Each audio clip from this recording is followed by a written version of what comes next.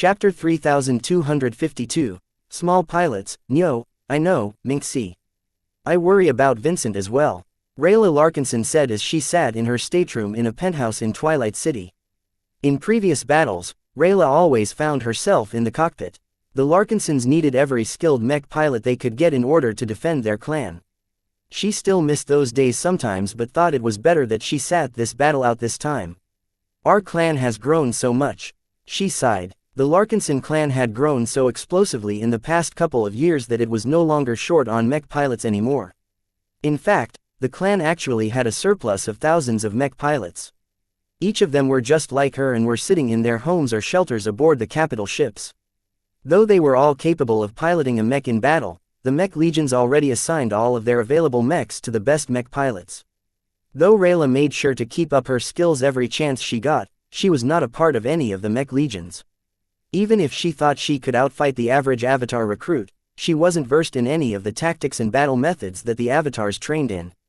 Her presence in the ranks would merely disrupt the unit she was attached to and threaten their internal cohesion. I chose this life for myself. She was a director now. She put herself in charge of the growing competitive scene of the Larkinson clan. Ever since the vivacious wall with its built-in mech arena joined the fleet, she had come into her element. Under her vigorous leadership, she quickly managed to erect exciting leagues where many clansmen could have their fill for battle in the form of thrilling duels and group matches. Yet now, the mech arena was empty and silent. The clansmen who ordinarily sat in the stands to witness mech-on-mech violence with their own eyes were absent. There was a bigger battle taking place outside, and it was not just a game to the clan. It would have been one thing if Rayla was able to put her champion skills to the test once again, but that part of her life was firmly over by now. She was no longer a blood claw who risked her life to win in underground duels. That made her feel melancholic, but only for a short amount of time. Minxie comforted her by rubbing her furry face against her hand. She reached out and scratched her ears in return. The more Rayla observed this battle, the more she got reminded why she didn't want to follow her family heritage. There was just something about being in the middle of that chaos and fighting for her very life that sat wrong with her. After so many years, she still couldn't explain it. All she knew was that she wasn't cut out for the battlefield.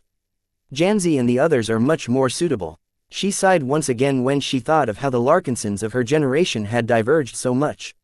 Vase became an incredibly successful mech designer and started his own clan. Janzi broke through to expert pilot and was becoming more and more difficult to approach. Ganso also became an expert pilot, only to go bonkers and die trying to kill his own relatives. Melkor managed to become a somewhat successful Legion commander and was able to command thousands of mechs in battle. Certainly, there were far more true-blood Larkinsons than this. Some had gone on to become the chief ministers of the clan. Others advanced to expert candidate and were now on the battlefield in order to find their own opportunities to undergo apotheosis. Of course, there were also many true bloods who hadn't accomplished anything of note. They originally came from a third-rate state and not all of them managed to adapt to the rising standards and expectations of the Larkinson clan. Even Rayla herself found herself inferior to all of the talented second-raters that had joined up as of late. She did not begrudge their entry, though. Even now, many adopted Larkinsons were fighting and dying to defend a clan and people that were strangers to them just a year ago. It was incredible how little time it took for foreigners from many different states to gather together and embrace a single identity. Just as she was thinking about deep and profound matters, she suddenly saw that Vincent's bright warrior had just been hit by a volley of Gauss rounds. The mech's rifle flung away into space as the machine lost both its arm and a considerable chunk on its life side. Vincent, fortunately for Rayla, her boyfriend managed to eject from his crippled mech in time. Just seconds after his cockpit soared back to the fleet, another volley of attacks slammed into the damaged bright warrior and broke it in half. Now that she was able to confirm that Vincent made it out alive, she began to feel annoyed at his results. She had tracked his performance from the beginning of the engagement. Nothing she saw made her feel proud of his performance. What a complete shame. You're disgracing every expert candidate with your performance. Her words weren't entirely fair. Vincent wasn't a dedicated rifleman mech pilot and he had lost his only custom mech. He was also taking part in a huge battle where his excellent piloting skills didn't seem to matter. Aside from crippling or destroying a dozen more dwarven mechs than average, his contribution was completely unremarkable. You're never going to become an expert pilot at this rate.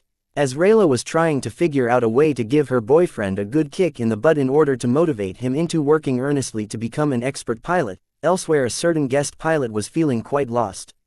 Jessica Quentin was one of the 20 MTA Mech pilots that had been sent to the Larkinson clan in order to gain their help in breaking through. So far, their training methods and other forms of help did not particularly impress her so much. Not even the guidance of the Larkinson expert pilots had made much of a difference.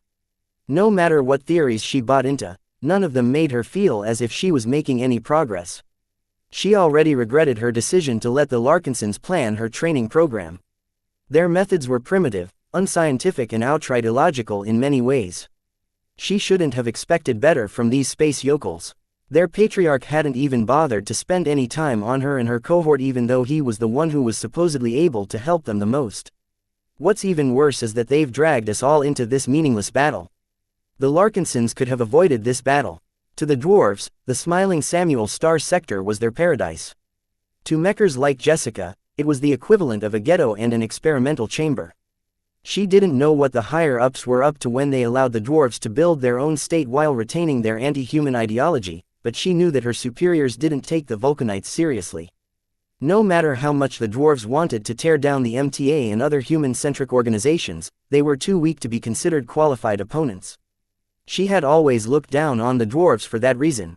The Vulcanites were clowns who thought that they were the masters of the cosmos, only to forget that the MTA could easily wipe Dwarvenkind across the galaxy in just a couple of days. Aside from vermin that had crawled into difficult regions of space such as the Nixian Gap, Jessica was confident that the MTA could wipe the rest out. Not that it ever would. The association was better than that. Dwarves were still humans, so they enjoyed the same basic human rights. She directed her attention back to the battle. She was currently attached to the speed demons and piloted a ferocious piranha like the rest of her comrades. As some of the best light mech pilots in the Larkinson clan, the speed demons that were personally trained by Venerable Tusa played an important role in disrupting the hardiest enemy units. Though bypassing the enemy lines and approaching the Dwarven fleet from an angle was beyond their capabilities, they were doing a good job at gnawing at the molten hammers from the right wing. Break up this formation. A Larkinson mech officer commanded over the communication channel. We need to squeeze the Dwarven mechs closer together, and that won't happen if they don't feel enough pressure. You don't need to destroy them all, but you must do everything in your power to push them towards the center. They were doing just that. Through skill and coordination, the small squad of elites swept alongside the Molten Hammer mechs, taunting them and threatening to attack their openings. They rarely did so, though. Even though their skill allowed them to find opportunities to overwhelm any vulnerable mechs, the Molten Hammers were far too solid and coordinated to reveal any major openings. The Magmatars fielded by the Volcano's Wrath mech regiment were especially difficult to deal with. Anytime the speed demons or other light mechs attempted to swoop in, a Magmatar or two would be ready to spray huge spurts of flames in their direction. Even though Jessica could outduel pretty much every mech pilot aside from the expert pilots on this battlefield, the mech she was stuck with was far too limiting for her liking. She still hadn't been able to get accustomed to piloting inferior mechs after many months of getting accustomed to them. She lacked the multitude of weapon systems that she enjoyed back when she piloted her standard-issue MTA mechs. Under no circumstance would she ever be rendered as ineffective in battle as this moment. Good job, Jessica. Keep swooping close to them. The more they experience our glows, the more they are pulling back. These Dwarven mech pilots like to act tough, but they don't like our glows any more than other humans. The woman understood what the Larkinson clan was attempting to do. She felt quite ambivalent about it. Sure, she heard all of the stories about how the Larkinsons reversed defeat into victory by performing outright magic. She also watched the footage of the battle. Yet no matter how well they could pull off their area attacks, there were limits. There were too many enemy mechs on the battlefield. These Larkinsons will be the death of me, she whispered to herself. Just like any other human, she feared death, but did not let that affect her thinking. She already knew when she received this assignment that no one from the association would come to rescue her and her fellow MTA mech pilots. For better or worse, she had to fight for her life and trust that the Larkinsons knew what they were doing as they laid the groundwork for their battle formations. Let's see whether the hype is justified. After several minutes of dodging flames and annoying dwarves, the Larkinsons were finally ready. It's almost time. The Penitent Sisters and the Sword Maidens are about to make their final approaches. They'll try and time their attacks so that they'll unleash their power at the same time to put the dwarves on the back foot as much as possible. Get ready to advance into them and break open any holes in their battle lines. Though Jessica still maintained her skepticism, she nonetheless became excited for what she might be witnessing. The Larkinsons had talked so much about these maneuvers that she was bound to grow curious about the actual effects. Were these Larkinsons really capable of coming up with a new attack method that completely surpassed the power level of a second-class mech force? What was their secret? Why did they possess so much power despite fielding weak mechs? Hopefully, I can get a glimpse of the answer today. Chapter 3253, Iron Crusher. A slow change was taking place on the battlefield. The Larkinsons, Glory Seekers and Crossers were still being suppressed at almost every turn. Only the struggle between ranged mechs remained fairly even, but that was because there were too many defensive options available to the ranged mechs. However, even if the Slug Rangers had become preoccupied, that still didn't change the fact that the Molten Rangers and the Hiver Roarers were downing more enemies than the Expeditionary Fleet. It took all of their effort for the Larkinsons and their allies to slow down the Dwarven advance. The enemy mechs were so sturdy and powerful that they were far harder to defeat than pirate mechs or other rabble. The power increase afforded by coordination became a lot more significant when it was applied on a large scale. It was not necessarily scary to fight against lots of Dwarven mechs. It only became a problem when their mech pilots seamlessly worked together and combined the capabilities of their machines so that they covered for each other's weaknesses. For example, the Hiver Roarer strategy was relatively simple yet extremely difficult to deal with for the expeditionary forces. The crumble shells sounded ridiculous at first, but the combination of high defense and constant damage output at medium range was extremely effective at suppressing mechs that weren't able to break through their defensive envelopes. The Molten Hammers were even more refined in their synergy.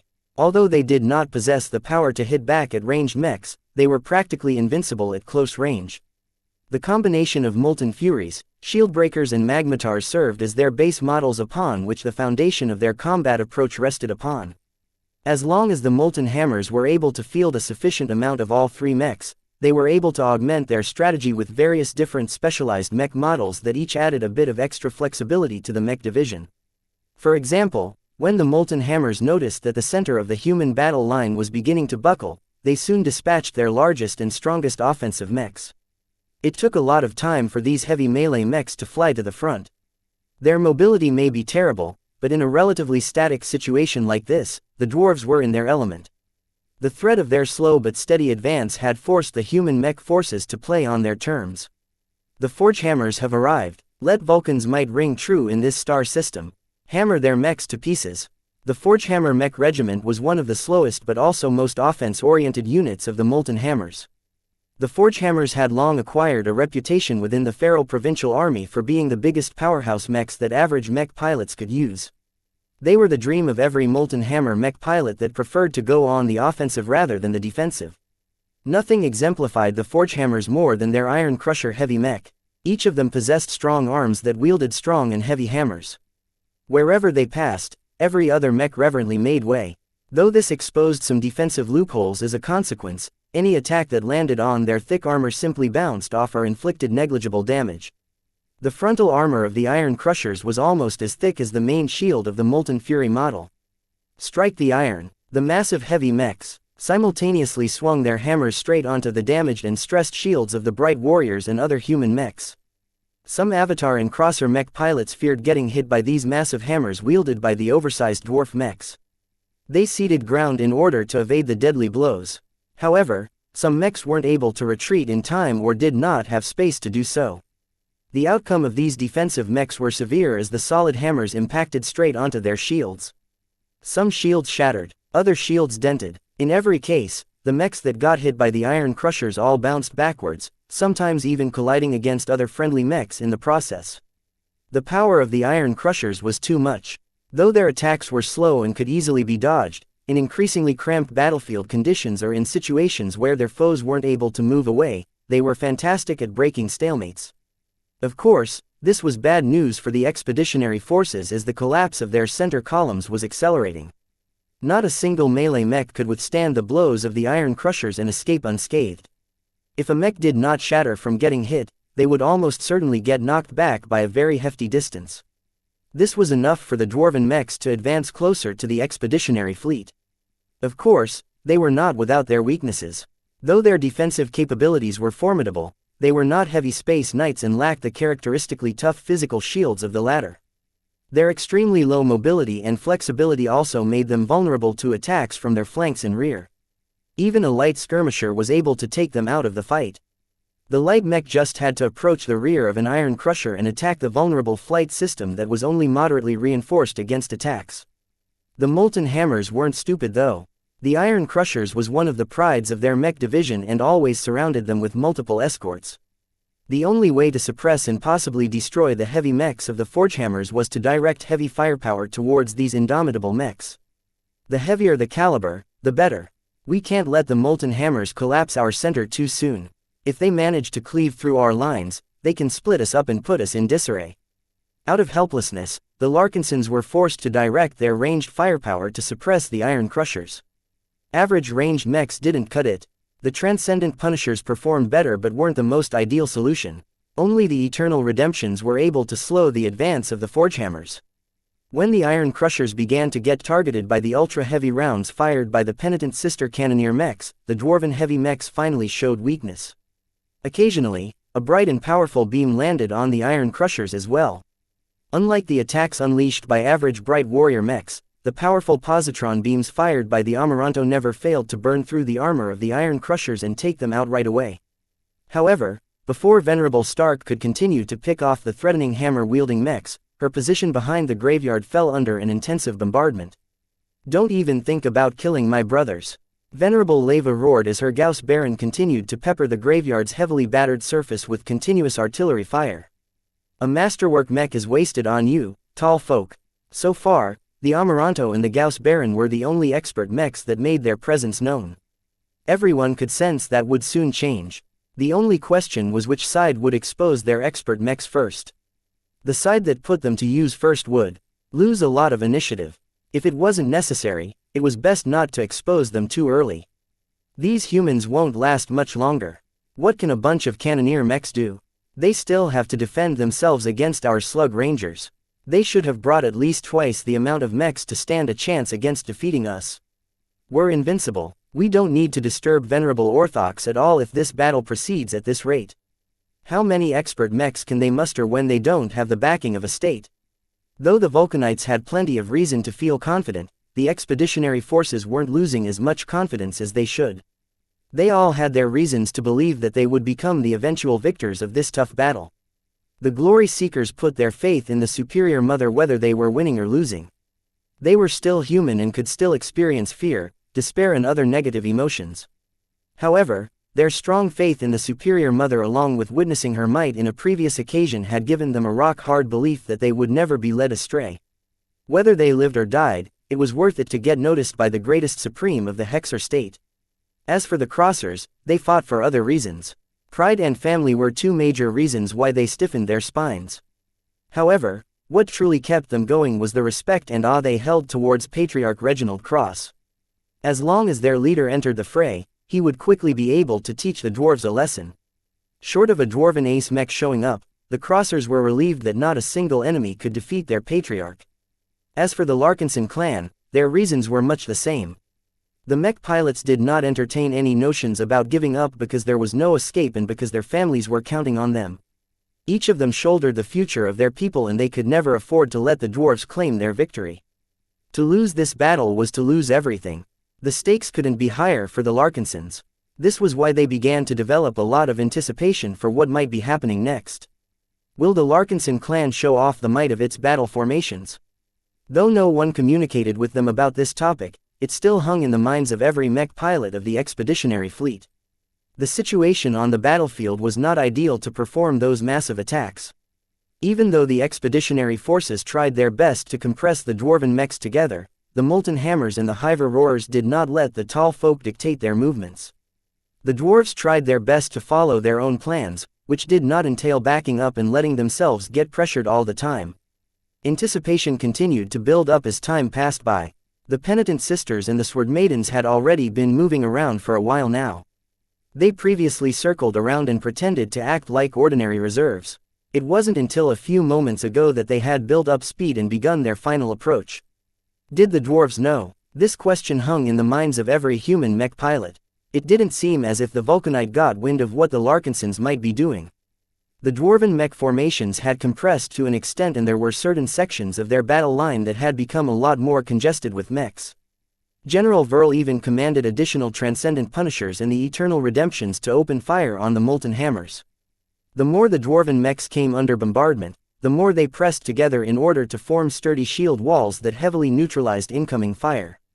The only pity was that the Hiver Roarers were much more difficult to compress. They also split their units into two separate wings. Their mechs were significantly more dispersed as they employed drastically different battle approaches. "It will have to do," Vase quietly muttered. The dwarves still didn't appear to have a clue. The mechs that would be engaging their battle networks had camouflaged their actions well. Even their approaches didn't appear so notable. The situation at the front had grown urgent that many other mechs were beginning to move forwards.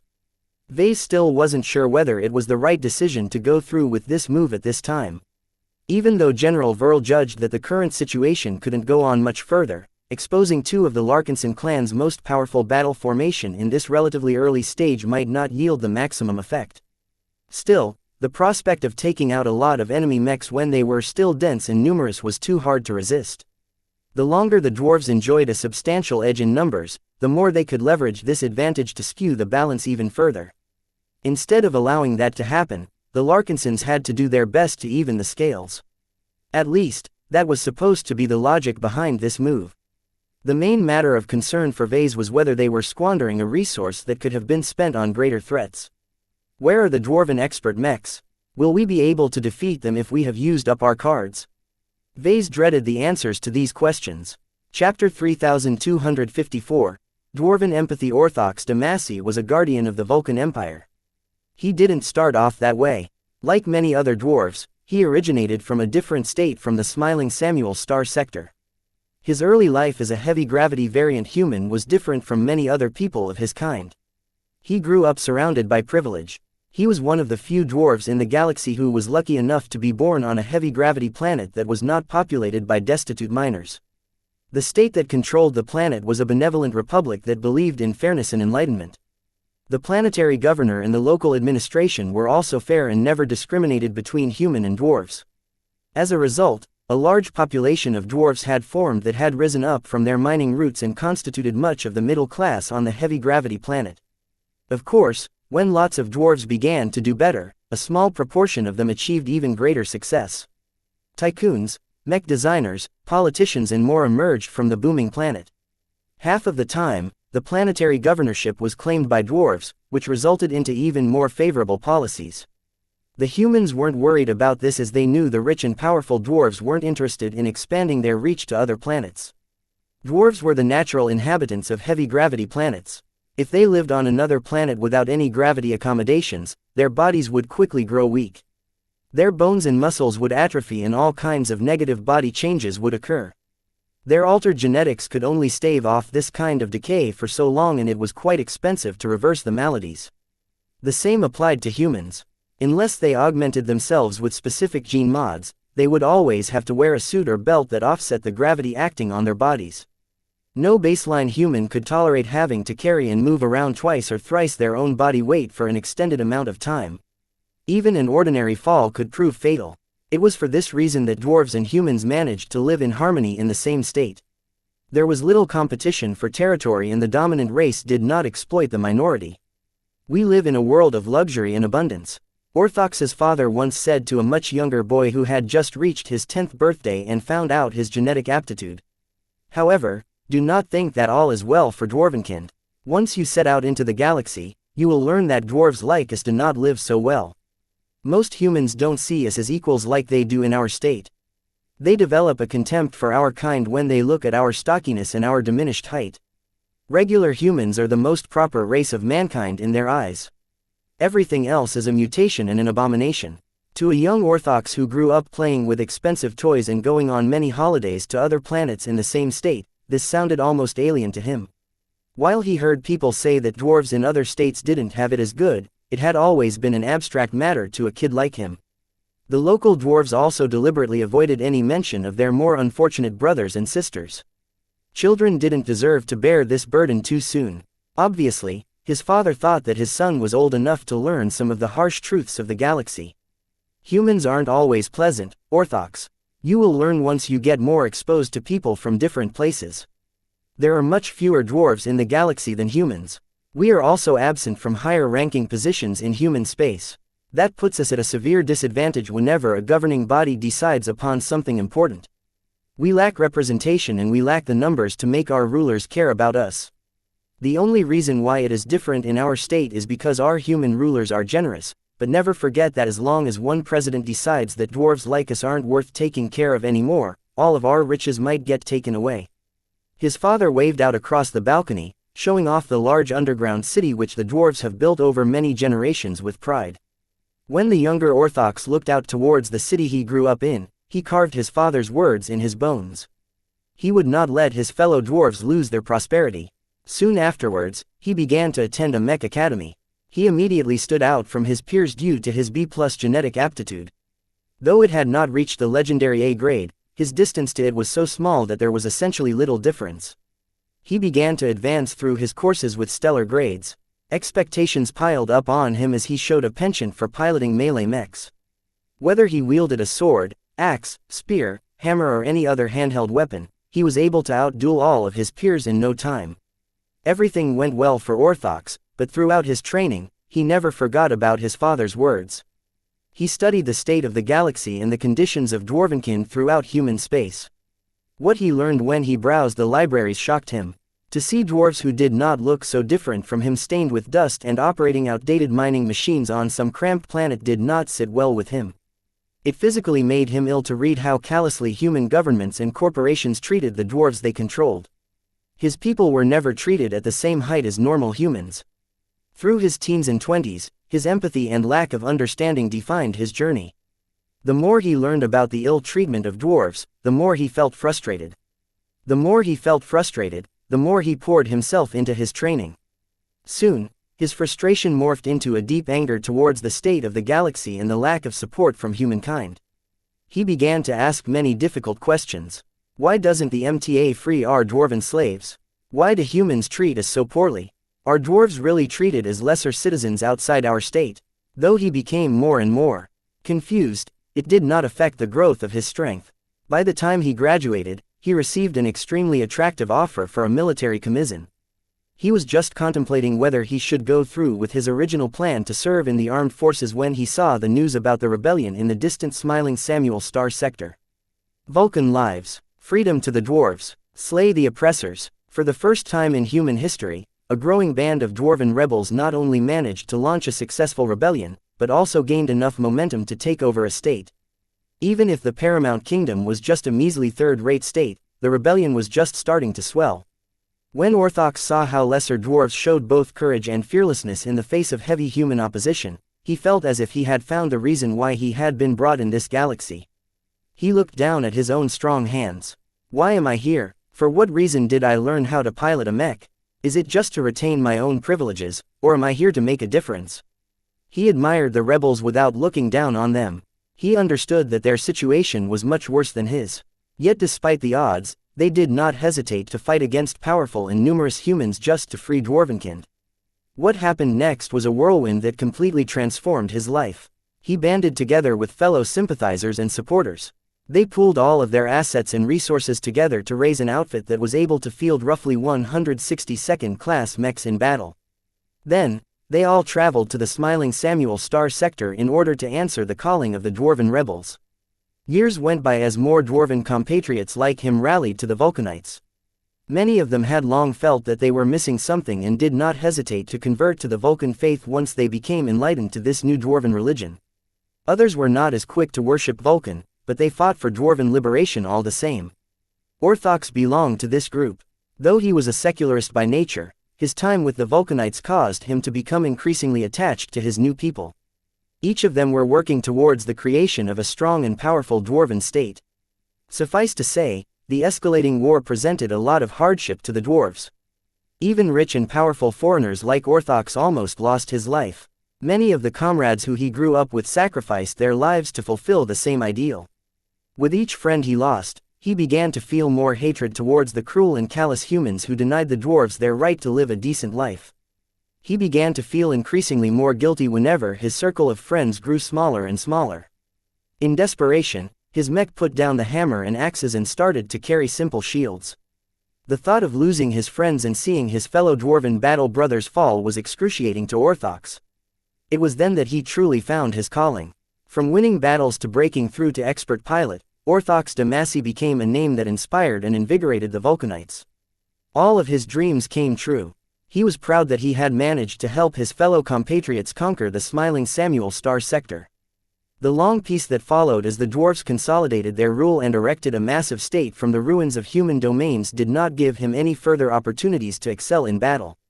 Orthox didn't care. He had witnessed so much death that he was more than happy to embrace peace. The longer that mech pilots like him remained in their bases, the more time the dwarves were able to live free and happy lives. The humans might come back one day, though. We need to be ready to fend off their greed. His duty and his feeling of responsibility towards the Vulcanites kept fueling his growth. He knew that this victory was just a drop in the bucket. Many more dwarves in the rest of the galaxy were still subject to wretched conditions. It was impossible for the Vulcan Empire to stretch its influence across hundreds of thousands of light years. He made a vow to himself. As long as a dwarf was still living in captivity, I shall never release my vigilance. I can still do more for Dwarvenkind. His ironclad conviction caused him to continue to feel restless. Unlike many of his fellow Vulcanites, he never gave into complacency and always kept his guard up against the humans living in the surrounding star sectors. States like the Empire of the Lost were always plotting to take revenge and put dwarves back into their supposed place. The more he worried, the greater his perceived pressure. The greater his pressure, the more he strengthened his will. His strength as an expert pilot steadily grew stronger. Before he knew it, he became a high-tier expert pilot. He was someone who was qualified to become an ace pilot, a supreme dwarven icon that could guard the dwarven state at least 100 times better than before. Of course, while he feared a reprisal, he never expected that his state would strike the first blow. To be more exact, it was the Feral province that chose to launch an attack, but Orthox wasn't a fool. The new cult that he didn't really care about had bewitched his fellow dwarves and driven them into a frenzy. Attacking humans is folly, yet no matter what he said, his status and respect as a high-tier expert pilot carried no sway to the fanatical Vulcanites who believed they needed to take their struggle against the tall folk to the next step. In the end, the opinion of a god carried far more weight than a demigod. Chapter 3255, Old Guardian. The moment the higher-ups decided to launch an extremely provocative attack, Venerable Orthox Damacy learned the news shortly afterwards. The Feral Provincial Army had chosen to mobilize 3 whole mech divisions for this hastily organized operation. The generals didn't have much to choose from. Many mech divisions were either too far away or stuck performing other missions. The number of units who were stationed close to the projected route of the human fleet and could be mobilized in their entirety only amounted to a handful. The Vulcan Empire had embraced peace for a very long time. It was unnecessary to keep every military unit on a war footing. It was not only expensive, but also hard on the soldiers. If the Feral province had more time, then it could have gathered thrice as many mech divisions. As it was, sending out the Molten Hammers, Slug Rangers and Hiver Roarers on short notice was the limit. Venerable Orthox never doubted that his mech division alongside the other 2 divisions of the Feral Provincial Army would claim victory. He and his fellow dwarven soldiers were not only fighting on home ground, but also brought a lot more mechs to the battlefield. As far as he was concerned, winning this battle was just a formality. That did not mean he was happy with this decision. Do these people even know how many dwarves will be driven to their deaths? Orthox couldn't bear the thought of reliving the dark days of the Dwarven Rebellion. Back then, the sacrifices were worth it because the Dwarven rebels fought for their freedom. They succeeded, so the Vulcan Empire should not have any reason to pick a fight against the humans. No matter how many advantages the Dwarven force possessed, the disparity in numbers was not overwhelming enough to produce a perfect victory. Their human targets would never roll over and accept their deaths in peace. Thousands of dwarven lives would definitely be lost, many of whom he personally knew and befriended. The thought of losing so many more comrades was intolerable to someone who always tried his best to guard their lives. His opposition to this lightning operation was clear to see, but too many muddled dwarves did not support his stance that it was a mistake to attack the humans. It took a personal visit from his old friend and superior for Orthox to drop his opposition. The decision has already been made, Venerable Orthox. The dwarven people want to fight for their dwarven god. General Eker Kebranor spoke. Both of them were standing in Venerable Orthox's personal meditation chamber aboard the Great Ram. Images of the expert pilot's many fallen friends and battle comrades lined the bulkheads. The expert pilot did not turn around to face the general. Instead, he kept folding his meaty arms behind his back while continuing to stare at the mementos of his past. His will, which had long been tamed after many years of peace, had suddenly grown a lot hotter and restless as of late. Even General Kebranor began to feel more unwelcome in this compartment. Is it truly the dwarven people who wish to slaughter our human visitors and spit in the eye of the MTA? Or is it the mad, Flame Herald, who is attempting to push us into a black hole in order to fulfill his selfish ambitions? Be careful what you say, Orthox. The dwarven general became slightly alarmed. I know you have your differences with the dwarven god cult, but it has become the mainstream amongst the youngsters. Flame Herald Uven Yellowshoe is even better than his father at converting Vulcanites to his beliefs. It is already a certainty that Vulcan will become known as a dwarven god within the next decade. Venerable Orthox feared no cult leader. That said, he felt helpless at what was going on as of late. The changes in the Vulcan Empire did not sit well with him, but matters of faith was never his strength. We fought too hard to free dwarves to see our hard work collapse. The Flame Herald is delusional if he thinks that Vulcan will help us fend off the MTA's wrath. The MTA is distracted, my friend. General Kebranor replied. It has been for many decades. We are a mere sideshow to the Mechers. The Red Ocean and the first-rate superstates are much greater concerns to them.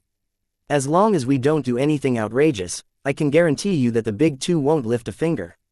You don't know that, General. Orthox yelled, his braided brown beard shaking with alarm. I don't trust the Flame Herald to keep his cool and restrain his ambitions. He's the exact sort of person who will drive us into an impossible war against humans. Have you studied the enemy human states around us?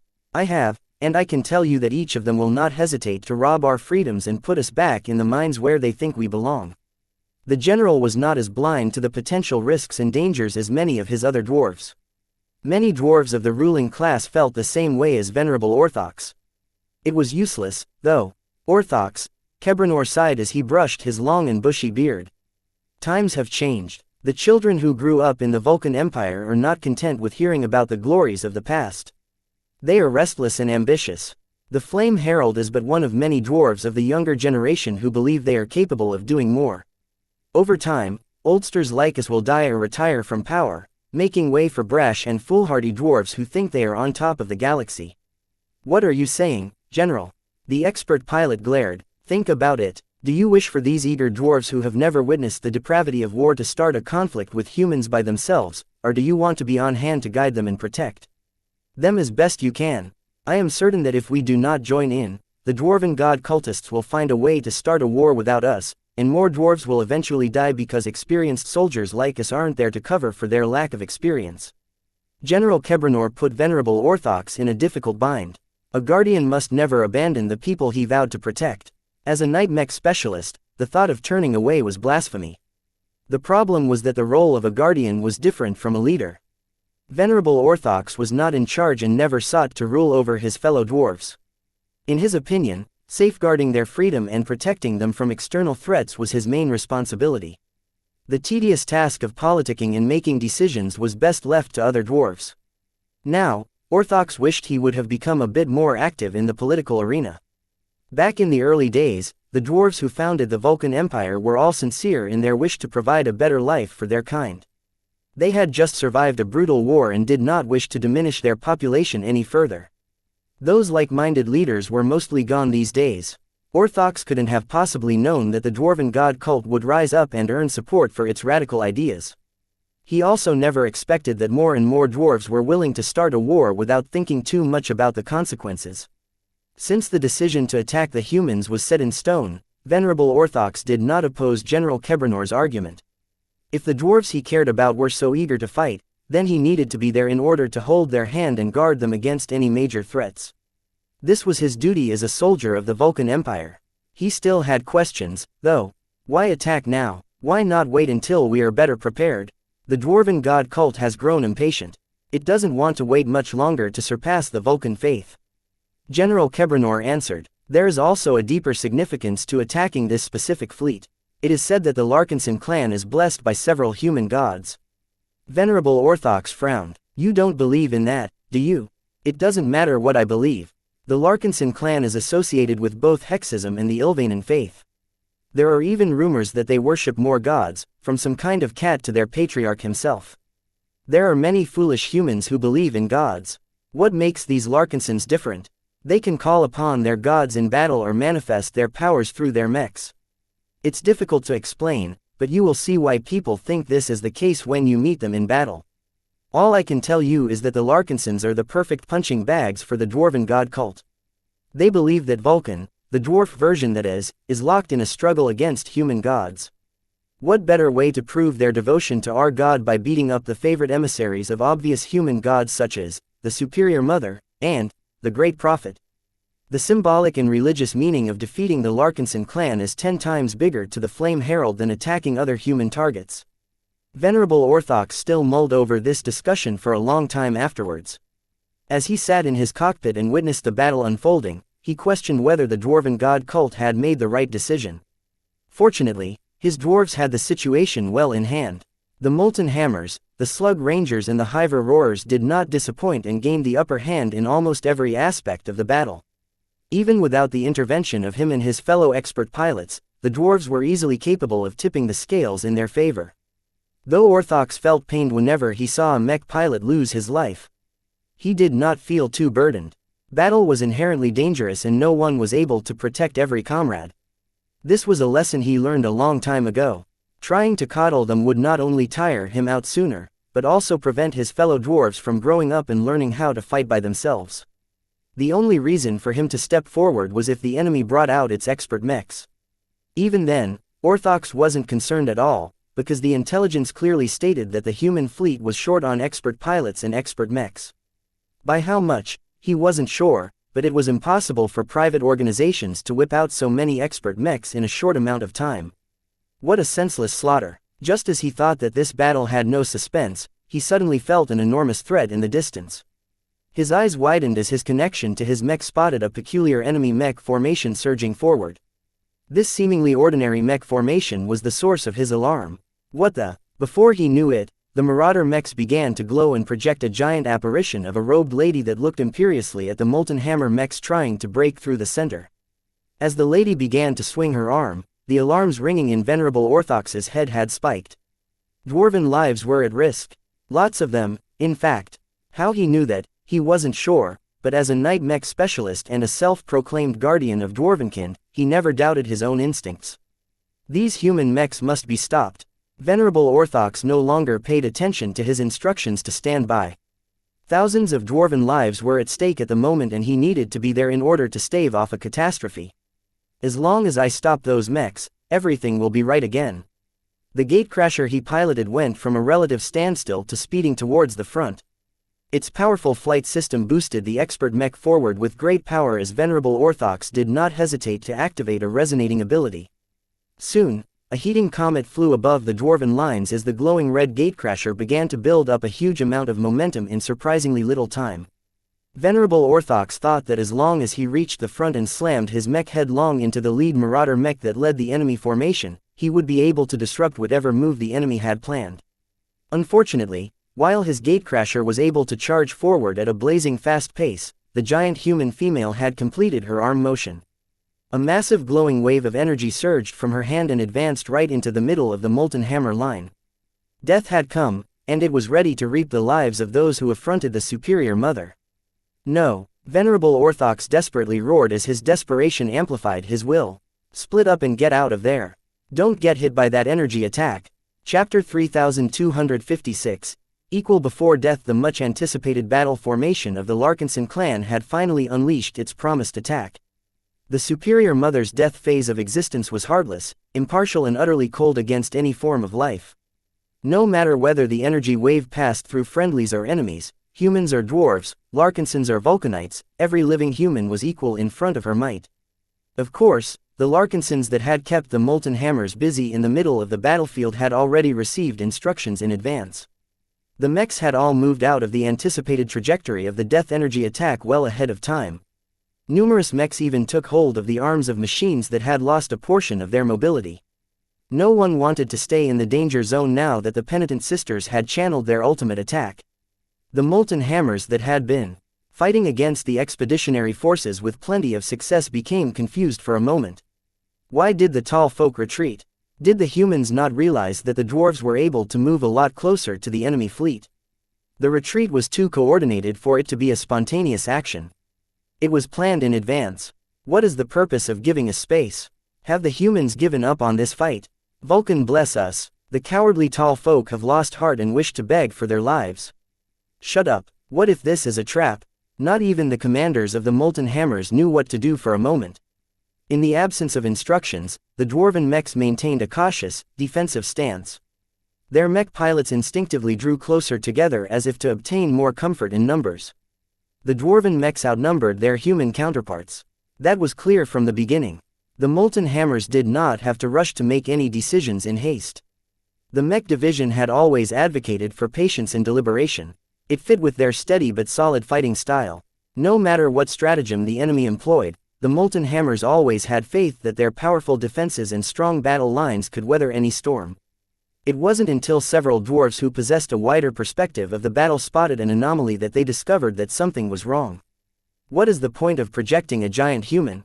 That's their goddess. Their goddess has come to punish us for our transgressions. Vulcan, protect us and save us from this evil woman. It wasn't until the giant apparition along with the mechs that were responsible for her appearance had released an inexplicable energy wave that the molten hammers really started to feel threatened. The humans have released an unknown anomaly. Get out of its firing path. Disarray ensued. The molten hammers in the path of the energy attack received panicked instructions that caused many dwarven mech pilots to falter or freeze. This wasn't a part of their training. Aside from the veterans of the rebellion who had already learned to get out of the way of anything odd or dangerous as soon as possible, the younger dwarven mech pilots showed mixed reactions. Some followed the instructions of their superiors and elders without much thought. Others became locked in paralysis as the appearance of the giant woman along with her strong aura had exposed them to phenomena that went far beyond what they had been trained to fight against. The tight cohesion and coordination that the molten hammer mech units showed before had disappeared. Some mechs that were in the middle of a compact formation tried to move away, only to collide into their comrades who had yet to move. Plenty of mechs were able to move away but had been slow to act due to the incomprehension of their mech pilots. Others who were more cautious or recognized the threat early had already tried to move outside of the path of the incoming energy attack a long time ago. The only reason why they hadn't moved out yet was because their mechs were too slow. We can't get out of the way fast enough. The molten hammers discovered to their horror that their proud and sturdy mechs had become their own worst enemy at this moment. The molten furies, the magmatars and the massive iron crushers in particular did not possess enough acceleration to move out of the way before the swift energy attack reached their positions. Eject from your cockpits. Forget about your mechs. Your lives are more important. Form a shield wall. Our defenses are invincible. Even gods can't break our armor. The dwarven mech pilots all took action in different ways. Whether it was ejecting their cockpits in order to get out of the danger zone faster to fearlessly linking together. In order to form the most desperate shield wall in their lives, not a single dwarf was waiting for their deaths. Alas, only a fraction of lucky mechs and mech pilots situated at the periphery managed to evacuate in time.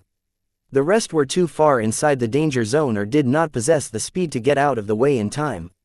The iron crushers, for example, needed several seconds to even complete a cumbersome course change. It only took a short moment for the attack released by the penitent sister battle formation to reach the front of the disarrayed molten hammer mechs. Whether they recognized the threat or not, whether they moved their mechs away or linked up to defend against the unexplainable, whether they trusted in the defenses of their mechs or chose to eject their cockpits prematurely, every victim was equal in front of the superior mother's attack. For a moment, the entire battlefield appeared to stagnate. Many mech pilots who had been paying attention to the eye-catching spectacle couldn't help but slow down their attacks or abort their offensive movements. The energy wave traveled quickly through space, but not as swift as a laser beam.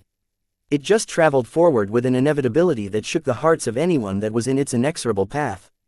On the bridge of the Spirit of Bentime, Vase remained solemn as he gripped the shaft of this new hammer. The dwarves have brought this on themselves. Though he wished to defeat the Vulcanites, he did not revel in the deaths of their mech pilots. A part of him felt that mech pilots didn't deserve to get killed in this fashion. There was no glory in their futile resistance. They either got out of the way, or lost all of their vitality. There was no other outcome. The attack wave is bigger than last time, he whispered. This was quite impressive because the amount of penitent sister mechs that launched this attack was actually a bit less than before. Though the all-female mech legion had recruited thousands of new mech pilots, the recent recruits were not hexers in origin and still had much to go before they completed their training and indoctrination. The effectiveness of a battle network depended highly on mutual understanding and mental alignment. Though devoting themselves to a singular figure or ideal was a good way to narrow people's differences, it was not enough. The newcomers had to truly live and think like the rest of the penitent sisters in order to join their most honored circle. Since the Battle of Reckoning, the penitent sisters' veterans who had launched the attack that slew the entire crew of the Orlus had become a lot more pious and devoted to the Superior Mother. Their previous successful experience offered them a lot of guidance and they had all consciously worked to increase their compatibility with the battle network and each other. Of course, there was also another reason why the attack wave became more threatening this time. The Superior Mother has grown stronger.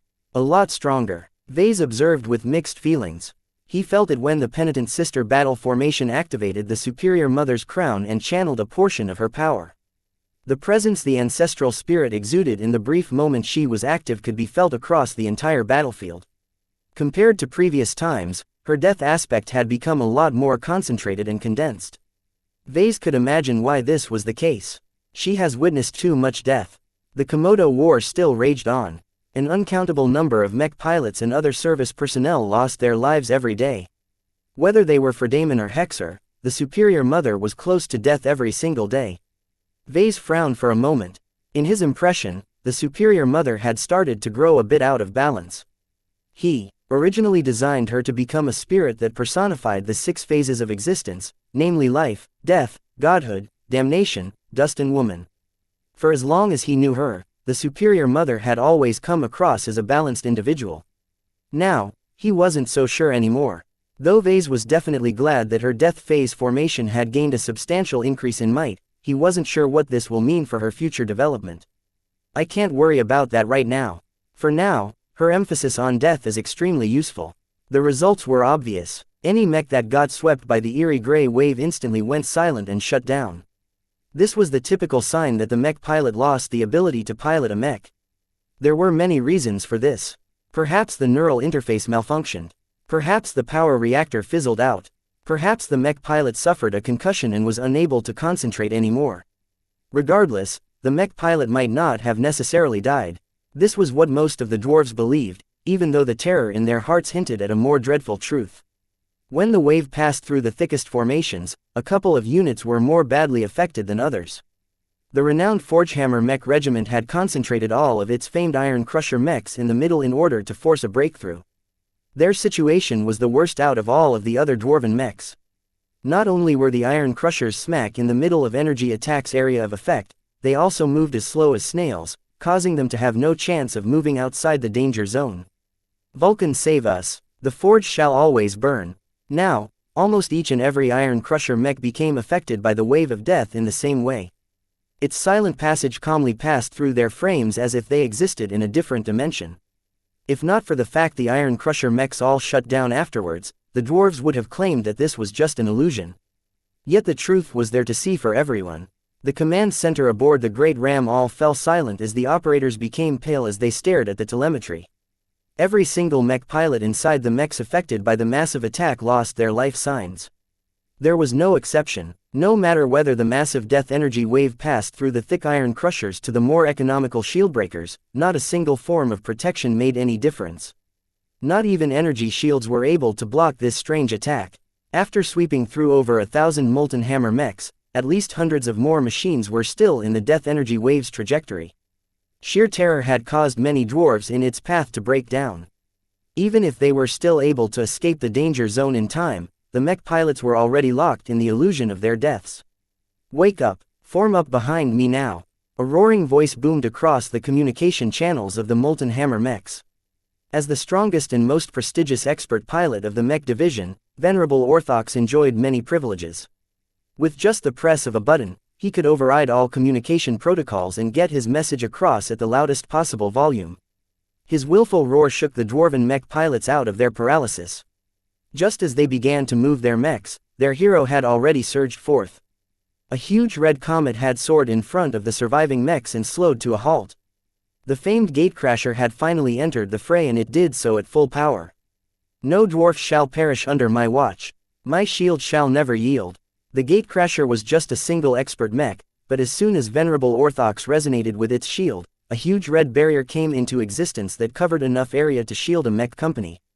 As soon as the death energy wave collided against the gatecrasher's extraordinary shield, the seemingly unstoppable reaper of lives was blocked. Everyone from the expeditionary fleet widened their eyes. They couldn't believe how someone managed to block their greater trump card. Unfortunately for the dwarves, the area covered by the massive death energy attack was far greater. The energy that bypassed the gatecrasher's powerful resonance ability went on to sweep through hundreds more mechs before reaching the end of the Molten Hammer formation. No, Venerable Orthox did not need to access any life sign readings to know that his fellow battle comrades had died. Even as he suddenly exhausted a lot of strength to block the powerful attack, his will had grown even firmer as his sense of failure drove him to exert an even greater effort to prevent any more lives from getting lost. Tall folk must die, he roared, his expert mech's resonance shield exploding like a volcano.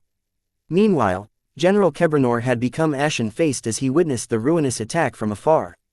How many lives had been lost? Sir, the energy wave has not dissipated. It's turning around. What? Chapter 3257. Living Death. The Larkinsons had made use of the power of their battle formations several times.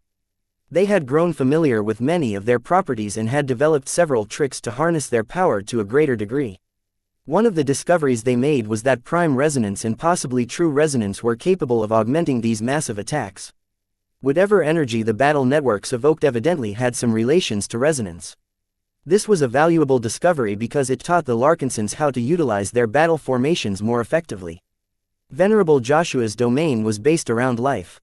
His obsession around living mechs not only caused him to synergize well with them, but also granted him unfathomable powers that were hardly witnessed elsewhere in human space.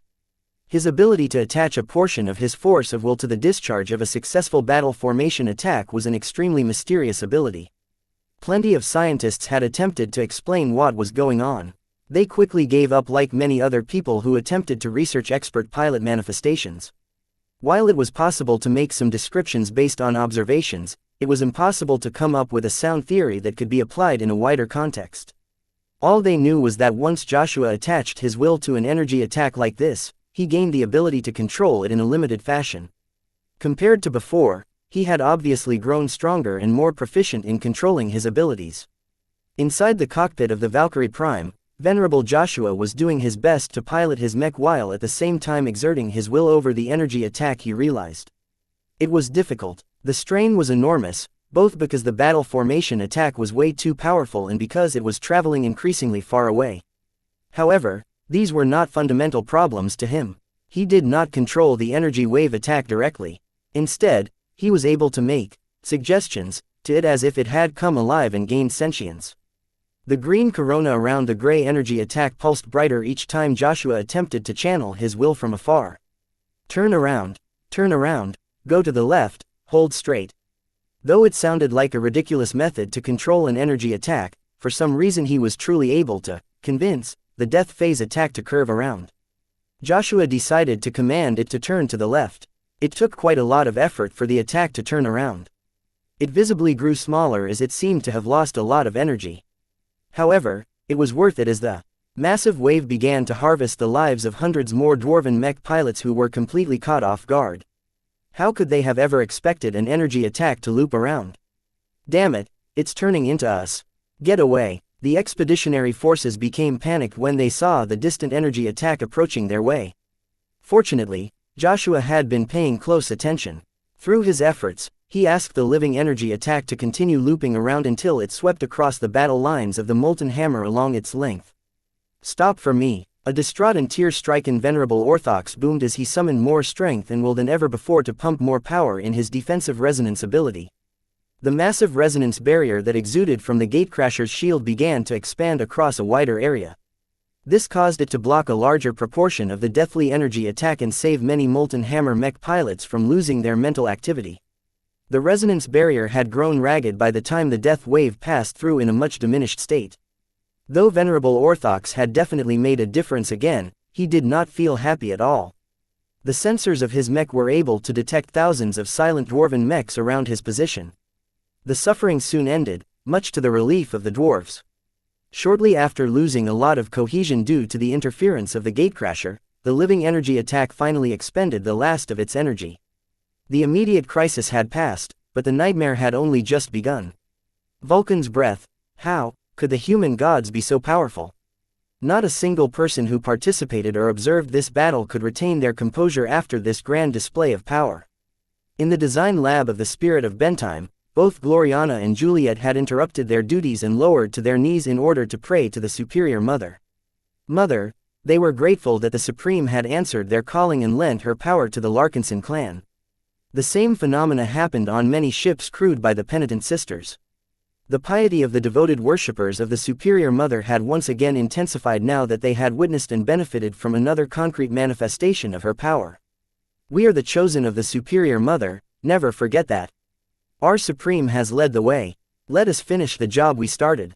When Commander Melkor had witnessed the results of this massive attack once again, he couldn't help but twitch. He would be lying if he said he wasn't jealous.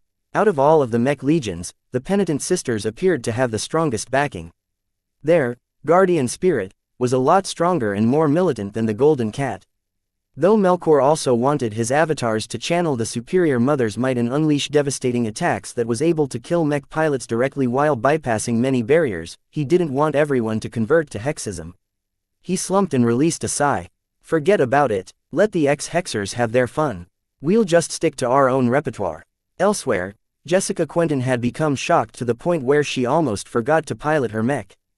The amazement in her was palpable. Though she had already heard stories about this mystical wide-area energy attack discharge, she half thought that all of the stories and footage were fabrications meant to dress up the Larkinson clan. It turned out that there was real substance behind all of the fantastical boasts. This is way beyond the power of an expert mech. Jessica alarmedly cried. Her ferocious piranha had not been close to the energy attack as it passed, but even from a distance she was able to feel the overwhelming sense of terror that she had only experienced once in her career as an MTA pilot. This is a power that is similar to that of a powerful ace mech.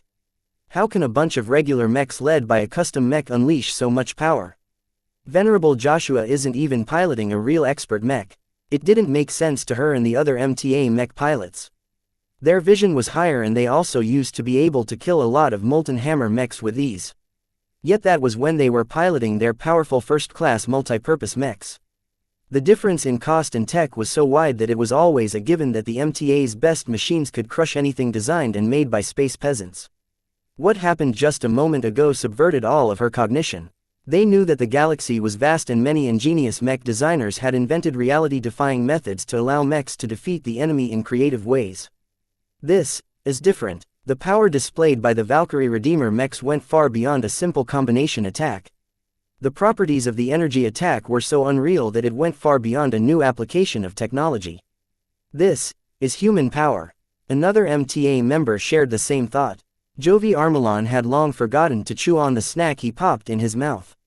As a journeyman who possessed another unorthodox design philosophy, Jovi was perhaps the closest comparable mech designer to Vase. This also caused him to become certain that this manifestation was not what an average mech designed by a journeyman should be capable of. The power level was way too high. Where does all of the energy come from? Jovi's frown deepened as he began to ask a ton of difficult questions. How can a second-class mech based on second-class technological principles unleash so much power without any powerful weapon systems? How can the Larkinsons possibly produce such an unusual energy attack that just passes directly through every mech and only causes people in the way to become brain-dead? The questions in his head swelled so much that he had become utterly incapable of snapping out of his fugue. Back at Halcyon Citadel all the way in the Komodo sector, even the two masters had fallen silent.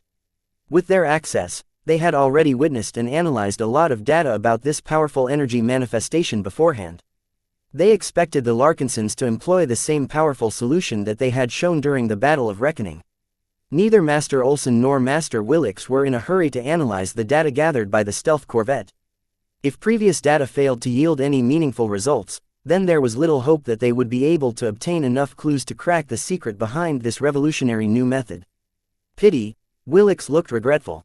Beyond material, Olson grimly nodded. Too specific. Vase. Untransferable. Master. Odds of survival. 13.67%. Odds of success. 1.35%. Flawed model. Proof. Irrational. Incorporated in model. Low accuracy. Irrelevant. Doubt. Time. The masters shared no further words with each other. They continued to observe the live footage and data readouts with great expectation. Compared to the rather tempered reactions of the masters, the Vulcanites were incredibly shocked.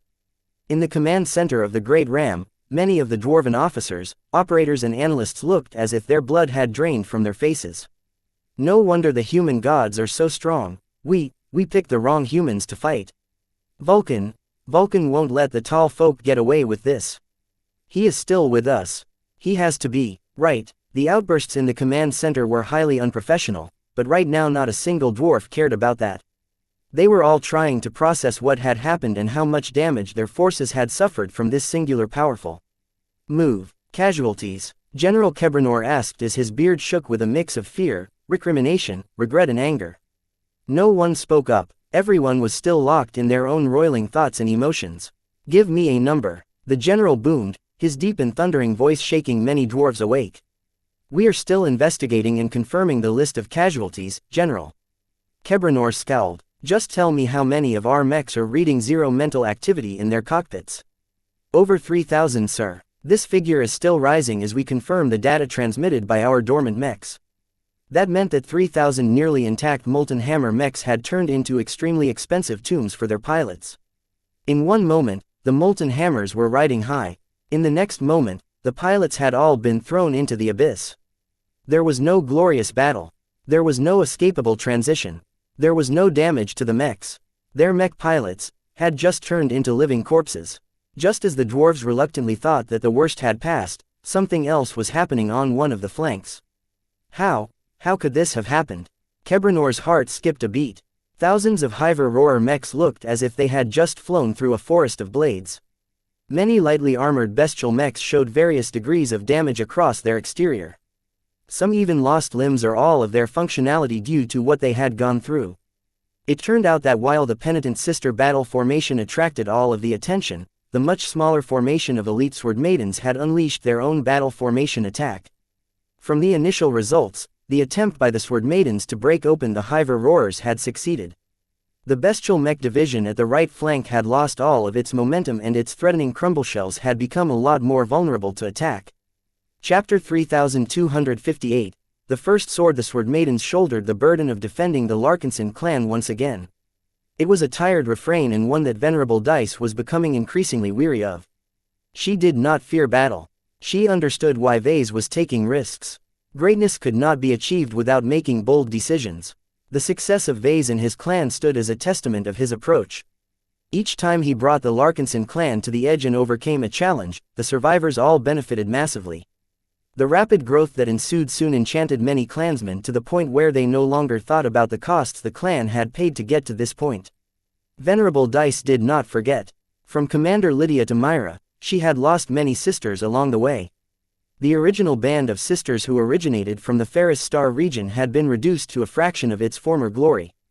Though Dice was glad that many talented young women had joined the ranks of the Sword Maidens as of late, it wasn't the same.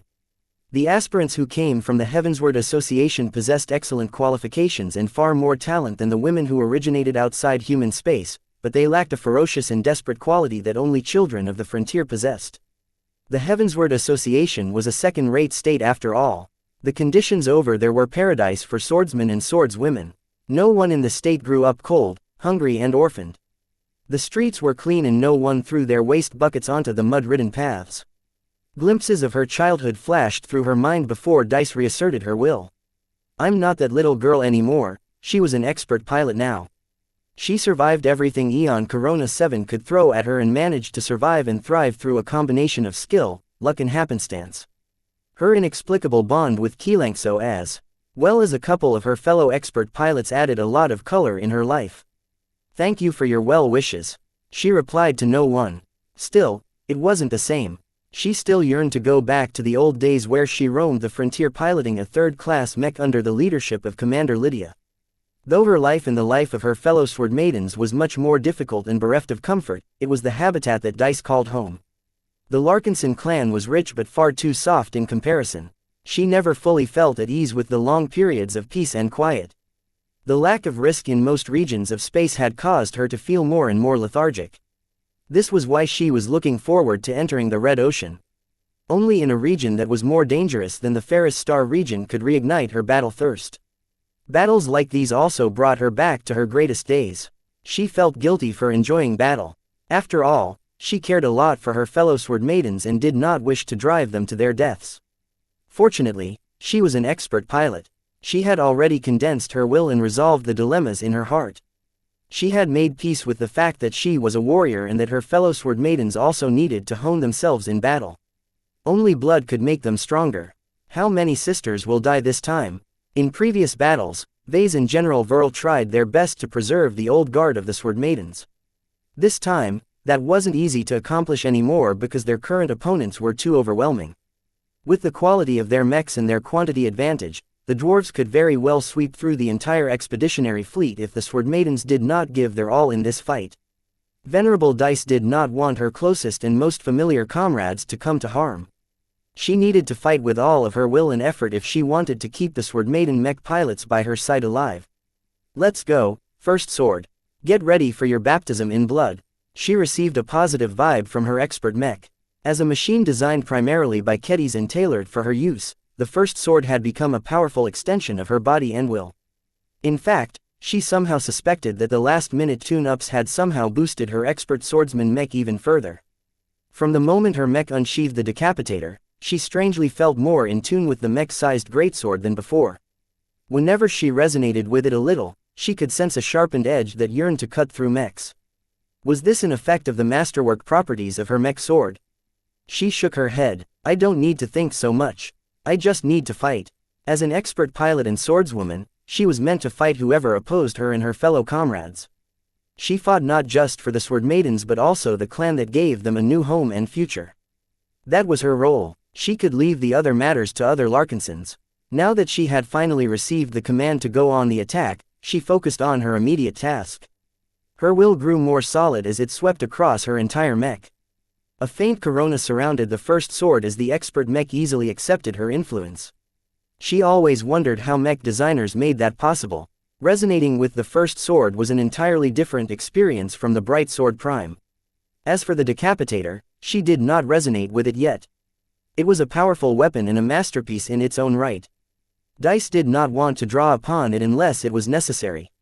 As the First Sword and a mech company of bright warriors piloted by sword maidens swung around to approach the Hive Roarers, she quickly swept through the summary of the data on the enemy mechs. Since their appearance, the Larkinsons failed to take down more than a handful of crumble shells.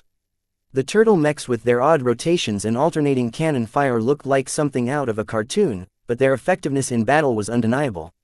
Taking them down was her highest priority, but when she looked at the spread formation of the dwarven mechs, she did not have much hope of finishing them in a single blow. They're too dispersed. Sure, the Glory Seekers along with the Flagrant Vandals and other units were doing their best to pressure the enemy's sides. However, the Hive Roarer mechs fought with different mech doctrines that put a greater emphasis on maneuver warfare. Their mechs did not have shields for the most part and their highly maneuverable avian mechs performed best if they could leverage their full mobility. Through their constant movements and harassments, any human mech that attempted to get close to the crucial crumble shells would get torn apart from all sides. Venerable Dice already made a judgment in her mind.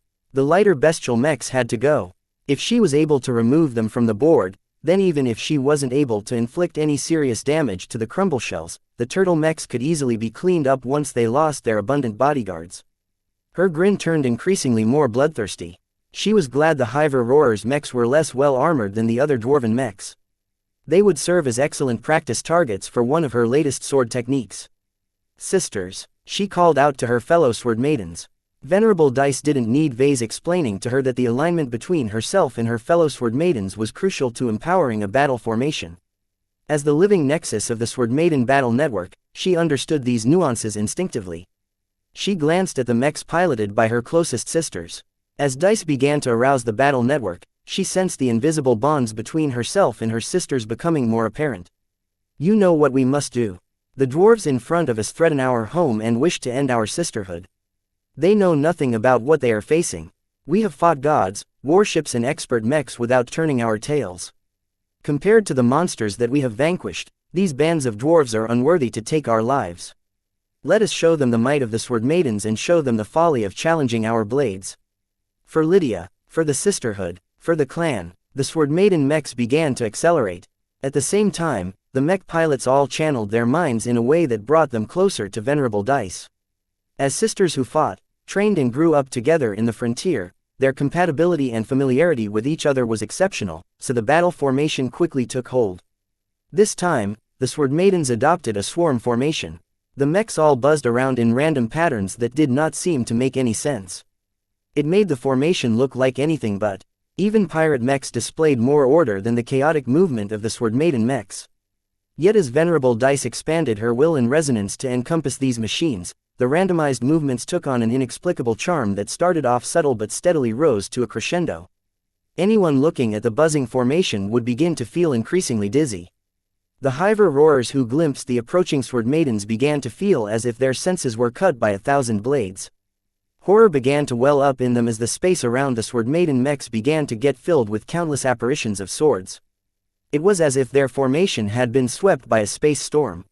Form up. Repel the incoming enemy swordsman mechs at all costs. The hiver roarers did not choose to respond in the same way as the molten hammers. They were attackers by nature and most of their bestial mechs lacked the defenses to withstand heavy blows. Therefore, they fell back to their training and initiated a counter-attack. By making proactive decisions, the dwarves hoped to regain the initiative and spoil whatever plan the enemy had in mind. Feast for Feral. Glory to the dwarves. Victory for Vulcan. Attack. Though Venerable Dice was slightly caught off guard at the enemy's response, it did not interrupt her own arrangements. As soon as she and her battle formation reached the right distance, she resonated with the sword of her expert mech with all of her will. Decapitator. She roared as the masterwork sword began to glow and pulse in blue. Guide my wrath and unleash my fury. At the same time, the blade illusions within the battle formation also began to glow in blue. A huge amount of energy began to channel from the Sword Maiden mechs, Venerable Dice, the first sword and the Decapitator. All of these elements had aligned closer than they had ever been, causing them to resonate with each other with unprecedented intensity. In fact, the extraordinary Decapitator began to glow and buzz with so much disturbance that its blade had seemingly merged with the escalating energy manifestation. For a single moment, the entire right flank seemed to have become frozen in time. Venerable Dice was channeling so much power that it was as if she had become a god of this entire domain. Bladestorm, she whispered. With a mighty horizontal swing, the first sword swung its Decapitator in a mighty sweep. At the same time, the storm of illusionary blades surged forth like a storm too great to be stopped by any man, dwarf or mech. To their credit, the charging hiver roarers did not collapse or lose their confidence. They charged fearlessly into the extraordinary energy storm as if their courage and valor was the key to withstand this attack. Charge forward. Vulcan always protects. Don't be fooled. This is a mere parlor trick. The fanatical believers invoked their faith in Vulcan as they believed that he would never fail to protect them in battle. Unfortunately, their god did not help them this time. A grand, supernatural storm that stretched across a surprisingly wide area despite being generated by a limited amount of mechs swept across more than a third of the hiver roarer mechs on this side of the battlefield. Thousands of mechs incurred continuous attacks from the front. Each and every blow hit as hard as the swing of a greatsword. Though many bestial mechs were able to withstand numerous direct hits of this strength level, the problem with the energy bladestorm was that every machine sustained at least 24 attacks. If not for the fact that the successive blade attacks weren't concentrated and hit randomly across the entire frames of the hiver roarer mechs, they would have all been sliced to pieces by now. Still, the sharpness of the blade attacks were not to be underestimated. Thick armor plating bore many deep scars. Many vulnerable modules and parts had either been cut to pieces or crippled to the extent that they had become burdens to their mechs. As the blade storm quickly swept across the entire length of the Hiver roarers at this flank, the blades soon lost cohesion and disappeared. In the end, many broken and heavily damaged mechs floated in space. Their dwarven mech pilots had not lost their lives for the most part, as unlike the penitent sister battle formation, the blade storm only inflicted material damage. That did not make it any less deadly. With so many avian mechs losing their wings and other limbs, these flightless birds had turned from predator into prey. Chapter 3259, Disobedient Children. The extraordinary attacks on both the molten hammers and the Hiver roarers had completely changed the balance of this engagement. Before the penitent sisters and the sword maidens employed their most powerful trump cards, the military mech divisions of the feral provincial army had firmly gained the upper hand. Their solid mechs, their powerful ranged support, and above all else their superiority in numbers had conflated the confidence of the dwarves to the point where they already assumed they had earned their glorious victory. This sudden reversal completely shattered their overblown expectations. On 2 different occasions, the Larkinson clan unleashed 2 powerful area attacks that had ravaged the dwarven lines. The molten hammers did not incur any damage to their mechs, but the same could not be said for their mech pilots. Regardless of how much effort the dwarves back in their fleet attempted to wake up the affected victims, not a single measure succeeded in pulling them back from their brain-dead state. 3,000 lives, this was just a fraction of the amount of dwarves in the feral punitive fleet. However, the life of a mech pilot was vastly more significant than the life of a ship crew member. The former played a crucial role in piloting the weapons of war employed by the dwarves. Without conscious, living mech pilots, all of those tough and expensive mechs had been rendered useless. It didn't matter that the mechs hadn't incurred any scratches. It was even less consequential that the dwarves who had died from the death attack were still physically healthy and functional. As long as the superior mother's manifestation had suffocated their spirits, there was no chance at all for the dwarves to cling to their feeble lives. Only a single dwarf who had far exceeded his mortal limitations had managed to survive. Venerable Orthox de Massey's body was not necessarily stronger or tougher than that of any other dwarven soldier. Aside from the standard suite of augments that honorable expert pilots like him received from the state, he did not gain any extra protection against ordinary attacks. Even so, not only did Venerable Orthox and the Gatecrasher survive the Death Wave attack, he also managed to block its passage to the best of their ability. Vase had been shocked when he saw what the dwarven expert pilot managed to accomplish. Was this the true power of a defensive expert pilot? He gained an entirely new appreciation of expert pilots who chose to dedicate their lives to defend their people. Venerable Janzi can become strong like this as well one day. He realized. It might not take too long for her to be able to summon a shield that could block a massive attack. Though her future expert mech would certainly not be as fast or proficient in attacking as the Gatecrasher, it shouldn't be much of a problem for the expert mech version of the Shield of Samar to project a massive resonance barrier. This was its specialty, after all.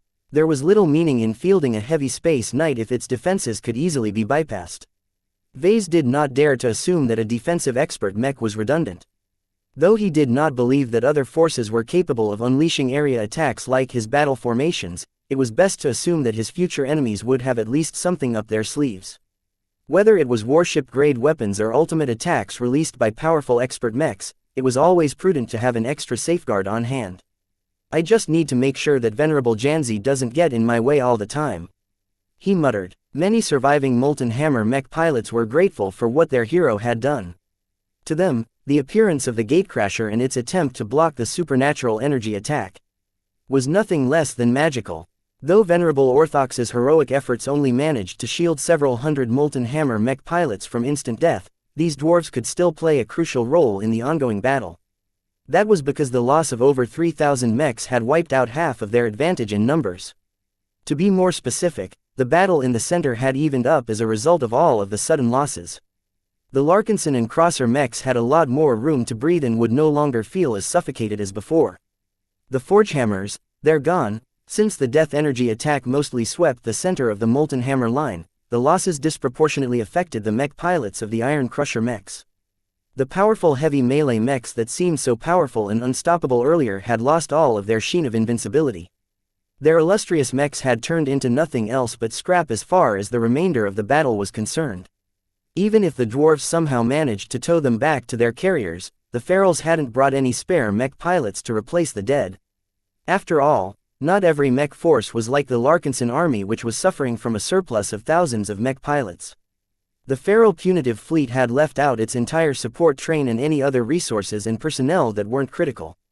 The mech divisions did not retain that much excess mech pilots to begin with anyway. They were already under a considerable financial burden due to the need to purchase and service all of their expensive mechs and ships. Personnel expenditures were usually lower on the list of priorities. The expressions of many dwarves, not just from the molten hammers, turned gloomy from this realization. Many of them had become frightened, shocked, sad or angry at all of the sudden losses. Yet at the end of the day, they still had to fight a battle they started. It was too late for them to regret their decisions and their support for this action. The Hiver Roarers were just as hard hit as well. While their other flanking units had remained unscathed, the side where Venerable Dice and the Sword Maidens had unleashed a bladestorm had become utterly ravaged. The only mechs that had managed to make it through this extraordinary attack was the Crumbleshells. Their mech pilots had retracted all of their cannons before closing their gun ports. They also angled their relative flat mechs so that they exposed as little of their surface to the bladestorm as possible. Though their mechs all bore marks of damage, none of the mystical sword slashes managed to penetrate through their thick armor. That didn't mean that all was well, though. With all of their escort mechs in bad shape, the crucial Crumbleshells had become a lot more exposed. The state of the right flank had become a lot more optimistic as a result. As soon as the Larkinsons and Glory Seekers on this side of the battlefield advanced forward, they could easily roll up thousands of Hiver Roarer mechs with ease. General Verl's eyes already lit up. The Sword Maiden battle formation exceeded his expectations. The power boost provided by the expert mech as well as its masterwork sword had made such a substantial difference that the victims had lost their will to battle. We need to strike while the iron is hot. Just as the Larkinsons, Glory Seekers and Crossers were moving in to take advantage of the opening, Vase decided that the time was right to pull off his own stratagem. He took one more look at his own appearance. He did not look like much of a god or anything like the traditional depictions of Vulcan. His unending regalia possessed impressive defenses but was merely a good piece of craftsmanship that was predominantly in black. Would the dwarves care? Probably. Was it a fatal flaw? Probably not. Vase just had to tweak his story a little in order to sell his story to a greater extent. Maybe it's not a good idea to pretend I'm Vulcan. He hummed as he gripped the hammer of brilliance. He was starting to have second thoughts about the wisdom of this move. However, the thought of being able to employ his rhetoric to confuse and divide the dwarves was too attractive to pass up. He had to give it a try. Vase decided to stop overthinking the matter. He decisively pulled the trigger by donning a pre-prepared mask that instantly caused his demeanor to undergo a radical shift. He had become more severe, grand and inviolable with the help of his Vulcan mask. At the same time, he became a lot more in tune with the hammer of brilliance that embodied all of the domains associated with Vulcan. The luminaire crystal pommel lit up in a soft and shifting light pattern that added a lot of extra mystique to the asymmetrical artifact. He transmitted a silent signal that caused the spirit of Bentime and many other Larkinson ships to project an enormous image of himself in front of the expeditionary fleet. Not only that, but the starships all transmitted an open feed that anyone on the battlefield could tune in. Vase didn't worry about the dwarves refusing to listen to his words because his projected image was simply too shocking. Who is that armored figure? That's their patriarch, I think. How can he be a human? That hammer. What is that hammer? As Vase began to channel his spiritual energy in his mask in order to amplify his presence and strengthen his current persona, the giant projection that stretched across kilometers had become irresistible to the Vulcanites. Even though they hated the tall folk with a vengeance, the presence exuded by Vase made them feel highly contradictory. It was as if they were looking at the idols of Vulcan that were dotted throughout the Vulcan Empire. In fact, those empty, lifeless statues were incomparable to the living figure that had presented himself to the dwarves. Children of Vulcan, Vase slowly began as he swept his gaze from left and right. It is I, Vulcan. In the end, he decided to go for broke. For a moment, many dwarves stagnated as they were doing their best to repel the advancing human mechs. Of all of the indignities that the tall folk had committed to the dwarven people, none of them had been audacious enough to pretend to be a god. Yet all thoughts of objecting to this ludicrous statement had stalled when the furious dwarves beheld the enormous projection. A part of them felt that this supposed Vulcan did not lie to them. The man's presence resonated with their faith so much that many of them fell into doubt. Vase was able to sense the effect he had. He inwardly smiled as he recognized that he had commanded their attention. "You have made a grave mistake, my children," he sincerely said in a sad tone. It helped a lot that he truly considered the Vulcanites to be his children in a sense. "Your devotion to me is admirable, but your leaders have led you astray. Just because I watch over you doesn't mean that I am a dwarf. I am a human, one who has taught and guided your people out of my sincere appreciation for your kind." Lies. Don't believe in this nonsense. Vase held up his tool and channeled his spiritual energy into the totem. The hammer of brilliance flared in a way that caused everyone to feel as if they could create the most perfect works if they used this amazing artifact. "Your beliefs have led you astray. Your leaders seek to pervert and usurp my authority by replacing me with a false version of myself. From the moment you have turned away from the truth about my existence, you have fallen into a trap that seeks to weaken Dwarvenkind by stripping it of my protection." Shock, outrage, doubt and many other turbulent emotions welled inside the Vulcanites. They so badly wanted to denounce the human as a fraud and a liar, but the persuasiveness of the figure who claimed to be Vulcan was too great. Chapter 3260. A disappointed god. The entire battlefield seemed to have turned into an audience for a ludicrous show. The giant projection of Vase made so many outrageous claims that not even the Larkinsons themselves knew what to believe. Many Vulcanites did not listen to a word he said. However, there were many more impressionable dwarves that were not as firm in their denial. They either clung to the original Vulcan faith or had become so unbalanced by the huge disasters that took place that they couldn't help but become enchanted by this narrative. "It is not a lie," he said. "If you need any proof of my divinity, then look no further to the work created by my anointed agent in this realm. Look at the masterworks he made. He is barely over 30 years old and he has already created far more masterworks than any dwarven mech designer in his lifetime." Vase waved his hand, causing the Larkinson fleet to project additional images. The Quint, the Little Angel, the Amaranto as well as the first sword showed up even though the last one wasn't strictly his work. Regardless, the successive displays of masterworks impressed anyone with enough vision to recognize good craftsmanship.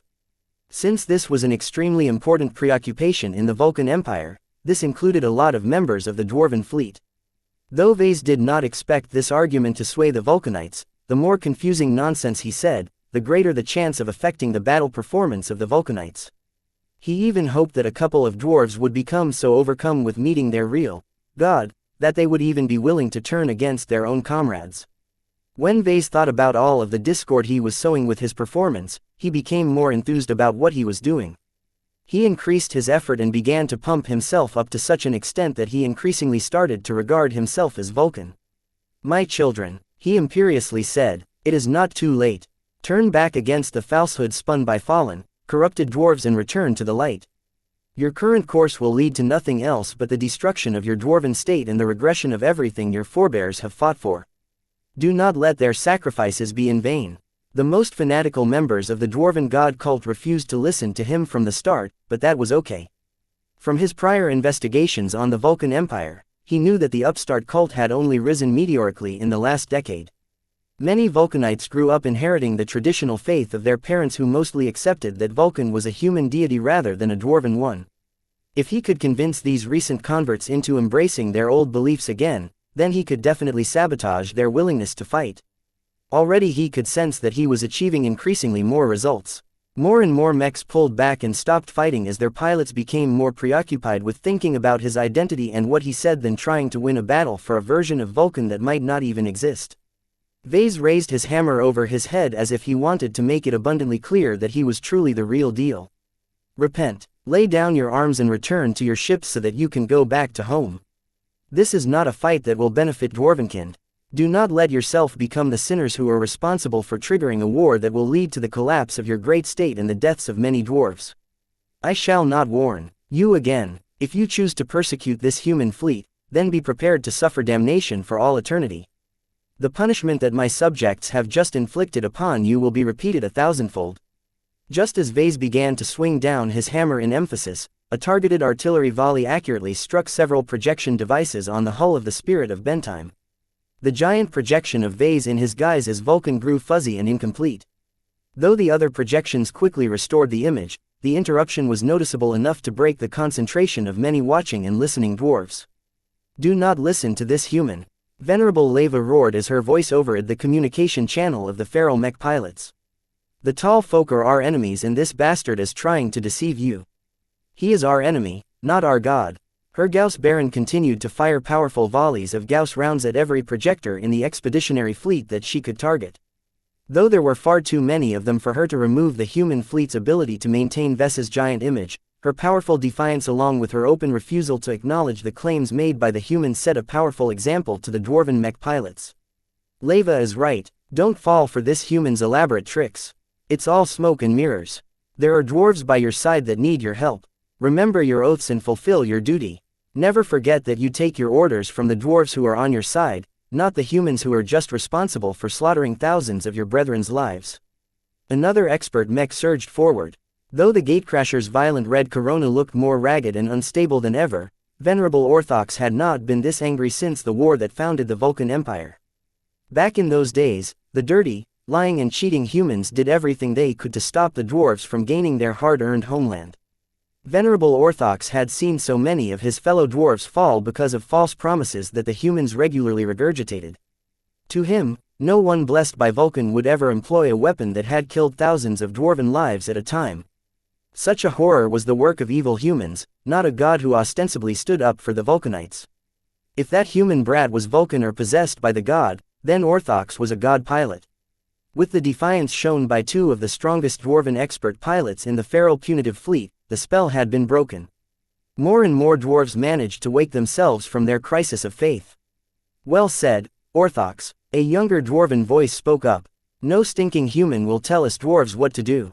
Those times are over now and we must fight to keep it that way.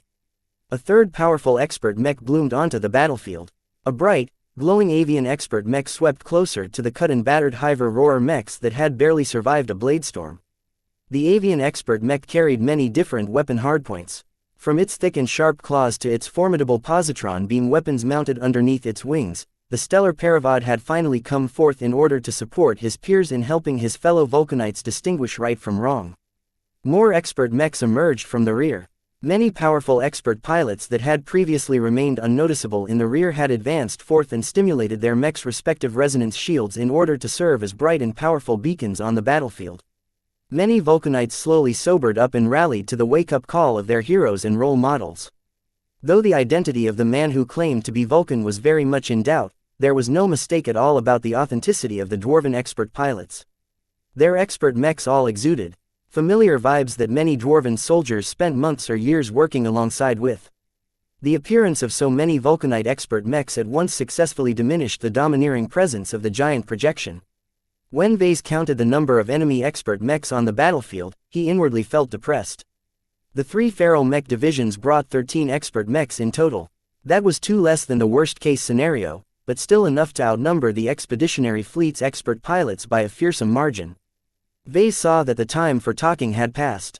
Vase had definitely managed to mess up the thoughts of at least a portion of the dwarven mech pilots. Even those who were skeptical of his godhood ought to be more reserved about fighting his forces by now. Doubt was a subtle tool that could have very profound effects if employed correctly. The last thing that Vase wanted to do was get into an argument against Venerable Orthox and the other dwarven expert pilots. Quibbling and arguing with dwarves only pulled him down to their level. His sacred image and his sense of inviolability would slowly become tarnished as a result. In order to preserve as much awe as possible, he decided to cut his performance short. He held his hammer in a fighting grip but tried his best to look disappointed at his dwarven flock. It is not too late. He spoke in a sympathetic voice. It was as if he truly cared about dwarven lives. If you are truly my servant, then stop fighting and leave these humans in peace. The projection disappeared as Vase cut the feed. He instantly removed his spiritual mask and stopped channeling spiritual energy. Damn, that's exhausting. In order to make his performance as impactful as possible, he did not skimp on the amount of spiritual energy he expended. This caused him to feel very empty and lifeless right now. He quickly picked up a P-stone and drained much of the surplus energy that he had inserted into it beforehand with the help of Blinky's abilities. Ah, that's better. He carefully placed the depleted P-stone back and turned his attention to the latest developments on the battlefield. The battle was slowly getting back to full speed. The expeditionary forces had taken advantage of the holes that the battle formations had blown open.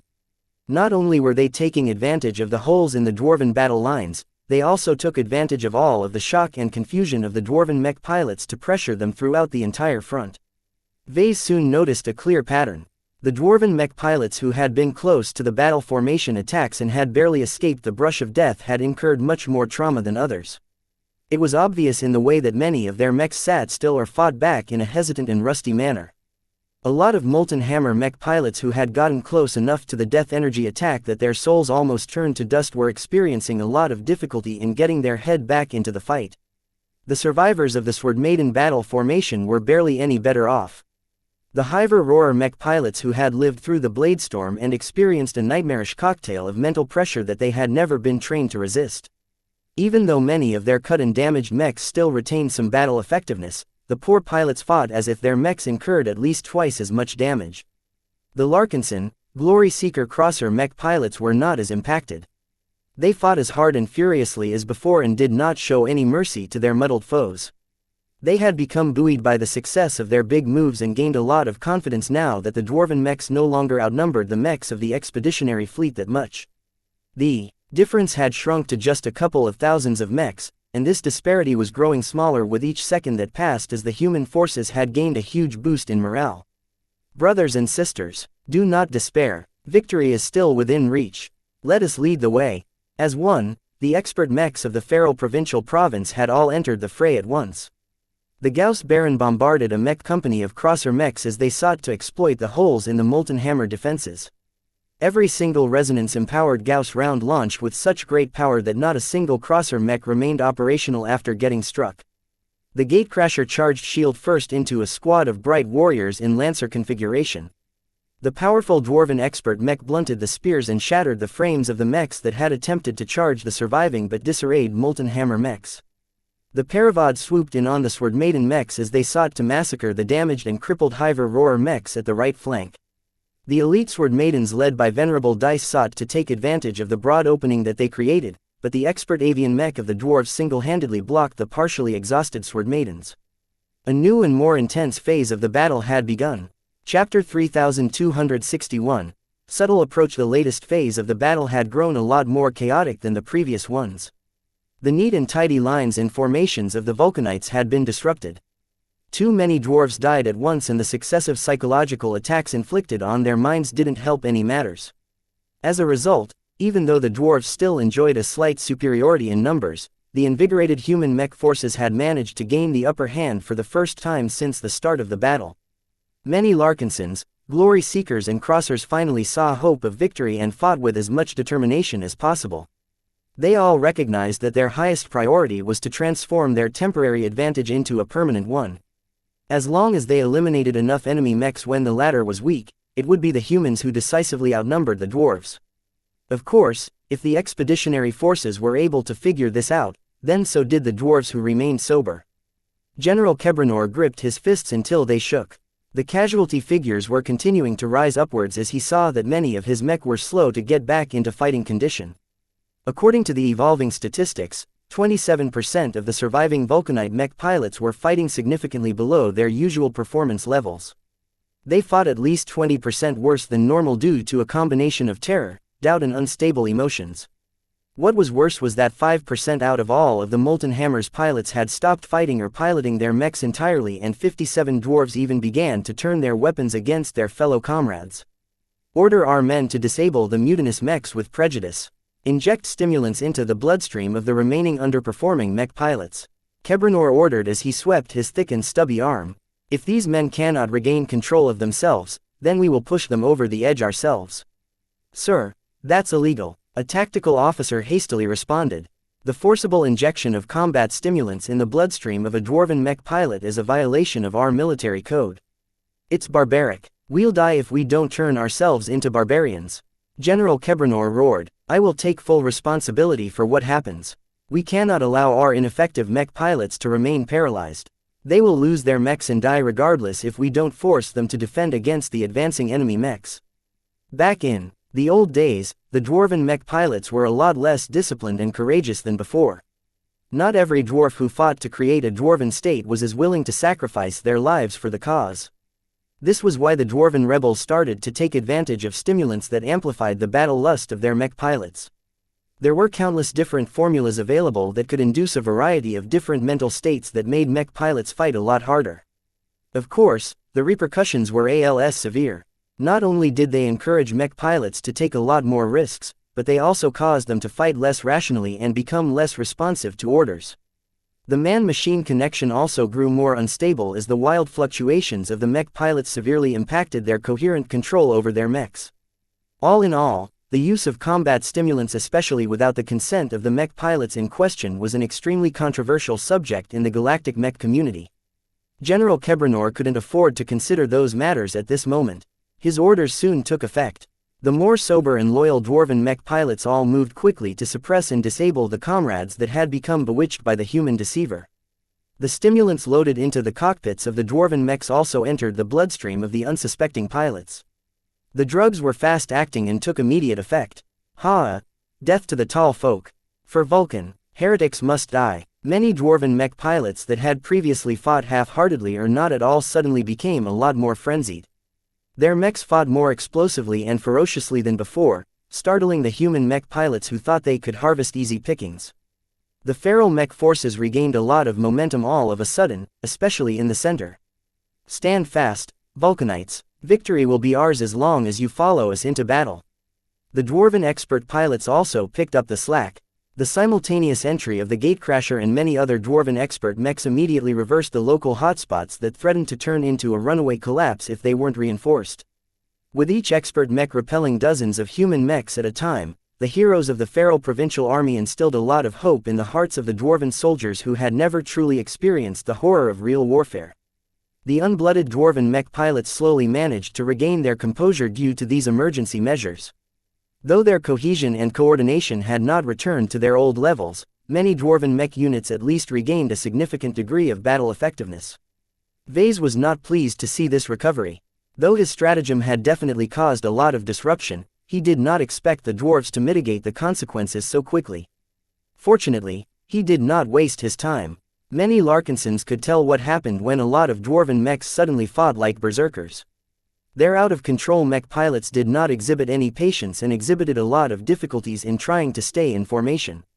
While the mechs piloted by drugged enemy mech pilots were individually hard to fight against, they had ultimately turned into wild animals that were easier to take down than if they fought as solid soldiers. It was the enemy expert mechs that gave the expeditionary forces a lot of consternation. Though the Golden Skull Alliance had already planned and anticipated their arrival, it was still difficult to adjust to the major swing in battle. Collectively, the 13 dwarven expert mechs represented the greatest threat to the expeditionary fleet now that 2 out of 3 mech divisions had been cut down to size. As long as the Larkinsons and their allies were able to control the enemy expert pilots, they had a good chance of routing the regular dwarven mech units. The expert mechs of the Golden Skull Alliance immediately went into action. The Amaranto began to fire at the various expert mechs that had flown to the front of the dwarven lines. Though alternating her targets resulted in reduced pressure to each, the suppression she exerted with her powerful shots still forced the dwarven expert pilots to restrain their aggression. The first sword immediately sought to do battle against the Paravod, thereby causing the powerful mid-tier avian expert mech to become too preoccupied to retaliate against the elite Sword Maiden mech company that was ravaging the crippled Hiver Roarer mechs. The riot charged right into a hammer-wielding Molten Hammer expert mech, its speared IP fluctuating with unstable resonance that inflicted a lot of damage to the dwarven expert mech's resonance shield. The Dark Zephyr acted much more discreetly. Whereas the other expert mechs of the Larkinson clan ostentatiously confronted the nearest dwarven expert mechs, Venerable Tusa only had one target in his sights. The Gauss Baron is mine, Venerable Tusa whispered as his expert light skirmisher swung around the thick of the battle. The Dark Zephyr advanced towards the dwarven fleet with only a single purpose in mind. The expert mech had to reach the Lemigo Distat that was positioned in the center of the Slug Raider formation. This was a daunting prospect as the Dark Zephyr would not be accompanied by the Speed Demons or any friendly unit. Trying to avoid detection and evade as much incoming fire as possible was just the first hurdle. Since the Dark Zephyr was flying right towards the Slug Raider fleet, Venerable Tusa had to be prepared to get targeted by hundreds if not thousands of powerful cannons that want to get close to the Lemigo Distat. The second obstacle that Venerable Tusa had to get past was the horde of defending melee mechs. The Slug Raiders did not limit their mech roster to ranged mechs. They still fielded plenty of melee mechs that were solely there to defend their ships from getting raided by enemy melee mechs. Though the Dark Zephyr was powerful enough to bypass many of these obstacles, if the mech pilots did not hesitate to give their all, they could form solid walls of mechs that could pose a heavy hindrance to Tusa's attempt to reach the Gauss Baron. Destroying the escorts would take too long. The Dark Zephyr was an assassin, a skirmisher and a raider. It was not designed for mass destruction and did not contain any weapons or abilities that assisted in this role. I need to get around them as much as possible somehow, he murmured. The difficulties didn't end when he got close. The Gauss Baron was situated in the most solid and well-protected bunker on the Lemago Distat. A lot of mechs had attempted to fire upon it, but the bunker cover was made out of the same quality materials that was used to make expert mech-grade armor. I'm going to need a lot of help for that perhaps. If he was somehow able to bypass the thick and sturdy bunker cover, he still had to finish the job. The Gauss Baron may look like a formidable heavy artillery mech that didn't carry any weapon systems aside from its 8 formidable Gauss cannons, but looks could be deceiving. An expert mech was never simple, and bigger ones like the Gauss Baron likely contained at least a handful of surprises against potential assassins such as the Dark Zephyr. Any ordinary mech pilot would quake if he received the task of overcoming all of these obstacles to assassinate the most powerful and well-protected heavy artillery mech in the enemy fleet. Not Tusa. As an expert pilot, his will had undergone many trials and tribulations and evolved to the point where he no longer felt fear. To him, a mission was either doable or not. Even if there was only a 5% chance of success, he would still attempt to fulfill it to the best of his ability because he knew that only skill and guts would allow him to grasp that slim opportunity. This was no suicide mission. This was a very necessary task that only he could do out of all of the other expert pilots. In fact, a part of him even felt eager to test himself against the might of the Slug Rangers. He had practiced his mech's evasion capabilities several times against his clansmen, but this was the first time he put his powerful capabilities to the test against real enemies. Failure is not an option. Success is the only outcome that I must attain. The Dark Zephyr sped up but did not accelerate too hard. Its energy signature remained low as Venerable Tusa tried to control his expert mech's temperature, speed, flight path and other emissions as much as possible. He deliberately did not activate the resonance shield as well for that reason. Nothing stood out more in the dark of space than a glowing light show. He even began to employ trickery by following a trajectory that swung around in an arc that suggested that he was attempting to flank the molten hammers from below. It wasn't until his flight path did not hit the rear of the molten hammer lines as planned, but instead arced towards the Slug Ranger fleet that the dwarves finally detected the incoming threat. Detecting incoming expert mech, it's a light skirmisher and it's heading right for the Lemago Distat. It's attempting to assassinate our Gauss Baron.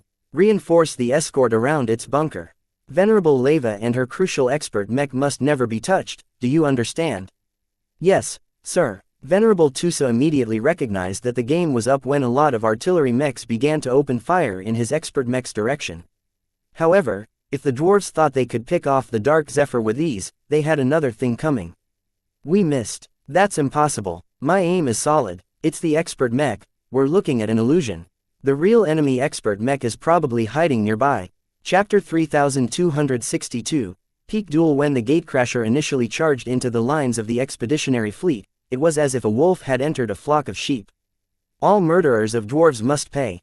Venerable Orthox roared as his expert mech charged straight into a rifleman mech and smashed it to pieces with its shield.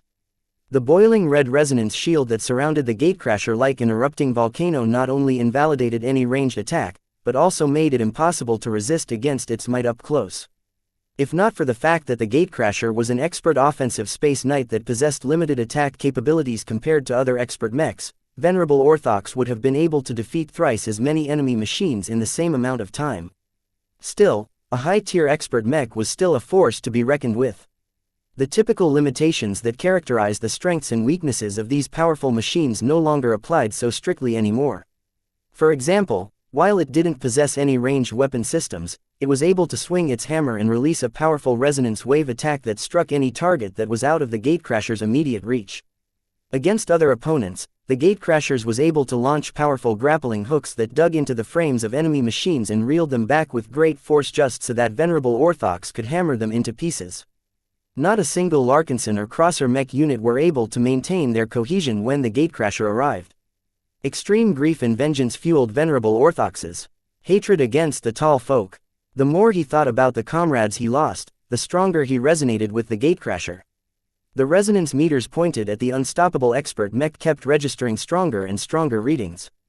As soon as the gatecrasher turned and initiated a charge against a formation of vulnerable Crosser Mechs, Venerable Orthox suddenly aborted his expert Mech's approach when another red comet entered its flight path.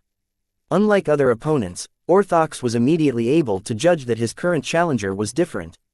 Surrounded by a lighter and more fiery red resonance glow was a medium-heavy hybrid Mech that incorporated multiple different weapon systems. The tall and armored expert Mech wielded an axe in one arm and a shotgun in the other arm. A pair of compact positron turrets were mounted on its shoulders and one of its thick wrists carried a hefty wrist-mounted plasma launcher. The gatecrasher's sensors failed to detect more weapon systems, but Orthox confidently judged that the enemy expert Mech definitely contained more integrated weapon systems. It was what all hybrid mechs of this caliber possessed. Two different expert mechs were silently surveying each other as their expert pilots already knew that they were about to confront the toughest opponent on the battlefield. Even without exchanging any words, they could already tell a lot about their opposition. They were able to sense the powerful force of wills that resonated so excellently with their expert mechs. Both expert pilots were able to glean a hint of each other's convictions by interpreting each other's wills. Venerable Orthox's eyes narrowed. This newcomer's will was not only strong and drenched with ambition, but also possessed the tempering of someone who had lived through true war and suffering. In fact, he was impressed by the tenacity he sensed from the human expert pilot. No matter what reason the foreigner fought for, Orthox was able to respect at least that quality in his opponent. This is going to be a tough fight, he muttered to himself. As for Patriarch Reginald, he felt anything but reluctant to duel his opponent. He was only slightly displeased at the realization that he wouldn't be fighting against this powerful dwarven expert pilot under equal circumstances. Trying to block the powerful death energy attack released by the penitent sisters had to have sapped a portion of Venerable Orthox's strength. At least there is no fault in his reason to battle. Reginald grinned. This dwarf has all the reason in the cosmos to destroy me. Good. Only those who sincerely wish me dead are worth going all out. The more the Cross Patriarch observed his opponent, the more he became eager to fight. The gatecrasher did not look like a deadly enemy who not only threatened to end his life, but also annihilate the clan he inherited from his father. To him, the gatecrasher was nothing less than a gift from heaven to the battle-starved and glory-hungry Patriarch. Venerable Orthox was just powerful enough to give Patriarch Reginald an abundant amount of pressure, but not enough to hold a crushing advantage. The gatecrasher was tough but should not contain too many unexpected surprises. The expert Space Knight posed a considerable threat to his Bolvar Rage at point-blank range, but was a lot more manageable at longer ranges. As long as Patriarch Reginald kept track of the gatecrasher's grappling hooks, his expert mech wouldn't have to worry about getting entangled. The outline of the battle became increasingly clear to the expert pilots as they mapped it out in their minds. The gatecrasher was primarily a melee mech and possessed ungodly amounts of power up close. Whether it utilized its prodigious acceleration to build up momentum and slam into an enemy like a hammer blow from Vulcan or simply hacked its power-filled hammer with continuous blows, the Bolvar Rage probably wouldn't last long if it got banged up too many times. Since his Bolvar Rage was a hybrid mech, the most ideal distance to the enemy was around 100 meters or a little more. In fact, Patriarch Reginald preferred to maintain a greater distance from the enemy, but he doubted that Venerable Orthox would let him keep his distance. Both of their mechs saluted each other by raising their main weapons. No matter what side they were on or what cause they were fighting for, they both held great respect for their opposition. They were true warriors who had risen above the rest and had come close to taking their next step to ascension. They exchanged greetings. Venerable Orthox de Massey, Patriarch Reginald Cross. Both of them had read the intelligence reports, so they knew who they were dealing with. They did not share any meaningless words and platitudes. They were older men who had already formed and developed their own convictions. Let's begin, Reginald suggested. May the best pilot win. In one moment, their expert mechs remained still. In the next, they exploded into action. A titanic duel between Apex expert pilots had begun as the gatecrasher charged into the Bolvar Rage straight away. A wave of exploding red surged towards the Crosser expert mech like a comet about to unleash a cataclysm. The gatecrasher apparently possessed a powerful burst acceleration ability that kickstarted the expert Space Knight so that it did not have to waste any time to get up to speed. Anyone with average reaction time wouldn't even be able to respond to the threat until it was too late. Fortunately, Patriarch Reginald and his expert mech were anything but average. From the moment the gatecrasher's resonance grew hotter, the crosser expert pilot already recognized that venerable Orthox planned to go on the attack. Reginald couldn't count the amount of times he dueled and fought against expert melee mechs that want nothing more than to hack or bash his Bolvar Rage to pieces. Knowing that his expert hybrid mech would not fare well if Orthox had his way, Reginald instantly moved his Bolvar Rage out of the way. Just as it looked as if the Red Comet was about to miss the hybrid mech, the gatecrasher launched a grappling hook that flung towards the Bolvar Rage with amazing speed. However, Reginald had never lost sight of his opponent's grappling hook. Even though there was only a split-second time to react to this unavoidable threat, the Bolvar Rage's hammer accurately dinged the grappling hook, deflected it to the side. The two expert mechs passed by without a decisive result. As soon as the gatecrasher passed by, Reginald's eyes gleamed as his glowing mech began its counterattack. While the gatecrasher was still in the process of arcing back in order to perform another charge, the Bolvar Rage spun around and began to fire its weapon modules at the fast and powerful dwarven machine. The shoulder-mounted positron turrets accurately tracked and struck the exploding red resonance shield of the gatecrasher. Reginald knew that he had to invest a serious amount of effort in order to peel open the defenses of a high-tier expert Space Knight, so he immediately resonated with his energy weapon mounts in order to strip his dwarven foe of its first layer of defenses. A couple of compact but powerful missiles launched from the rear of the Bolvar Rage. These weren't average missiles but ones that were specially designed by Professor Benedict and utilized the highest and most potent materials the Cross clan could obtain. Venerable Orthox did not sense that much threat from the Bolvar Rage's positron weapon mounts. Though the energy weapons dealt a fair amount of damage, he had plenty of ways to endure or mitigate their damage potential. Those missiles were different. The two incoming warheads accelerated quickly and honed straight towards the gatecrasher as if their target locks was impossible to break. Space Knights tended to possess little in the way of ECM and jamming systems. Part of it was because they were designed to attract fire.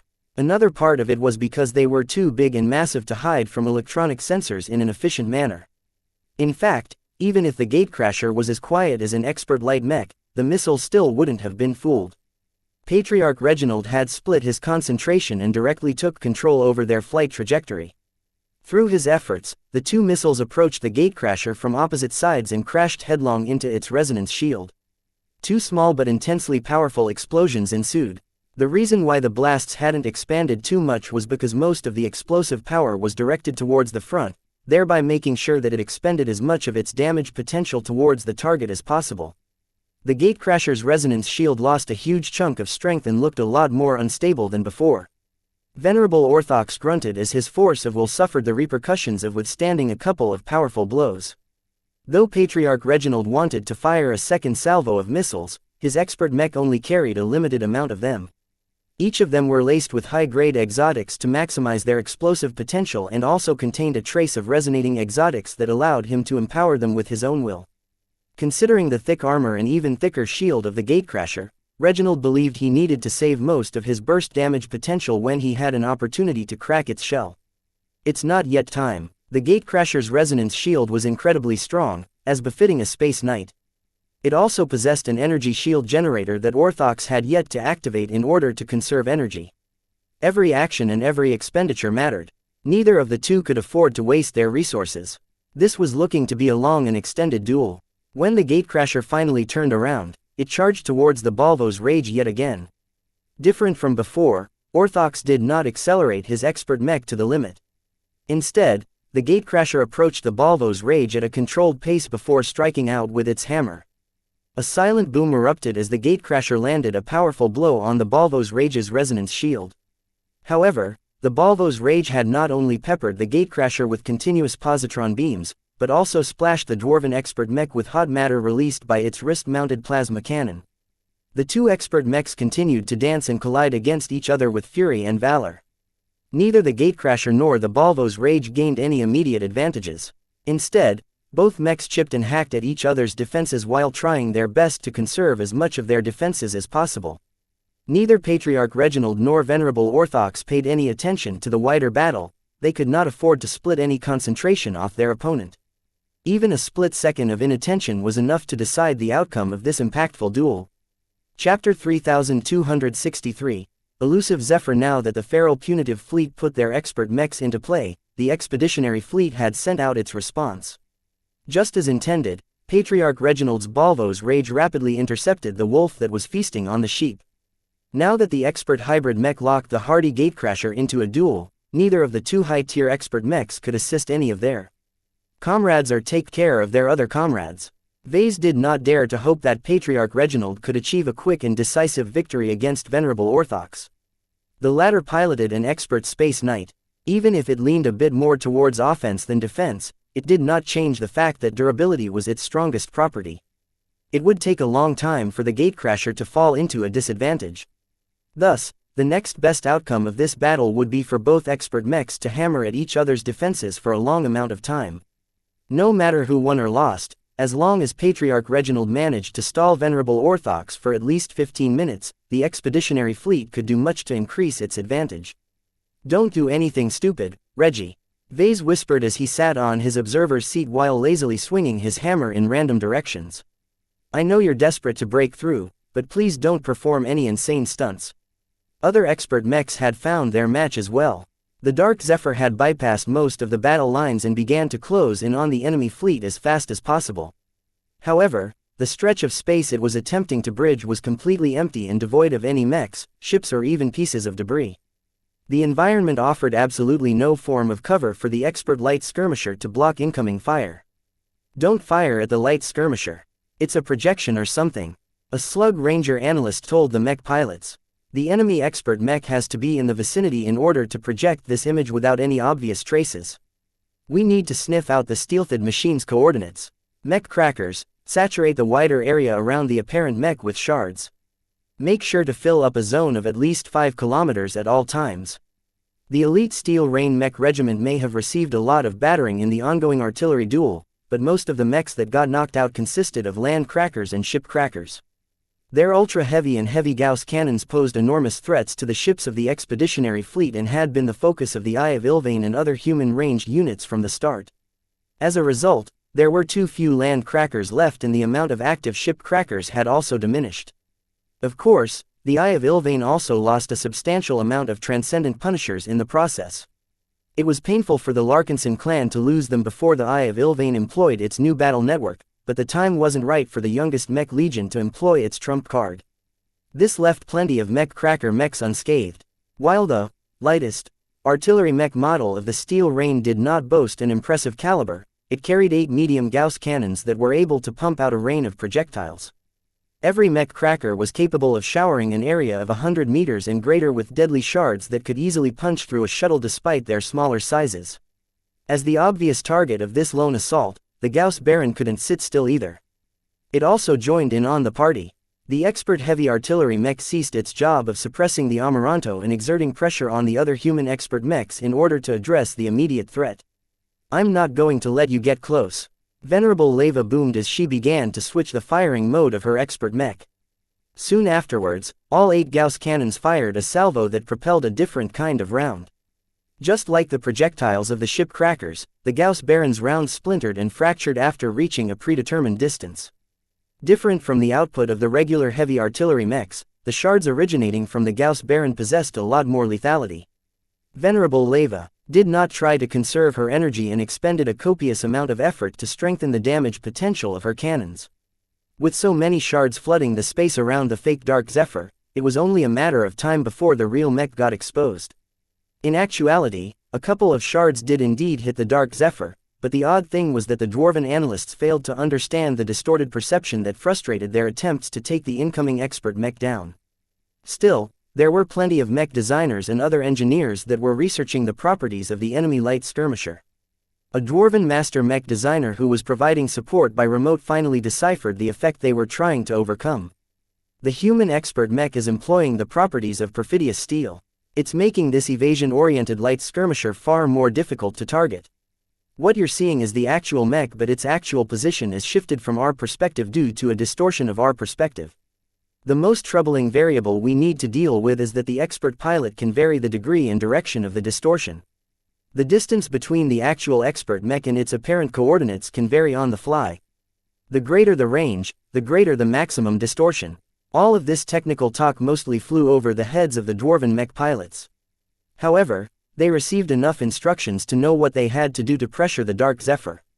The mech crackers concentrated on filling up a zone around the Dark Zephyr with deadly shards. They did not focus on penetration, knowing that the shards they propelled were simply too weak to penetrate the armor of an expert mech, even if it came in the lightest and slimmest package. Indeed, whenever the splintered shards fired by hundreds of mech crackers hit the surface of the Dark Zephyr, Venerable Tusa did not even deign to channel a resonance shield. He put his complete trust in the unending alloy armor plating that covered his expert mech. The problem was that as the Dark Zephyr came closer, the degree of distortion grew less exaggerated. It became easier and easier for the mech crackers to achieve more frequent strikes.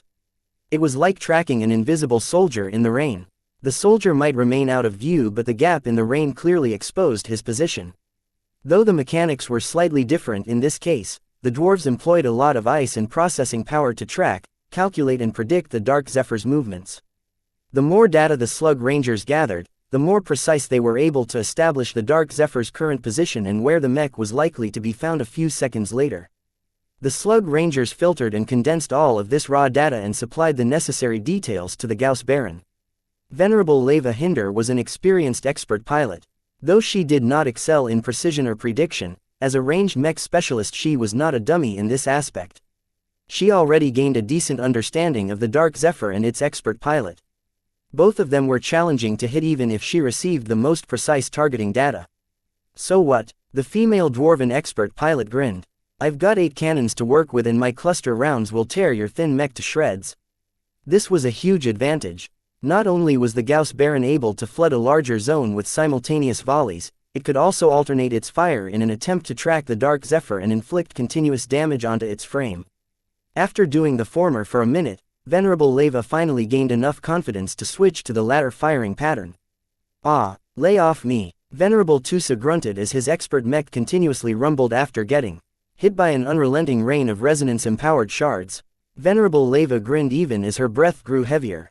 Unlike her opponent, she had already expended a considerable amount of energy and resources in the earlier phases of the battle.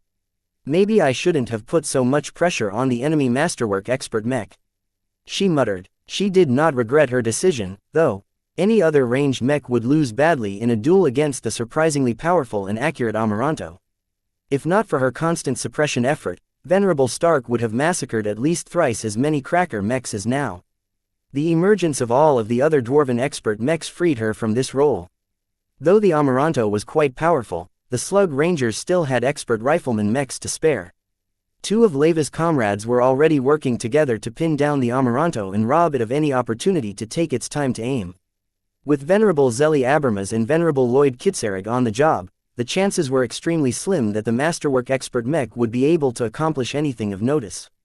Venerable Leva therefore felt free to concentrate fully on alternating her Gauss Baron's cannons so that they continually kept track of the Dark Zephyr's movements. It helped a lot that the distance between the incoming expert light skirmisher and the Lemigo Distat had shrunk by a considerable margin. The delay between pulling the trigger and seeing a shard hit the exterior of the Dark Zephyr grew smaller and smaller, giving Venerable Tusa a much harder time in trying to get rid of the tracking. He didn't bother to activate his resonance shield. Against the Steel Rain artillery mechs alone, it would have been able to block a fair deal of ordnance, but against the resonance-empowered attacks of the Gauss Baron it would shred like paper. I really hope you can hold it together, Dark Zephyr. This dwarf isn't letting up on us. He gritted his teeth as his mech began to rattle harder and harder. Though ordinary vibrations weren't a threat to a well-designed and well-built expert mech, he knew that could easily change once Venerable Leva switched to heavier ordnance. What is up with this expert mech? Venerable Leva had put the Dark Zephyr under continuous bombardment for over 2 minutes now. The shards she launched with the 8 Gauss cannons she had at her disposal wasn't shredding the enemy expert mech as they should. She did what many expert pilots did when they encountered something weird. She called in technical support. What the hell is going on? Why is this human expert mech so durable? Ma'am, our analysis on the approaching expert light skirmisher indicates that it is clad with dense and abnormally resilient armor plating. We have never encountered this unknown alloy before, but our preliminary conclusion is that it is a pseudo-first-class material. What? She reacted with alarm. Are you saying that the Larkinson clan built an expert mech that is covered with better armor than my Gauss Baron? It's not just the light skirmisher we have identified as the Dark Zephyr that possesses this excellent armor system. 2 more expert mechs along with 2 other abnormal machines fielded by the Larkinson clan are also clad in this material. They are impenetrable by ordinary weapons, and it is possible that even your heaviest shots can't penetrate the Larkinson clan's expert mech. Then how do we take down this target? Venerable Leva demanded. Please stand by. We are interpreting the sensor data and deliberating on the countermeasures you can take. In the worst-case scenario, we will recall an expert mech to block the enemy light skirmishers' approach or box it in with the help of additional melee mechs. A mech that cannot be destroyed can still be neutralized. Then hurry up and figure out a response. Chapter 3264, Light vs. Heavy. The Dwarven tech support quickly supplied Venerable Leva with an explanation and a potential solution. The performance of the Larkinson expert mechs do not conform to first-class standards, so there is a high probability that their internals are not as sturdy. High-powered single impact or explosive damage should do the trick. You need to maximize the impulse of your shots. The greater the force, the greater the shock to the enemy mech's systems. In other words, just shake it until it falls apart from the insides. Got it. Exchange my magazines, then. I'm still loaded with lots of cluster rounds. 8 half-empty magazines dropped from the Gauss Baron. Bots entered the bunker and quickly brought the hot containers away. At the same time, 8 more bots arrived and slotted in the fresh replacement magazines in the open slots. The brief pause also granted the Gauss Baron a quick time to rest its A cannons and perform a lot of internal diagnostics in order to ascertain its current condition. The expert mech performed many minor adjustments to various systems in order to compensate for any deviations that had taken place, as the expert mech endured a lot of wear and tear over the course of the battle. Once the Gauss Baron was ready, Venerable Leva immediately fired solid, glowing slugs at the Dark Zephyr. Yikes! Tusa shouted as he hastily jerked his expert mech aside. That's a big attack. Though the hit rate of the Gauss Baron decreased massively, its damage output had become more threatening. Tusa didn't need to reference any numbers to know that getting slammed even once was enough to give his precious expert mech a concussive blow to its internals. I can't get hit. I'll lose a lot of momentum if I get hit even once. He tried his best to dodge and foil the prediction of his opponent as best as possible. He felt way more stressed at this moment than he had ever been when he sparred against Venerable Stark. Venerable Tusa was highly grateful that he got a lot of practice in this aspect, though. All of the skills he developed while acting as Venerable Stark's target dummy came really handy at this moment. He knew that if he got hit by one of the Gauss Baron's powerful projectiles even once, it would not just shake his expert mech a bit. It would give his Dark Zephyr a powerful push that was enough to stagger its flight and interrupt its movement for a brief amount of time. If the enemy expert mech was sharp enough, which he thought was highly probable, then the Gauss Baron's subsequent attacks would take advantage of the Dark Zephyr's momentary incapacitation and continue to stagger it in the same way as keeping a volleyball in the air. Venerable Tusa felt more pressure than ever as he focused fully on anticipating his opponent's attacks and staying one step ahead of the incoming attacks. His mech zipped left, right up and down at erratic times just before a powerful glowing slug zipped just a couple of meters past the exterior. Ha ha ha, is that all? You'll never hit me at this rate. His reaction time was on point and the Dark Zephyr's boosters came in very handy.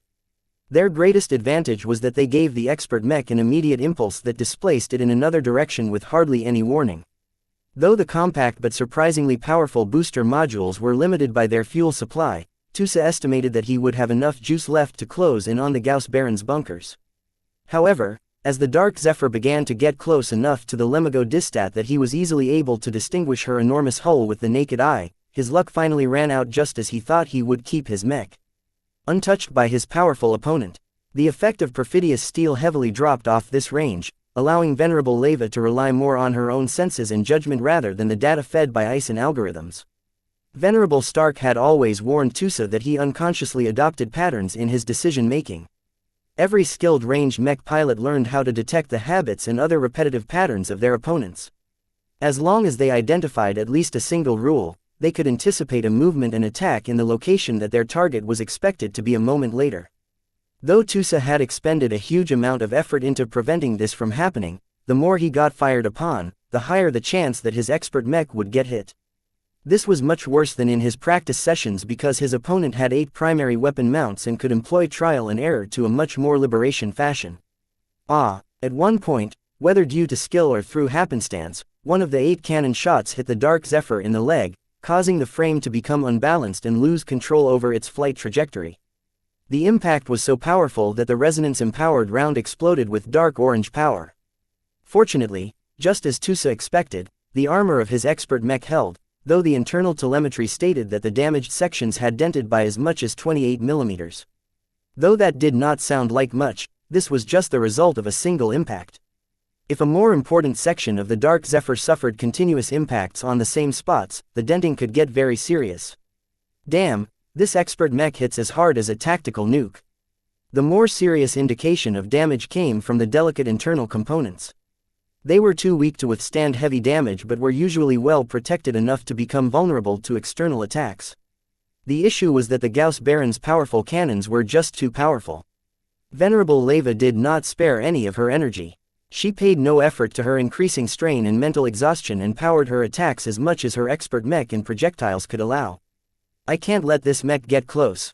The Slug Rangers had also become alarmed at the continued approach of the surprisingly resilient Dark Zephyr. The mech division reassigned more melee mechs to protecting the bunker where the Gauss Baron was housed. However, because the dwarves underestimated the threat of Venerable Tusa's expert mechs, it was too late to recall one of the melee mechs of the Feral Provincial Army. Expert light skirmishers were proficient in bypassing or fighting through a lot of regular mechs. Not only that, but the expeditionary forces were constantly paying attention to every corner of the battlefield. When General Verl noticed that the Slug Ranger was building an increasingly denser and thicker wall of mechs around the bunker of the Gauss Baron, he grinned at the sight. Did you think we wouldn't take advantage of such an easy target?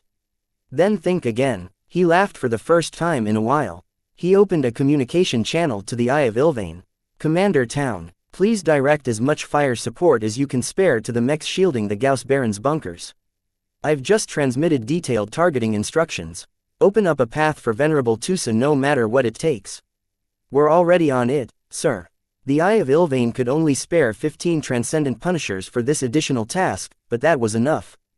By this time, the heavy artillery mechs of the Larkinson clan had already fired their primary weapons for some time.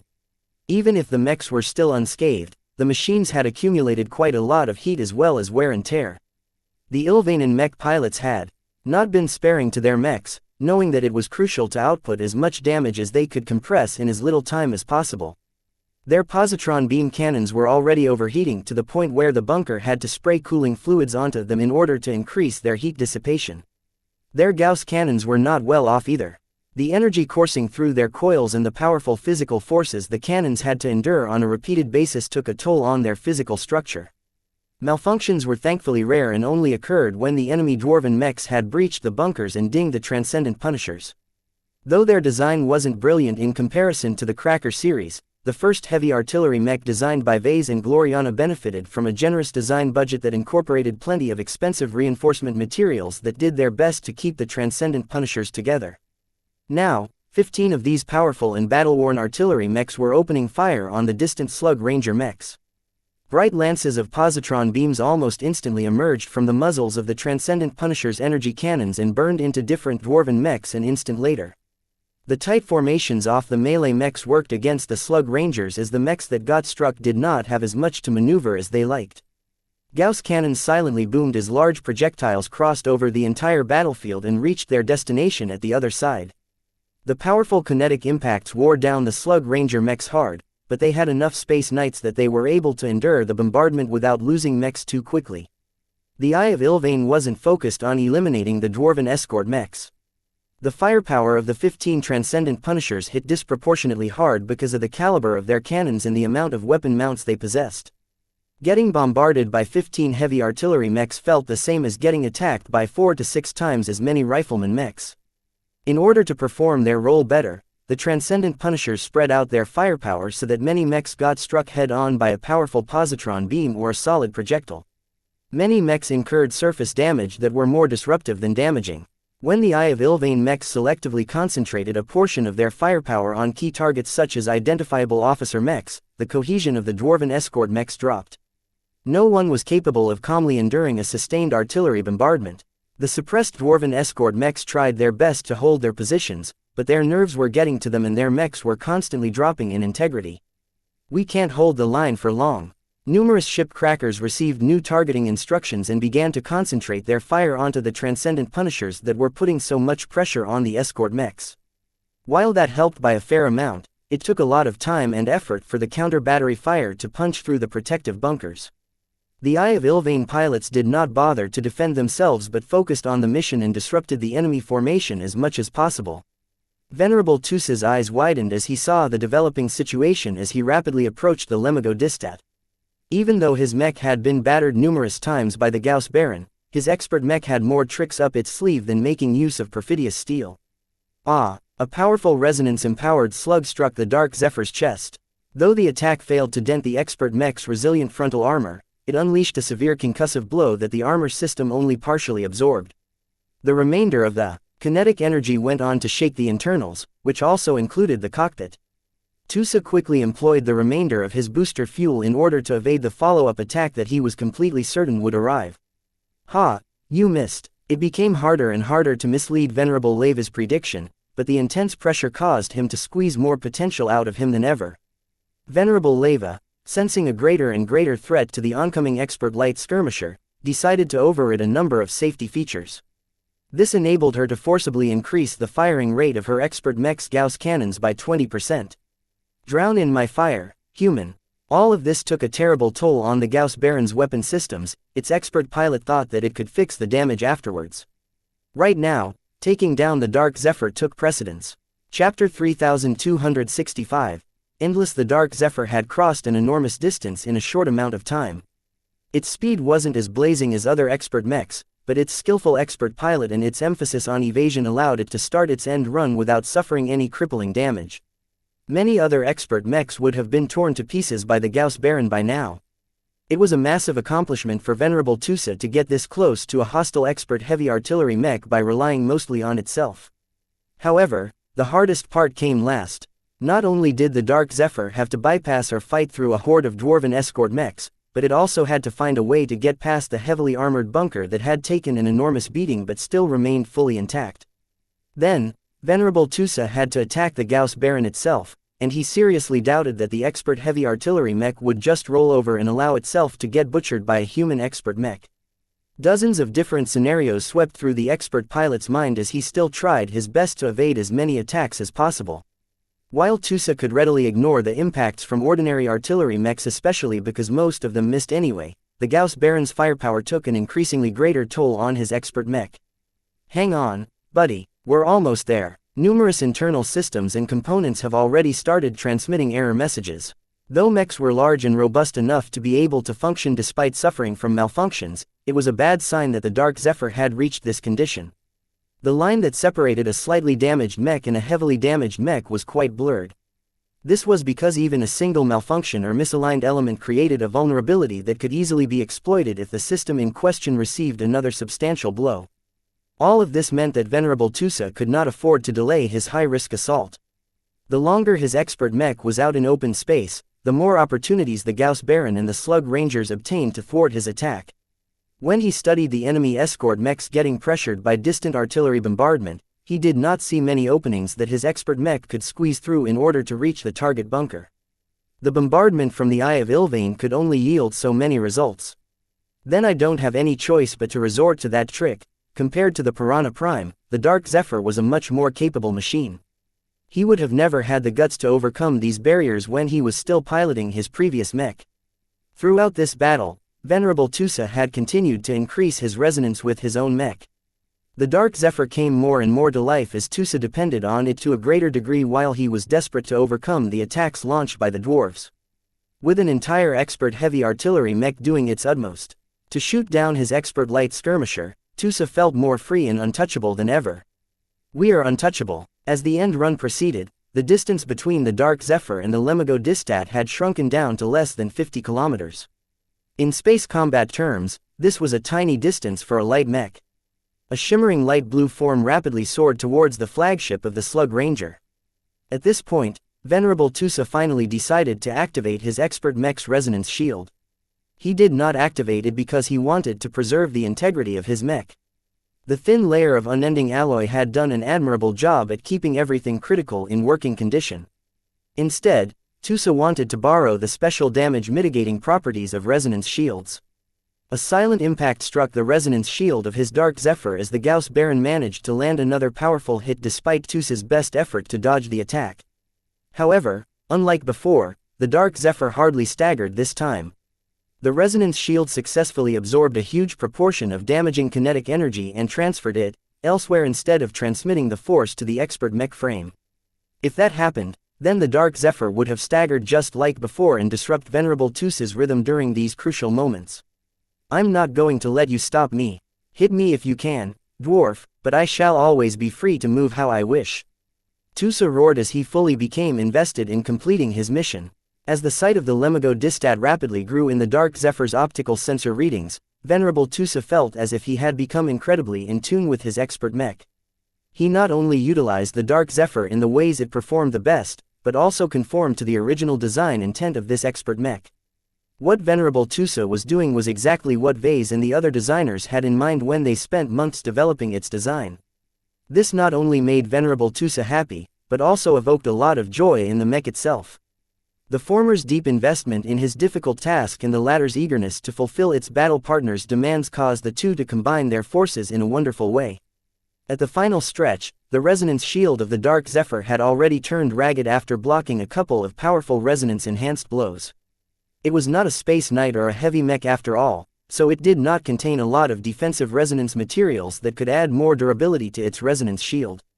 It's enough. Tusa didn't need any more as by this time his swift and elusive Dark Zephyr had finally reached the last couple of kilometers to the bunker of his primary target. Shoot it down. Block its way. Dogpile on it if you must. Don't let it get any closer to the Gauss Baron. Alarmed by the lone expert light skirmisher's successful approach, the commanders of the Slug Rangers ordered more ranged mechs to forget about their current assignments and direct their fire towards the Dark Zephyr. But even now the mech's evasive maneuvers were far too difficult for average mech pilots to track and predict. This light mech is too confounding. I can't predict his movements. Even if we get lucky, our shots aren't doing anything to this mech. The Dark Zephyr turned into a nightmare for the Slug Rangers. It was ridiculous how a single expert light mech managed to make the dwarves feel this way, but there was nothing funny about letting a deadly expert mech get close to a fleet. During the Battle of Reckoning, the Larkinson clan almost came to an end when Venerable Kelvin Preeter and his trust had closed in on the spirit of Bentheim. If not for the sudden breakthroughs of both Town Melon and Vincent Rickelin, the battle could have ended. In a radically different way. A dwarf isn't going to break through right now, right? Venerable Tusa momentarily thought before throwing this consideration away. Even if a desperate dwarven mech pilot had reached the pit of desperation and managed to break through, so what? Tusa and his expert mech were in their element right now. The Dark Zephyr's blade was already starting to glow in anticipation of cutting apart an enemy expert mech. Form up, a dwarven officer commanded the escort mechs. Ignore the bombardment and form a wall. Even if your mech gets wrecked, it is still of use even if it only blocks the enemy expert mech for half a second. The escort mechs did not just physically block the way to the bunker, but an increasing number of regular artillery mechs were frantically trying to flood the zone in front of it with as much ordnance as possible. As long as the Dark Zephyr got caught in this zone for an extended amount of time, then the sheer weight of fire would definitely put it in a bad condition. Venerable Tusa only had one shot. Stark, are you ready? Go for it, the woman calmly replied. The Dark Zephyr was ordinarily supposed to be a subtle mech, but now it glowed in bright blue as Tusa resonated with it as much as possible. Just as his expert mech reached the wall of escort mechs, he employed a trick that he had recently managed to perform but wasn't in any of the manuals of the design. Endless paths. Over a dozen different Dark Zephyrs sprung from the original mech as it almost reached the side of the Lemigo Distat. The Slug Ranger capital ship loomed large as the extra Dark Zephyrs each followed an independent trajectory as they tried their best to pass or circumvent the blockade of mechs. The opposing mech pilots all thought that the enemy light skirmisher had deployed yet another decoy ability. Yet these successive expert mechs were not illusions or projections that barely held any substance. When they bowled through dwarven mechs or sliced their blades onto solid matter, each and every one of the Dark Zephyrs inflicted real damage. In fact, even their resonance and will domains were real. Ah, isn't this supposed to be a decoy? The real one is here. No, It's here. They're all real. A dwarf mech pilot reacted with horror. Moments later, an incredibly sharp mech knife stabbed straight through the chest plating of his mech and instantly penetrated the cockpit. Triggering Alpha 5, Venerable Leva shouted as she pulled a special trigger. In an instant, a massive explosion erupted from the sides of her bunker. The directional explosives were so powerful that many closer dwarven mechs shattered to pieces as they were included in the blast range. Many of the dark zephyrs that looked like illusions but actually performed as if they were fully authentic disappeared as they got swept in the explosion. As the blast wave slowly faded away, the integrity of the bunker was hardly affected. Instead, the sides looked torn and blackened as the explosives buried in those sections had torn an ugly rectangle in the hull sections around the bunker. Venerable Leva Hinder didn't care about the ruined aesthetics. She still remained on guard as she tried to spot where the actual dark zephyr had disappeared. From the durability it had shown a moment earlier, the explosive trap shouldn't have been strong enough to shatter it to pieces. Still, the force of the explosion was so large that even sturdier and more durable expert mechs should have suffered a lot of malfunctions if they came close enough. Where are you? As Venerable Leva fully concentrated her attention on her immediate surroundings in order to catch any hint of movement that suggested a lurking enemy expert mech, she almost became surprised. When a distant but extremely powerful beam suddenly struck her bunker, she sensed an extreme threat from this attack. Maximum defense. The gun ports of her bunker slid shut and extra layers of armor continued to slide into place. The resonance shield of her Gauss Baron also flared to life at its strongest setting just in case the earlier measures weren't enough. Just as her mech began to get surrounded by a dark orange resonance shield, Venerable Leva looked on with horror as the ultra-powerful beam sliced a wide hole right through multiple layers of expert mech-grade alloy plating as if it was butter. Though the extremely strange and anomalous attack had expended much of its energy and dealt negligible damage to her mech's resonance shield, the danger had not yet passed. A smaller but still relatively powerful resonance-enhanced beam shot right through the hole that had just been sliced open. This time, the modest white beam impacted the powerful resonance shield of the Gauss Baron and destabilized it to such a degree that it was as if the expert artillery mech got struck by 100 mechs at once. The resonance shield soon fizzled out as Venerable Leva was no longer able to resonate effectively with her mech. The powerful blow had inflicted a surprisingly large amount of strain to her will and mind. No, a third and different beam struck right afterwards. This one was even weaker but splashed onto the energy shield that the Gauss Baron automatically activated with extremely minimal delay. The energy shield acted as if the expert mech had been struck by an EMP attack and lost a lot of stability. Now, the only defenses the Gauss Baron had left was its armor, but it was also the most difficult defensive measure to overcome. The high quality of its armor system and its frontal plating was so thick that even the earlier powerful attack wouldn't be able to penetrate through all of this high-quality material. Chapter 3266 Sacrifices. The successive blows to the Gauss Baron's layered defenses were so abrupt that Venerable Leva hardly paid any attention to what had happened to the Dark Zephyr. That was a mistake. Much to her surprise, the intact and still combat-capable Dark Zephyr had reached the upper surface of the bunker and swiped its knives to tear through the gap in order to widen its opening. It looked as if it had evaded the explosive trap that had engulfed many of its illusionary copies. Venerable Tusa smirked. In fact, that was indeed the case. When he leveraged the prime mech properties of his expert mech and channeled the power of Arnold, he sent out every single iteration of the Dark Zephyr around the enemy mech blockade in different directions. What no one noticed was that there was one Dark Zephyr copy that had slowed down and reversed course. Instead of going forward, it had stalled and even flew backwards to an extent. This turned out to be a prudent decision as the Slug Rangers didn't hesitate to detonate a powerful explosive buried in the hull of the Lemigo Distat that destroyed or incapacitated over 60 dwarven escort mechs. Apparently, the Slug Rangers thought it was worth it to sacrifice that many regular mechs just to take down a single enemy expert light skirmisher that threatened their greatest hero and expert mech. It was a pity that Venerable Tusa's caution had caused this devious trap to fail, leading to a lot of friendly fire with no substantial results. Vulcan, damn you! Leva roared as she commanded the Gauss Baron to fire its cannons through the opening in a continuous alternating pattern. There was no way for the Dark Zephyr to go except through the narrow hole in the front. Even if it took the time to carve out another hole, it would still be easy for the Gauss Baron to hit the enemy light mech when it was this close and approached from such a limited angle. Ha ha ha, I'm never letting you get in.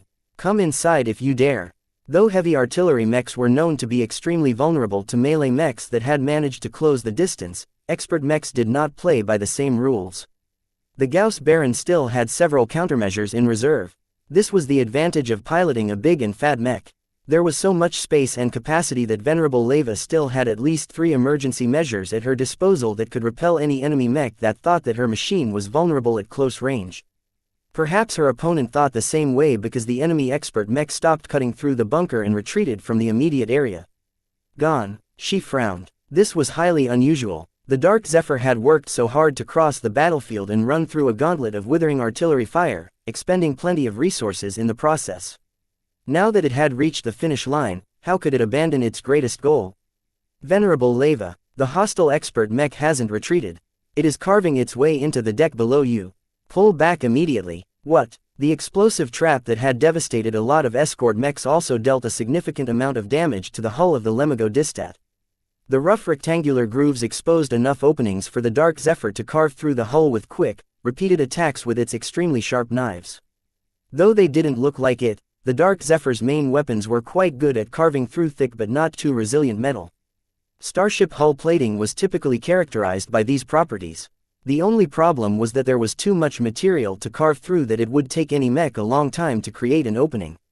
Another problem was that many blades wore down rapidly if used in such a crude fashion.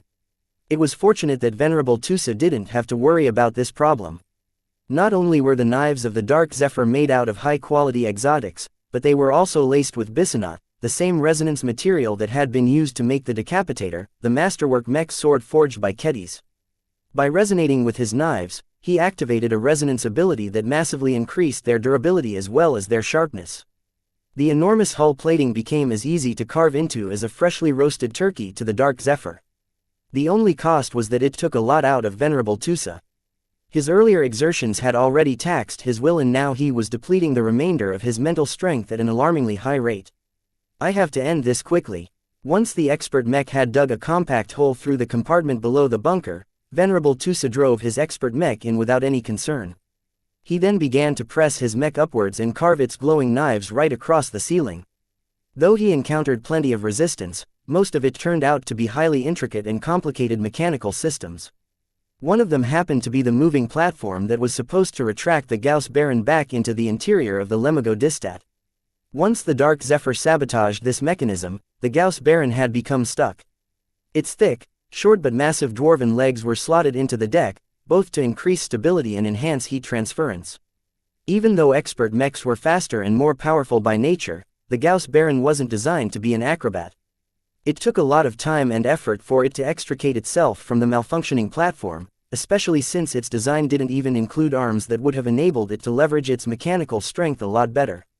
What happened next only took a few seconds. After literally carving its way through the deck where the Gauss Baron stood on, the Dark Zephyr had reached the rear of the expert mech that possessed the greatest firepower out of any single machine. You don't belong here, human. Venerable Leva boomed as she tried to reverse the orientation of every Gauss cannon on her frame so that they pointed towards the rear. It was too bad that out of 8 of its formidable cannons, only 2 that were mounted on the top were capable of angling to the rear. After all, the Gauss Baron was designed to function exclusively as a bunker mech. One of the crucial reasons why the artillery mech's frame was able to mount so many powerful Gauss cannons was because it made a lot of trade-offs in its flexibility. Now, these design choices had come back to bite the Gauss Baron from behind, literally in this case. The Dark Zephyr quickly rushed to the back of the Gauss Baron and cut the powerful but slow-turning cannons into trash before digging its knives through the vulnerable rear armor of the heavy artillery mech with only slightly greater resistance. Venerable Leva's manic eyes glinted as the dwarven expert pilot made a ruthless decision. Ejecting from the mech was out of the question because the enemy mech stood in the way. Many of the countermeasures that she had ready were invalidated because they were primarily designed to repel enemies from the front. Venerable Leva and the Slug Rangers had already failed by allowing the Dark Zephyr get this close. It was not a surprise that she didn't have any adequate solutions at her disposal. Without the ability to move or turn around her heavy mech, she made the only decision that could still allow her to contribute to the battle. The Vulcan Empire belongs to D. Warvenkind. Venerable Tusa instinctively sensed an acute threat from the thick and heavy mech he was carving up. It was taking too much time for him to disable it due to its enormous bulk. Oh, hell, he mustered up as much of his remaining resonance strength as possible. At the same time, he urgently resonated with his dark zephyr, causing it to appear increasingly more fuzzy just as the Gauss Baron exploded. From an outside perspective, a huge explosion engulfed the side of the Lemigo-Distat where the Gauss Baron's bunker was situated. The power and force of the detonation was so mighty that the capital ship jerked and lost control of her flight trajectory for a short instant. A lot of dwarven mechs, particularly those belonging to the Slug Rangers, momentarily faltered. The Lemigo-Distat is hurt. Venerable Leva, the explosion that tore out of the Lemigo-Distat's hull was so visually impactful that a lot of dwarven mech pilots felt chilled. The capital ship looked like a wounded whale. The violent detonation had demolished dozens of compartments around the bunker and widened a huge and ugly cavity that represented an enormous vulnerability. Rotate our vessel by 180 degrees. Though wounded on her side, the damage to her functionality was relatively limited. With all of her major systems and ship components still in working condition, the bruised but still unbroken dwarven fleet carrier spun around her length until her gaping wound was no longer exposed to the human enemies at the front. Regardless of this quick response, a lot of dwarves were still devastated. The Gauss Baron was one of the three most powerful guardians of the soldiers in the dwarven military fleet. Her powerful Gauss cannons and her extremely helpful fire support had been key to suppressing powerful elements like the Amaranto, sieging hardy defensive ships like the Graveyard and wrecking a lot of key enemy mechs such as the Transcendent Punishers and the Eternal Redemptions. Aside from that, the morale boost that Venerable Leva Hinder and her Gauss Baron bestowed to the dwarven troops was also gone. What was worse was that her tragic loss inflicted a negative impact on their morale. The Slug Rangers were especially hard hit. In the same way, the expeditionary forces had become a lot more buoyed. Many Larkinsons, glory seekers and crossers felt suffocated sometimes due to the prospect of fighting under the specter of getting blasted by powerful artillery at any moment. The Gauss Baron had destroyed or crippled hundreds of mechs before it finally went down. The Dark Zephyr's daring intervention freed the human soldiers from a huge weight on their shoulders, allowing them to fight and serve with less reservations. Yet a number of attentive people weren't entirely happy at this dramatic outcome. The Gauss Baron had unquestionably self-destructed, but what happened to the Dark Zephyr that had been a stone's throw from its target? Venerable Tusa, please respond. What is the Dark Zephyr's condition? We have lost connection to your expert mech's data feeds and cannot ascertain its current state. Please respond. Vase grew increasingly more worried as nothing came back. The spirit of Bentime should have at least been able to receive some signals. Even from this distance and even with all of the heavy interference in the surrounding space, the Dark Zephyr should have been able to show signs of life, but only if it was functional enough.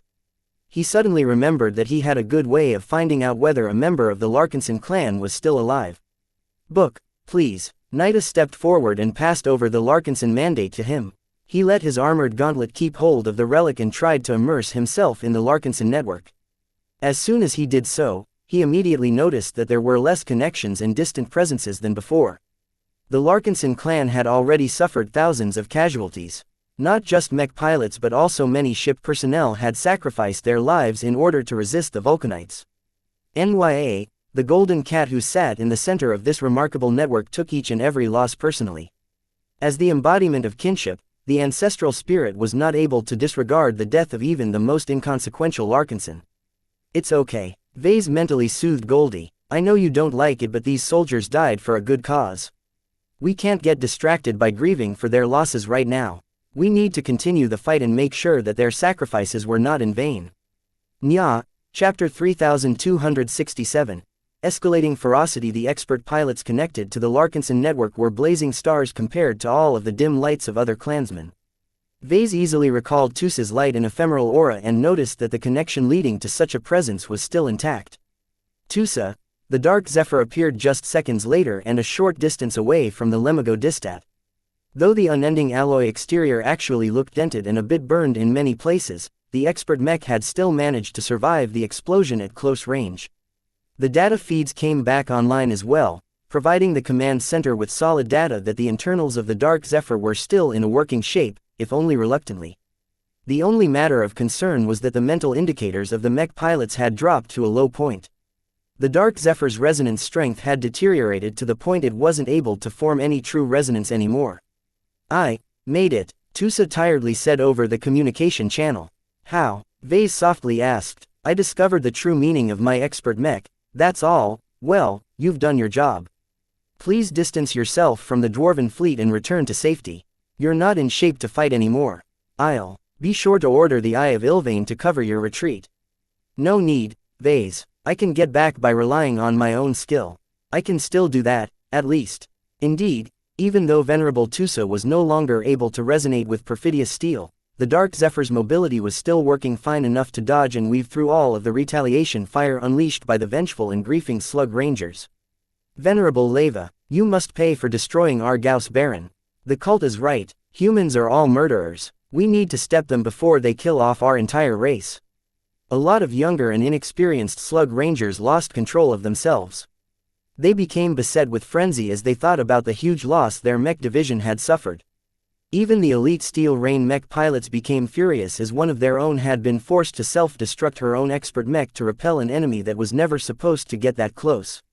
To see the Dark Zephyr escaping from the powerful explosion with hardly any serious damage on its surface was galling to the dwarves. Venerable Leva's heroic sacrifice would have been in vain if the Slug Rangers failed to finish the job she started. With cries and roars, a lot of Slug Ranger mech pilots disregarded their orders and unloaded their firepower onto the fleeing Dark Zephyr. However, once the expert light skirmisher built up a respectable amount of distance, it became increasingly harder to hit the evading mech, especially considering that almost every ranged mech in the Dwarven mech force was armed with physical weapons. Only the mech crackers with their fracturing projectiles managed to ding the rear surface of the Dark Zephyr in a reliable fashion, but the expert mech incurred negligible damage. Even its rear was covered with a layer of unending alloy. Light shards that shred forward posed no substantial threat to the powerful expert mech.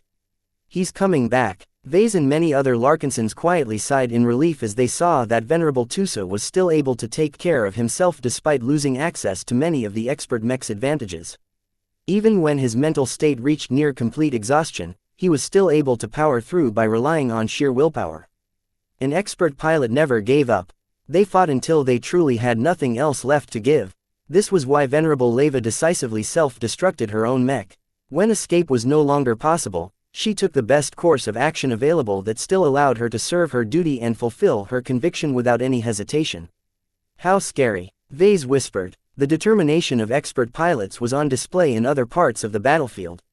For example, Patriarch Reginald's immense hunger to advance to ace pilot drove him to ignore every other consideration of this battle so that he could throw himself onto the strongest enemy expert pilot without reservations. The leader threw aside all matters concerning strategy, the preservation of crosser lives and the survival of his capital ships. His perspective narrowed to such a great extent that he no longer even acknowledged every other mech around him aside from the gatecrasher. Massive resonance-fueled explosions and other violent outbursts regularly erupted from the center of the battlefield. Any mech that strayed into their exclusive fighting zone inevitably got demolished with disgusting ease. The gatecrasher rammed into the human mechs, causing them to shatter as if they were a loose collection of parts. The Balvo's rage automatically directed a shoulder-mounted positron beam turret to disable any dwarven mechs with pinpoint precision. No one was able to contribute meaningfully to the ongoing duel. Perhaps the only form of assistance that would help was to bombard the enemy. Expert mech from a distance, but that was difficult because both machines were extremely well protected and much faster than their mech types suggested. The same amount of firepower that was enough to slightly suppress one of the high-tier expert mechs could have been better spent on bombarding a couple of enemy mech companies to pieces. That was also exactly what the artillery mechs of both sides were doing, alongside terrorizing each other. The Eye of Ilvain and the Steel Rain had been going at each other's throats for a long time. Many bunkers and enormous hull surfaces had been torn to pieces due to all of the ordnance impacting on each other vessels. The Golden Skull Alliance already lost more than 70 sub-capital ships and the count kept rising. Most of them consisted of lightly armored sub-capital ships that were of little consequence. At this stage of their journey to the Beander Gate, it was fine if they got blown to pieces as long as they bought enough time for the expeditionary fleet. What worried Vase a bit more was the damage done to the capital ships. Though he didn't experience it on the bridge, the Spirit of Bentheim had been the target of sustained bombardment. This was because her bunkers housed the most effective bunker mechs of the Larkinson clan. Combined with her importance as the flagship of the Larkinson clan and the heart of all of its design activity, the Vulcanites were eager to pound the factory ship into scrap. Our cathead prow is taking an awful beating. Better that than the rest of our hull. Due to the orientation of the spirit of Bentheim, a lot of incoming artillery struck the giant animal head, causing its beauty and majesty to crumble with every minute that passed. However, because the spirit of Bentheim's bow was made of so many thick layers of briar alloy, the dwarves made little progress in actually drilling through the inner structure. Though it hurt to see this section being used as a damage sponge, it was truly the best possible way to preserve the integrity of the factory ship. Repairing and rebuilding the prow back to new is going to be a troublesome endeavor. Vase frowned. So many chunks of valuable briar alloy had shattered and flung away from his capital ship. The valuable debris had gone on to join the increasingly more massive debris field that this battle was still in the process of expanding. Anyone could easily get rich if they just picked up a few random pieces of space junk from this expanding field. Vase shook his head and stopped thinking about that. There was no way that he would want to stick around long enough to salvage all of the valuable scrap when he was in the middle of enemy territory. He would just have to say goodbye to those treasures. The overall state of the battle had turned into a messy slugfest at every corner. The stellar organization and clean lines of before were gone now that a couple of major incidents occurred. The dwarves had become especially more disordered, but their aggression made up for it. They no longer exhibited the patience they showed before. A lot of feral mech pilots had become furious after losing thousands of comrades and one of their great heroes in a relatively short interval of time. Many more Vulcanite mech pilots fought worse than before. These were the individuals who questioned their lives after witnessing or living through the reality-defying battle formations employed by the Larkinson clan. Hundreds more still maintained doubts about the righteousness of their cause. Was the Larkinson clan truly blessed by Vulcan? Even though most dwarves thought that this was a ridiculous question, the Ves's performance wasn't ordinary, and those who fell for his story for various reasons began to question whether they were following the right version of Vulcan. Then there were the berserkers. Any dwarven mech pilot who lost their confidence or willingness to fight for any reason quickly got injected with war stimulants. This cocktail of chemicals manipulated their physiology in ways that increased their hatred, raised their fighting instincts, and reduced their rationality. Though these drugged-up dwarves lost their discipline and their ability to work as a team, they had become frighteningly effective warriors who could outfight nearly any human opponent. Their unrelenting aggression and their lack of regard for their own lives caused them to make suicidal moves that also put their opponents in great danger. They're mere beasts, though. Between disciplined soldiers and feral beasts, it's much easier to deal with the latter. The mech units of the Golden Skull Alliance had not been adversely swayed by the dramatic turn of events. Instead, their morale and confidence had risen. The removal of thousands of dwarven mechs and the elimination of the Gauss Baron had wiped out a lot of threats that tilted the scales against the expeditionary fleet's favor. The only concern was that the enemy dwarves still fielded a lot more expert mechs than the expeditionary fleet. In a way, the odds are even worse than before. Vase frowned. Previously, we were able to deploy 7 expert mechs against 13 hostile expert mechs. Now, the ratio has turned into 6 friendly expert mechs to 12 enemy counterparts. This was a less favorable ratio than before, but the numbers didn't tell the whole story.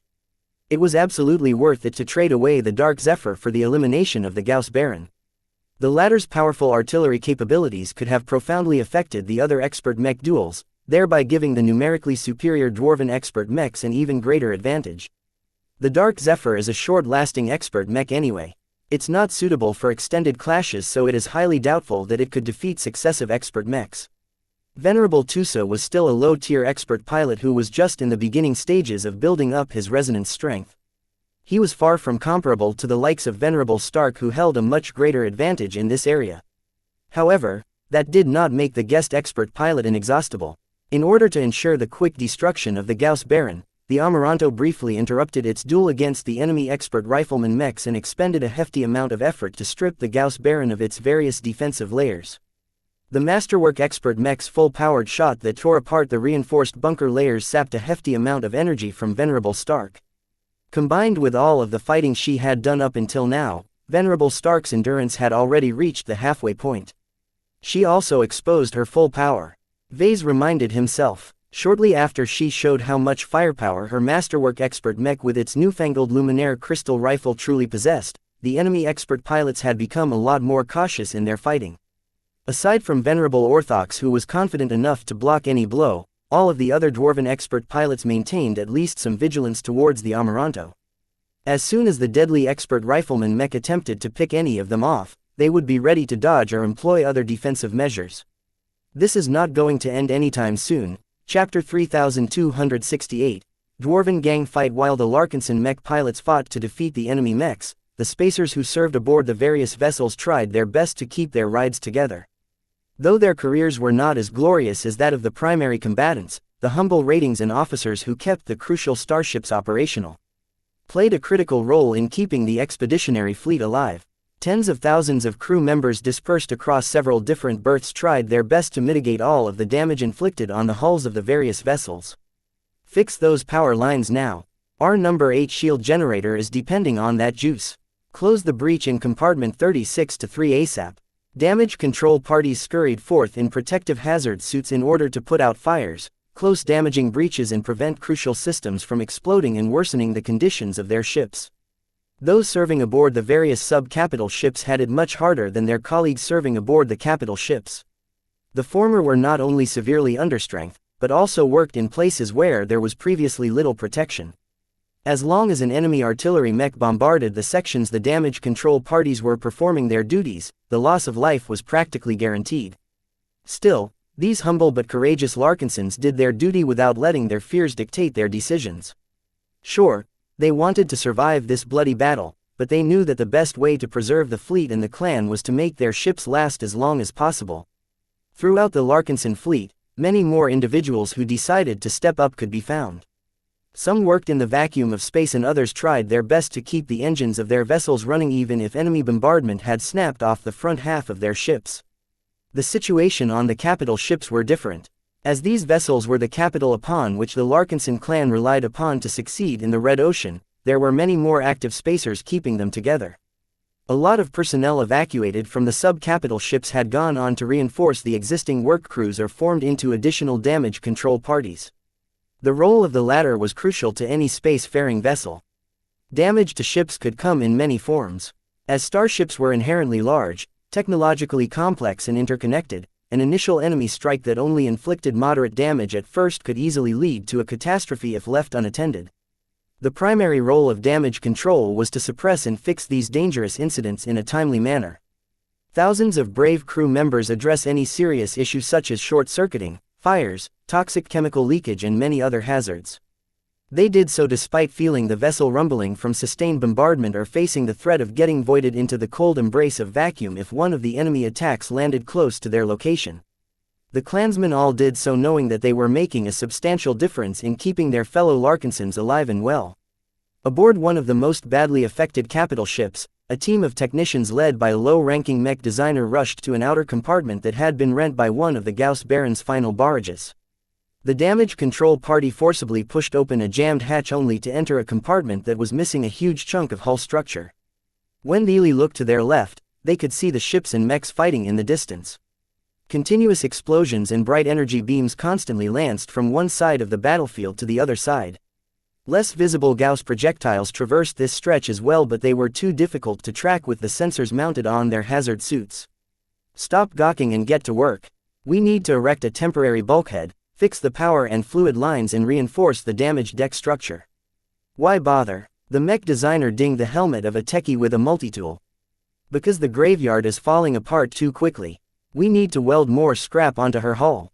But we can't do that if there are too many holes and not enough support on her hull. Got it, then get to work. A combination of humans and bots began to perform rapid makeshift repairs.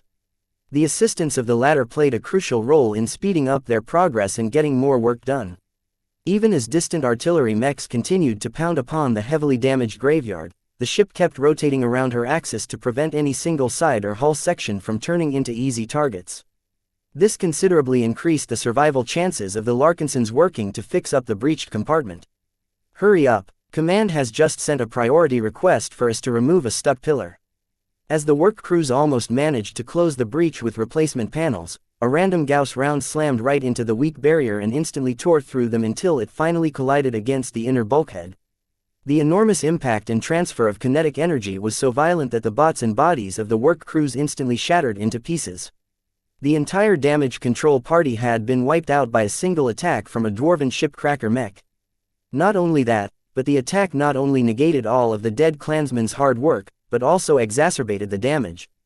Half a dozen more compartments had been breached and the secondary damage that resulted from this initial impact were still tearing through the hull of the graveyard. The hardy defensive salvage ship was taking a greater and greater beating with each second that passed. General Verl remained stoic as he split his attention and tracked all of the important events taking place across the battlefield. He might not be an engineer, but he trusted the defensive capabilities of the graveyard. The vessel was built to withstand a lot of punishment and he would take comfort in that as long as the captain of the vessel did not order an evacuation. The pressure on his shoulders was far greater than before. A battle involving multiple mech divisions and 20 expert mechs was beyond anything he had ever commanded. Certainly, he had taken part in battles of this scale in the past, but that was back when he was a lower-ranked officer and intelligence operative who fought for the Bright Republic. This time, he commanded a larger Larkinson army than ever against murderous dwarves who still retained tens of thousands of combat-effective mechs.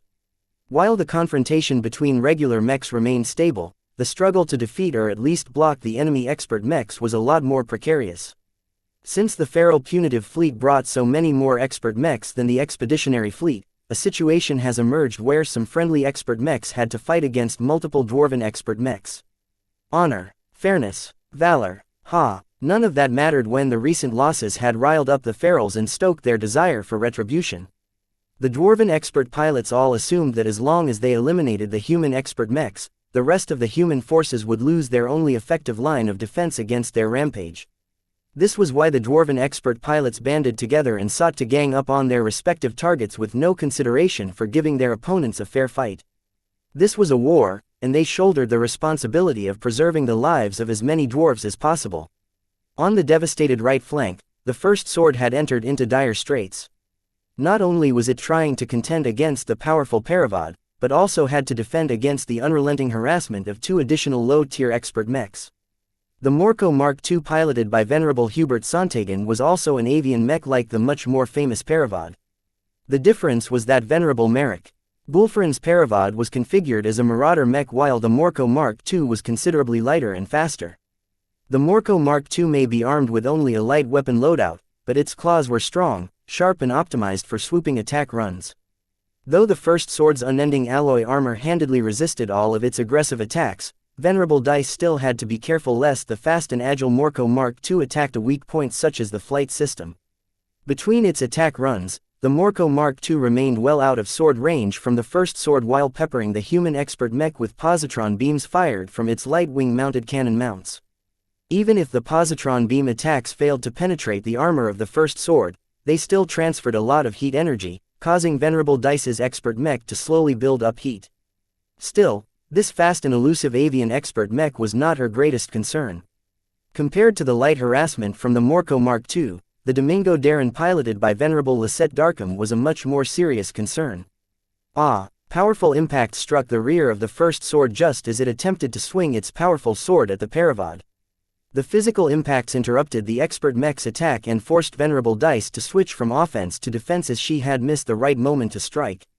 The Sword Maiden expert pilot constantly had to guard against the ranged attacks of the Domingo Darkham. The oddly named machine was essentially the expert mech version of the Crumbleshell. Unlike an ordinary Crumbleshell, the Domingo Darkham featured double cannons in all of its 4 gun ports and also boasted a much thicker and well-protected shell. Though the expert turtle mech likely inherited all of the weaknesses of the Crumbleshell model, no one in the expeditionary fleet knew whether it hid any trump cards or additional weapon systems. While its performance at close range was still a mystery, at medium range it was able to spin at a much faster rate and fire a lot more rounds than a regular Crumbleshell. If not for her excellent swordplay along with the immense difficulty of dealing damage to an expert mech that was clad with unending alloy, the 3 Hiver Roar mechs would have long torn the First Sword apart.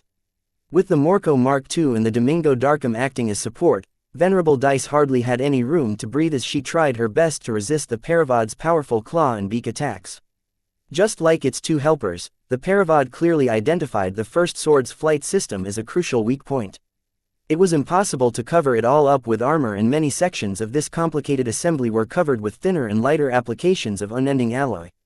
According to the analysts working aboard the Roost, the flagship of the Hiver Roarers, a sufficient application of heat and physical force should be enough to break the First Sword's flight system. Once the expert swordsman mech lost its wings, who cared whether it wielded a masterwork mech sword? Who cared whether its expert pilot was able to exert strength and skill beyond the norm? An immobile machine in space was nothing more than a sitting duck. In fact, the most efficient and convenient way to deal with the first sword after it had lost its ability to maneuver in space was to push it away from the battlefield with a powerful volley of artillery fire. Once its course was set to drift away from the heat of the action, Venerable Dice could only watch in her resilient mech as the enemy expert mechs swept aside the other human expert mechs. This was why she made damn sure that she exposed her rear to the three opponents as little as possible. It was incredibly hard to do so because the bestial expert mechs were piloted by skilled expert pilots who had trained years if not decades alongside each other. Their maneuvers and tactics spoke of tight and seamless coordination. No matter which dwarven expert mech the first sword attempted to attack, it would always be foiled by the combined efforts of the other two dwarven expert mechs. Chapter 3269, Triple Dwarves. The first sword had no choice but to endure the attacks of three enemy expert mechs. After Venerable Dice and her elite comrades successfully launched a battle formation attack, the Hiver Roarer mechs at the right flank lost a lot of battle effectiveness. The large amount of cutting attacks they received was not that hard on their Crumbleshell mechs, but a large portion of the bestial mech regiment consisted of lighter and more agile models. All of these lightly armored bestial mechs behaved as if their wings had been clipped. With thousands of mechs unable to navigate or fight properly due to their damaged conditions, the Sword Maidens, Heavenswarders, Flagrant Vandals and Glory Seekers deployed at this flank were having a feast. The damage inflicted by the Blade Storm wasn't limited to just material damage to the Hiver Roarer mechs. The extraordinary energy storm also carried Venerable Dice as well as it propagated through the Dwarven mech formations, which meant that every Dwarven mech pilot experienced the hostility that the Sword Maiden expert pilot held towards the enemies of her sisters. One of the consequences of this mental trauma was that the Hiver Roarer mech pilots were still haunted and completely lacked the guts to confront the human mechs with confidence. As a result, the expeditionary forces quickly managed to finish off hundreds of vulnerable Hiver Roarer mechs and were on track to overrun the entire right flank if not for the sudden entry of the three expert mechs. Right now, the Larkinson and Glory Seeker mechs were partially suppressed due to the occasional interference of the Mokra Mark II and the Domingo Darren. The former could easily tear apart normal mechs while the latter fired powerful rounds that heavily damaged or outright destroyed every human mech the expert turtle mech struck. The only obstacle that stood in their way of wiping out the expeditionary mechs on this side of the battlefield was Venerable Dice and her expert mech. In just a few minutes of combat, the first sword had already been smacked around many times. It was incredibly challenging for Venerable Dice to keep her new expert mech intact. There were many cases where she was forced to absorb hits because she wasn't able to evade incoming attacks. The unending alloy armor plating may not look any worse, but all of the physical impacts and shocks were subjecting the internals of the expert swordsman mech to considerable stresses. Fortunately, backup was finally on the way. Dice, Venerable Amari's Cross of the Cross clan called. My Canavis Mur is almost at your side. Let's work together to stall these Hiver Roarer expert mechs. Surprisingly, Venerable Dice shook her head. Don't come to me. I don't need reinforcements. I can take care of these enemies myself. Head over to the center or the left flank instead. There are additional enemy expert mechs there that can't easily be stopped. Venerable Amari's Cross couldn't believe what he was hearing. Are you crazy? You're outnumbered 3-1. Hey, the Sword Maiden expert pilot smirked even as her mech shook from getting bombarded by the Domingo Darkham. There are expert pilots and there are swordswomen. I already have the measure of my opponents. These dwarves haven't tasted a lot of blood and don't have any refined fighting skills. The dwarves should be fearing me instead. Though Venerable Dice was not an overconfident woman, she recognized the necessity of transferring more expert mechs elsewhere. From what she could tell, the dwarves deployed 13 expert mechs in total, of which one of them had already been taken out of action. The Hiver Roarers fielded 4 expert mechs, of which Venerable Dice managed to entangle 3 of them. The remaining expert mech of this mech division was fighting on the left flank that was further away. The Slug Rangers used to field 4 expert mechs as well, but the takedown of the Gauss Baron removed a huge threat in their lineup. That still left 3 of their formidable expert mechs in the fight, though. 2 of the Slug Ranger expert rifleman mechs were locked in a firefight against the Amaranto. Amazingly, it took 2 of them to suppress the masterwork mech made by the Larkinsons. The main reason for that was because the Amaranto's firepower was too unreasonable. The physical rounds fired by the Dwarven expert mechs mostly damaged the graveyard that Venerable Stark was still using as the Amaranto's all-purpose barrier. In contrast, the Amaranto could snipe at either of the two enemy expert mechs with much greater ease because the latter were flying in the open. Since the ferals were on the attack, a much greater proportion of their mechs were deployed far forward from their fleet. Their ships were built to be tough and sturdy, but the need to pursue and intercept the expeditionary fleet left them bereft of many defensive options. In fact, the two dwarven expert pilots that were exchanging fire with the Amaranto understood that hiding behind their friendly ships wouldn't have changed much. The firepower of this masterwork mech is too unreasonable. Though the two dwarves were too strong-willed to fall for the ridiculous claim that the human leader was Vulcan and that his works were proof of his divinity, the Amaranto and especially its glowing rifle were challenging the assumptions of many weaker-minded dwarven mech pilots. For better or worse, the expert pilots battling against the Amaranto had to show their fellow Vulcanites that dwarven craftsmanship was not inferior. While Venerable Stark was trying to cope with two of her attackers, another Larkinson expert pilot had an even harder time trying to stay in the fight. Just like Venerable Dice, Venerable Orphan was currently being assaulted by three separate expert mechs fielded by the Molten Hammers. Of the three dwarven mech divisions, the Molten Hammers fielded 5 whole expert mechs. Each of them were piloted by dwarven talents who emerged from their respective mech regiments. This also meant that their expert mechs were similar to the regular mech models that the Larkinsons had already met in battle. For example, the Gatecrasher was a more powerful and more offensive spin on the Molten Furies of the Vulcan's chosen mech regiment. The Trementine was a fast and hard-hitting expert Axeman mech from the Avito Berserkers that was good at breaking shields and chopping through armor. The Bashravar was an expert heavy hammerman mech from the Forgehammers that only possessed decent speed but could break or shatter through every form of defense if it managed to land a hit. The Firemason was an expert striker mech from the Volcano's Wrath that excelled at engulfing large areas of space with intense flames. None of the latter three were pleasant to fight against, but when they pooled their strengths together, Venerable Orphan was having a much more awful time. Hot hot hot, that burns, you bastard. The riot's unstable resonance shield grew even shakier as the expert spearman mech was engulfed in corrosive flames that were enhanced with a resonance ability. Although the Firemason was primarily designed to burn large amounts of regular mechs, it also incorporated several features that allowed it to put up a good fight against enemy expert mechs. The ability it employed at the moment not only caused its flammable spurt to heat up to a much higher temperature, but also add a corrosive quality to its flames that allowed it to chew through resonance shields with remarkable effectiveness. However, for some strange reason, the latter quality didn't seem to have much of an effect. The riot's unstable-looking blue corona had wobbled since the start of the battle, but had never actually broken even after suffering a surprising amount of attacks. Ha ha ha, that tickles. Is that the best you can do, dwarves?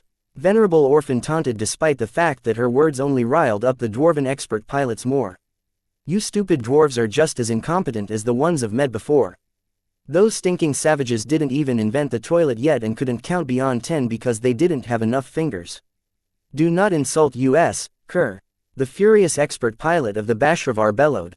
His heavy mech accelerated forward and attempted to slam its massive glowing hammer straight onto the riot. Yet just as the Bashravar almost arrived on top of the bright and orange expert mech, Venerable Orphan smirked as she jerked her riot aside and also managed to thrust her spear out that just managed to inflict a telling blow against the dwarven expert mech's resonance shield. Too slow, Orphan laughed. Did you really think I would just sit around and let you hammer my mech like I'm as intelligent as you folk? My expert mech can dance circles around yours.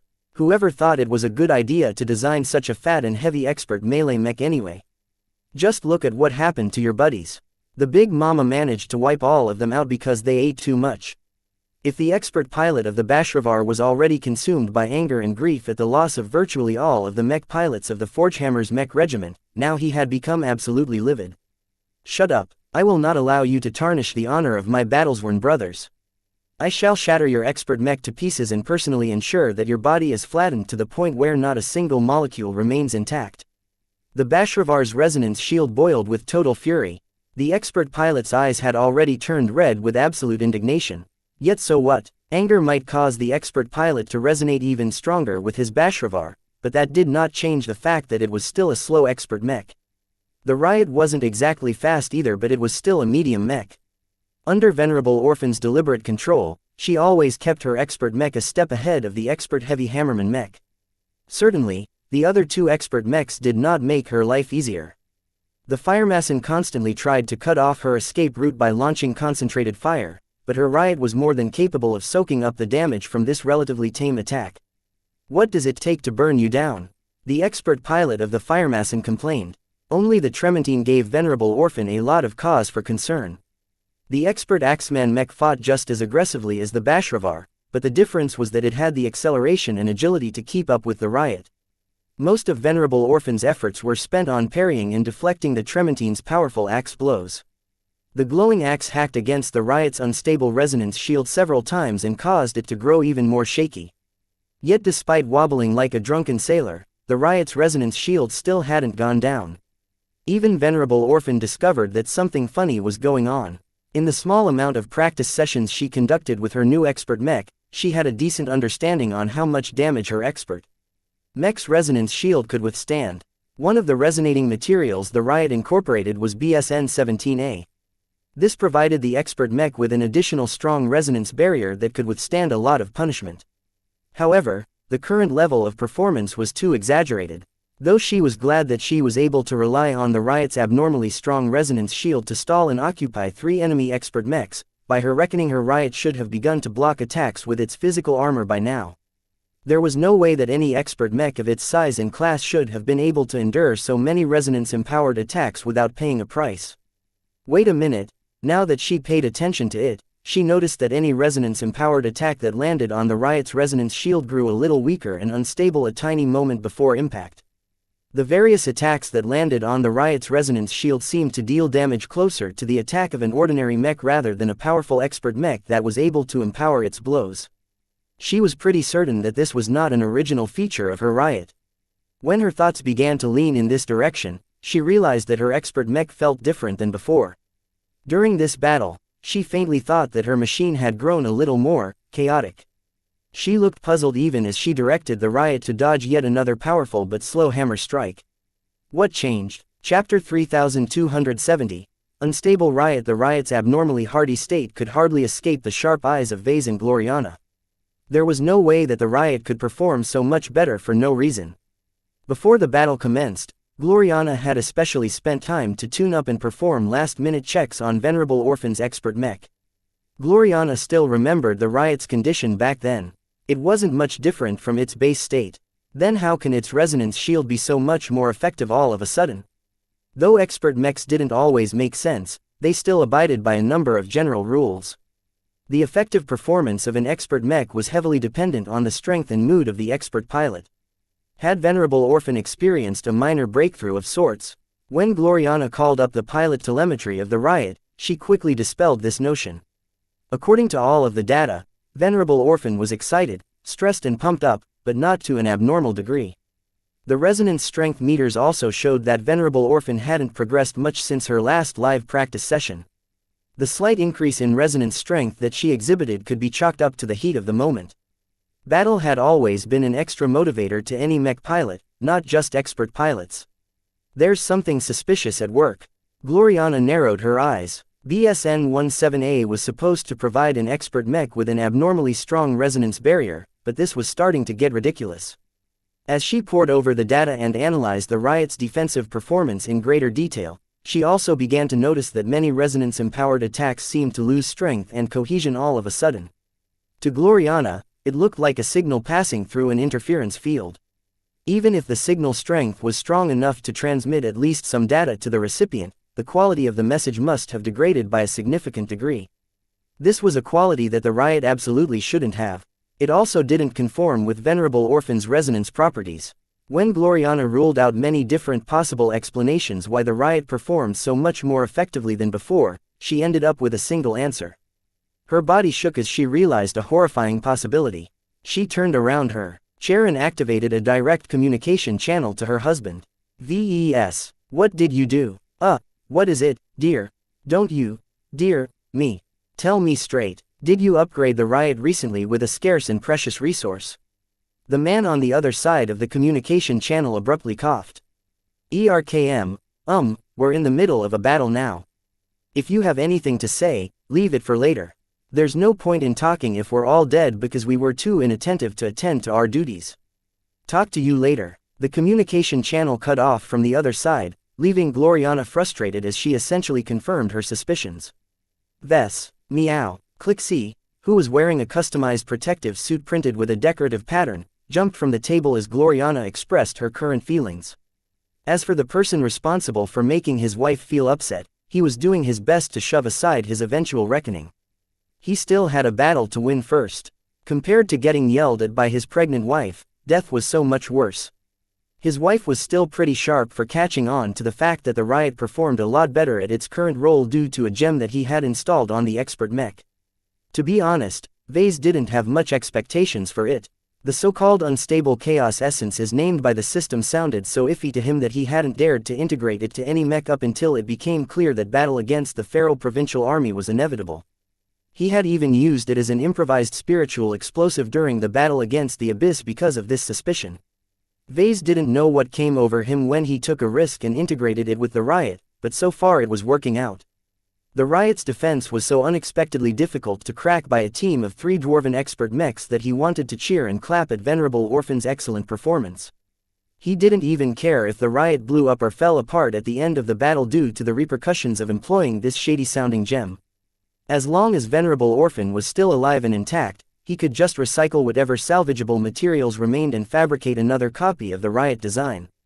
Expert mechs may be precious, but Vase was more than happy to use them up if the extra power boost increased his chances of winning a crucial battle.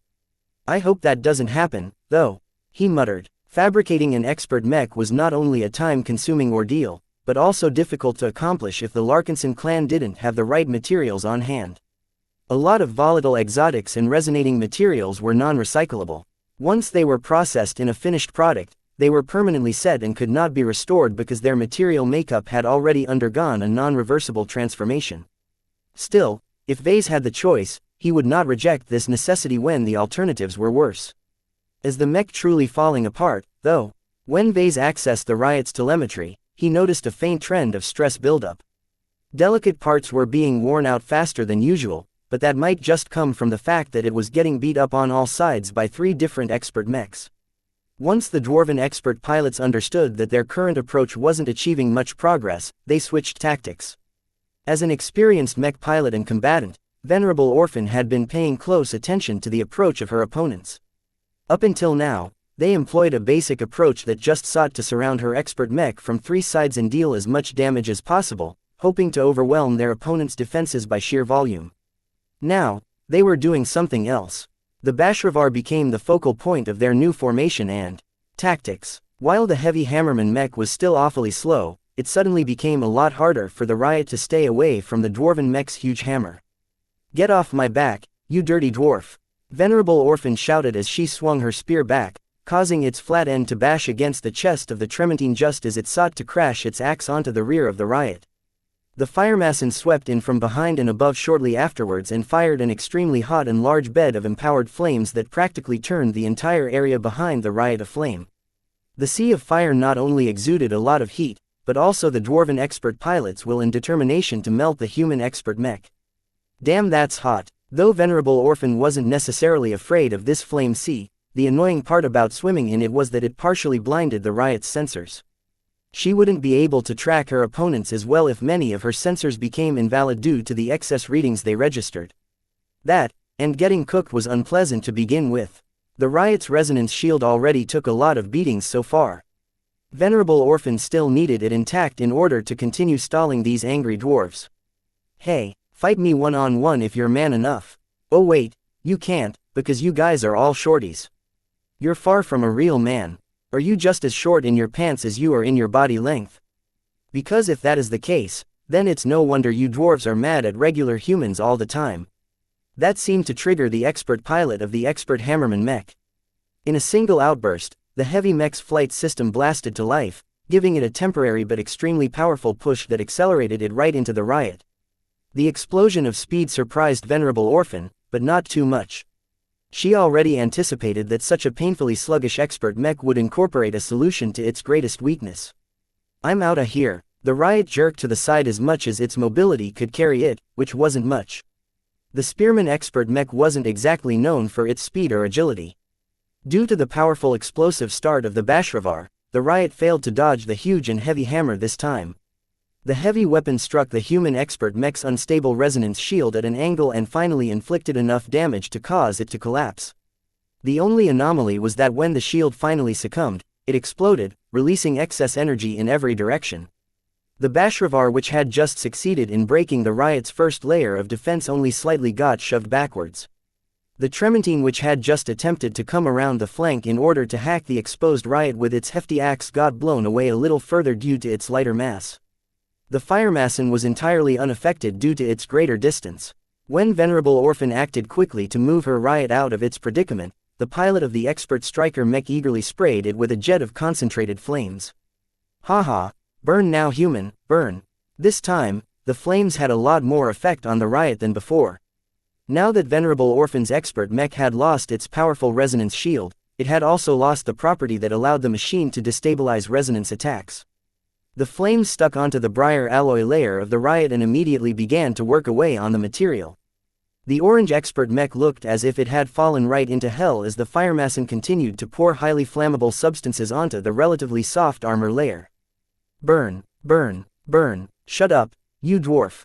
Even as the exterior of the riot was visibly melting apart, Venerable Orphan's eyes turned ruthless as she accelerated her expert mech towards the Firemason, causing the expert striker mech to jerk back and increase the output of its flamethrower. Block it before it gets close. The Bashravar didn't possess the mobility to intercept the speeding riot, and the Trementine was still too far behind to catch up. In an instant, the powerful riot just managed to catch up to the Firemason and struck just as it pulled out a foldable shield from somewhere and formed a hasty defense. Get out of here. With the momentum of the riot driving its spear forward, Venerable Orphan also resonated with the speared IP, causing it to glow as she had finally activated her expert mech's second resonance ability. With a soundless ding, the spear shattered the Firemason's resonance shield and punched through its thin but still hardy physical shield before finally sinking halfway into the chest plating of the expert striker mech. The power of this blow was surprisingly powerful. The Firemason's pilot knew that it was extremely dangerous to stay in close range to the enemy expert mech. He immediately dislodged the pierced shield from the arm of the Firemason and commanded the mech to back off at full speed. Do you think you can get away? I'm not done yet with you, shorty. Venerable Orphan smelled dwarven blood and she relentlessly advanced on the Firemason even as her expert mech continued to take hits from all sides. Even as the riot managed to poke multiple holes in the Firemason, it was still burning as the expert striker mech wasn't going down without a fight. Meanwhile, the Trementine managed to catch up several times and chop apart entire sections of the riot's weakened surface armor. The Bashravar failed to get close enough to get another attack in, but its slow and steady advance exerted a lot of pressure onto Venerable Orphan. Even so, she grinned as she controlled her machine to direct relentless aggression towards the Firemason. She ignored all of the attacks that began to scar and burn the exterior of her expert mech. Why isn't it as damaged as it looks? There's a second armor layer underneath the surface layer. It's a lot harder and denser. Vulcan's beard. We've been fooled. This is not an offensive mech.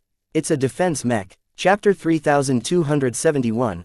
Fear no death. Many people in the expeditionary fleet already knew that the expert mechs designed by the Larkinsons were a little abnormal compared to others of their kind. From the participation of journeymen with unusual design philosophies to the contribution made by an MTA master, the 4 expert mechs that the Larkinsons had currently managed to produce at the time of this battle all exhibited significantly greater power than expected. A single expert light mech managed to traverse a large distance in open space and overcame a huge number of obstacles until finally taking out an expert heavy artillery mech that must have outmassed the former by at least 8 times. A masterwork expert rifleman mech not only managed to pave the way for the destruction of that oppressive expert artillery mech, but also continued to make its presence felt in every corner of the battlefield. As long as any of the friendly expert mechs entered a crisis, the powerful Luminaire crystal rifle would surely bark out a powerful energy beam that temporarily hindered the enemy from exploiting an advantage. An expert swordsman mech that oddly wielded a masterwork mech sword fended off 3 different peers through a combination of exceptional skill and brilliant sword techniques. The expert pilot was so skilled that she handedly managed to fend off a famed dwarven hero as well as 2 extra helpers that were doing their best to drill through the human expert mech's extremely resilient armor. And finally, a hefty spearman mech turned out to be way more resilient than anyone including its designers expected. The taunting expert pilot enraged the 3 opposing dwarven expert pilots so much that they continually tried and failed to inflict any meaningful damage onto the spearman mech. After working so hard to overcome its resonance shield and upper armor, it turned out that its second armor layer was much harder and much more resistant to damage. To Vase, the effort the latter two expert mechs were making to keep 3 enemy expert mechs occupied each was nothing less than heroic. It was absolutely worth the trade-off to expend 2 expert mechs to keep 6 enemy expert mechs occupied. The former didn't even have to beat the latter. Just making sure that the enemies who tried to use gang tactics against the surprisingly resilient Larkinson expert mechs granted the humans a huge advantage in this battle. In effect, the role of the First Sword and the Riot was to do their best to reduce the disparity in numbers as much as possible. So far, the 2 offensive expert mechs were indeed managing to hold off their opponents, though to be fair they were far from defeating any of them. That was still a step too far for them as the interference from multiple expert mechs were hampering their moves. It was not as if the dwarven expert pilots failed to realize what was going on. The problem was that they were in a rather helpless position themselves. The strength of the First Sword and the Riot rose far beyond an average expert mech, and that was just by their armor alone. Their unending alloy exterior practically made them immune to regular attacks and also enabled them to take much greater risks and trade blows for blows, knowing that any hits they received was just a fraction of the damage that they inflicted on the enemy machine. That turned the 2 human expert mechs into rascals of some sorts. They couldn't be treated with common sense and had to be restrained by at least 3 different machines to prevent them from running away with their aggression and destroying a dwarven expert mech by relying on brute force. Vase wasn't sure whether these confrontations would remain stable, but he had a lot of confidence in the protection offered by an armor system made primarily out of unending alloy. As long as Venerable Orphan and Venerable Dice guarded the weak points of their machines carefully, they should last long enough to buy time for other elements of the expeditionary fleet to achieve a breakthrough. There are still a couple of enemy expert mechs that are unrestrained. The expeditionary fleet still didn't have enough expert mechs to keep the remaining dwarven expert mechs pinned. One of them was currently rampaging close to the center of the battlefield. The Burza Fens was an expert axeman mech that was similar to the Trementine. The expert pilot of the former was a lot younger and more inexperienced than the pilot of the latter. Given these circumstances, General Kebranor ordered the Burza Fens to reinforce the faltering lines of Molten Hammer mechs that were already beginning to flag after they witnessed thousands of comrades die from a massive area attack. Initially, the Burza Fens made a huge impact. Its arrival rejuvenated the deflated morale of the Molten Hammers and also allowed them to reverse the tide and go on the offensive once again. With each swing of the axe, the fast and unstoppable Burza Fens hacked Crosser and Larkinson mechs left and right. Not a single human mech was able to withstand a single blow from this simple but still powerful machine. Where are our expert mechs? We don't have any left to spare. They're all locked in their own duels. Then what are we supposed to do, sir? We'll just throw enough mechs at it until it succumbs. Then where's our ranged support? It's coming now. It took a short moment to organize a proper response against the Burza Fens. Just as it was about to chop a bright warrior in Space Knight configuration, its resonance shield rippled as a volley of ultra-heavy Gauss rounds struck the barrier. The dwarven expert pilot sensed something unusual from these attacks. They weren't as negligible as other regular ranged attacks. The Eternal Redemptions had entered the fray. Although only a squad of them had turned their powerful cannons on the Burza Fens, it was still a useful form of support. Sadly, if the Eternal Redemptions thought they could chew through the dwarven expert Axeman mech's resonance shield in a minute, then they were sorely mistaken. The penitent sister mech pilots who fired their cannons continuously at the Burza Fens didn't have much hope. They only sought to apply as much pressure as they could in hope that they could slightly interfere with the dwarven expert pilot's movements. It was at this time that a second unit of mechs stepped forth. Vase leaned in as one of his pet projects was about to show its worth. Captain Dietrich Kotz was one of the leaders of the battle criers. He commanded roughly 40 bright warriors in rifleman mech configuration, though General Verl kept his unit in reserve until now. Each of the mechs under his command had been issued with special replacement rifles that instantly won the hearts of his subordinates. The battle criers were one of the few mech legions that received a batch of newly developed Luminaire crystal rifles. In fact, the most loyal mech legion received the largest batch out of them all. The former Kinners had become delighted that their patriarch and liege lord remembered their existence and valued the role they could play. Captain Dietrich adored the new Luminaire crystal rifle that he was allowed to handle. All of his men were of the same mind. However, they were also aware that the Larkinson clan wouldn't gift them the most modern and powerful ranged weapons at its disposal without expecting a lot in return. The stronger the mechs, the greater the responsibility. Therefore, when an unattended enemy expert mech had come forth in order to butcher a lot of regular mechs, Captain Dietrich and the rest of the battle criers courageously stepped up so that they could play the sacrificial lambs this time. Dietrich knew his men well enough that they did not need to listen to a speech in order to accept the fact that they were about to clash directly against an enemy expert mech. The projected survival rate of confronting an expert mech such as the Burza Fens was difficult to calculate. Whatever the odds may have been, the battle criers anticipated a lot of sacrifices. Load light beam attack phase crystal. He ordered. Every bright warrior including his own activated a setting on their luminaire crystal rifle. The revolving chamber spun a bit until the active attack phase crystal had switched from positron beam mode to light beam mode. The luminaire crystal rifles held by the battle crier mechs soon changed in character. The crystal weapon released a soft and white glow that hinted at a new type of energy that most people had never encountered in their lives. This was one of the most crucial elements that gave the battle criers the confidence to fight against an expert mech. Certainly, they would have fought against an overpowering enemy regardless of the weapons they had at hand, but not even kinners liked to commit suicide without achieving anything of value. With the new weapons provided to them, the battle criers became fully committed to living up to their patriarch's trust.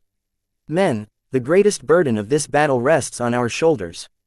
Captain Dietrich told his fellow mech pilots. If we allow the Burza Fens to keep slaughtering our mechs by the hundreds, it will not only cause our counterattack to fail, but also restore the confidence of the dwarves, thereby negating much of what we have worked towards. Will we allow that to happen, battle criers?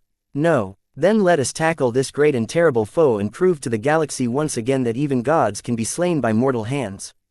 Dietrich cried out as his bright warrior raised its glowing luminaire crystal rifle.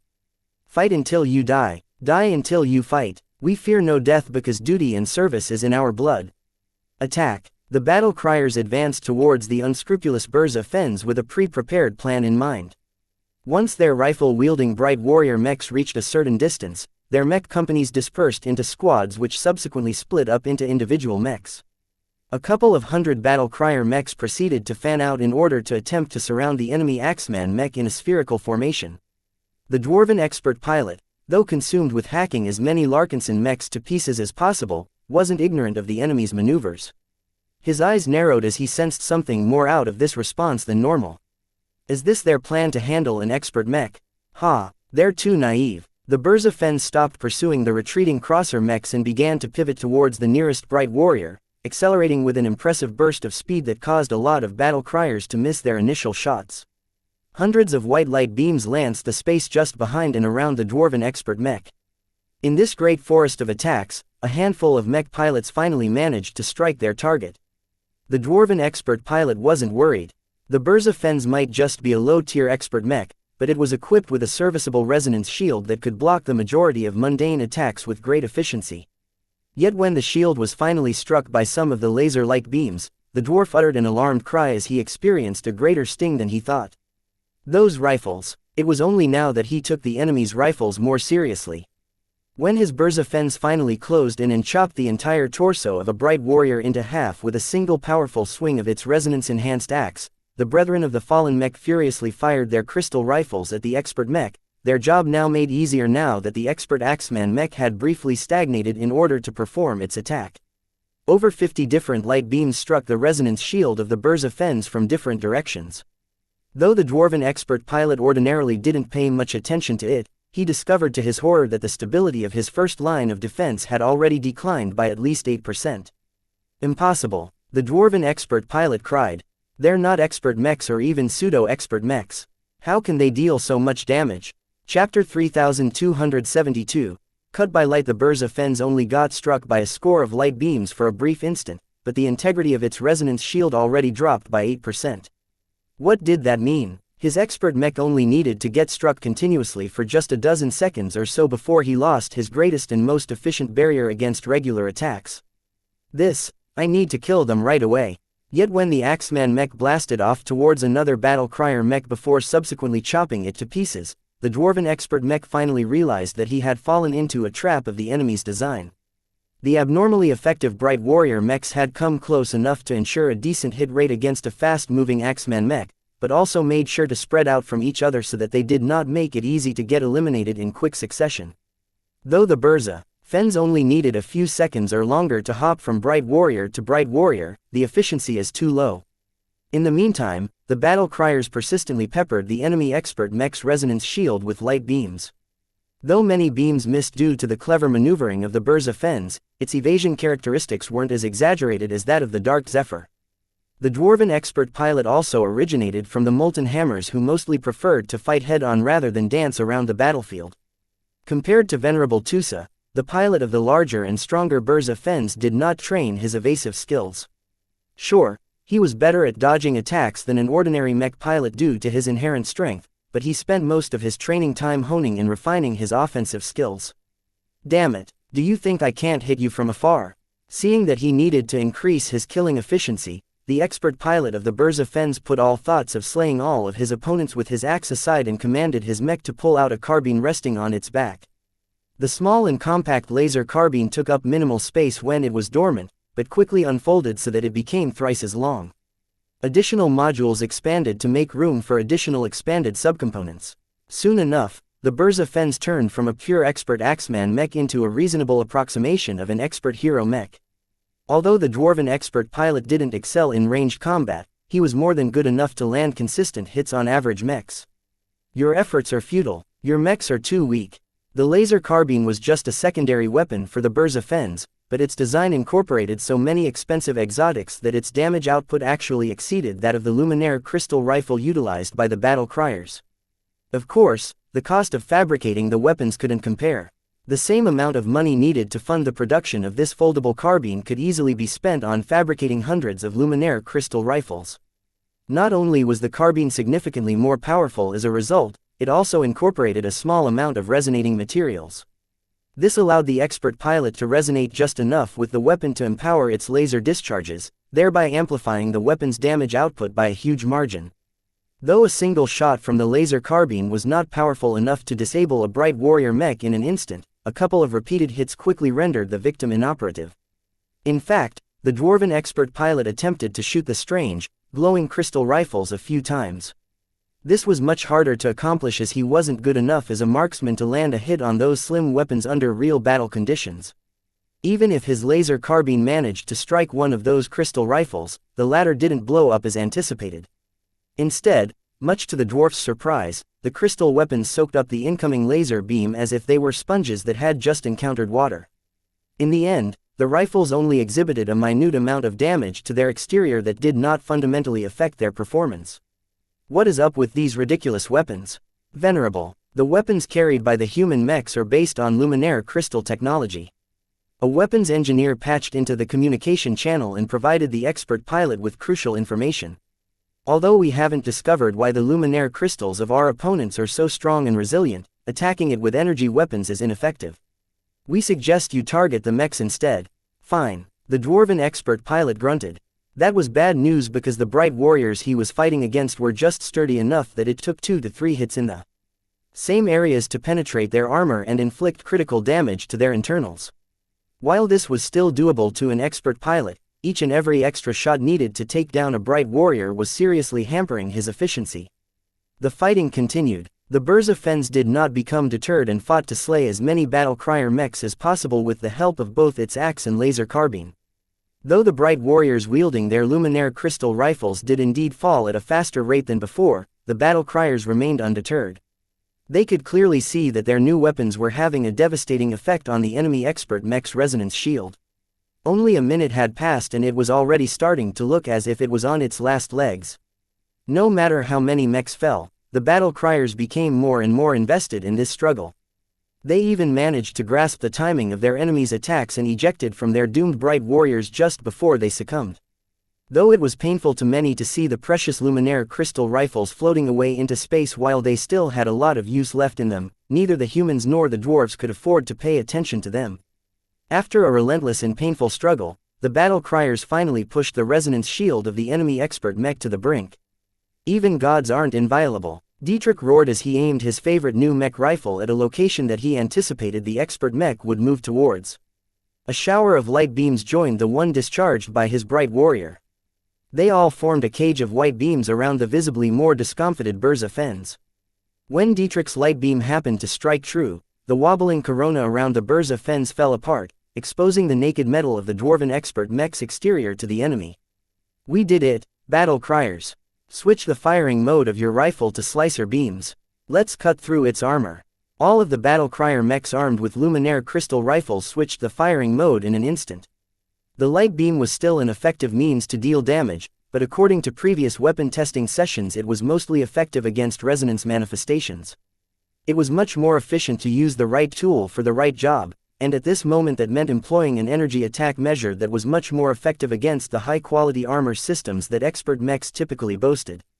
Even a low-tier expert mech such as the Burza Fens was still clad in extremely resilient armor that allowed the machine to have enough confidence to trade blow for blow against other powerful expert mechs. Without the firepower of a high-quality, high-budget expert mech with true resonance, it was still a great challenge for mundane mechs to penetrate their armor. Faster expert mechs might not boast thick layers of armor, but their high mobility made it extremely difficult to concentrate attacks on the same sections.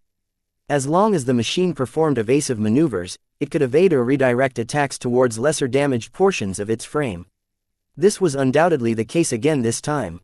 The dwarven expert pilot still sensed a latent threat from the bright warrior mechs.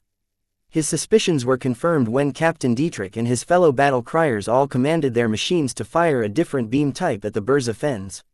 Though the expert Axeman mech made a greater effort to evade the attacks of the mundane mechs that the dwarf had underestimated, the battle criers were trained enough to direct their fire in different zones.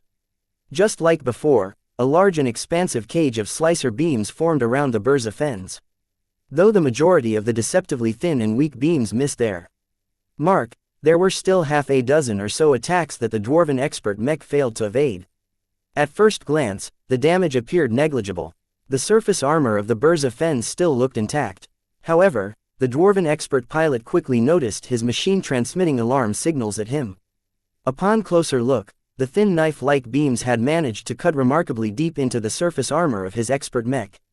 What in Vulcan's name is going on? Energy weapons aren't supposed to be so effective. The dwarven engineers and analysts responsible for advising their expert pilots were all clueless. Aside from gleaning the basic properties of this new form of attack, they couldn't supply any acceptable explanations.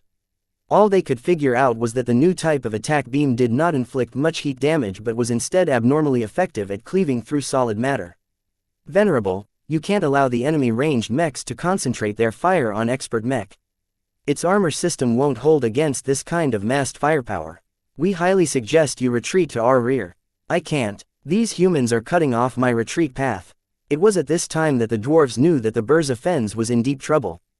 The Larkinsons may not have been able to field enough expert mechs, but they compensated for it by equipping a portion of their mechs with innovative new weapons that were abnormally effective against the various proactive measures that made expert mechs so hard to destroy. With the battle crier mechs spread out far apart from each other, they continually fired their weapons at the Burza Fens with no regard to controlling their firing rate or conserving their energy. Holding back was always a bad idea when fighting an expert mech. Even if the continuous firing were starting to stress the crystals that made up their weapons, the battle criers still put their all in this fight because eliminating this enemy expert mech as soon as possible was their greatest and only mission. Keep up the pressure, Captain Dietrich excitedly cried as he tried his best to keep up with the erratic movements of the Burza Fens. Spread out more and move away from it. Its killing efficiency isn't actually that high. In truth, only a few minutes had passed since the start of this intensive clash and already the Burza Fens demolished 2 mech companies worth of bright warriors. This was a painful loss because the removal of 80 battle crier mechs meant that there were 80 less luminaire crystal rifles wearing down the defenses of the Burza Fens. This effectively prolonged the time it took to take down the expert mech. If the battle criers took too long to finish the job, then there was a great possibility that the expert Axeman mech would chop them all to pieces before it reached its limit. Captain Dietrich was determined not to let that happen. Hey, so you are only just that. The dwarven expert pilot smirked as he realized that he had gained the upper hand. You fellows are good, but you're no match to a Vulcan-blessed dwarf. Let's finish this farce. The dwarven expert pilot was sick and tired of getting led around the nose. He should have converged with his fellow peers and sought to use the advantage of numbers to bully the outnumbered enemy expert mechs. He was planning to do just that, but first he needed to take out the trash. Vulcan's children are not to be trifled with. Chapter 3273, Evil Human Tech, What are those rifles? Many observers who weren't informed about the new Luminaire crystal rifles looked astonished at their battle performance. For example, at Master Willix's office inside the Halcyon Citadel, Master Olson could immediately judge that the firepower and effectiveness of those crystal rifles were beyond the norm. Effective against expert mechs. True. Willix coyly smiled. Mass production. Conditional. Propagation. Restricted. Reason. Alien tech. Master Olson momentarily thought that she needed to warn the Friday Coalition to face this deadly new weapon system that the Larkinsons apparently developed recently. Although the Larkinson mechs weren't putting this new tech to the best use, the glimpses they showed already showed the incredible potential of the new Luminaire crystal rifles. She was perceptive enough to notice that the rifles wielded by the Battle Crier mechs were a more downscaled version of the Amaranto's exquisite masterwork rifle. The fact that the Larkinsons managed to make so many of these lesser rifles suggested that the clan had managed to develop a feasible way to mass-produce them in a timely and economic manner. The implications were obvious. As long as the Larkinsons handed over this tech and the rights to use it to the Hexadric hegemony, the Komodo War would immediately take a drastic turn as the Hexers would begin to deploy much more effective anti-expert mech units. Fortunately, the mention of alien tech quickly assuaged Master Olson's concerns. As she thought about the implications of this weapon's technology further, she quickly deduced that even if the Larkinsons managed to deconstruct the alien tech so that it fully conformed to human technological standards, the MTA would still prohibit its use on a wider scale.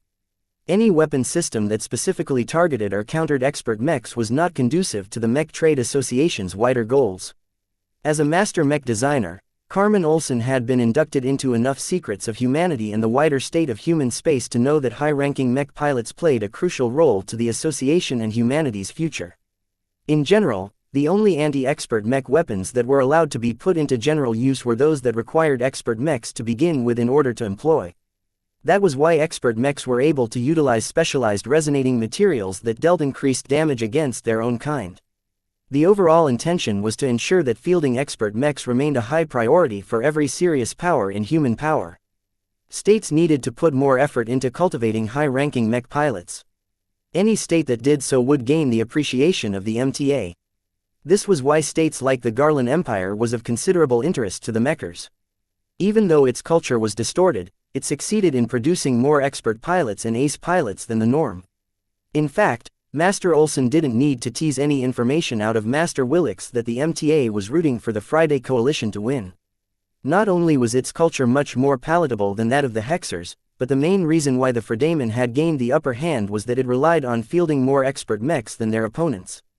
As long as one side decisively won the Komodo War by making more use of expert pilots and expert mechs than the opposition, the winner would show to the rest of the star cluster that following the MTA's policies and recommendations was the best way to become stronger. The Friday Coalition and the Mech Trade Association would both win as a result.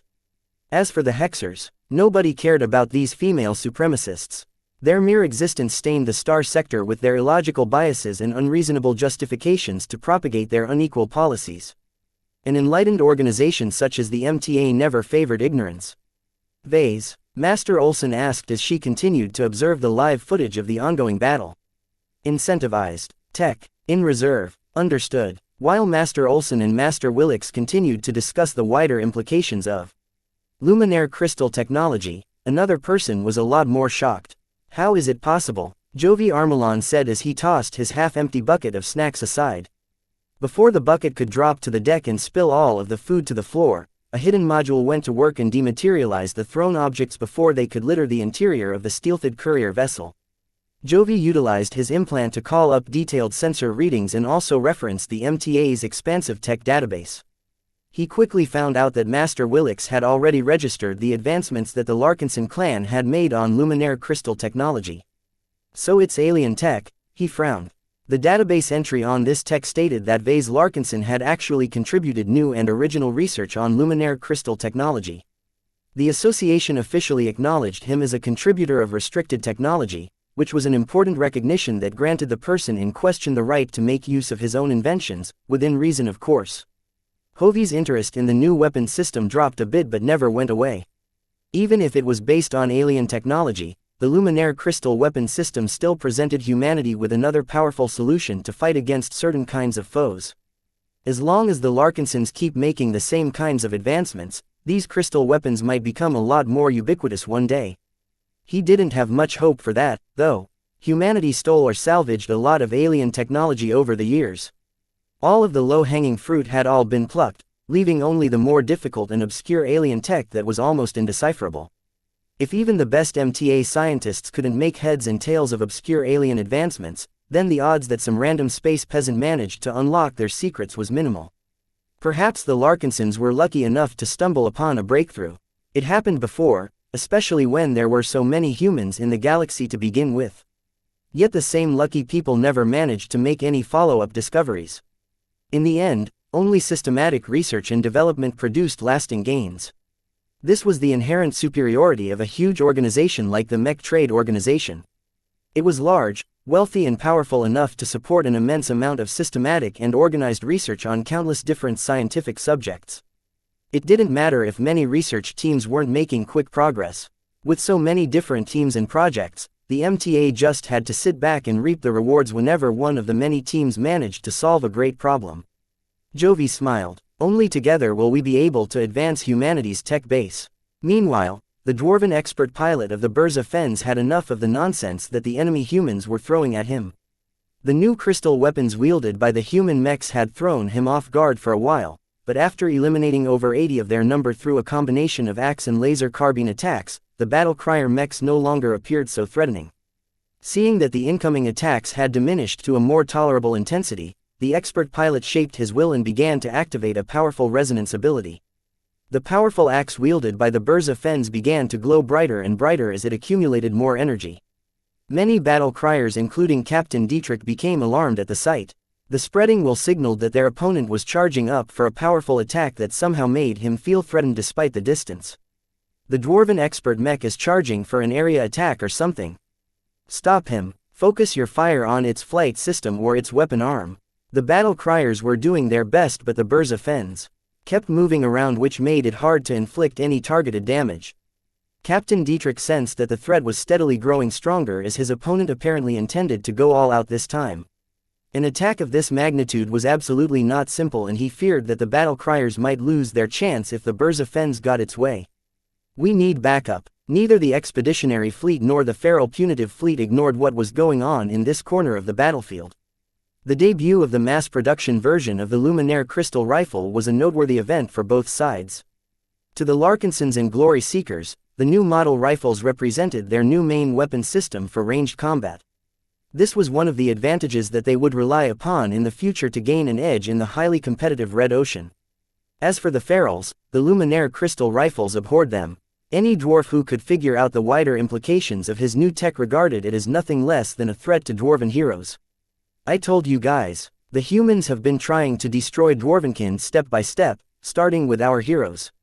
If we allowed these murderous tall folk to reach the center of our empire, they would have probably found some way to ship these creations of their evil gods into the hands of the traitor dwarves.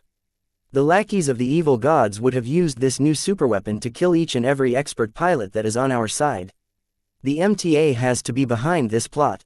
Only the Big Two is technologically advanced to develop a killer weapon against expert mechs. This has to be a test run or something. Perhaps the association sent these humans into our sovereign space because they want these nefarious humans to test-fire their own weapons on our great dwarven expert mechs. In fact, what if this was a plot from the mechers to begin with? This is pure evil. The MTA forced us to attack this human fleet just so that it can watch our expert mechs get torn to pieces by one of its new toys. The dwarves reacted with so much alarm towards the unveiling of the Luminaire Crystal Rifles that they directed any artillery mechs they could spare to put the battle criers under fire. Though this made the lives of Captain Dietrich and his brothers difficult, the eye of Ilvain wasn't blind. Commander Town ordered his subordinates to immediately suppress the enemy artillery mechs who had shifted their attention away from the artillery duel. You can forget about harming our other Larkinsons while we can still exact punishment. A lot of ranged mechs fired on either the battle crier mechs or the Burza Fens, but none of the additional assistance resulted in a fundamental difference. The other soldiers all had their own priorities and threats to take care of. Shifting their attention to one enemy would leave another enemy unopposed. The price was too great to leave enemy units alone because they could subsequently reinforce others and trigger a collapse somewhere. The dwarven expert pilot did not pin much of his hopes to other dwarves anyway. he still maintained enough confidence that he would be able to solve this threatening problem by himself. After taking a copious amount of time to resonate with his expert mech's powerful axe, the Burza Fens looked and felt 10 times more dangerous than before. Just the pressure it exuded from accumulating and compressing all of that will and power was enough to make the surrounding battle criers feel as if their hearts were about to stop. The battle criers didn't just stand still and do nothing. Aside from trying to attack the expert mech and its axe with a relentless barrage of slicer beams, they also started to converge together. This was a contradictory move. Against a probable massive area attack like the one that the Burza Fens was presumably preparing, they should have attempted to spread apart and increase their distance even further. What are the tall folk up to? Some of the dwarven analysts wondered. Though the actions of the human mechs were odd, that did not dissuade the dwarven expert pilot from continuing with its current course of action. In his belief, only power and his faith in Vulcan was enough to vanquish any human trickery. Chapter 3274. Engulfed by wings. There was a good reason why the battle criers acted counterintuitively, though. This soon became apparent when a pair of battle crier mechs that had been standing further behind had finally advanced forward. Due to the limited supply of luminaire crystal rifles, not every battle crier mech received one of the newfangled rifles. The approaching mechs did not carry any useful weapons for that reason. Instead, they brought even more valuable cargo to the converging battle crier mechs. The pair of mechs dragged over a large metal crate until they had reached the rear of the new mech formation. After activating a silent signal, the crate automatically folded apart, revealing a special organic statue that had been hastily treated so that it could be exposed to vacuum. Now, just as the Burza Fens made a mighty heave of its arm before throwing out its glowing, power-filled axe, the battle crier mechs along with the odd statue began to glow as well. Stand together, brothers. Our dedication is invincible and loyalty is immortal. Just before the spinning axe reached the formation of battle crier mechs, the entire formation began to glow in white as the aspect of tranquility began to look larger than life. At the same time, the silhouette and projection of giant angel wings that looked like a scaled-up version of the feathered wings adorning the aspect of tranquility came into view. This giant apparition swept around the boxy formation of battle crier mechs and seemed to shield them against any attacks that came from outside. This was a ridiculous display to the expert pilot of the Burza Fens. His thrown axe was far too powerful to be stopped by a mere physical projection or some kind of shared energy shield or something. Indeed, when the spinning axe reached the giant angel wings, it passed right through as if the latter was nothing more than an illusion, which it surely was. The deathly axe struck a bright warrior right in the chest, causing the poor mech to get crushed to pieces. However, the axe did not lose any force or bounce off into a random direction. Instead, it very purposefully ricocheted into another nearby mech, where it crushed yet another poor mech before jumping away to attack another unfortunate mech with even greater speed and power. Ha ha ha, your light tricks don't fool me. My axe throwing skills are the best in my mech division and my Vulcan forged axe is far more intricate than a simple weapon. Indeed, one of the measures used to keep the axe in a controllable flight was the special modules integrated in the heavy weapon. Although it seemed ridiculous to implement these features in an axe for an ordinary mech, expert mechs didn't play by the rules and could always bend them as long as their expert pilot was strong enough and budgets were sufficiently abundant. Though the Burza Fens had never fought against an actual opponent since it was put into service, its dwarven expert pilot employed it plenty of times in live practice sessions. When the Avito Berserker mech regiment was generous enough, they even paraded out practice bots or decommissioned mechs that had been converted into battle bots to serve as practice targets. These were great opportunities for the dwarven expert pilot to practice his ultimate technique. In every instance, the massively empowered axe turned into a whirlwind of destruction, hacking every mech it came across. Every mech that got struck by the spinning axe would turn into a launching point that directed the weapon towards another target. Each time this happened, the axe would expend a bit of energy to increase the rotation and traversal speed of the weapon, thereby giving it greater and greater momentum with each hop. This was not only the ultimate resonance technique of the Burza Fens, but also its best answer to one of its greatest weaknesses. The expert Axeman mech was completely optimized for melee combat and did not possess any strong solutions against ranged opponents. However, by throwing its axe and allowing it to hunt down enemies by itself, the expert mech gained a powerful trump card that could give unsuspecting opponents a nasty surprise. Ha ha ha, chop 'em to pieces, you human mechs are too weak. Initially, the spinning axe attack proceeded exactly as the dwarven expert pilot expected. After striking half a dozen mechs, the axe continued to gain speed, power and momentum, which was pretty strange to see. Yet after it demolished a seventh bright warrior, the spinning axe actually began to lose a bit of speed. Though the difference was minute, by the time it shattered the 10th mech of the battle criers, it had lost a lot of power. What is happening? My axe. While this was proceeding, the battle crier mechs continued to maintain their new battle formation without a care in the galaxy. The giant wings still glowed as bright as ever, and the aspect of tranquility that anchored this entire manifestation had spread its calming glow far beyond its usual range. While it simultaneously caused the mech pilots to lose sense of their emotions, they did not seem to mind it. The warm embrace of Lufa provided them sanctuary against the forces that they could not contend on their own. Although it was extremely hard for the battle criers to put themselves in the best state of mind to channel this special battle formation, with the aspect of Lufa close at hand, the difficulty of doing so had dropped to a trivial level. Once it had bounced for the 14th time, the expert mech's axe had essentially lost all of the empowerment that should have kept it deadly. The sanctuary formation had apparently drained all of its energy and stripped it of its extraordinary character. If not for the fact that the design of this axe incorporated a decent amount of resonating materials, the sanctuary formation could have depowered it faster. Now that the dwarven expert pilots will no longer enhance its cutting and destructive power, it was just a mundane spinning object that could easily be evaded. As the large formation slowly faded away, the battle crier mech pilots all regained their emotions but also became a lot more mentally exhausted than before. Fighting against a dwarven expert mech was an incredibly stressful endeavor. Channeling their new battle network tired the battle criers out even further. However, Dietrich and his other brothers thought it was worth it. The Burza Fens clearly invested a lot of power into the axe, and to see it negated in a relatively short amount of time must be frustrating. This expert mech and its pilot can't fight forever. I don't believe it is still in good shape.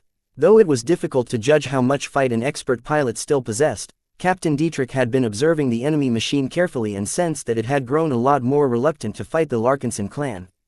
Weakness. Attack. Try and grab that axe if you can. This expert mech is a lot less scary if it doesn't have its weapon anymore. Unfortunately, the nearby mechs failed to capture the spinning axe.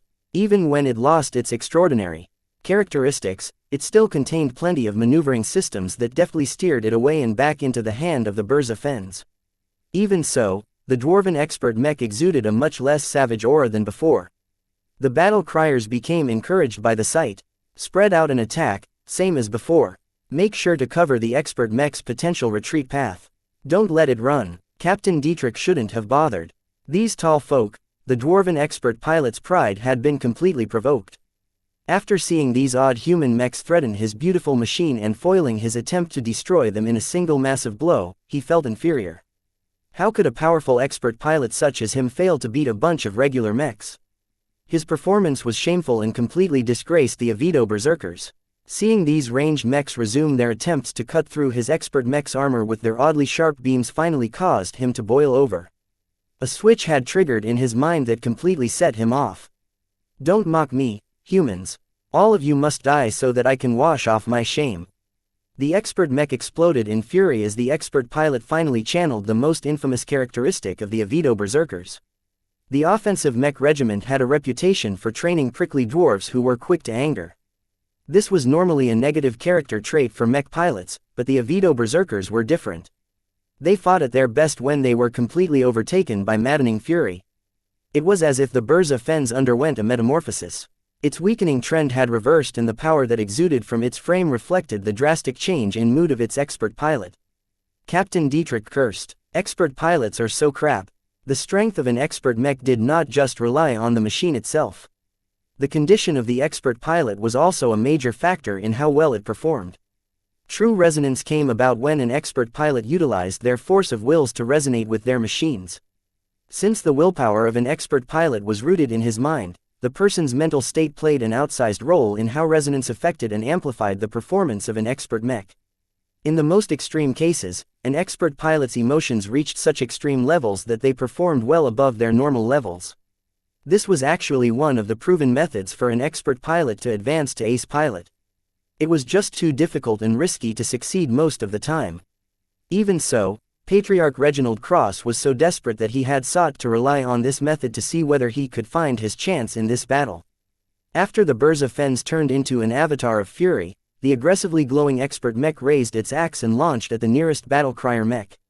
The machine in question had no chance at all and quickly crumbled as the Burza Fens hacked it into pieces with just a single, powerful blow. Die. The berserk dwarf did not neglect his other weapon either. The Burza Fens accurately shot down human mech after human mech with steady, precise shots of its laser carbine. The battle criers were losing more and more mechs with each second that passed. The Burza Fens had become too oppressive and too powerful for the battle criers to cope with. Even though their luminaire crystal rifles were slicing the fast-moving expert mech on a regular basis, they had lost too many mechs for them to apply damage quickly enough to the berserk machine. When Dietrich saw that the mechs piloted by his brethren were being culled one by one, a weight pressed onto his heart. He knew that his unit had failed to complete its mission. The Burza Fens exploded with such great fury that it seemed as if the expert pilot itself was propelling it through sheer willpower. When the expert mech finally turned to Dietrich's bright warrior and chopped its axe down to hack it in half, the mech officer decisively pulled the eject lever. His cockpit soared away just before the deadly axe obliterated the head and torso of his mech. His luminaire crystal rifle spun away like a discarded toy. In the end, the best effort of the battle criers to defeat or at least stall a dwarven expert mech resulted in failure. Had the battle criers fallen short in their planning? Did Captain Dietrich issue the wrong commands in battle? Or did they never have a chance from the beginning? All of these thoughts and more plagued the maturing mech pilot who thought he had a chance to achieve a great feat. Now, it turned out that he was still too naive. He desired power more than ever, but didn't know whether he would ever have the opportunity to break through in his lifetime. I've always been a failure. Chapter 3275, Out for Murder. The clash between the battle criers and the Burza Fens was nearing its end. While the former managed to inflict a couple of setbacks to the latter, in the end the illogical and reality-defying powers of an expert pilot was too much for regular pilots to contend with. They weren't called demigods for nothing. Can mortal mech pilots like me only do this much? Dietrich wondered with a sigh. Expert pilots are still too powerful. The new luminaire crystal rifles the battle criers received was just a single tool. It did not provide them with the complete package needed to fight against expert mechs on a more even basis. At the very least, if they brought double the amount of bright warriors armed with the new model rifles, the outcome of this highly watched clash could have produced a very different outcome. You guys didn't fail, Vase softly said as he saw the battle criers losing so many mechs that they fell below the critical mass that was the minimum level necessary to pose a threat to the Burza Fens. We just prepared too few luminaire crystal rifles for you. If we prioritized its production more, if there was one consolation to this disappointing end to Dietrich's participation in this battle, it was that he was certain that his cockpit was safe. The enemy expert mech never spared any time to attack the escaping human mech pilots. This was mainly because taking out active threats was a greater priority than shooting down mech pilots who weren't able to contribute to the battle any further. If the expert pilot was stupid enough to waste precious time on shooting down ejected cockpits, a lot more bright warrior mechs would be intact right now, which was not good news for the dwarf. That didn't necessarily make Dietrich's mood any better. As his cockpit automatically flew back to the fleet, he became depressed as he imagined how much more damage his opponent could do once it was done with the battle criers. It still retained more than enough battle effectiveness to butcher a couple more hundred regular mechs. Just as Dietrich thought that the Burza Fens would finish off the remaining battle crier mechs as if they were target dummies, two slightly more remarkable beams accurately struck the damaged portion of the dwarven expert mech's weapon arm. These double slicer beams didn't seem to be any different from the other shots fired by the other battle crier mechs accurately struck a damaged elbow section that previous attacks had already damaged. The twin shots achieved what all of the other attacks made by the battle criers failed to accomplish. They made the Burza Fens halt. To be more precise, the two slicer beams managed to exploit an earlier opening created by a lucky hit. This time, the two shots clearly weren't guided by luck but rather extremely high skill and excellent judgment. Though the elbow joints of expert mechs were designed to be tough and resistant to damage, the slicer beams just managed to damage some of its mechanisms, causing the entire limb to hitch up for a moment. This ruined the dwarven expert mech's attack attempt and caused the bright warrior that was in its sights to back off with plenty of time to spare. While the Burza Fens continued to aim and shoot its laser carbine at the retreating battle crier mechs, the expert pilot directed his attention to a pair of mechs that had recently approached this area of the battlefield. Whereas most human mechs sought to stay as far away from an enemy expert mech as possible, the two Marauder mechs purposefully sought out the expert mech of the Avito berserkers. The dwarf briefly frowned before recognizing the mechs in question. You're the envoys of the evil woman god who murdered my brothers. Venerable Joshua's lips twitched. Of all of the insults that an enemy has thrown onto his back, being called a representative of an evil woman god was quite the moniker. After the penitent sisters successfully launched their battle formation attacks, they retreated to the rear in order to catch their breath and recover from their great exertion. Only Venerable Joshua and a small group of overeager penitent sisters threw themselves in the fight despite feeling as if they had sapped their brain juices. After preventing the drug-induced dwarven expert pilots from breaking through the Larkinson and Crosser lines, Joshua noticed that the smaller struggle between the battle criers and the dwarven expert axeman mech wasn't going as planned. Looks like it takes an expert pilot to beat another expert pilot after all. This was why he was here. Seeing that there were so many ownerless luminaire crystal rifles floating in space, he commanded his Valkyrie Prime to pass over its unending alloy spear to another Valkyrie Redeemer and picked up the weapons previously utilized by the battle criers. Of course, it was not that easy to pick up any random mech weapon wandering in space. Joshua had to wait until the battle crier's support staff back in the fleet to disable the electronic locks on the powerful rifles. If these precautions weren't in place, then any enemy mech could have picked them up and fired them upon the enemy. Once the staff had completed this task, the luminaire crystal rifles became ready for use in his hands. Though Joshua didn't have a lot of opportunities to wield these rifles, he knew how to operate them. It was a bit awkward for him to wield two of them at once as the Valkyrie Prime had only been designed to hold one ranged weapon, but his familiarity with his current machine was high enough that he managed to cope. I will cripple your failed expert mech and rend you out of your cockpit so that I can squeeze your ugly tall body with the fingers of my mech. Well, the dwarven expert pilot certainly sounded excited to meet Joshua. The Larkinson expert pilot didn't blame the dwarf. As someone who was sensitive towards life, it pained him to play an important role in unleashing an enormous energy attack that snuffed out the lives of thousands of dwarven mech pilots. He personally felt the vitality of the Molten Hammer mech force dropping as the energy wave attack swept through the defenses of their tough and sturdy mechs with ease. Joshua found it rather contradictory that someone who was as sensitive towards life as him took on a job that was all about death and destruction. He wondered how someone like Vase handled this contrast. Was the patriarch the same as him and felt guilty about all of the killing that was taking place as a result of his work? If so, then Joshua wanted to learn some tips from him. He faintly had the idea that he really needed to resolve his thoughts on the matter in order to go further in his career as a mech pilot. He shook his head. This was not the time and place to entertain these deep thoughts. He still had a battle to fight. No matter how guilty I feel about reaping all of those lives, the dwarves brought it on themselves by attacking us. If not me, then another Larkinson mech pilot would have killed them. At least I've been able to save the lives of a lot of clansmen with my contribution. The life of a Larkinson member always trumped that of the enemy. He took no pleasure in slaying dwarves, but if he had to increase his already prodigious body count again, he would not let his guilt get in the way of his duty. I'll bring you to the rest of your fallen dwarven comrades if you miss them so much. The Valkyrie Prime raised its luminaire crystal rifles and fired another twin slicer beam salvo. This time, they accurately struck the weapon arm that had already been damaged by the Prime mech's earlier shots. Joshua wasn't satisfied, though. The slicer beams dealt respectable damage to an expert mech, but the severity was still on the modest side. The power gap was inherently big from the beginning and the advantages of luminaire crystal technology only moderately brought it closer. A brilliant idea emerged in his mind.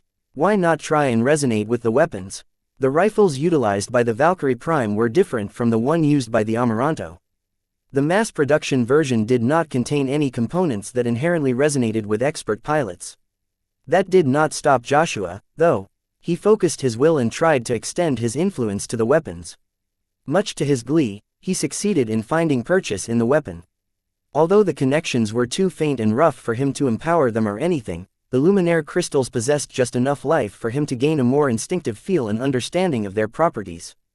Therefore, when the Valkyrie Prime fired its next salvo, the two beams more accurately sliced through a small section of the dwarven expert mech's flight system.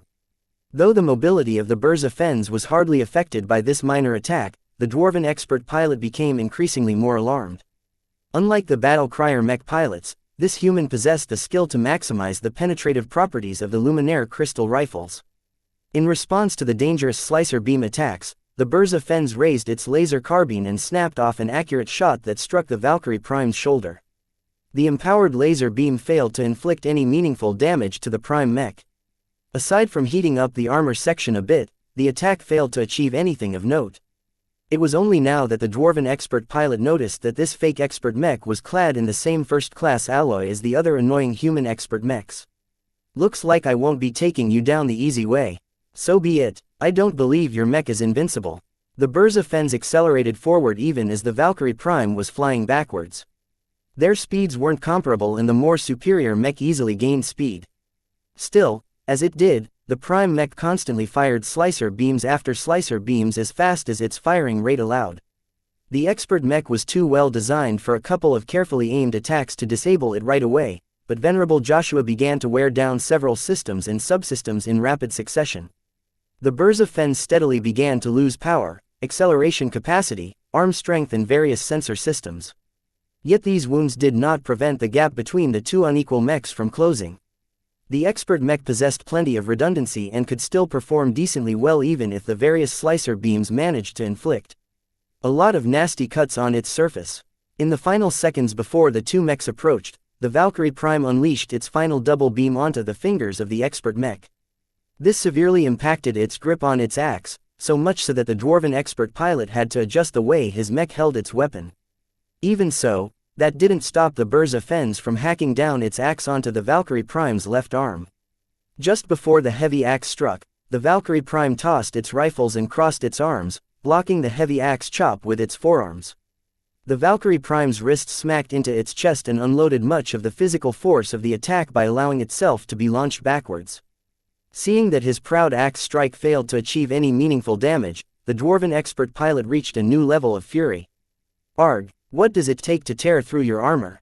The Burza Fens exuded even more power as its pilot became absolutely determined to avenge his fallen brothers.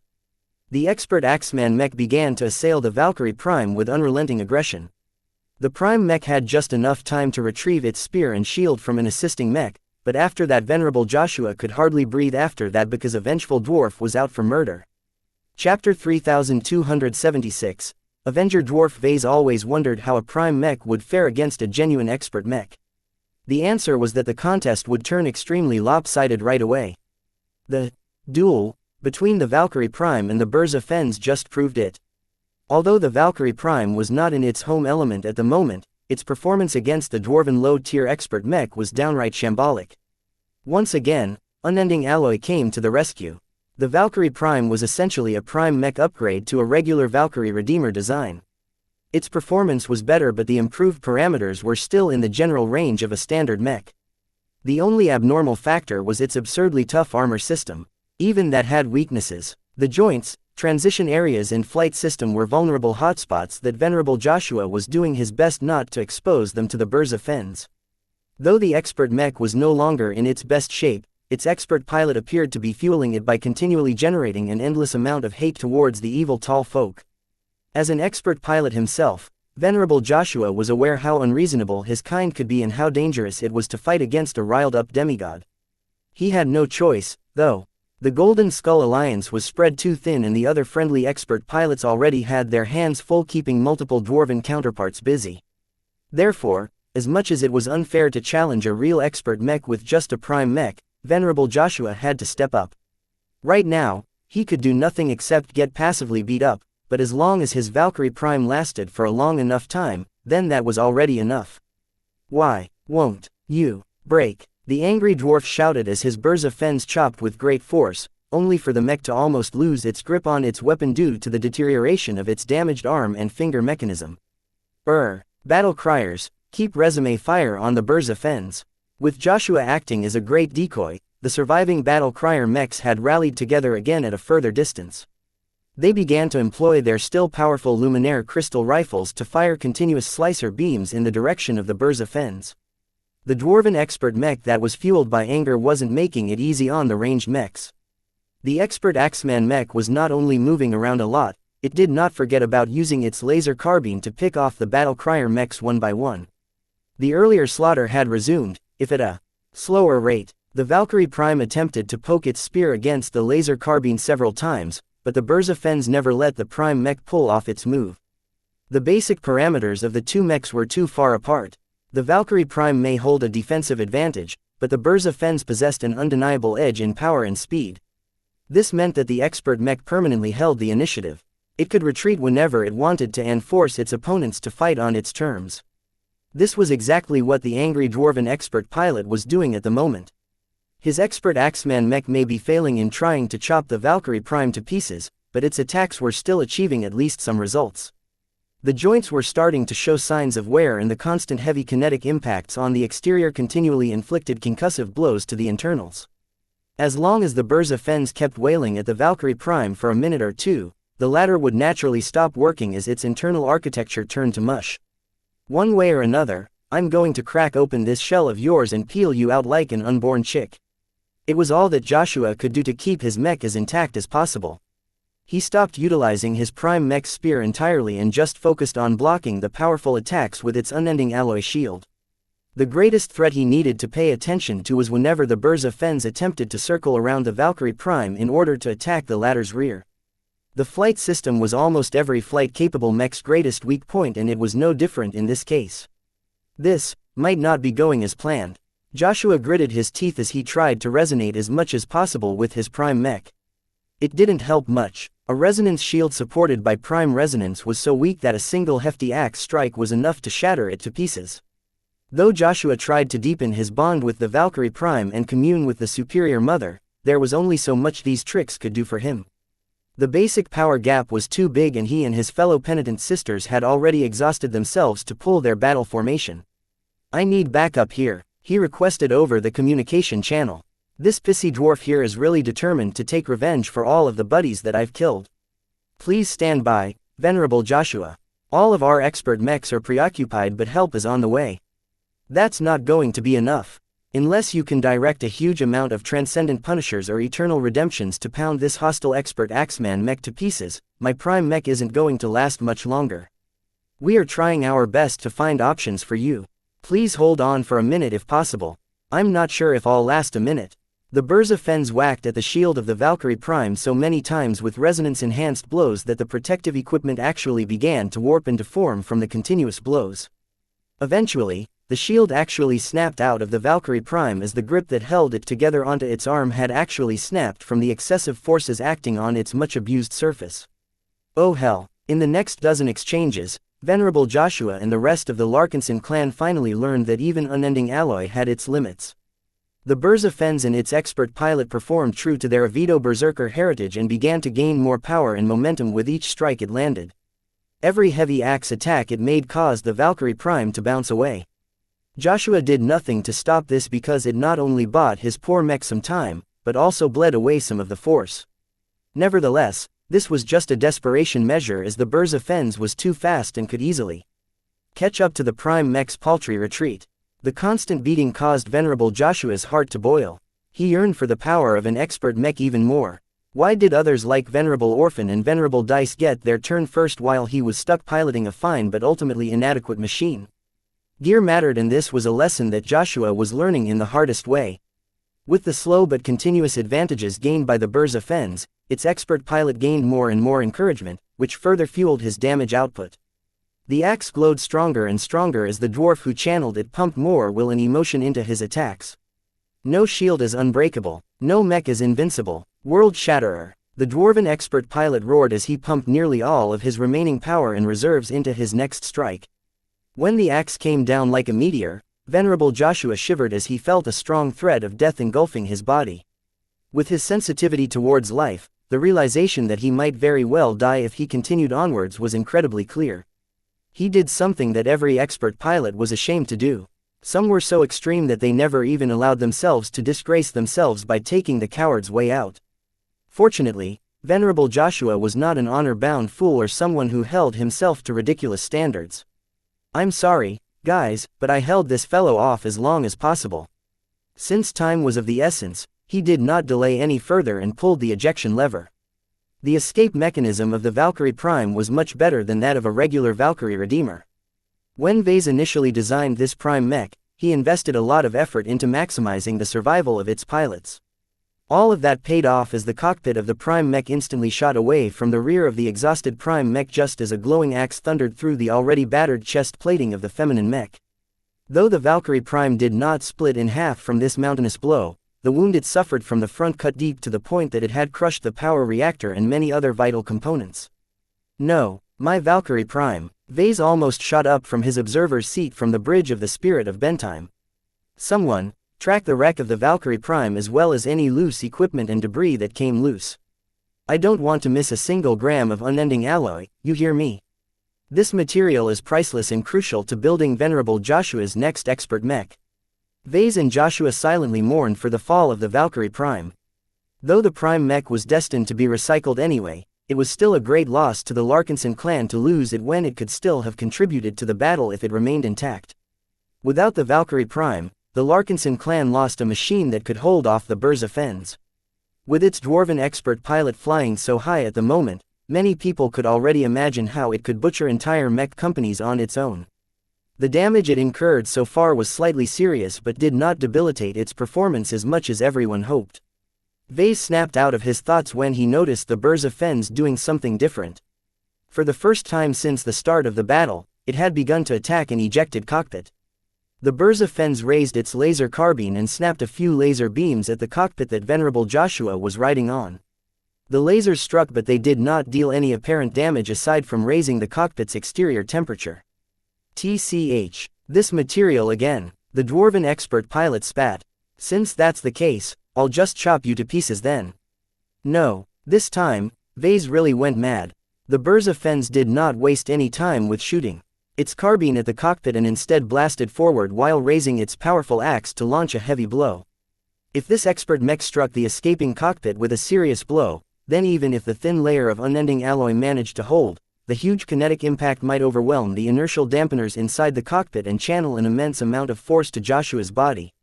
Such forces were far beyond what human bodies were capable of withstanding. It was no different from falling out of the window of an office building. Stop the Burza Fens at all costs. Venerable Stark, I could really use your help at this moment. I can't. The older female expert pilot spoke with great strain in her voice. The enemy expert mechs are hunting my Amaranto down. My machine isn't resilient enough to expose itself and resist incoming attacks at a priority target. This was one of the design weaknesses of the Amaranto. Vase never regretted the fact that he had too little unending alloy on hand. When it was applied to an expert mech, it practically made it unkillable among its peers. When unending alloy was absent, Vase discovered that his work didn't perform so much better than other mechs in the same class and price level. He became more cognizant than ever that he had been relying too much on unending alloy to turn losing situations into more favorable situations. This was good news, but it was not a systematic advantage that the Larkinsons could continue to rely upon going forward. The dwarven military mech divisions had shown him how the Larkinson army really should be put together. With enough strength and numbers, the regular mech troops under his command must become strong enough to defeat the dwarven opposition without relying on any trump cards. I need to rectify all of this after this battle finally ends. Of course, the Larkinsons still needed to survive and win this battle, and that was becoming a lot less likely as the Burza Fens had almost reached Joshua's cockpit. Vengeance for the Molten Hammers. With a single momentous swing, the Burza Fens chopped down its axe onto the small and vulnerable cockpit. Chapter 3277, Benchmark Results. Vase enjoyed a grand view of the battle. In a modern battlefield, every element tried to be as connected to each other as possible. Though the quality and quantity of network connections degraded over time due to all of the explosions and energy bursting through space, there were plenty of solutions to ensure that the entire battlefield remained visible to the fleet where the headquarters and the enormous support services of the Larkinson army was housed. There were hundreds if not thousands of operators and officers sitting behind their terminals providing constant support to the mech pilots at the front. Whether it was reminding them of incoming threats, providing individual weak point assessments or offering tactical advice to mech officers in the field, mech pilots never really fought by themselves. Of course, not a lot of information got passed on by vocal communication. That was a rather inefficient and dist racing method of giving mech pilots who were in the heat of battle a heads up. There was so much data of varying degrees of relevance that could be conveyed that overloading mech pilots with too much details became a very real threat. Therefore, most mech armies implemented a better system where a web of heavily encrypted signals and strong, point-to-point connections formed a vast combat communication network, or warnet as it was colloquially referred to. The most distinguishing characteristic of warnets was that it utilized specialized ICE and algorithms to dynamically filter and transfer relevant pieces of data to the correct recipients at the right time. For example, someone engaged in a struggle for survival against multiple expert mechs such as Venerable Dice and Venerable Orphan didn't need to be told of events that happened on the opposite side of the battlefield. The data their mechs received from the Larkinson clan's warnet was almost exclusively focused on providing the Larkinson expert pilots with the various properties and potential weaknesses of their opposing enemies. Even then, the mech pilot might or might not choose to accept the data input. Human bodies, even with implants, weren't inherently powerful receivers, and their ability to process and filter data was never as good as that of a huge mech that possessed plenty of room for advanced processors. Depending on the configuration set by the mech pilot, the mech could transfer as much or as little data to its controller as preferred. This also went in the other direction, as important commanders in the rear needed to obtain the most relevant data without getting flooded by minutiae in order to make the most appropriate decisions. Vase wasn't a professional military commander and never pretended to be one. He only summoned a few projections that provided him with a strategic view of the lines and maneuvers on the battlefield. He trusted senior officers such as General Verl and the rest of his staff to know what they were doing. Their performance in previous battles did not give him much reason to reconsider his trust. What he really focused on during battle was the performance of his works. As a mech designer, his attention laid squarely on his own mechs and various other battle solutions. From studying the first proper combat action of the Eternal Redemption model to judging the effectiveness of the battle formations evoked by the Penitent Sisters and Sword Maidens, Vase obtained an abundant amount of real battle data that enriched his understanding of his own work. It was great to see his efforts translating into the outcomes he expected, such as with the Eternal Redemption model. When he originally designed this large, fat and expensive cannoneer mech, there were plenty of doubts whether the concept was sound and if the Larkinson clan even needed a ranged mech that sacrificed mobility and flexibility for high-impact damage and excellent penetration. The Eternal Redemption performed well in almost every front that Vase had aimed for in its design. Aside from the regret that he completed its design before he managed to achieve a breakthrough in luminaire weapon technology, the cannoneer mechs with their imposing Samheim ultra-heavy Gauss cannons served as a great counter for the tough but relatively low mobility mechs favored by the dwarves.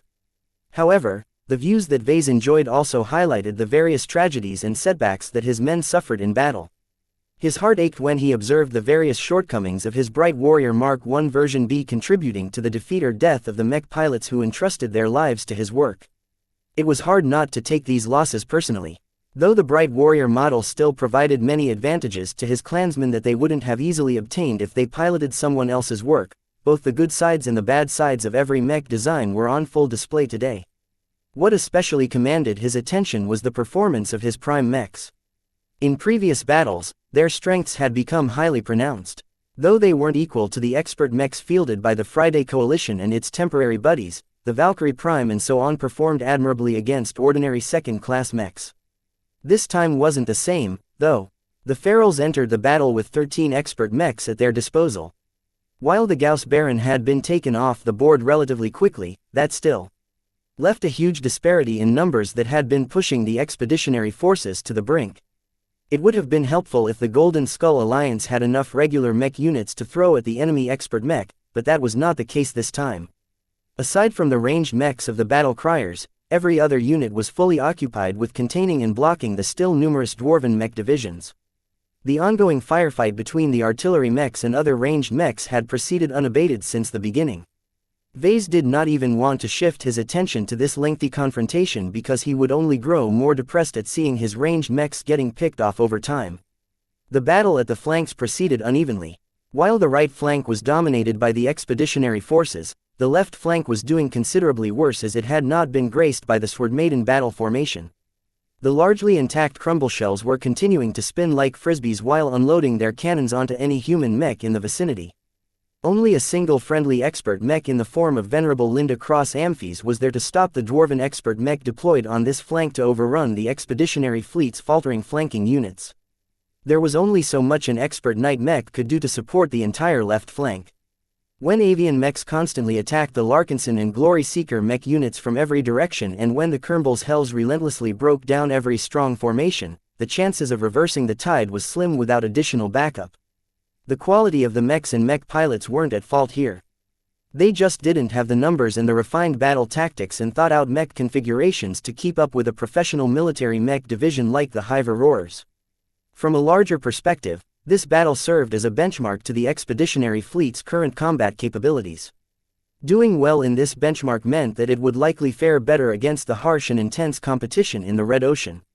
Doing poorly against a bunch of stubborn dwarves who occupied a corner in the edge of the galaxy did not reflect well on the preparedness of the Larkinson clan and its allies. The immense scale of the battle along with the high degree of organization displayed by the dwarves diminished the importance of the two remaining prime mechs to a minimum. Nothing needed to be said about the lack of agency of the Shield of Samar. Venerable Janzi was relegated to the role of a bystander most of the time, as the Slug Ranger mechs didn't even deign to waste their firepower on her useless prime mech. Venerable Joshua was a bit better off, as the adequate mobility of the Valkyrie Prime allowed him to take part in the offensive maneuvers of the Penitent Sisters. Yet in the fighting that took place after the Penitent Sisters pulled off their battle formation, the Valkyrie Prime's performance was distinctly lackluster in scale and impact. Sure, it dominated the scene wherever it fought, but its killing efficiency was not that impressive compared to a real expert mech. Prime Resonance provided Venerable Joshua and his trusted machine a distinct advantage, but the expert pilot could have just relied on pure skill to achieve similar results. Perhaps the only genuine advantage brought by the Valkyrie Prime was that it was so different from the other Valkyrie mechs that it attracted a lot of attacks from the enemy. The dwarves loved to take it down due to the key role it played in the prior battle formation, yet most of their attacks either missed or bounced off harmlessly against the Valkyrie Prime's armor. At least it's good for something in this battle, Vase muttered. The more attacks the Valkyrie Prime attracted, the less the dwarves were directing them elsewhere. This was pretty much the most important contribution that Venerable Joshua was making at this stage of the battlefield. The expert pilot wasn't satisfied with this. In previous battles, he had played a pivotal role where each of his actions profoundly affected the final outcome. To be relegated to nothing more than a stronger grunt in this massive engagement did not sit well with him.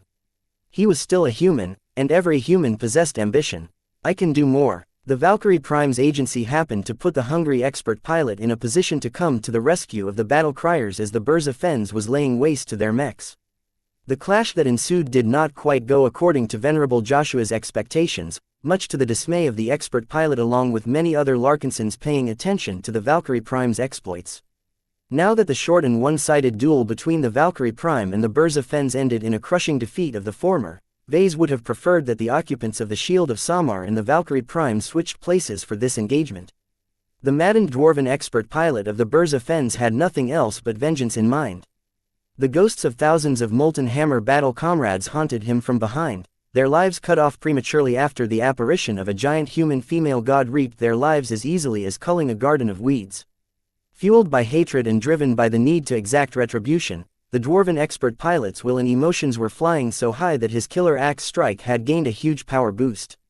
Anyone who looked at the glowing, power-filled axe would instinctively get the impression that it could shatter an entire planet.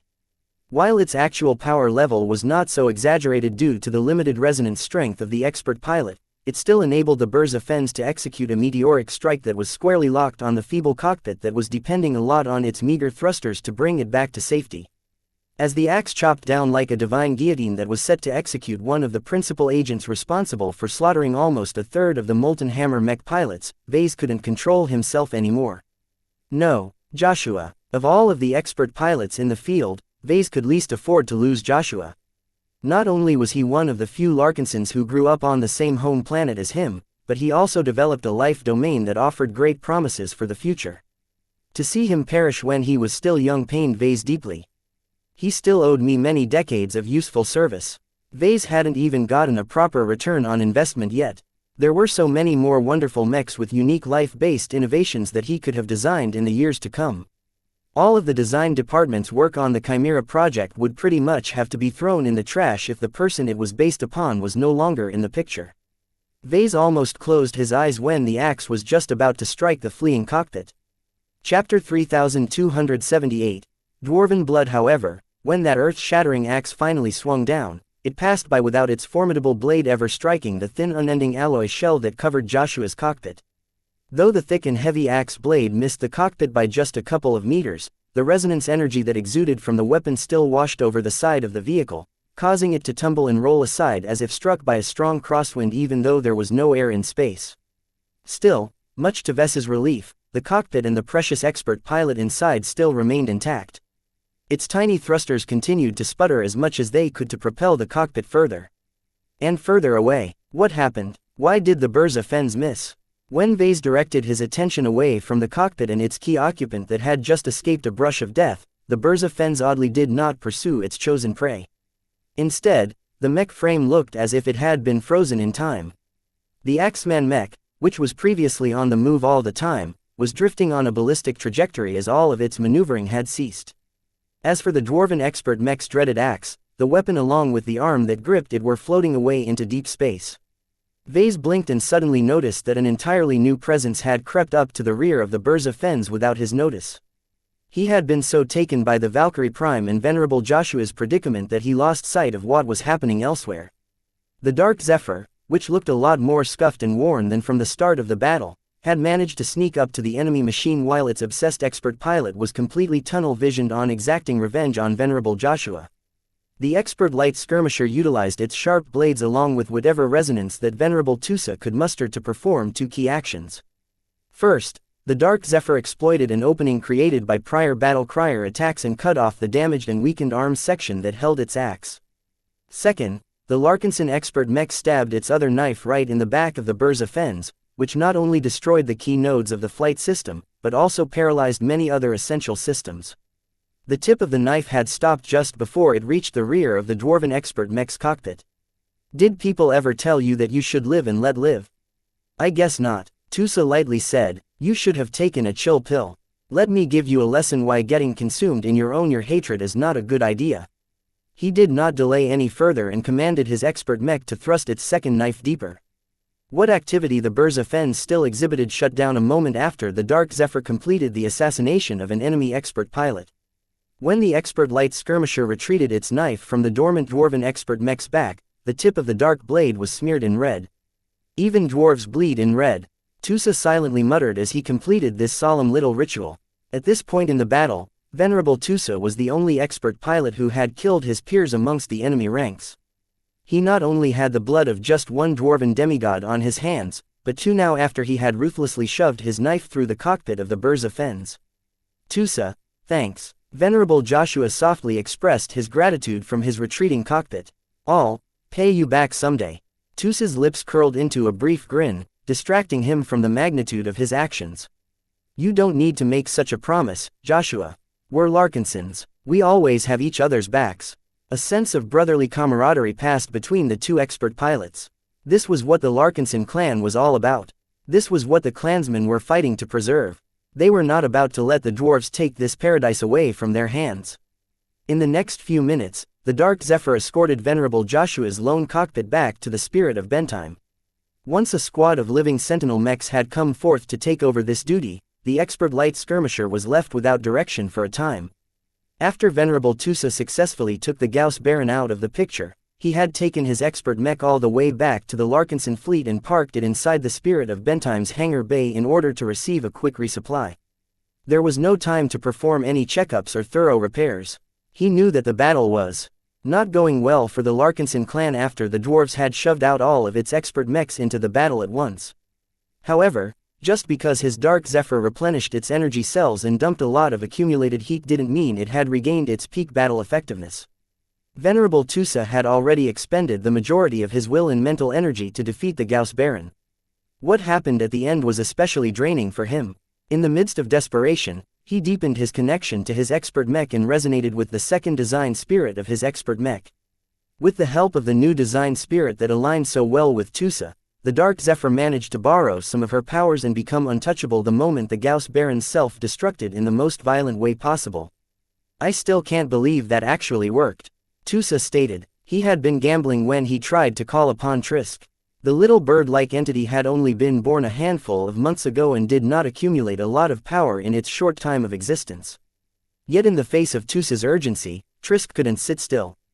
The ever-changing bird spirit expended all of the strength it could call upon and momentarily caused the Dark Zephyr to become untouchable. This state only lasted for a brief amount of time. The expert mech returned to its normal state a second or two later, but that was just enough for the machine to escape the initial destructive blast. Whatever else followed after the Gauss Baron's ruinous explosion was not as severe. The Dark Zephyr's excellent armor easily handled the aftermath, just as designed. Still, its previous exploits not only left its two design spirits in an exhausted and expended state, but also drained almost all of the spiritual energy that had been infused in its unending alloy. Furthermore, Venerable Tusa himself was coping with a headache that continued to impose a greater burden on him as he had already overstrained himself. It was a miracle that he still managed to circle around and sneak up behind the Burza fens without its dwarven expert pilot becoming aware of the danger. The Dark Zephyr could be quite subtle in Tusa's hand. This was especially the case now that he managed to deepen his connection with his partner machine after going through a moment of life and death with it. His control over the expert mech had never been greater. Battle is truly the best crucible for mechs and their pilots. After Venerable Tusa finished catching his breath, he reluctantly swept his gaze to the strategic overview of the battlefield. There were many more hotspots where his help was needed. However, he did not blindly command his Dark Zephyr to blast off to the nearest unit that needed backup. He only had a limited amount of resources left to fight, so he needed to pick his battles carefully. Just looking at the other expert mechs clashing head-on against each other made his headache worsen. He wouldn't be able to keep up in a high-intensity body. His expert mech still had enough fight left in it, but the pilot as well as the design spirits had already bottomed out. All three of them needed a lot of rest to recover their combat effectiveness. I guess I'll keep playing the knife in the dark, then. It doesn't really make a difference whether I stab my knife from the front or the back of an enemy mech. After Venerable Tusa picked out his next target, he turned around his expert mech and gradually flew away. He wasn't in a hurry to intervene. He knew he had to time his attack attempts carefully so that he could strike when his chosen victims were at their most inattentive towards other attackers. Elsewhere on the battlefield, the battle still raged on. The clashes between the expert mechs still dominated the progression of the battle despite their lack of quantity compared to tens of thousands of mechs occupying most of the battlefield. The high-level duel between Patriarch Reginald Cross and Venerable Orthox de Massey continued to heat up even as their expert mechs were still chipping away at each other's defenses. Neither the Bolvar Rage nor the Gatecrasher looked anywhere close to nearing the end of their flight. The Bolvar Rage's shoulder-mounted positron cannons were the first weapon modules to go. They were fairly exposed and vulnerable, so it was not a surprise that Venerable Orthox managed to eliminate them by launching many targeted attacks at them whenever his expert mech came close. The one-handed hammer wielded by the Gatecrasher did not look as large and imposing as that of the Bashravar, but its mass and various technological and material advantages strengthened its parameters to an unreasonable level. The weight of the Vulcan Empire rests on my hammer. The future of my people strengthens my shield. I am never alone. I fight with the hopes and dreams of Dwarvenkind on my side, and I have become stronger for it. A selfish, power-hungry mech pilot like you will never comprehend what it means to fight for a cause. With this handy hammer, the Gatecrasher was able to dent the exterior of the Bolvar Rage with every solid hit. Its threat was so great that Patriarch Reginald did not dare to endure another direct hit from this weapon. When cornered, Reginald would rather allow his expert mech get bashed by the Gatecrasher's shield than to endure another blow from the Dwarven expert mech's hammer. He wasn't letting his expert hybrid mech get beat up for free, though. Initially, he concentrated on wearing down the Gatecrasher's powerful resonance shield.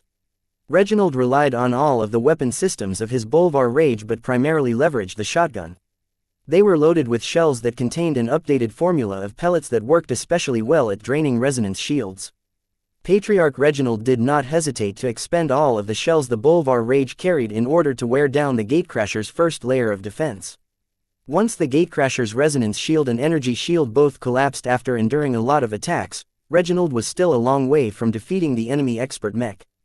Though the two mechs had already battled each out for a time, the gatecrasher's extremely resilient physical shield was still going strong.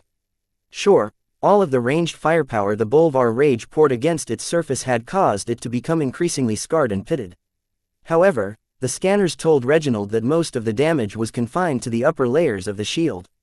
He was nowhere close to punching through its depth.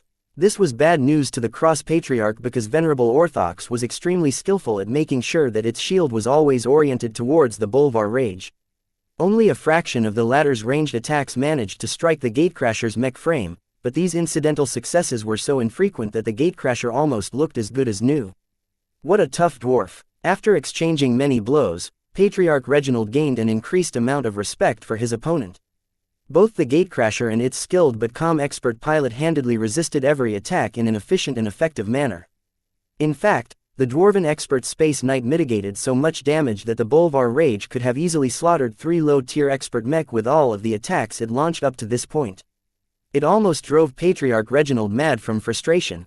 How much more damage do I need to deal before I can break open this dwarven mech? Chapter 3279, Pinning Mechs as a Rule, Patriarch Reginald Cross. Never lost confidence in himself, but there were times when the overwhelming odds against him started to put him in a heavy mood. Space Knights are not my most ideal opponents. That was an understatement. Hybrid mechs were mech types that partially eschewed the specialization route that most mech types pursued. They were considered to be the all-rounders of the mech market and were usually filed under the other category of mechs. Hybrid mechs boasted greater versatility and more solutions in different scenarios, but all of that came at the cost of pure power. Aside from the Bolvar Rage's chest-mounted positron cannon, none of the other weapon systems it carried were powerful enough to inflict serious damage onto the gatecrasher's prodigious defenses. Still, despite being restrained by the bad matchup of mech types, Patriarch Reginald Cross did not believe he would lose this duel. The greater adversity and pressure imposed on him due to his various disadvantages only caused him to burst out greater strength and determination. After evading another attack pass from the enemy, the Bolvar Rage spun and quickly fired another quick discharge of plasma that struck the rear and side of the gatecrasher. Every defense can be overcome, he told himself. I just need to create the openings myself. Yet even as he fought with gusto, he always had to take into account that his Bolvar Rage was constantly expending a lot of energy. In comparison, the gatecrasher did not make use of any energy-hungry weapon systems.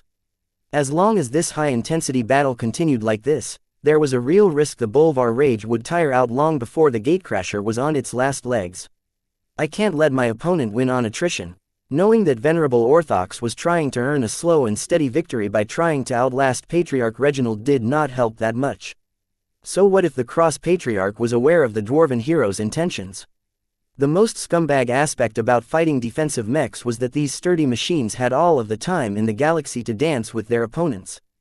Perhaps Venerable Orthox would have chosen to adopt a more proactive and aggressive strategy if his comrades were having a lot of difficulties winning without him, but for now he did not see the need to take too many risks. Still, he almost lost his mental composure a couple of times when both the Gauss Baron and the Burza Fens got done in by the same enemy expert mech. Even so, Venerable Orthox did not let that dictate his choices. If he began to loosen his defensive fighting approach, he might be able to deal more damage to the Bolvar's Rage, but his gatecrasher might also expose an opening which his opponent would ruthlessly exploit. He could not allow this powerful expert hybrid mech to get away and hunt down the other dwarven expert mechs on the battlefield. The Dark Zephyr was only a latent threat now that its expert pilot had expended all of his energy early on. In comparison, the Bolvar's Rage was a much more long-lasting expert mech.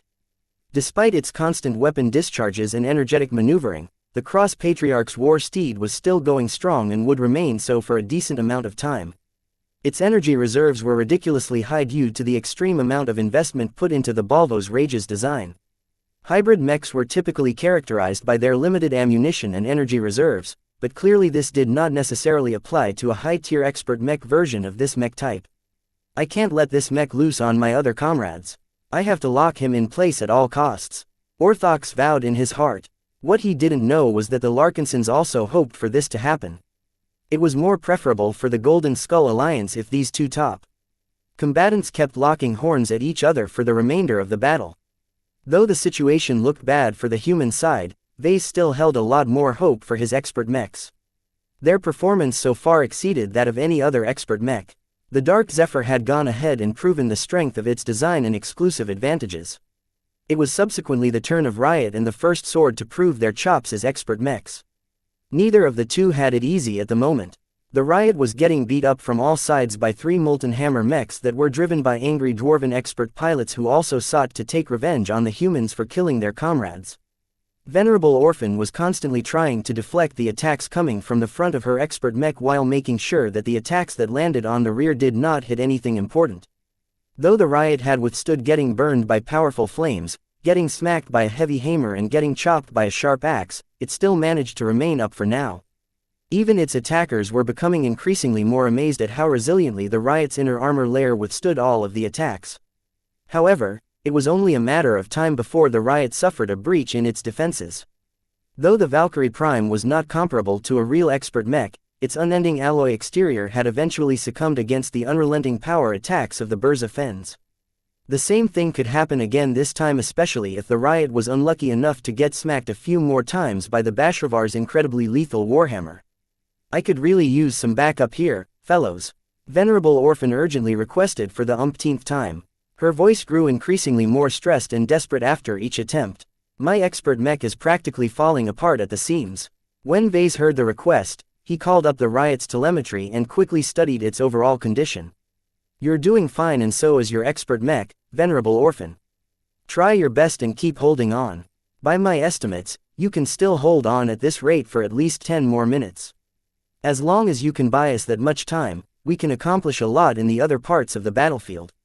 It is crucial that you anchor these 3 dwarven expert mechs in place, though. Don't let them loose." Venerable Orphan violently cursed over the communication channel. "Do you know what $#and $$ I'm dealing with? These $# and dwarves are out for blood, and it's mine that they want to drain first. Why don't you get down here and offer your body up for these dwarves to $# and at $# you up for once? You damn mech designers are such at $# and $@ for expecting us to risk our lives so you can get your jollies off and say, 'Oops,' whenever one of your design mistakes screws me over." Vase swiped his fingers, which muted the direct communication channel to the Riot's cockpit. He was not unsympathetic towards Venerable Orphan's struggles, but there were many more Larkinsons who also needed assistance. While the battle between the tens of thousands of regular mechs were slowly swinging in the favor of the expeditionary fleet, the balance was still too precarious and could easily be broken if the dwarven expert mechs changed tack. Compared to Venerable Orphan's torture, Venerable Dice was having a considerably better time. Unlike the Riot, the First Sword was a lighter and more mobile mech. With the crucial input of Kedis, the expert swordsman mech was designed to be a rough analog of the strong and athletic bodies of the Sword Maidens. In fact, the First Sword's proportions matched quite closely to that of Dice's proportions. The ratios were highly similar, and the only real difference between their body shapes was that the expert mech looked like it wore a suit of light combat armor. While these design choices meant that the First Sword was not as able to resist as many direct attacks as the Riot, its unending alloy armor system still provided it with a sufficient buffer under these harsh conditions. Right now, Venerable Dice was constantly keeping her expert mech on the move. The harder it was for the 3 expert mechs of the Hive Roarers to pin it down, the longer it was able to last on the battlefield. With this thought in mind, Dice did not hope to accomplish anything extravagant at first. She was already happy if she could just entangle the Paravad, the Morco Mark II and the Domingo Darren, so that her fellow Sword Maidens and other comrades could sweep up the weakened Hive Roarer mechs on this side of the battlefield without any complications. The situation indeed unfolded as she had hoped. The Hive Roarer expert mechs were initially supposed to bolster the battered and demoralized mech pilots who had just lived through an energy bladestorm. However, their inability to extricate themselves from the surprisingly strong and resilient First Sword meant that the regular dwarf mech troops lost the protection of their guardian angels. This caused them to become incredibly vulnerable to the sweeping counterattack launched by the Larkinsons and the Glory Seekers. "We need backup. Where are the Slug Rangers? Why hasn't our fire support arrived? We can't hold these humans off with our damaged mechs. We need to retreat." "We can't retreat," General Kebranor said in a stern voice to the beleaguered Hive Roarers. "If we vacate this flank, these human mechs can turn around and attack our center units from the side. They'll quickly be able to roll up our formations if that happens. No matter what, hold out as long as you can. Don't focus on winning. Focus on surviving and buying as much time as possible. Your sacrifice has meaning and will be remembered. Though the general's words did not sound encouraging, a fatalistic realization had set on the Hiver roarers at this flank. They knew that while their side was not going well for the feral mech forces, the other flank was doing a lot better. As long as they kept the human mechs here busy, they might be able to buy enough time for their comrades on the other side of the battlefield to overrun the humans' weakest flank. Once that happened, it would be the turn of the dwarves to attack the main human forces from the side, thereby creating a turning point that could result in a cascading collapse of the enemy lines. We will hold, sir. Our lives belong to Vulcan. We shall do everything in our power to do him proud. For the Empire, for the true dwarven god, for Feral. The more the dwarves became disadvantaged, the more they woke up and began to put up a stubborn resistance. None of this was more true than with the Hiver roarers, who despite all of the setbacks began to draw more strength from their fanatical beliefs as a way to prop up their morale. The Vulcan Empire shall exist for eternity. Witness me, Vulcan. Let me dedicate the blood of these evil human wretches to you, O supreme god of dwarves. Plenty of scenes of heroism played out among the Hiver roarers. The damaged and crippled bestial mechs resorted to throwing themselves onto the enemy human mechs just so that other friendly units could exploit the opening they created. Still, the recovered morale among the dwarven mech pilots did not make as much of a difference as they hoped. Solid mechs mattered more than shouting repetitive slogans at each other. When Vase saw the state of the two flanks, he grew increasingly more tense. He gripped his hammer of brilliance tighter as he tried to guess which one would collapse first.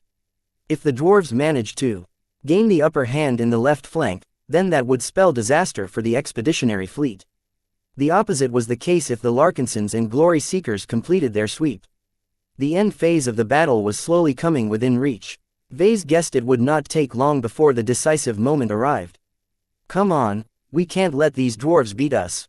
We can still win. Chapter 3280, Venerable Merrick Bulferin. Venerable Merrick Bulferin was a new breed of dwarven expert pilot. Due to all of the fighting that took place during the successful rebellion that allowed the upstart dwarves to conquer the Smiling Samuel Star sector, a huge generation of dwarven heroes and statesmen rose up. These dwarves subsequently dominated the newly founded Vulcan Empire for decades to come. Their influence could be felt from every corner, from the establishment of the ambrosia industry to the huge investment in building up a homegrown dwarven mech industry. Every Vulcanite who lived up until today owed everything to the greatest generation of dwarves. They risked their lives, prosperity and freedom to rise up against the unjust tyranny of misformed humans and their treacherous gods. Many free and happy dwarves held a lot of gratitude to the pioneers who provided them with a life that was countless times better than if they grew up in a typical human-owned mining planet.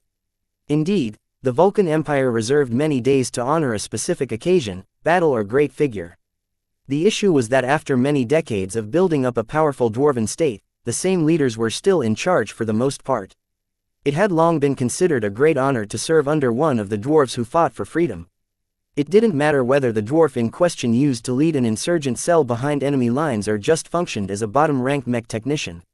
As long as they had anything to do with the great struggle, they received an immense amount of honor and recognition. In many cases, this regard translated to being put in charge of different functions. To be fair, the nascent dwarven state back then was spread too thin. There was a shortage of qualified dwarven personnel and there were vacancies everywhere that had to be filled at all costs. The people back then weren't picky either. When they lived for years aboard overcrowded starships eating nutrient packs every day, even a tiny improvement was regarded as Vulcan's gift. Times had changed, though. The dwarves who were born decades after the liberation of the Star Sector were not only better trained and educated, but they were also hungry and ambitious. The newer generation wanted to take charge. Those old fogies need to get out of the way first. Merrick muttered. The biggest frustration the younger dwarves held towards their elders was that their society had become more solidified. The early dwarves hogged all of the good positions and also clung to them for many decades. Their beards may have turned gray by now, but many of them showed no sign of retiring anytime soon. It's one big corrupt mess. Though Merrick understood the need to consolidate the gains made by the dwarves after they successfully booted the tall folk from Smiling Samuel, a lot of time had already passed. The Vulcan Empire not only built up a prosperous economy and infrastructure, but also invested in a huge military machine that was more than ready to bring the light of Vulcan to more regions of space.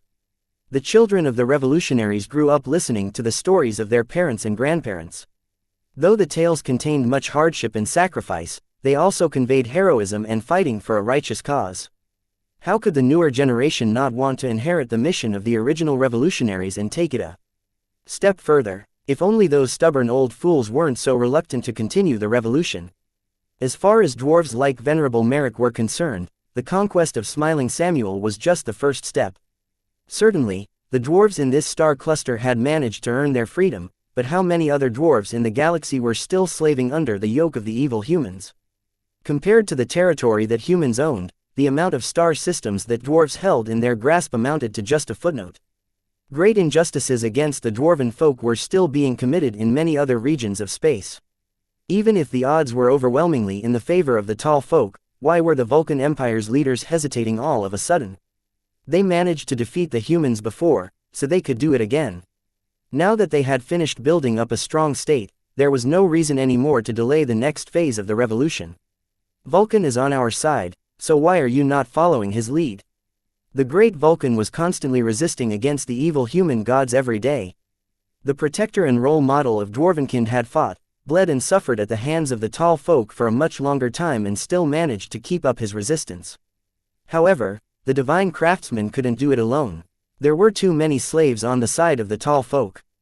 The dwarven people needed to fight by the side of their patron god in order to liberate their still enslaved brethren throughout the galaxy. Venerable Merrick grew up yearning to become one of the blessed and righteous warriors of Vulcan. From young on, his devout parents never stopped telling the great gift that their god had bestowed to their people. Without Vulcan, a free and prosperous dwarven state would have never come to life. Merrick was a good boy, so he did not take Vulcan for granted. He sincerely worshipped and centered his entire life around the god of dwarves, mechs and craftsmanship. Several times per day, he knelt in front of an altar and prayed for the divine craftsman's understanding and blessings. His devotion paid off. Whereas many other dwarven mech pilots went on to develop average careers, Merrick stood out from the rest even before he graduated from the Mech Academy. He worked harder than almost every other mech pilot in the Feral Provincial Army. Many days, his body aches and his mind had become worn from constant study. Yet he never gave up any opportunity to develop and strengthen his piloting ability because he was on a mission, a holy mission. Vulcan was constantly by his side. Without their god and savior, Merrick and many other dedicated soldiers would have never grown strong enough.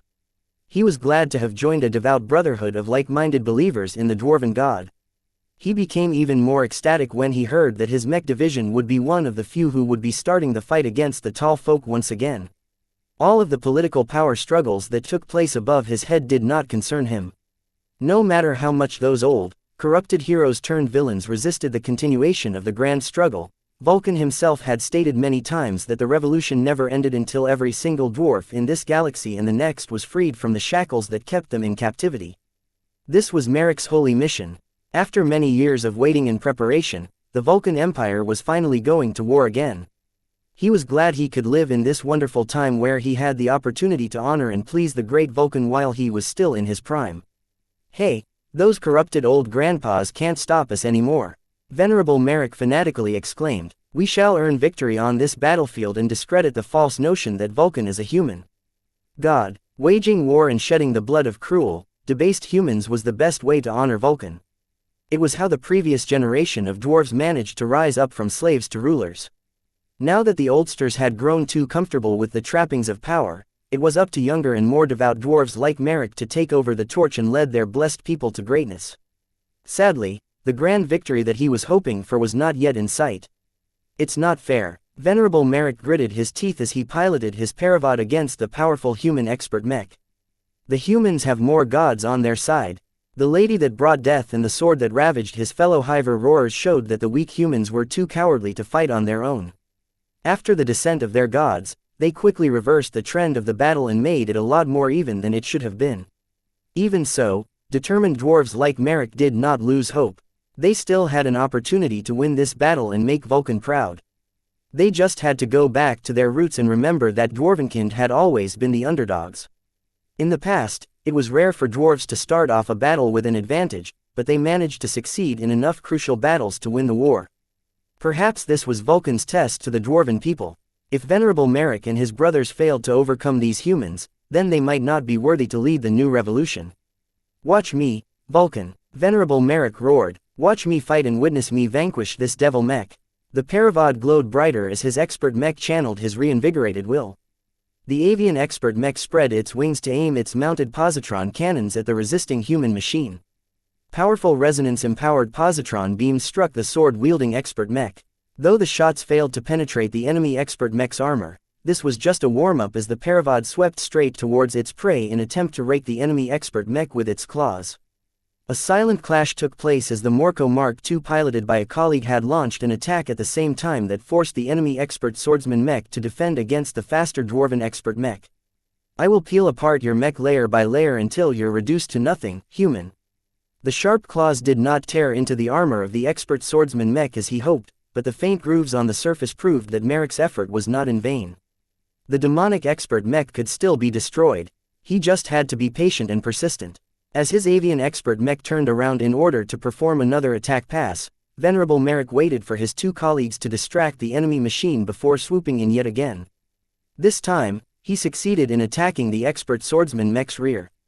If the blasted human expert pilot did not lower her expert Mech at the last moment, the Paravod would have been able to claw a piece of the flight system.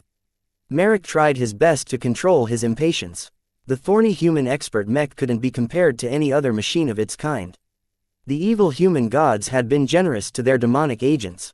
Wherever this abyssal metal came from, the dwarven expert pilot had no doubt that it had been soaked in the blood of millions of innocents in order for it to gain such incredible strength against material attacks.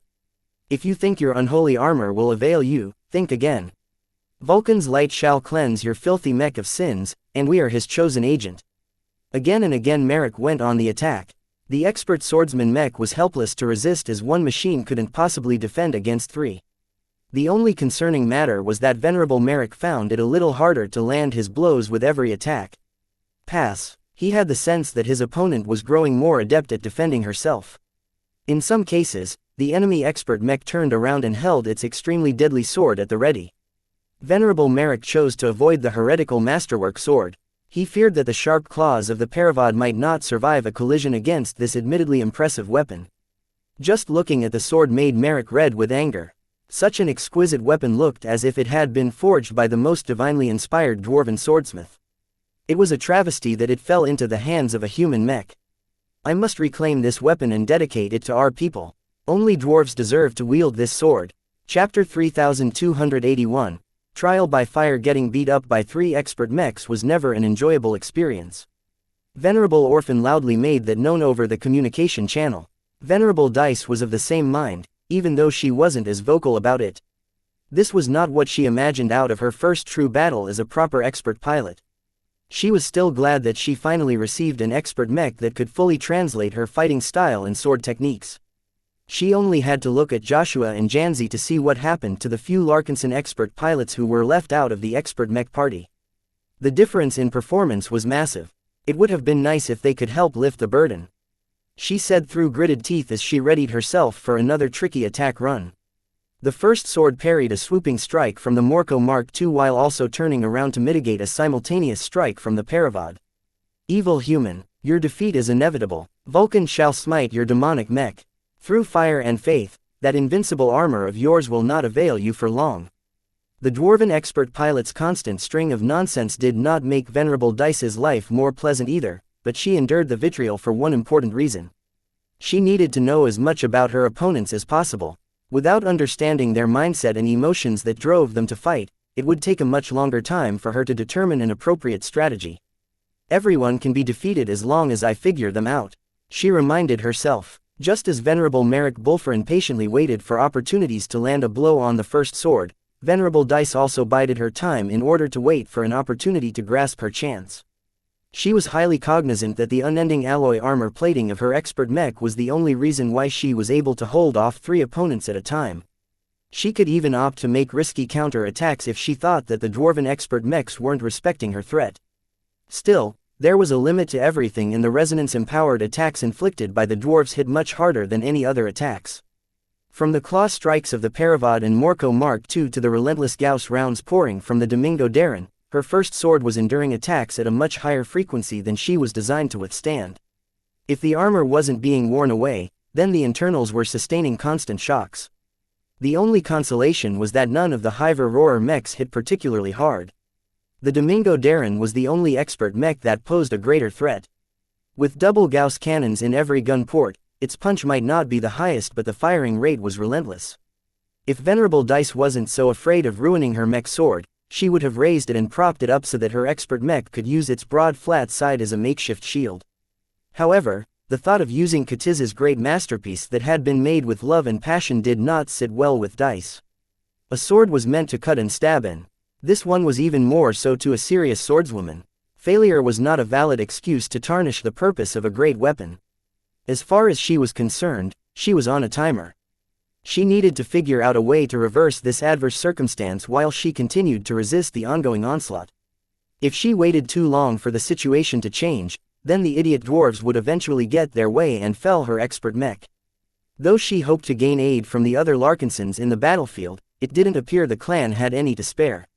Venerable Tusa was the best possible option, but he was no longer as sharp and fresh as before.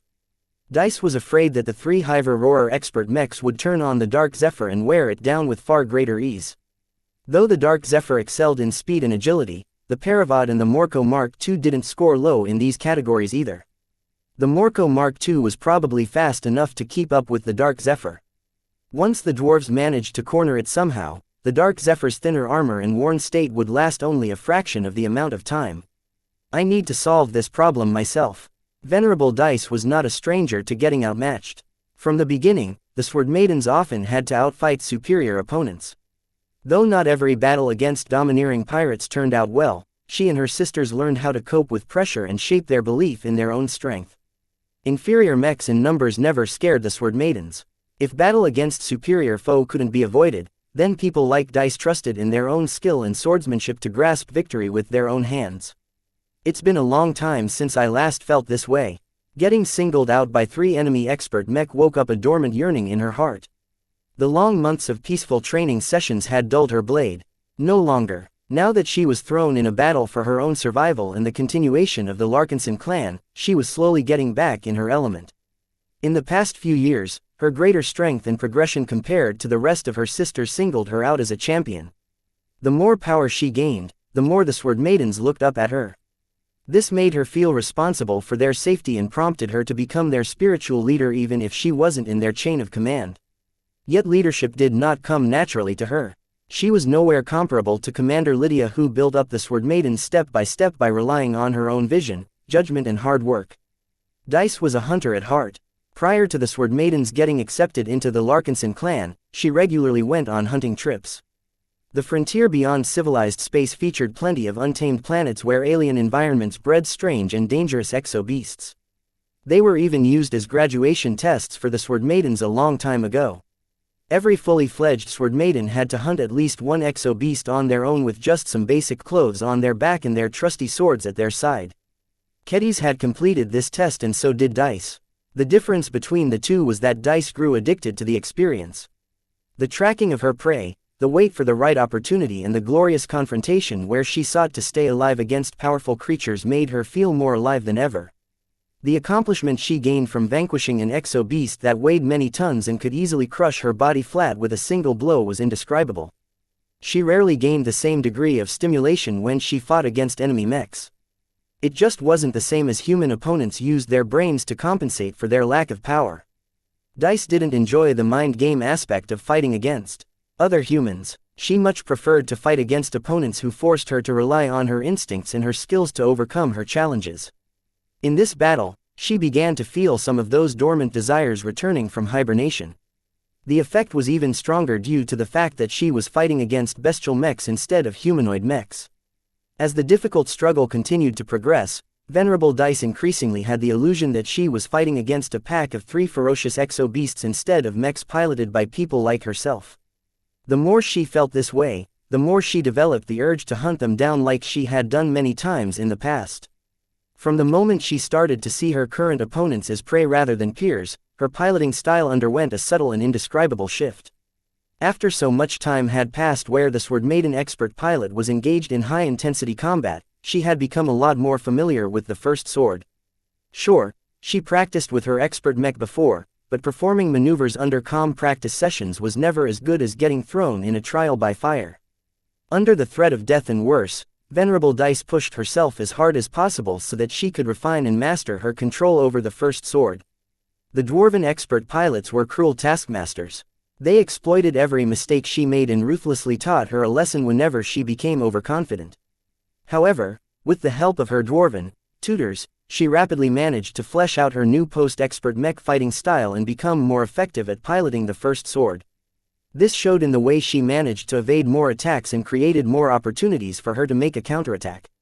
Once she seriously began to snap attacks at her opposition, the Hiver Roarer expert pilots had become a lot more alarmed. "Evil witch, you don't deserve to use that masterwork mech," she smirked. The angrier the dwarves became, the better she was doing. The dwarven expert mechs weren't blind to what was happening either. Though Venerable Mech was content with the progress that he and his fellow dwarven expert pilots had accomplished, they were still far from breaching the first sword's defenses. "The human expert pilot is getting stronger. We need to achieve a breakthrough. Then go in deep. I'll lead the way." Venerable Mech realized that he was fighting against an inexperienced expert pilot who still had much room for improvement. If that was the case, then playing it safe was no longer the wisest strategy. He had to finish this fight as quickly as possible in order to strangle his opponent when she was still manageable. The switch happened abruptly. Just as Venerable Dice became accustomed to the rhythm of the enemy attacks, now she was back to fighting for her life as the Paravada shoot hit-and-run attacks in favor of applying constant pressure. It was as if she was being attacked by a giant bird that was out for blood.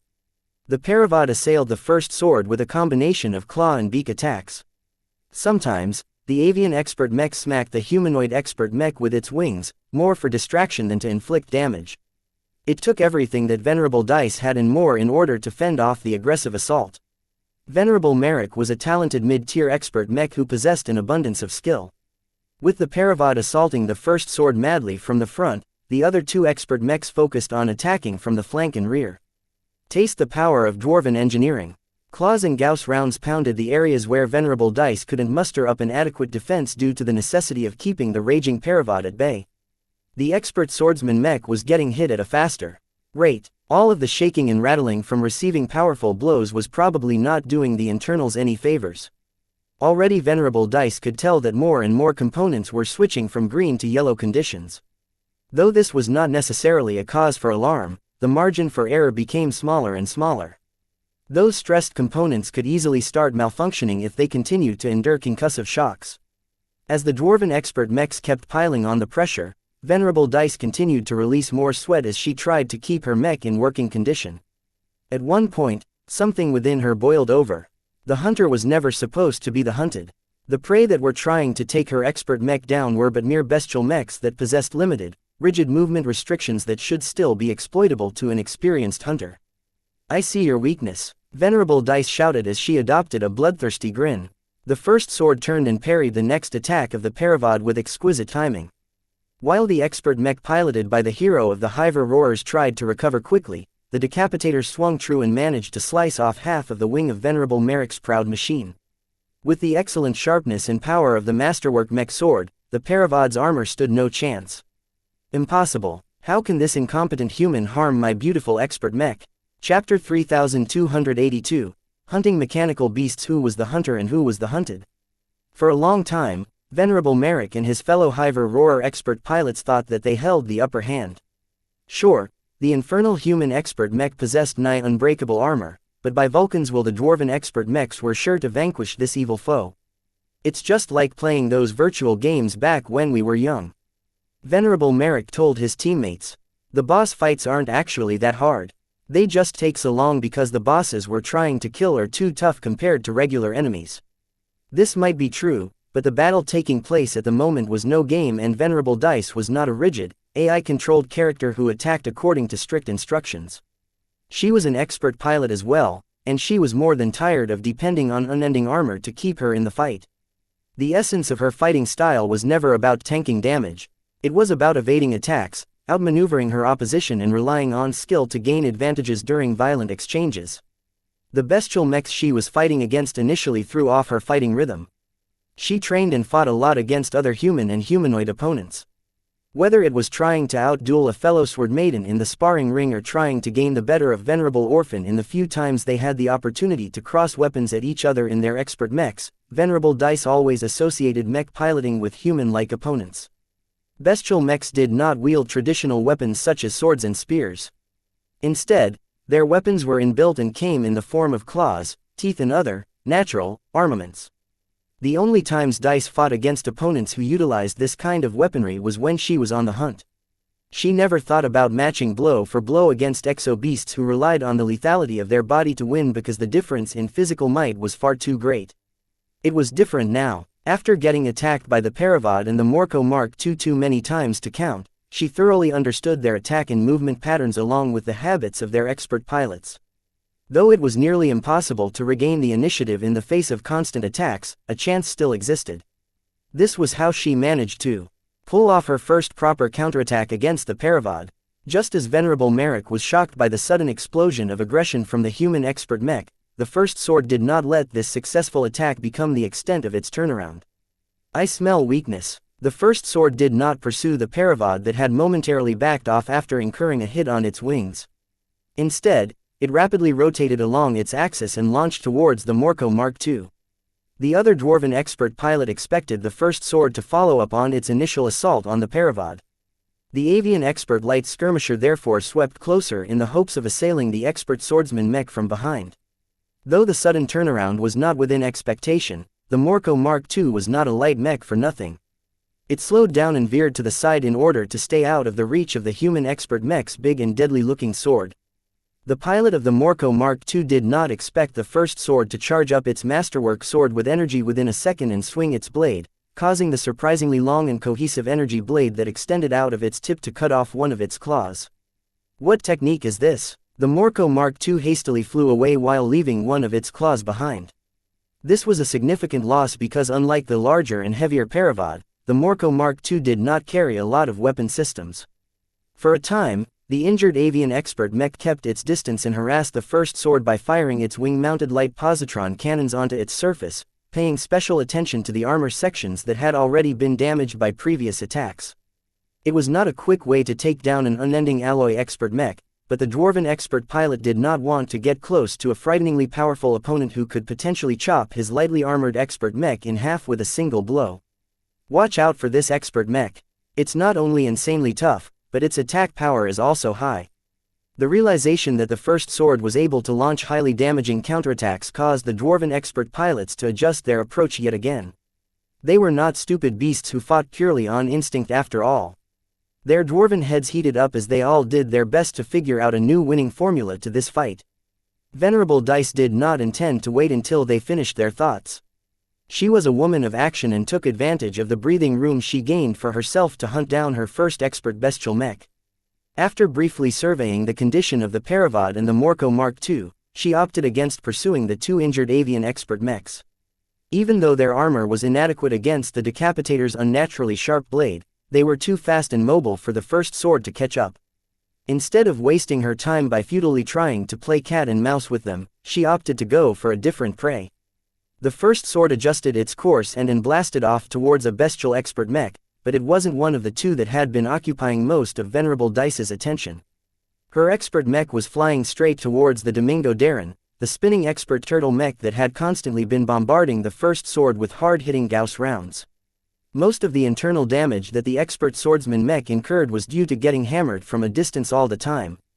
Unending Alloy was much more able to cope with the positron beam weapons employed by the Paravod and Morco Mark II, so they were not as threatening at the moment. Previously, Venerable Dice never saw an opportunity to get close to the annoying Domingo Darren, but now that both of the avian expert mechs had backed off, she possessed a small but crucial window of opportunity to make her attempt. Get after the human expert mech. Don't let it get close to the Domingo. The Domingo Darren already noticed the threat and started to fly backwards while continuing its rotation. Its Gauss cannons continued to spit out fire, both so that the reaction force could push it away even further and also so that the Gauss rounds impacting on the first sword would slow its advance. In practice, the difference it made was marginal. Venerable Dice smelled blood and would not give up until she paid back the Domingo Darren for all of the knocks it inflicted on her new expert mech. Venerable Merrick and his colleague urged their avian expert mechs to catch up to the first sword in order to dissuade it from attacking the Domingo Darren. Though the expert turtle mech was not as helpless against melee attackers as the crumble shells, close-quarters combat was not its home ground. Merrick did not want to take any risks when it came to an abnormal expert mech that punched way above its class. Since both the Paravod and the Morco Mark II were mobility-oriented expert mechs, they caught up well in time. The Morco Mark II could have launched its attack faster, but it was too risky to approach the first sword by itself, so it took the time to circle around and time its attack with the Paravod. Go. It only has one sword. The two damaged but still operational bird mechs launched their attack runs at the same time, thereby putting Venerable Dice under quite a bind, but only for a moment. Even before the two avian expert mechs began their simultaneous attack runs, she had already been trying to connect and resonate with the decapitator. She was not a mech technician, so she did not understand the finer mechanics of what a masterwork weapon could do. However, she was a swordswoman and she knew a good sword when she saw one. She had already fallen in love with the lovely blade created by Kedis even before it was finished. With all of the time she spent on practicing with the first sword, she had already developed a good bond with the decapitator. Now that she needed its power the most, she urged herself to go deeper and resonated with it at the same time she began to accumulate power for one of her sword techniques. The decapitator responded eagerly to her outreach and resonated with her will. Both of them wanted to destroy the bestial mechs that sought to rob the mech sword from Dice's hand and give it to the dwarves. Just the thought that some dwarven expert mech would defile the decapitator by holding it in its grubby hands was intolerable to Dice, the first sword and the decapitator. The three elements united together and resonated as a single whole, causing not just the sword but also the expert mech itself to glow with power. "Stop that human expert mech now!" Venerable Merrick shouted as he sensed that the threat level of the first sword had doubled. Venerable Dice smirked. Too late. By pouring more power into her mech and its sword, Dice became so energized that her entire body felt electrified. The only thing that could have made this moment better was if her physical body was able to wield a sword as well. Her sights along with the sights of her expert mech focused squarely on the Domingo Darren that was still attempting to create more distance while flying like a spinning saucer. "My sword hungers for prey. Let your mech become the first beast it slays." Sword of Lydia. Upon finishing this cry, the glow around the first sword and its weapon expanded into a giant greatsword. At the same time, the expert mech gained a sudden boost of speed towards the Domingo Darren. After overloading the flight system for a few seconds, Venerable Dice exerted her will once more, causing the resonance energy that took the shape of a giant glowing greatsword to propel forward at a much greater speed than the first sword itself. "What? That's the same sword energy that previously ravaged our ranks." This was a big and costly sword energy attack that not just any expert mech could unleash. It was incredibly strange that the first sword was able to launch such a powerful energy attack without relying on the appropriate resonating materials. Venerable Dice couldn't have channeled it properly with just her expert mech if not for her increased mastery in piloting her new machine. The new sword style she developed after absorbing the systematic swordsmanship tradition from the Heavensward Association was also important. The third reason why she was able to launch such an awe-inspiring attack at such strength was because the first sword was also a prime mech. Though its unending alloy plating had not absorbed much energy from Dice, she always deposited a little bit of herself during every practice attempt. Though the energy only amounted to a couple of V's worth of spiritual energy, it was enough for Venerable Dice to successfully execute one of her personal sword styles through the medium of her expert mech. The giant blade remained surprisingly cohesive even as it traversed a hefty distance. Though the Domingo Darren did not blindly fly straight but also attempted to evade to the side, the Sword of Lydia energy attack advanced far too quickly and managed to pierce through the right side of the expert turtle mech. A large amount of metal shards flung into space as the glowing sword had punched through the resilient exterior armor of the Domingo Darren and destroyed the twin short-barreled Gauss cannon systems that was situated on this side. The expert turtle mech's spin immediately grew unstable as it suffered significant structural damage. Though Venerable Dice had exhausted much of her remaining energy in order to launch this intensive sword technique, she did not intend to leave her job half-finished. "You're mine." The Paravod and the Morco Mark II launched bold and risky attacks in order to buy time for the Domingo Darren to retreat, but Venerable Dice squeezed all of the swordsmanship she had in her body to cope with the distractions. She skillfully utilized the decapitator to parry the claw attacks from the Paravod while ignoring the scratches inflicted by the single bird claw of the Morco Mark II. Eventually, the first sword caught up with the Domingo Darren, which was just starting to gain control over its trajectory. Unfortunately for the dwarven expert Mech, it had lost crucial time in which it could have used to maintain a distance to the enemy machine. My sword will not be stopped by a shell. With a single chop of the glowing decapitator, the weapon's extremely sharp blade cut straight through the top of the Domingo Darren's armor. Chapter 3283, Domingo Darren Venerable Dice managed to outmaneuver the Hiver Roarer expert pilots. With the Paravod and the Morco Mark II constantly on the first sword's back, the Larkinson expert Mech not only managed to avoid their blockade, but also strike a pair of blows onto the Domingo Darren, the expert Mech version of the Crumbleshell. As the powerful ranged support component of the trio of dwarven expert mechs, the Domingo Darren played a crucial role in the team. Just like their regular mech counterparts, the Domingo Darren was responsible for providing ranged fire support. This crucial expert mech compensated for the lack of offensive power of the avian expert mechs and worked great at putting an opponent in its sight under constant pressure. Indeed, Venerable Dice had long built up quite a lot of resentment for the damned Domingo Darren. Her sentiments were similar to the friendly mech pilots who had sought to destroy the spinning Crumbleshells only to get intercepted and blocked by the multitude of other Hiver Roarer mechs. Now that she managed to disable a fourth of the weapon systems of the expert turtle mech and shove her blade through its thick shell shortly afterwards, the sudden expert mech fight took an abrupt turn in the other direction. Despite being outnumbered by 3 to 1, the three dwarven expert pilots had the illusion that they were the ones who were in trouble. They had already fought against the human expert mech enough times to learn how frightening it truly was. The first sword couldn't be measured against other second-class mechs. Its armor system not only provided it with a huge buffer, but its extremely sharp and hefty blade gave it as much teeth as a high-tier expert mech. Though the dwarves believed that Venerable Orthox de Massey should be able to overpower the first sword, there was only one high-tier expert pilot in the feral punitive fleet, and he was currently fighting for his life against a human high-tier expert pilot. This can't be happening, Venerable Merrick uttered in disbelief even as he resonated with the flight system of his Paravod in order to reach his beleaguered battle comrade faster. Why is this demonic human mech so strong? For a moment, he thought that Vulcan had forsaken him and his fellow dwarves, that the great dwarven god had found the ferals unworthy. That doubt came and went in an instant. Merrick's will was not so easily shaken. His belief in dwarven supremacy was ironclad and his faith in Vulcan was absolute.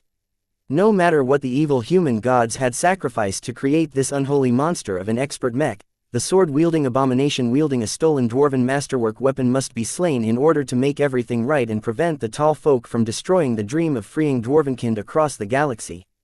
An overwhelming urgency swept across Venerable Merrick's body. His entire will burst out, causing his entire expert mech to glow bright with power. Faster! I must go faster! The Paravod rushed forth at an even greater pace as Merrick did not hesitate to burn his will to give his expert mech a greater acceleration boost than it had ever achieved. Merrick did not even realize that his resonance strength had reached a new record. It was only now that he no longer looked down on his opponent and truly recognized the threat of his enemy that he felt pressured to draw on his unused potential. This was not an odd phenomenon in expert pilots. They were highly talented individuals who possessed the potential to gain infinite power. However, it was rare for expert pilots to be able to stimulate their drive and yearning for greater strength in times of peace. Only a hard-fought battle was able to force both regular mech pilots and expert pilots to activate their unused potential. When their lives and the lives of their comrades were on the line and when their causes and convictions were at stake, that was when heroes stood out from the rank and file. Now, Venerable Merrick was one of many expert pilots in this battle that had grown in power if not always in mentality. Under his control, the Paravod became the incarnation of a predator bird as it rushed forward with great momentum.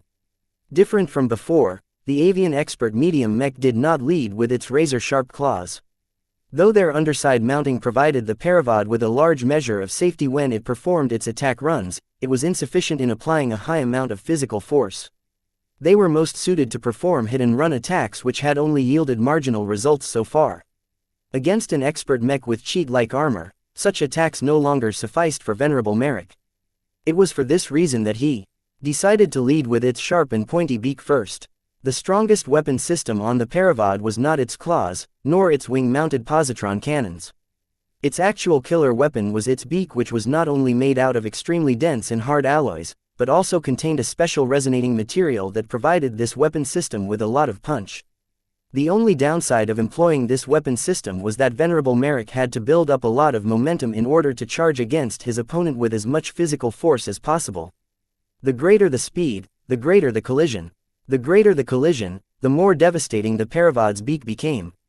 As the avian mech raced forth with its wings folded to a narrower profile and its forward-pointed beak glowing in a bright silvery corona, Venerable Mech truly felt that he had become the Paravod for a moment.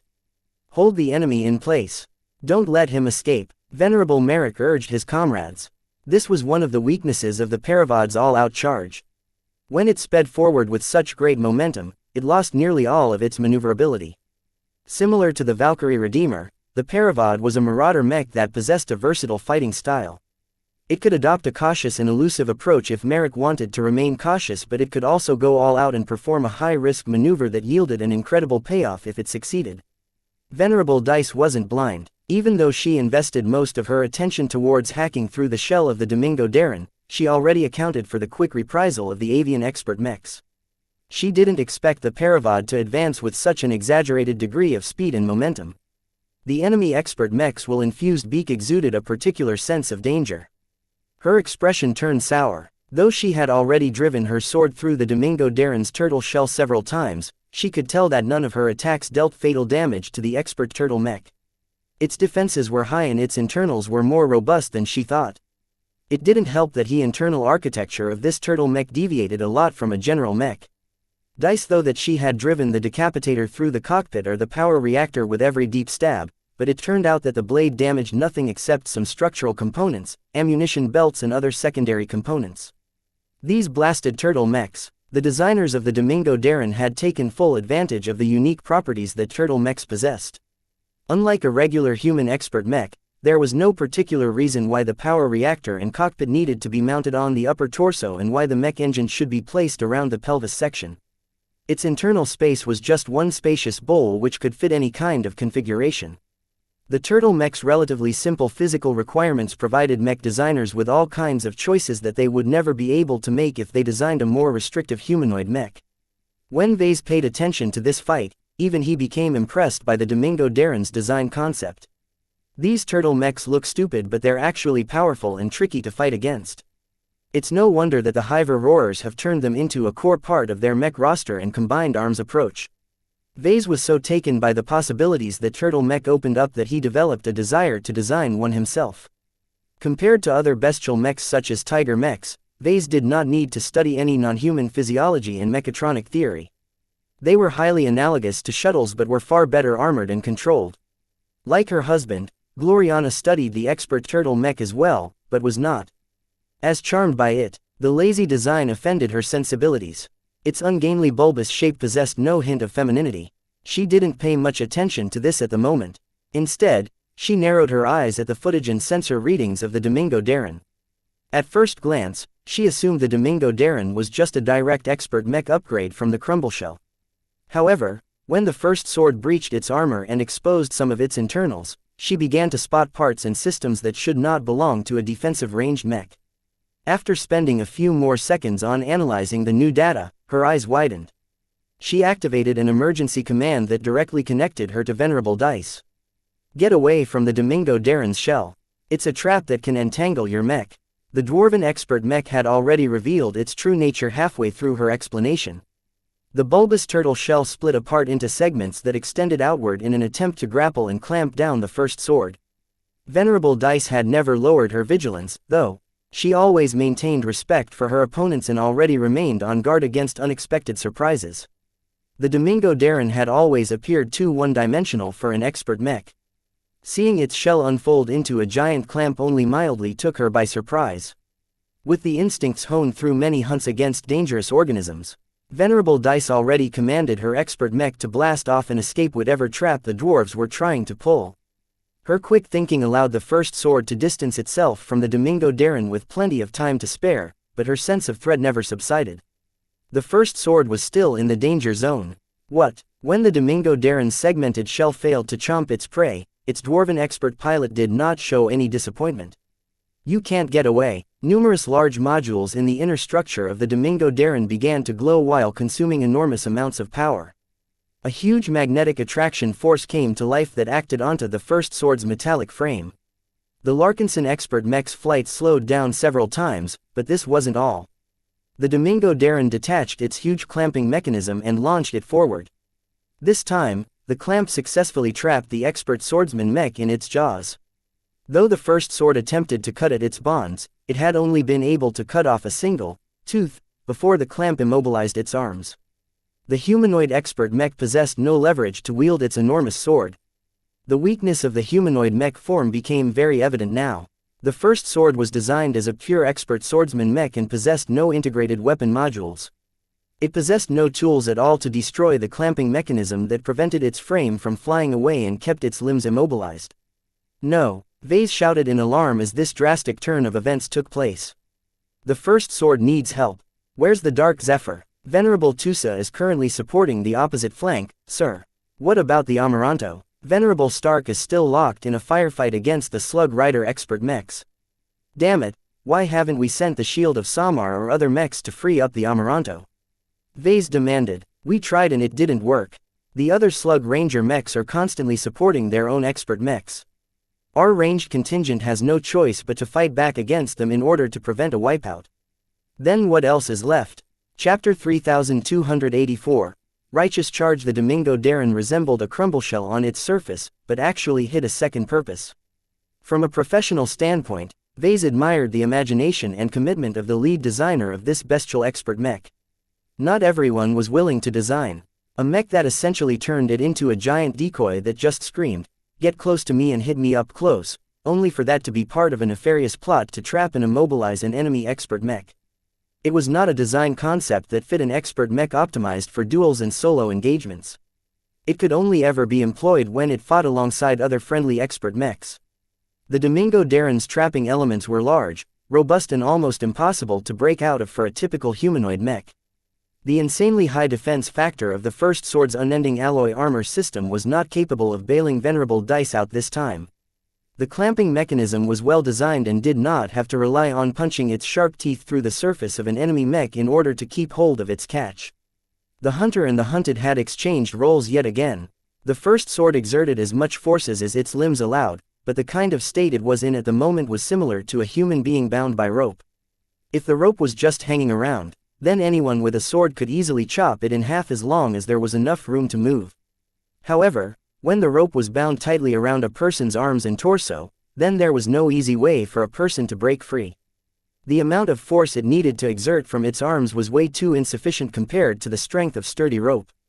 Vase didn't need to perform any supplemental calculations with his implant to be certain that the first sword could not free itself from this unorthodox trap. Even though Venerable Dice was not resigned to this situation and tried out various different tricks by resonating with her expert mech, the first sword simply didn't possess the options that could break the clamp holding it in place. Any other Larkinson expert mech won't fare better either. He realized. When he substituted his other expert mechs in the same position, he did not think the results would be any different. Neither the Riot nor the Dark Zephyr would be able to escape from this kind of trap. The only exception in the expeditionary fleet was the Balvo's Rage.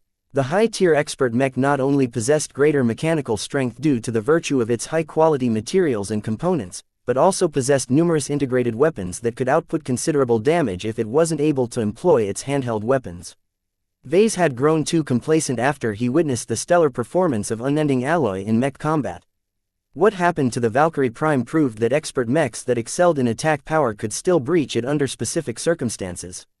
Special measures such as the secret trapping mechanism of the Domingo Darren could screw over an Unending Alloy expert mech without needing to overcome its hard shell. That was the job of other Dwarven expert mechs. At least that's not unreasonable. The Domingo Darren could only do so much. Its design revolved completely around its Gauss cannons, its strong defensive shell and the trapping mechanism it held in reserve against cheeky melee attackers who thought they could slay a turtle by getting close enough. The expert turtle mech's cannons weren't even able to fire at its trapped prey. The cannons, which were half exposed due to the removal of the upper shell, didn't possess high elevation angles and weren't capable of firing straight upwards. Even so, the first sword was in place and could no longer maneuver freely. This turned it into a perfect target for any follow-up attack, and the first one had already arrived. The first one to arrive was not the Paravod that had already built up a formidable charge, but the faster and lighter Morco Mark II that had already gone a step ahead. Though the avian light mech lacked the raw power of its larger and heavier brother, it could still deal quite a lot of damage as long as it built up enough speed, which it had already done. The Morco Mark II instead surged forward while leading with its remaining intact. Its dwarven expert pilot resonated strongly with the limb, causing it to channel a will driven by hatred, desperation and an overwhelming urge to break the unbreakable. The attack happened in an instant. In one moment, the Morco Mark II was blazing towards the trapped first sword with great intensity. In the next moment, the avian light mech had already passed by, its claws showing clear signs of damage, but its expert pilot was more than satisfied. It turned out that the Morco Mark II managed to rend one of the arms of the first sword. Though the damage wasn't critical, the ugly tears and the damaged mechanical parts represented the first true battle damage the expert mech suffered. Vase winced at the sight. He could already tell that even if the arm remained to the rest of the frame, Venerable Dice could forget about exerting any force with the crippled limb. It was metaphorically holding on by a thread at the moment. Up next was the Paravod, which had built up so much momentum that there was a high chance that it could punch through the chest armor of the first sword. Would Katiz's proud work be the first Larkinson expert mech to fall in this battle? This became a very real possibility as Vase tried his best to figure out a solution. He briefly directed his attention to the other assets on the battlefield. The remaining Sword Maiden mechs were too weak to do anything. The battle criers were already out, and so was the Valkyrie Prime. The Dark Zephyr's state was too awful to match up against any of the Hyver Roarer expert mechs, not that it mattered. Venerable Tusa was doing his best to prevent the heavily disadvantaged left flank from collapsing. The Eye of Ilvain could have done something if it activated its new battle network, but time was way too short and its regular firepower was not strong enough to free the first sword or substantially damage the enemy expert mechs. The Amaranto, which Vase had regarded as the best option to provide support for the Larkinson clan's other expert mechs, was being heavily suppressed by the enemy. Even without the Gauss Baron, the Slug Rangers did their absolute best to keep the Masterwork expert rifleman mech out of play as long as possible. The Dwarven opposition recognized the great threat of the Amaranto and decided that it could not be allowed to fire its potent Luminaire crystal weapon against a vulnerable target again. The help it provided to the Dark Zephyr was just one of many instances where Venerable Stark managed to play a crucial role in the loss of a powerful asset. If the Amaranto was allowed to attack other powerful enemies across the entire battlefield, then that would heavily suppress the activities of the Dwarven expert mechs. No one aside from Venerable Orthox wanted to get sniped by a potent ranged mech that had the potential to inflict crippling damage with a single hit. The suppression on the Amaranto was frankly unreasonable and put it under no less pressure than the riot. This was yet another consequence of getting embroiled in a fight where the enemy came with larger numbers. The Ferals simply had more options at their disposal and could employ multiple solutions to the same problem. In contrast, Vase and the rest of the expeditionary fleet was left with agonizing choices as they had to make difficult trade-offs that supported one friendly mech unit at the cost of leaving other beleaguered mech units to their own devices. No miracle happened this time. No mech pilot or expert candidate broke through at an opportune moment that could save the day. In fact, several mech pilots from both sides had broken through during this engagement. The odds that at least one of them were able to push themselves beyond the limit was quite respectable. The problem was that they didn't always last that long. Just like regular expert candidates such as Vincent Rickelin, anytime the Warnet detected a mech that performed way above the norm, the ICE would perform a thorough analysis before concluding that the high-performing machine was either piloted by a promising talent or an actual expert candidate.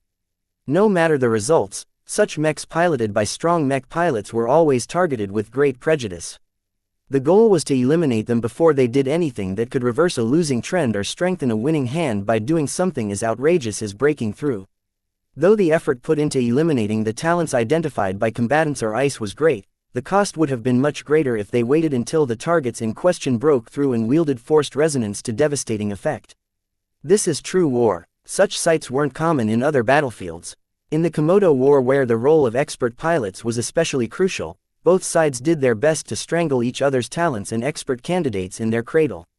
When Vase briefly studied the list of Larkinson expert candidates, he noticed that a couple of names had already been crossed out. The dwarves generally didn't waste their time on shooting down ejected cockpits, but it was a different matter if there was a high likelihood they held expert candidates or talents that had the potential to become more Vase felt guilty for not even noticing them as they fought for the Larkinson clan only to die before the expeditionary fleet had even reached the Red Ocean. He reminded the kindness exuded by Lieutenant Hector Larkinson of the Living Sentinels. He was one of the few Trueblood clansmen who seemed alright and would have been a fine addition to the expert pilots of the Larkinson clan. He was not as sad about Tamarin Larkinson's passing. Though he displayed great heroism as he fought against the vengeful Molten Hammers alongside other fellow avatars, his stance on putting Trueblood Larkinsons on top of everyone in the clan was an undesirable political stance. The stubborn Night Mech pilot would have become a major obstacle to Vase if he broke through. Now that he was taken out of the equation, that was one less issue to worry about. The only displeasure Vase felt towards his passing was that the Larkinsons didn't gain any replacements that could fill up the missing slots. Less expert candidates meant less expert pilots in the future. Though Vase was not in the mood to design more expert mechs after he completed the current round of design projects, he reconsidered his stance after seeing the consequences of bringing too few expert mechs to a battle once again. We need to do a better job of protecting and nurturing our expert candidates. At this time, the Paravad had reached its end run. After taking sufficient time to build up a formidable amount of momentum like a Lancer mech, it had circled around until it faced the rear of the first sword. Now, its sharp and highly charged beak thrust forward with the mass and speed of an entire mech behind this attack. It's coming. A silent collision that lit up the optical sensors took place. So much energy had been released that a lot of other sensors failed to make sense of the situation at the moment. This blow was the culmination of Venerable Merrick's desire to fell the evil human expert mech. In his will, no human armor was impervious or unbreakable. With dwarven power and Vulcan's blessing, the dwarven expert pilot was convinced that his righteous charge struck true. It took a few seconds for the interference to clear up so that everyone could see the aftermath of the devastating charge attack. Chapter 3285. You or your work. When the Paravad drove its powerful beak into the first sword, the Warnet lost connection to the first sword. This was a bad sign and usually served as a prelude to the confirmation of the fall of a mech. Ves's heart had sunk. He knew that it was too unrealistic to keep pulling rabbits out of his hat. After using up one trump card after another, the Larkinson clan's deck had become a lot emptier. An overwhelming sense of guilt and loss overtook his mind. Unlike the deaths of a couple of Larkinson expert candidates whose names and faces he barely remembered, Dice was a true friend. He did not do right by Venerable Dice and the original Sword Maidens. He relied a lot on their strength to save his clan and his own hide, but did not provide them much aside from the benefits that other Larkinsons already enjoyed. The first sword was finished late in the current round of design projects, so Venerable Dice only had a fraction of the time that Venerable Tusa enjoyed to thoroughly familiarize herself with the strengths and weaknesses of her expert mech. It was no surprise that Venerable Tusa's performance exceeded that of any other Larkinson expert pilot. With a head start of around half a year, he not only mastered all of the performative nuances of the Dark Zephyr, but also had plenty of time to build up a deep accord with his expert light skirmisher. On top of that, he also spent much more time in growing his resonance strength. True expert mechs were so much more conducive to the development of an expert pilot than a prime mech. Dice, he sighed. Vase could not imagine what Kedis was going through at the moment. The loss of yet another original Sword Maiden was another painful loss to someone who already lost a lot of sisters in previous battles. Not only was losing Dice a great personal loss, but it also negated much of the effort put into designing and fabricating the first sword. The expert swordsman mech was actually her first swordsman mech that she designed and realized by employing her own design philosophy. No mech designer wanted to spend all of that blood, sweat and tears to create a fine mech for a specific client only for the machine to fall in its first battle. Vase had already designed enough mechs to not become affected by such a setback, but he was quite concerned whether Kedis would also be able to take this blow without affecting her passion and enthusiasm for mech design. In the worst-case scenario, this tragic loss might turn into an enduring ache for her that would weigh her down for the rest of her life. As the interference finally cleared up, Vase and many other people in the expeditionary fleet looked carefully at the result of the Paravad's powerful charge attack. The fact that this dwarven expert mech lost its hard beak in its strike attempt did not look encouraging. How much of the first sword is left? Vase clung to his hammer as he watched on with a mixture of dread and hope. The first sword, it's alive.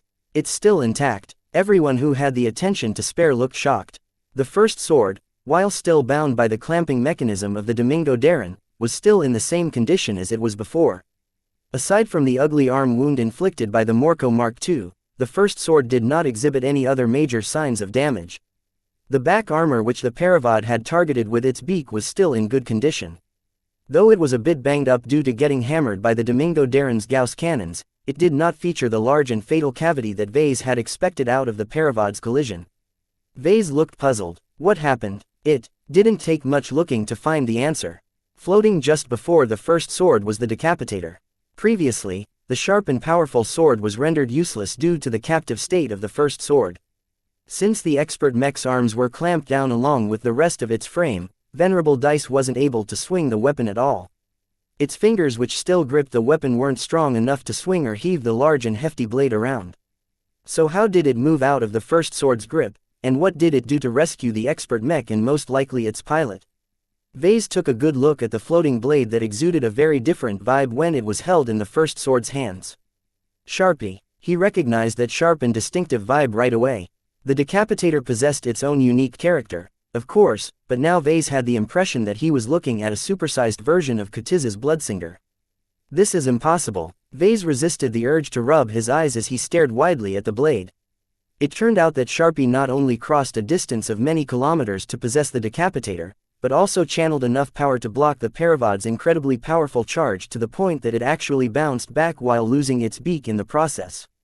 How? The sheer amount of improbable and impossible events that took place boggled his mind. A number of very clear rules had been broken in this brief event.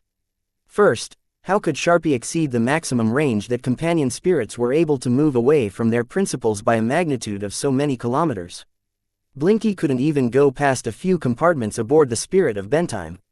Second, how was the first sword able to stop many tons of worth of mech in its tracks, and without suffering any significant counterforce in return? How could the weapon empowered by Sharpie wield such a disproportionate amount of power by itself? At the very least, the decapitator should have smacked onto the surface of the first sword when it was rammed by the Paravod. Third, how was the sword even able to move by itself? Sure, Kutiz's personal weapon was able to fly around, either on its own or with Sharpie directing its flight, but that was because the handle and sheath incorporated powerful low-profile gravitic modules that allowed the handheld weapon to float. No such system was incorporated in the decapitator.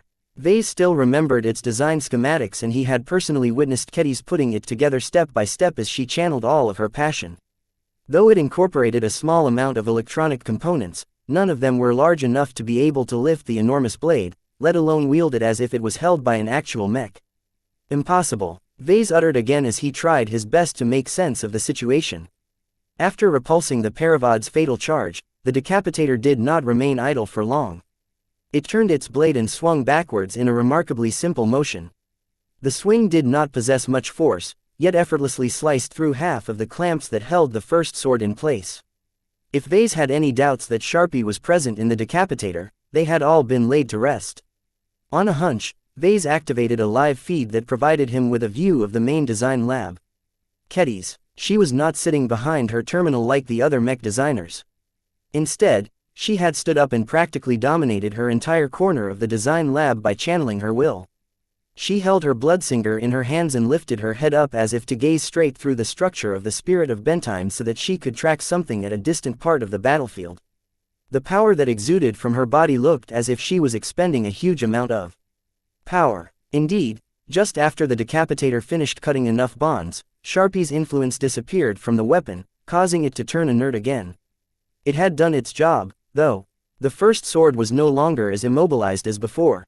It was able to squirm and free up a single limb with caught hold of the floating decapitator before using its blade to hack the remaining clamps that kept the expert mech lock. Soon enough, Venerable Dice had managed to free up her precious expert mech from the weakened grasp of the Domingo Darren. What happened was so improbable that many people were still in shock at this time. Not even the dwarven expert pilots were able to process what had happened. Ah, Ketty's. In the design lab, Ketty's had retrieved a much depleted companion spirit. She had drained so much of her energy and will in that crucial moment of time that there was hardly anything left in her. She collapsed onto the deck, causing considerable alarm among the mech designers and guards. She had to be put on an emergency floating stretcher and be carried to the nearest medical bay. With several guards escorting her in person, Vase slowly let go of his concerns for her health. While the freed and rejuvenated first sword tentatively resumed the fight against the three Hiver Roar expert mechs, Vase kept thinking back on what Kedis had managed to do and how it was possible for her to extend her spiritual reach at such a great distance. Is it spiritual projection? This was a possible answer, but not a satisfying one to Vase. Distances, like any other physical property, were kind of funky in the spiritual realm, so theoretically it was possible for him to exert his influence a lot further than his natural range in the material realm. Yet even that had limits, at least he thought so. However, Kedis didn't have his spiritual sensitivity and shouldn't be capable of navigating the spiritual realm in the first place. Something much different is a work, I think. He frowned deeper. Eventually, Vase put together a simple list of facts. First, Kedis is both a swordmaster and a mech designer. She possessed the powers of both. Second, the Decapitator is a masterwork mech sword which she has personally designed and fabricated with all of her heart and passion. Third, Sharpie is capable of channeling different sword styles, but most particularly the one it was born with, which happens to center around sharpness. When Vase put these facts together, he made a number of highly unusual and potentially mind-blowing inferences. Take the first point for example. Mech designers were able to extend the influence of their design philosophies to their works. This was why all of the Larkinson mechs out in space were alive and experiencing growth on a spiritual level. However, what if the mech designer did not just possess a design philosophy, but also a force of will? Was the latter able to piggyback off the former and extend onto a work of the originator's own making as well? This isn't a sufficient explanation. With his control over spirituality, how could he not have discovered such an amazing interaction himself? He could have projected a part of himself to any of the mechs that bore his touch and give them boosts of power whenever he was willing to make an effort. This brought him to the second point. What made the Decapitator different from many ore products was that it was a masterwork product. Though it was not a mech, to Kedis its sword-like nature was even more significant.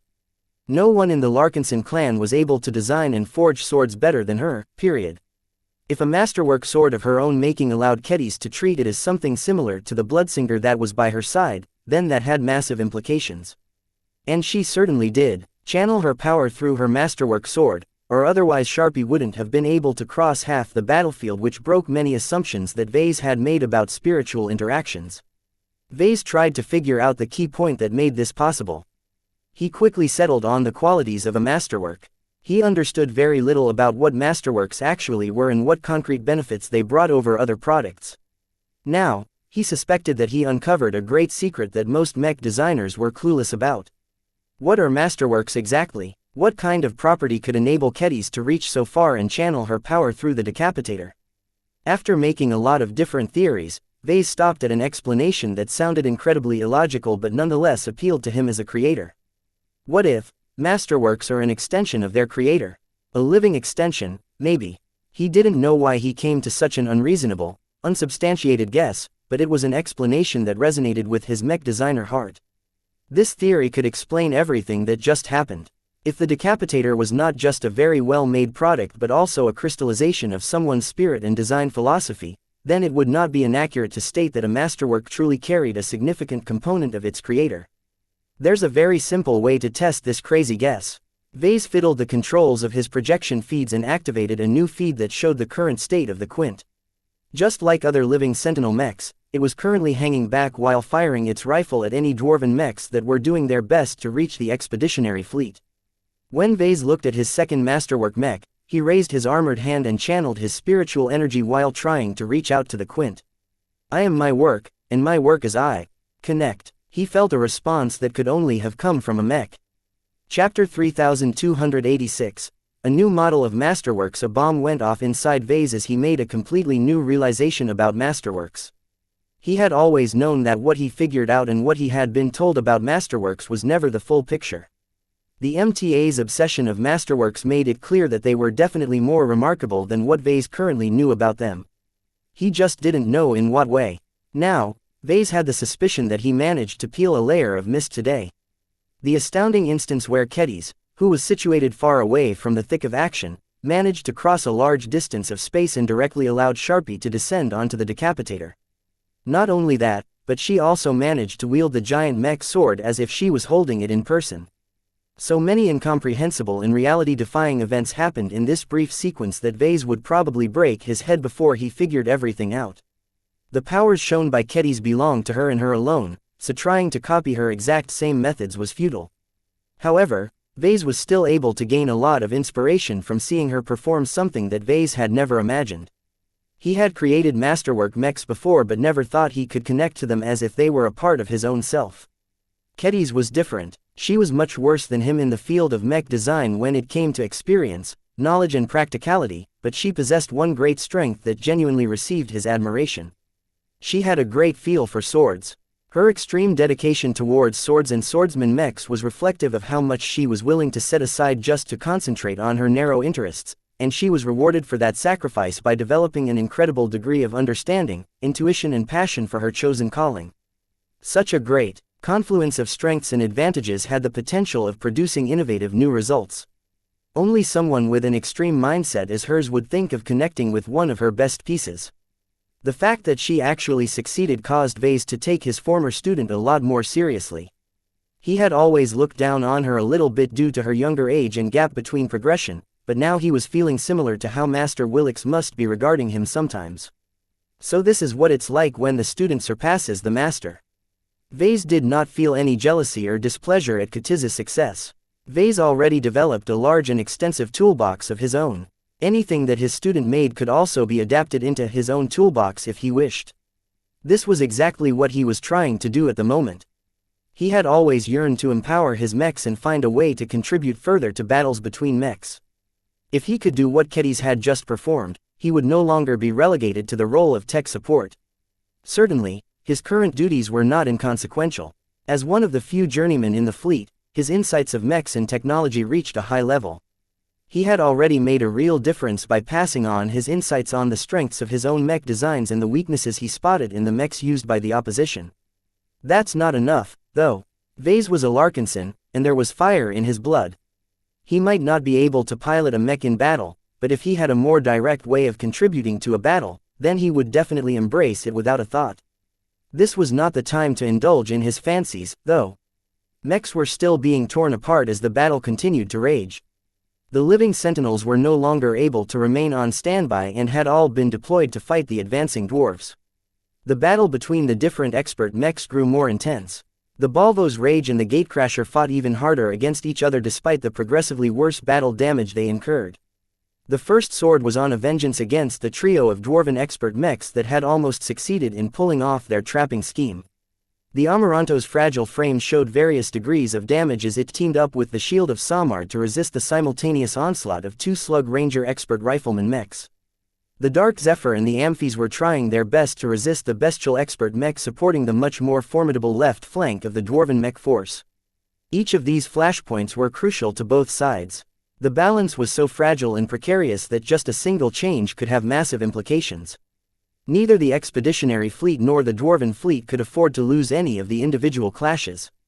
As long as one of them tipped over, a cascade might result that could trigger a complete collapse to the disadvantaged side. The Bridge of the Spirit of Bentheim had become busier than ever as the vessel's shield generators had reached their limits and her hull sustained various degrees of battle damage, some worse than others. Hundreds of damage control parties were running around to put out fires, throw away hazardous debris and recover bodies from collapsed compartments. A heavy weight pressed on his heart. We might lose it all. It only takes one spell of misfortune to make our suffering 100 times worse. He did not want to fall in this forsaken dwarven empire. He hadn't reached the Red Ocean yet. He was nowhere close to realizing his design philosophy. His daughter hadn't even been born yet. She was supposed to have a wonderful life ahead of her. How could he possibly allow her to fall in this stupid, backwater star sector? Just the thought of something happening to his precious daughter caused his breath to hitch. There was no greater motivation for someone to fight for than to ensure the life and happiness of their own child. Parental love was what drove his own parents to exile themselves to the Nixian Gap. Though Vase didn't need to do something so drastic, he must at least do his own part to ensure that nothing would ever happen to his baby.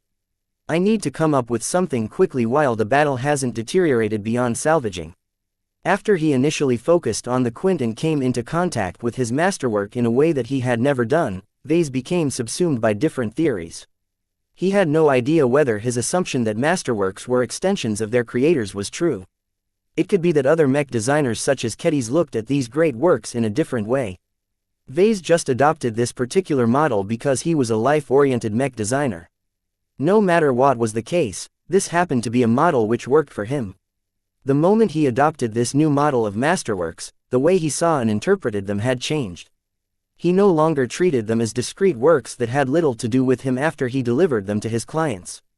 They were transcendent creations that not only represented the best of what his craftsmanship had to offer, but also encapsulated his design philosophy to its highest potential. He could sense the active nature of the Quint even though he did not look further into the details. Sentinel Commander Casella Ingvar was in the middle of a fight and was leaning heavily on the Quint to support her. The degree of cooperation he sensed from them was deeper and more extensive than anything he had seen. What a great mech! Vase sighed as he admired his own work. He was a bit clueless on how to empower it, though. When Vase tried to transfer his spiritual energy over to see if that helped or anything, he ended up with no noticeable results. First, transferring spiritual energy to the Quint was difficult due to the distance. The bond he held with the masterwork version of the Bright Warrior model was not that strong. As an experiment, Vase briefly tried to connect to his other masterwork mechs. Let's see how they are doing. He was able to connect to the Amaranto without much trouble since it was in the same fleet, but he wasn't able to reach out at all to his remaining two masterwork mechs. They're too far away. If he concentrated hard and tried his best to reach out his senses, he might be able to detect a faint trace of the Devil Tiger and the Little Angel. He could vaguely tell that both of them were located in the same direction, which happened to point straight towards the Komodo star sector. Aside from that, there was nothing he could do. My ability to sense them will probably grow worse with distance. I'm not even sure if I'll be able to do this when I've reached the Red Ocean. Obviously, there were limits to this technique. They might loosen if he advanced to senior or higher, but that was too far away. Right now, Vase needed to figure out what he could do as a journeyman. He spent an entire minute trying out different ideas. Most of them did not yield any improvements. The Quint was like a sieve where all of the spiritual energy he sent out was just flowing through it as if it was not able to make use of this gift. This was not dissimilar to what happened if he did the same to a mech that was standing right next to him. He made a number of conclusions based on this outcome. Even if I can connect to my masterworks, it doesn't necessarily mean anything. I don't have a way to convert my juice into useful work. It was like holding a battery. The object itself could contain enough energy to power the Amastendira, but without a real energy weapon or some other method to make use of the available energy, a battery alone was not capable to defeating a powerful enemy. I don't have any good offensive techniques. He realized. Much of his spiritual research and development was oriented towards creation and mech design. His toolbox was filled with productive tools, but only a handful of them could be employed as weapons, which weren't adapted to mech combat. An even greater problem is that the Quint isn't acting as an open channel to my abilities. Everything he tried to send to the Quint was getting dumped into space before dissipating. Due to these failures, he tried to think back on how Kedis managed to effectively project her power to one of her masterworks. Unlike Vase, Kedis was also a swordmaster. This was an extraordinary combat profession and one that shared clear commonalities with expert pilots. As a result, the Sword Maiden mech designer was able to leverage her will and unleash unimaginable strength. Vase wasn't able to do this, but thinking about Katiz's example caused him to develop an interesting idea. Kedis has a sword, but I have a cat. One of the many elements that stood out from his former student's feat was that she did not control the decapitator directly, but somehow sent Sharpie over to possess the weapon. Though Vase initially had a lot of doubts about how Sharpie was able to displace itself so far away from Kedis without breaking her mind, his new model and theory on masterwork creations was able to supply him with an acceptable explanation. If a masterwork is an extension of its creator, then it should be able to anchor a companion spirit. This was a major conclusion that could change a lot. Perhaps Vase wasn't as helpless as he thought. Blinky. Moreau. Wake up, you lazy bum. We're in the middle of a battle right now and it's time for you to make a contribution. Moreau, you heard me, Blinky. It's off to battle for you now. Moreau www. Chapter 3287. Dwarven Suppression. When Vase came up with the brilliant idea to dispatch Blinky to one of his masterwork mechs, he immediately thought that it had a high chance of working. Though Blinky was not a clear offense-oriented companion spirit like Sharpie, the spiritual cat possessed his own unique strengths and abilities. The only factor that Vase needed to be careful about was whether it was useful and appropriate to dispatch Blinky to one of his masterworks. The first interfacing attempt between Venerable Orphan and the riot came to mind. If Vase rashly inserted a strange cat in a mech that was fully occupied with supporting its mech pilot in battle, disruption and disharmony might result. So before Vase tried to send Blinky out, he first had to make a choice. Should I help the Quint or the Amaranto? Both had their good and bad points. The Quint was a more developed living mech. It was also a relatively weak mech, so that a fixed boost of power would result in a greater amplification of performance. With regards to compatibility, Vase didn't anticipate too many problems. The Quint was a more idealized version of the Bright Warrior Mark I version B, both of which were overseen by the Golden Cat. Blinky's relationship with Goldie was pretty good, so the latter shouldn't mind whether her little brother intruded in one of the mechs under her purview. Still, what kind of impact will result from allowing Blinky to inhabit the Quint? Vase wondered. Although the Quint was a powerful modular mech platform that enjoyed several powerful upgrades since it was made, its foundation was still based on an ordinary Bright Warrior. If Blinky's was able to increase its strength, how well would it perform? Vase seriously doubted that it would suddenly become as strong as an expert mech. It is more realistic to assume that its performance will probably reach the level of a prime mech. Was an additional prime mech in the Larkinson army's lineup useful? Yes, but not that much. His Valkyrie Prime and the Shield of Samar might be able to play a greater role in smaller battles, but with tens of thousands of mechs doing their best to smash each other to pieces, the power level of a prime mech was still too inconsequential to make a difference. Of course, the story would be different if Casella Ingvar broke through. In his brief moment of contact with the Quint, he sensed a lot of strength and will from its mech pilot. The ongoing struggle was slowly polishing the expert candidate's will, bringing her closer and closer to apotheosis. Can I give her a little push? Vase didn't know. There was a chance that he was able to create an opportunity for Casella Ingvar to break through, but this was just a guess. He never tried anything like this before and was quite reluctant to mess with the mental balance of one of his key personnel. It would have been a different story if Imon Ingvar was still piloting the Quint. He muttered. Imon was just a regular expert candidate who did not play a major role in the Larkinson army. His sister was another story. Ever since Casella Ingvar took over the mantle of commander from Magdalena Larkinson, the younger leader went on to become a successful and popular leader of the Living Sentinels. Many of her subordinates looked up to her, so any adverse outcome would have a disastrous effect on the morale of the Mech Legion. There was also another reason why Vase was reluctant to perform his new experiment on the Quint. I'm not sure whether Commander Casella can handle the power that Blinky can bestow to her and her mech. Compared to this dubious choice, Vase felt a lot more confident about dispatching Blinky to the Amaranto. It was his most recent masterwork mech and he still remembered much of its details, including how its Luminaire crystal rifle worked. The Amaranto was also an expert mech that was expressly designed to channel extraordinary energy and abilities. Its tolerance for them was very high and Vase did not have to worry about exceeding its fault capacity if Blinky got to work. There were also downsides to this choice. Blinky might not be strong enough to provide a substantial boost to the expert rifleman mech. The Amaranto also had less in common with Blinky. The only shared DNA they possessed was that they were both designed and made by Vase, and they also shared a connection with the illustrious one. Oh well, they're on the same side, so they must be able to get along. The future of the Larkinson clan is at stake. Since time was short, he did not doubt his choice any further and began to establish a connection to the Amaranto. Just like with the Quint, now that he regarded the masterwork expert mech as a living extension of himself, he developed the impression that he was touching another part of himself, though in a very diminished way.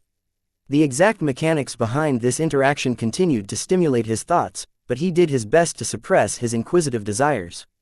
This was a time of action, not research. You're up now, Blinky. Go out and do something useful. Murrow. Blinky's objections were irrelevant. No matter how much his companion spirit wanted to stay behind and just let the Larkinson soldiers win this battle on their own, Vase just metaphorically picked his cat up by the scruff of his neck and threw the purple spiritual cat into the Amaranto. At this time, the Amaranto was still engaged in a fight of its life. Its armor was chipped and damaged from getting hit by numerous pieces of debris. Some of the more ugly marks were made by glancing blows from the powerful Gauss rifles of the dwarven expert mechs. Abominable human mech, only dwarves are allowed to make masterworks. Your existence must be erased. The Gauss Baron must be avenged. Venerable Davia Stark did not let herself get affected by the senseless words of her attackers. The fanatical Slug Ranger expert pilots had been berating her since the start of their attack on her, but still hadn't managed to destroy her machine entirely. She had to work hard to keep her mech in working condition, though. If she just fought against a single dwarven expert mech, she would have been able to defeat it by using the graveyard as cover. That wasn't possible now that she was attacked by two expert ranged mechs at the same time. The cooperation between the Slug Ranger expert mech pilots was good. They maintained a healthy distance from the Amaranto and each other while constantly firing their empowered Gauss rounds at their target. Since the two enemy expert mechs were oriented at different angles from the Amaranto, there were many instances where her cover was made invalid. Even if the Amaranto was able to block the attacks of one expert rifleman mech huddled behind the hull of a ship, the other enemy machine simply had to go around and gain a clear line of sight of its target's vulnerable sides or rear. The Amaranto would get in deep trouble if that happened because the defenses of her mech frame simply wasn't good enough to withstand even a single powerful attack from its two opponents. Venerable Stark was forced to reposition the Amaranto ahead of time in order to avoid exposing its weak sides to one of her current foes. This not only wasted a lot of time, but also constrained the amount of times she was able to fire her rifle. I can't support the other Larkinsons in my current state. This was exactly what the dwarven expert pilots were trying to do. Even if the Amaranto was acting way too cautiously to expose itself to their sights, it was constantly on the run, giving it no chance to contribute its firepower to the other parts of the battlefield. The suppression of the two enemy expert mechs also prevented the Amaranto from launching solid attacks on them both. The Slug Rangers obviously weren't new at this and had developed a good method to suppress a powerful ranged threat. The reason why the dwarven approach worked so well was because the Larkinson expert mech was never designed to withstand hits with its lackluster armor system. The relative fragility of the Amaranto constantly forced it to borrow the hull structure of starships in order to resist attacks in its stead, but that was not an ideal solution. In fact, the Amaranto had taken advantage of the graveyard's defenses so much that the defensive salvage vessel could not take any further attacks. Venerable Stark, please base your defense on our other starships. The attacks launched by enemy expert mechs are too powerful for the graveyard's hull to resist. Our capital ship urgently needs more breathing room to perform damage control functions. Please use the following lists of ships as your defensive aids. They're not as resilient as the graveyard, but their loss is more tolerable. The instructions from High Command forced Stark to reposition her Amaranto to other vessels. The sub-capital ships of the Larkinson clan turned into sacrificial barriers as the Amaranto used their large but flimsy structure to buy more time at the cost of accelerating the destruction of valuable assets. The dwarven expert pilots had no qualms about tearing apart the starships of their enemy. I need more backup, she said as she continually dodged the Gauss rounds that were fired in the Amaranto's direction. It was not as if General Verl attempted to help out. However, the regular mechs that were sent to attack the enemy expert mechs were either shot down by the dwarven expert mechs or attacked by other dwarven elements. The shield of Samar, which arrived later, had helped for a time, but the dwarves quickly found out that the prime mech was little more than a mobile obstacle. Venerable Janzi had very little to offer in a battle of this level. Her Space Knight could easily withstand the attacks of the enemy expert ranged mechs, but she was unable to do anything that could help in defeating the opposition. Venerable Stark was forced to move her expert mech away from the shield of Samar after a time. The dwarves were constantly paying attention to this firefight. General Kebranor's well-founded fears towards the Amaranto drove him to counter every plan that General Verl attempted to enact in order to free up his strongest individual ranged asset. Only a powerful external factor could break this stalemate, and Vase hoped that Blinky was strong enough to meet the threshold. The transition was rather abrupt. In one moment, Blinky was settled nicely inside Ves's head. In the next moment, the spiritual cat had the illusion of being squeezed through a very long and narrow straw before ending up in the spiritual space of the Amaranto. Morou. Fortunately, the Amaranto did not react violently to the arriving guest. Vase had already warned the living expert mech in advance. Strange. Vase began to see double as he had the impression that he was in two places at once. His perspective from the Amaranto was severely limited, though. The expert mech was currently filled with power as Venerable Stark actively resonated with the machine in order to keep up its battle performance. Blinky did not feel comfortable after being affected by Stark's powerful and resentment-filled will. Morou, as a stranger to the Amaranto, Blinky seemed to fall out of place.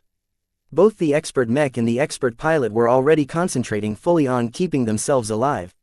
How could the intruding cat possibly lend a hand to them under these circumstances? Vase had an idea. "Venerable Stark," he said over a priority communication channel. "I may be able to help you break this stalemate, but I will have to do something new and unprecedented. Don't be surprised if your expert mech suddenly gains power. No matter what happens, try your best to roll with the changes and see if you can leverage the added power that I'm trying to bestow. Are you willing?" "I don't have any other choice," the older woman said as her stress levels continued to rise. "Then let's begin. I think you can probably feel a cat somewhere in your mech. Try your best to welcome him and avoid hindering him as he tries to help. There's one change you must do, however, and that is, switch the attack phase of your rifle to kinetic beams." Though Venerable Stark had many questions, she decided to trust Vase. She switched the attack phase crystal that was currently active from a positron beam crystal to a kinetic beam crystal. Done. What else? Vase began to grin. Get ready. Chapter 3288, powered by Vase. Blinky was not a regular cat. He was the Star Cat, a spiritual entity split from Ves's own essence and given a life of his own. He was simultaneously an autonomous existence as well as an extension of his source. All of this meant that Vase could choose to keep himself separated from his companion spirit or to embody Blinky so that the lines between them blurred. Right now, Vase was only partially embodying his cat. Blinky was able to wield the powers of his own body the best. If Vase took direct control, he wasn't sure if he was able to channel his companion spirit's various strengths effectively. There were still substantial differences between a spiritually sensitive human and a spiritual existence that was literally designed to manipulate and digest energy. He first instructed Blinky to leverage his abundant spiritual energy reserves to empower the Amaranto in some way. Just as expected, this didn't work. If it did, Vase could have rode in the cockpit of any expert mech and just supplied it with a huge amount of spiritual energy to amplify its performance. Spiritual energy is not a good medium to empower an attack anyway. The reason why high-ranking mech pilots were able to pair so well with powerful mechs was because of will and resonance. They leveraged a different power system that was much more suited for combat applications.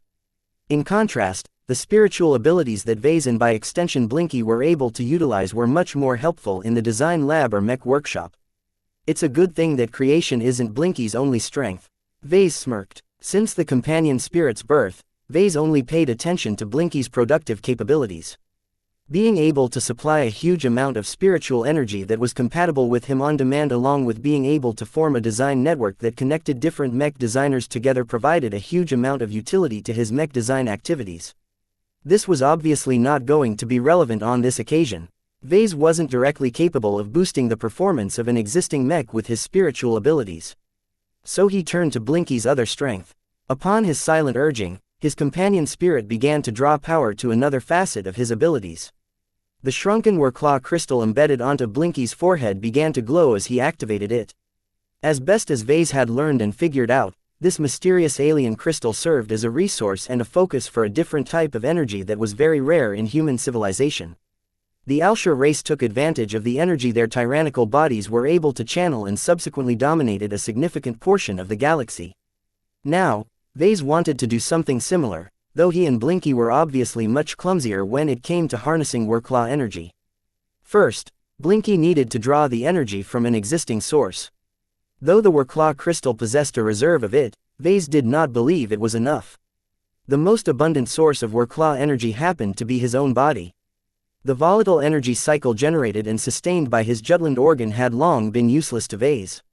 In fact, it even posed a hazard to his health as excess wuxia energy could lead to a dangerous buildup that might one day explode his own body.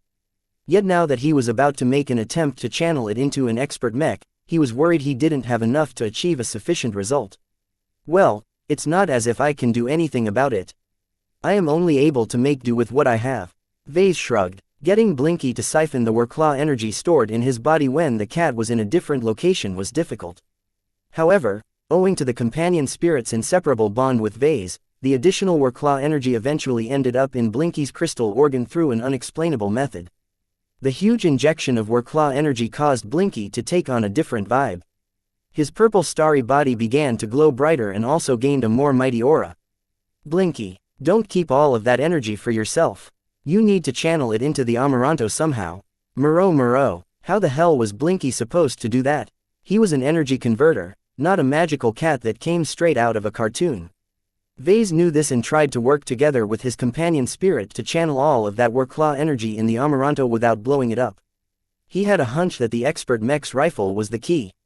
Several different entities connected together and tried to work out a solution to channel Blinky's powerful energy into the crystalline rifle of the expert mech. An unheard event took place where a mech designer, his companion spirit, a living expert mech and its expert pilot simultaneously bonded together to achieve a single goal. Unfortunately, none of them knew how to channel wuxia energy into an effective application. They lacked the expertise to know what to do with it. Even Blinky, who developed several crude applications on how to use it, was not able to direct it towards the Amaranto's weapon. Vase realized he needed additional help. Illustrious One, give us a hand. He drew over the Luminaire design spirit. The Amaranto bloomed in several different lights as the Illustrious One's presence grew more active and extended his influence to Blinky. Under the Illustrious One's direction, Blinky was able to find the correct method to channel the wuxia energy he accumulated to the Luminaire crystal rifle. The weapon, which had always been glowing in different lights, suddenly grew brighter as a powerful sense of might emanated from its crystal construction. The distraction was so great that the two dwarven expert mechs assaulting the Amaranto sensed the threat. The naked threat exuded by wuxia energy could not be hidden. Launching a surprise attack was out of the question for Venerable Stark. Several seconds passed as she attempted to find a window of opportunity to shoot at the Amaranto's attackers, but the Slug Ranger expert pilots had become a lot more vigilant in response to the obvious power-up that the Amaranto was experiencing. The dwarves expended a lot more effort into making sure that the Amaranto would not have any opportunity to fire its gun at them.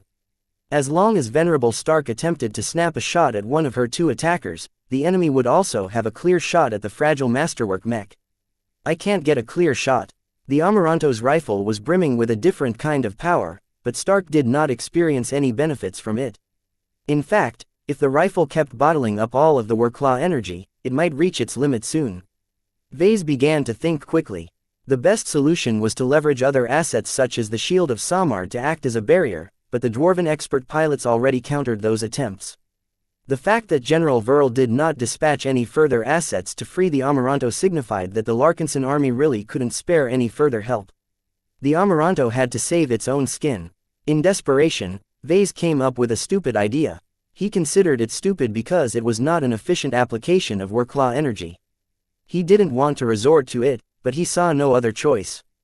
As long as it was effective, he was willing to pay a price. Just like Keddies, he whispered. Vase quickly communicated his plan to all of the other entities. Blinky, Venerable Stark, the Amaranto and the Illustrious One all became aligned with him and readied themselves for something completely unprecedented. Here goes nothing. Vase closed his eyes and drew out more wuxia energy from his body. Blinky's wuxia crystal thrummed with power, so much so that the cat desperately tried to offload as much of it to the Amaranto as possible. With the Illustrious One there to help and regulate this volatile and potent energy, the wuxia energy did not go out of control. Instead, it began to surround the Amaranto into a strong shield for a small instant. The entire expert mech exuded so much light that it was as if a new star was born on the battlefield. However, only Vase knew that this state could not be maintained for a long time. Shielding a small cat-sized entity like Blinky was incomparable with trying to shield a full-sized mech. The enormous difference in scale demanded such a huge expenditure of energy that the supply would probably run out in a couple of seconds. Stark, Vase shouted as he felt as if his vitality was literally being drained away. His internal energy cycle was growing so weak that it even showed signs of collapsing. Venerable Stark did not waste any time. She put her complete trust in the remarkable energy shield that had formed around her expert mech and abandoned all attempts at trying to evade attacks. Two resonance-empowered Gauss rounds almost instantly slammed into the Amaranto's new shield. Though the shield immediately lost a lot of power to the point where it was about to collapse, it had done its job. By abandoning all pretense of evasion, Venerable Stark was able to spend enough time to bring the Amaranto's glowing crystal rifle to bear on the slightly slower of the two dwarven expert mechs. She resonated with both her expert mech and its rifle, causing her to develop a strong feel for the properties of wuxia energy. After she locked her target with her sights, the dwarven expert pilot felt an immediate threat. Yet no matter how much effort the Slug Ranger expert mech tried to dodge or block the incoming threat, there was no way that Venerable Stark was going to let her opponent off after bullying her for so long. Die Dwarf! A huge explosion of light engulfed a quarter of the battlefield as an enormous burst of energy and light exploded from the giant beam that fired from the Amaranto's rifle. When the beam disappeared as soon as it became visible, a large portion of the battlefield fell silent. The Slug Ranger expert mech that got struck by the Amaranto was completely dead. Venerable Stark's aim struck true. Though the Dwarven expert mech managed to move slightly to the right from where she aimed, this was not enough to avoid the blow. The Wuxia-enhanced kinetic beam not only punched through the Dwarven expert mech's resonance shield, but also slammed through the frontal armor of the right torso. The attack did not stop there and continued to drill straight through the internals of the expert mech before exiting from the back.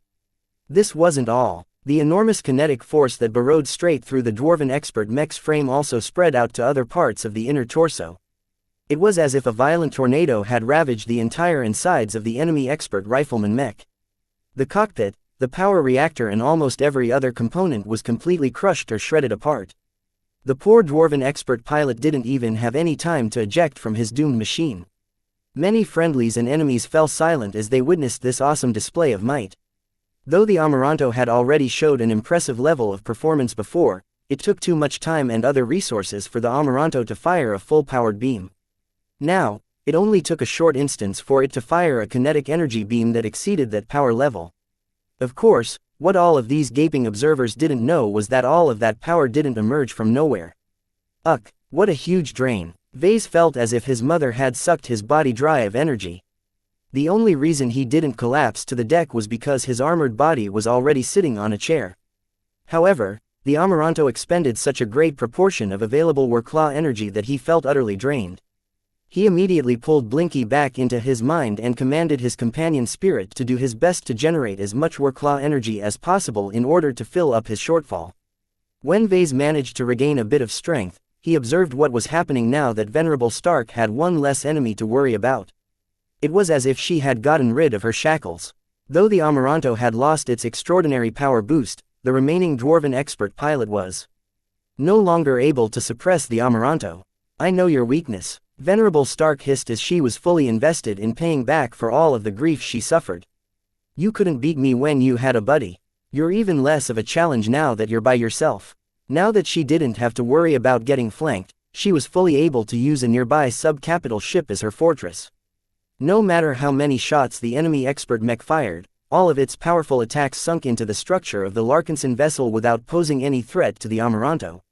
She didn't even bother to switch firing modes. She resonated with her crystal rifle and fired a weaker but still impressive kinetic beam that slammed straight into the enemy expert mech. Metal debris exploded from the Dwarven machine as its entire chest armor had been caved in. Though the expert mech was still operational, the powerful impact locked up some of its systems long enough for the Amaranto to fire a follow-up shot that landed straight into its damaged chest.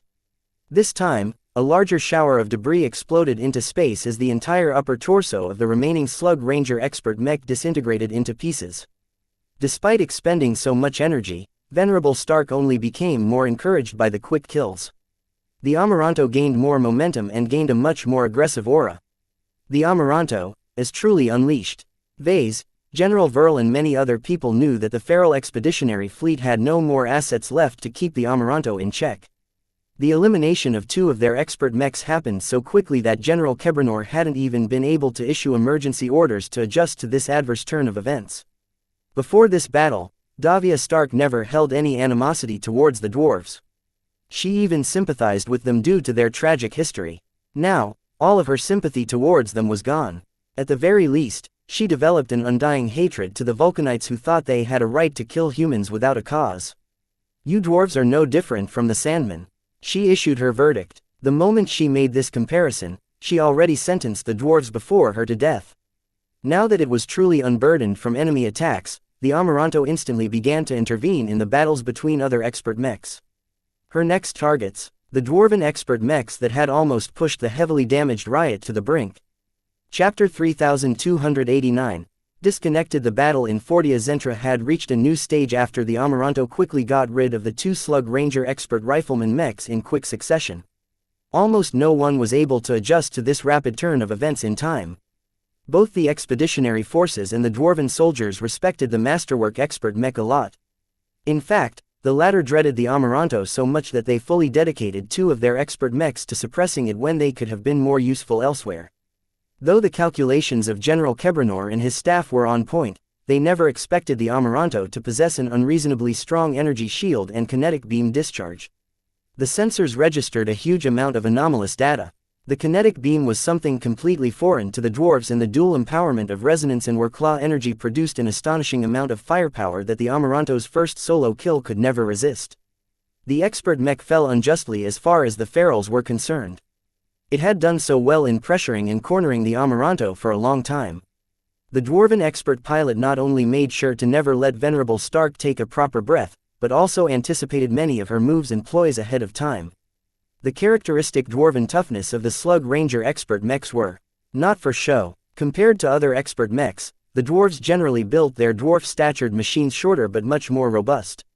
Paired with a slightly oversized flight system, the dwarven expert mechs turned into surprisingly effective duelists who excelled at taking down enemy expert ranged mechs. The only major shortcoming of the Slug Ranger's take on the expert rifleman mech was that it did not allocate enough capacity on bolstering its offensive power. The caliber of the Gauss rifles were lighter than they could be in order to make sure the machines carried enough ammunition and energy cells to last a fairly long time. Of course, this lack of firepower was relative. Other than performing a bit inadequately against heavy armored expert mechs, their damage potential was more than sufficient enough to defeat other powerful machines, including the lightly armored Amaranto. By Vulcan's bushy beard, our expert mechs, a dwarven voice despairingly said. How can the Slug Rangers fail so badly all of a sudden? First they lost the Gauss Baron by a single expert light skirmisher, now they lost 2-1.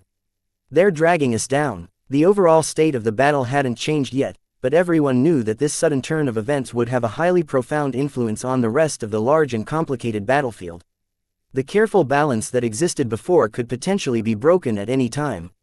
This was the oppressive nature of a powerful offense-oriented rifleman mech.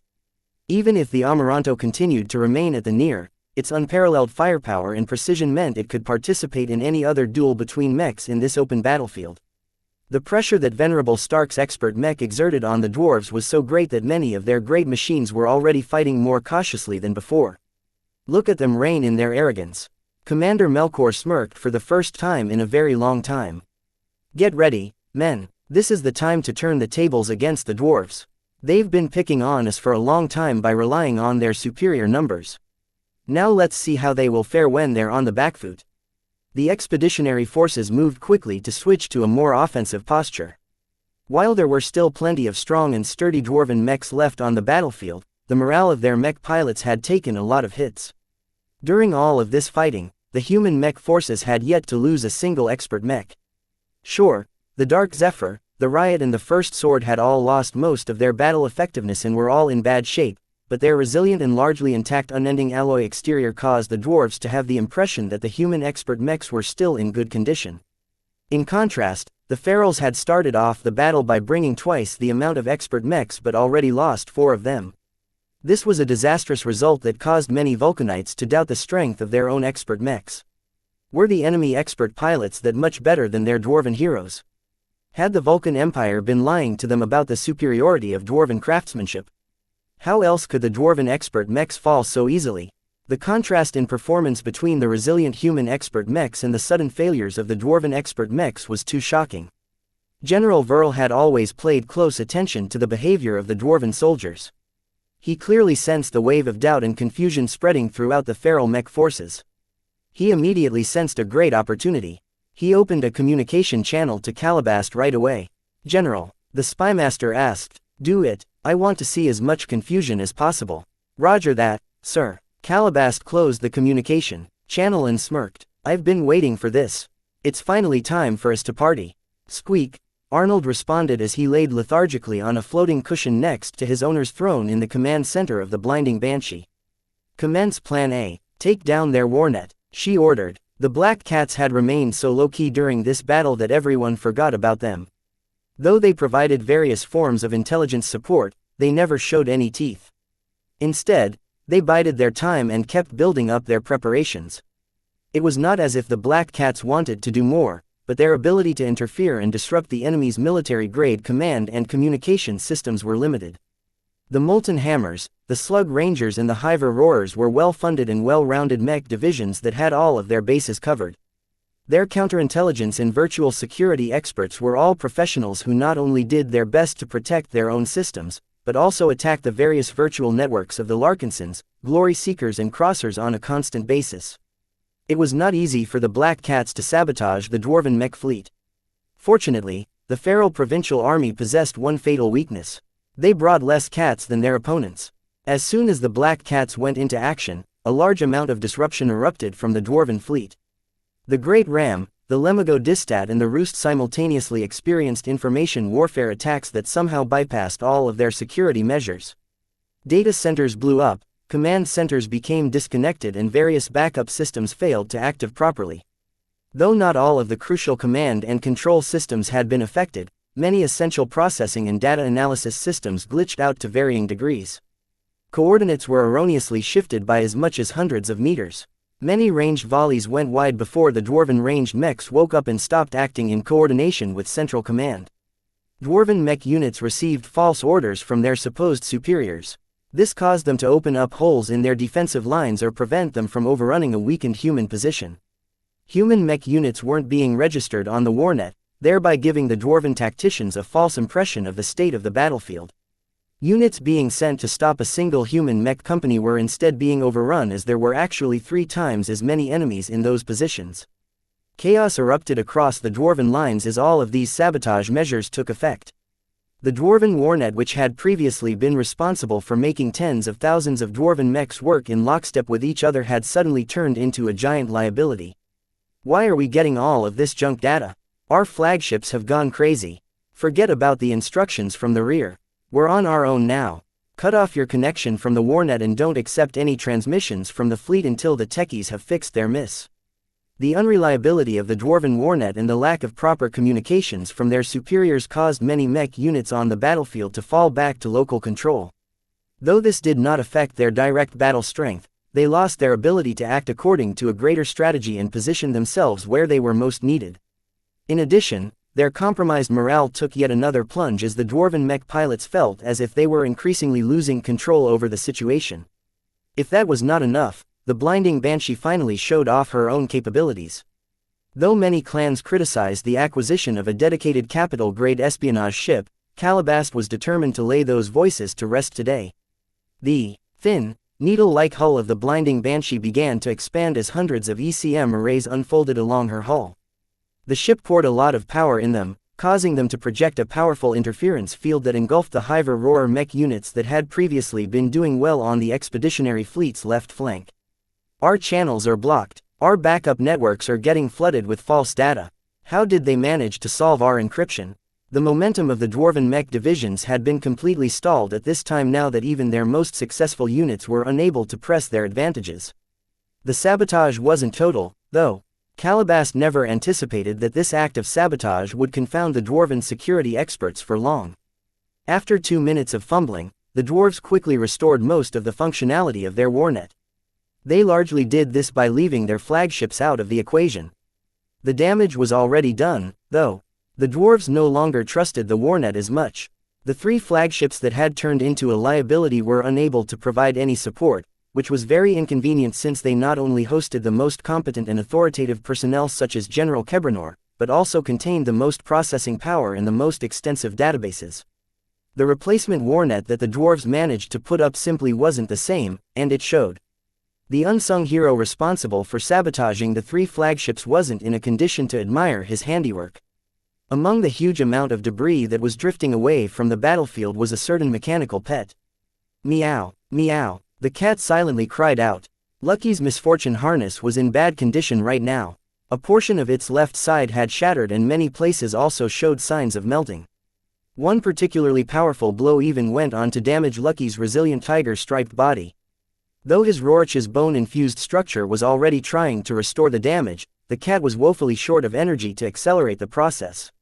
The stealth shuttle that had quietly transported him behind enemy lines and allowed him to hop onto the crucial Dwarven flagships were nowhere to be seen. The Dwarven fleet had eventually sussed out the stealth shuttle's presence and shot it to pieces, leading to the deaths of all of its crew in the involuntary space walk of the only cat aboard. Though Lucky possessed limited means of moving in space, it was wholly inadequate in a huge and expensive battlefield in space.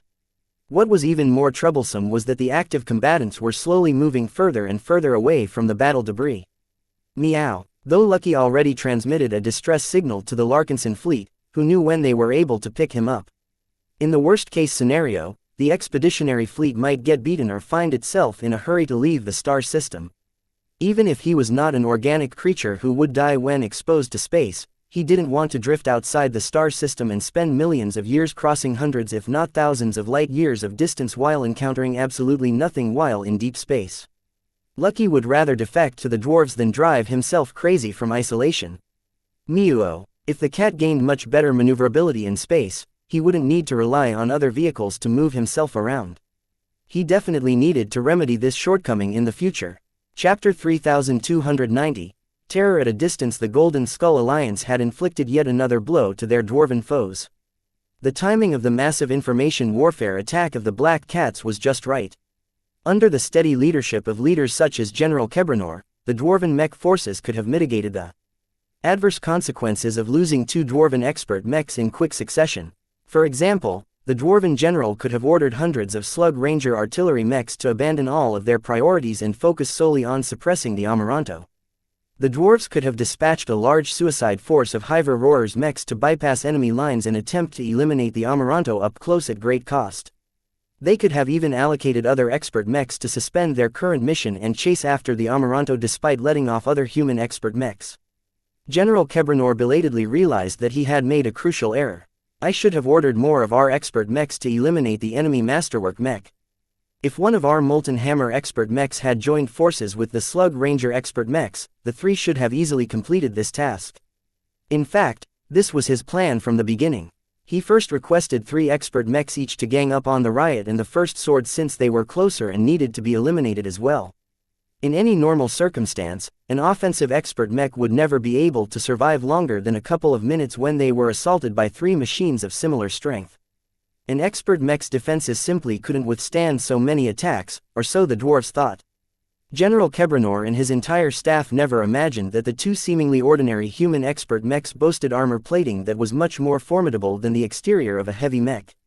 A 2-minute chore turned into a slow and grueling quagmire that lasted more than 20 minutes. The performance parameters of the 2 human melee expert mechs were so unreasonable that the Molten Hammers and Hiver Roarers couldn't even risk pulling away some of their units.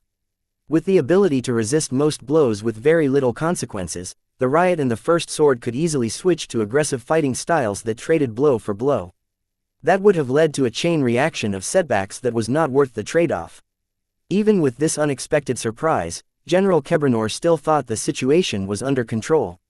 As resilient and threatening the human expert mechs turned out to be, they were constantly being worn down by the steady and persistent dwarven expert mechs. At least, that was what he thought. It was not unusual to make miscalculations in battle. What was more important was to build up a tolerance for failure and have plenty of contingency plans ready should a situation go south. However, before General Kebranor could issue a proper response to the unleashing of the Amaranto, the Great Ram, the Lemigo Distat and the Roost all turned into liabilities, causing them to get disconnected from the dwarven warnet. The remaining Vulcanite officers throughout their fleet were scrambling to pick up the slack, but their plans, vision and competence were nowhere near as comparable as the highly qualified command staff aboard the sabotaged flagships. This outcome was actually the true reason why General Verl wanted to make the Black Cats take action at this time. If they pulled off this move any further, then the momentary disruption in command and control wouldn't have led to any further consequences. Yet now that the Amaranto no longer had nearby threats to worry about, the momentary loss in coordination also affected the coordination of the dwarven expert mechs. She also didn't have to worry about any dwarven commanders ordering the enemy expert mechs to charge her position anytime soon. Though the affected dwarven expert mechs were still able to keep in touch with nearby friendlies, they could forget about cooperating with more distant units. The stage had been set for the Amaranto's proper introduction. Without the interference of the Gauss Baron and the other expert mechs of the Slug Rangers, Venerable Stark finally found an opportunity to vent all of the grievances that she had built up towards the dwarves. The impressive masterwork expert mech bloomed in rainbow colors as Venerable Stark drew on her fury in order to make up for her earlier expenditures.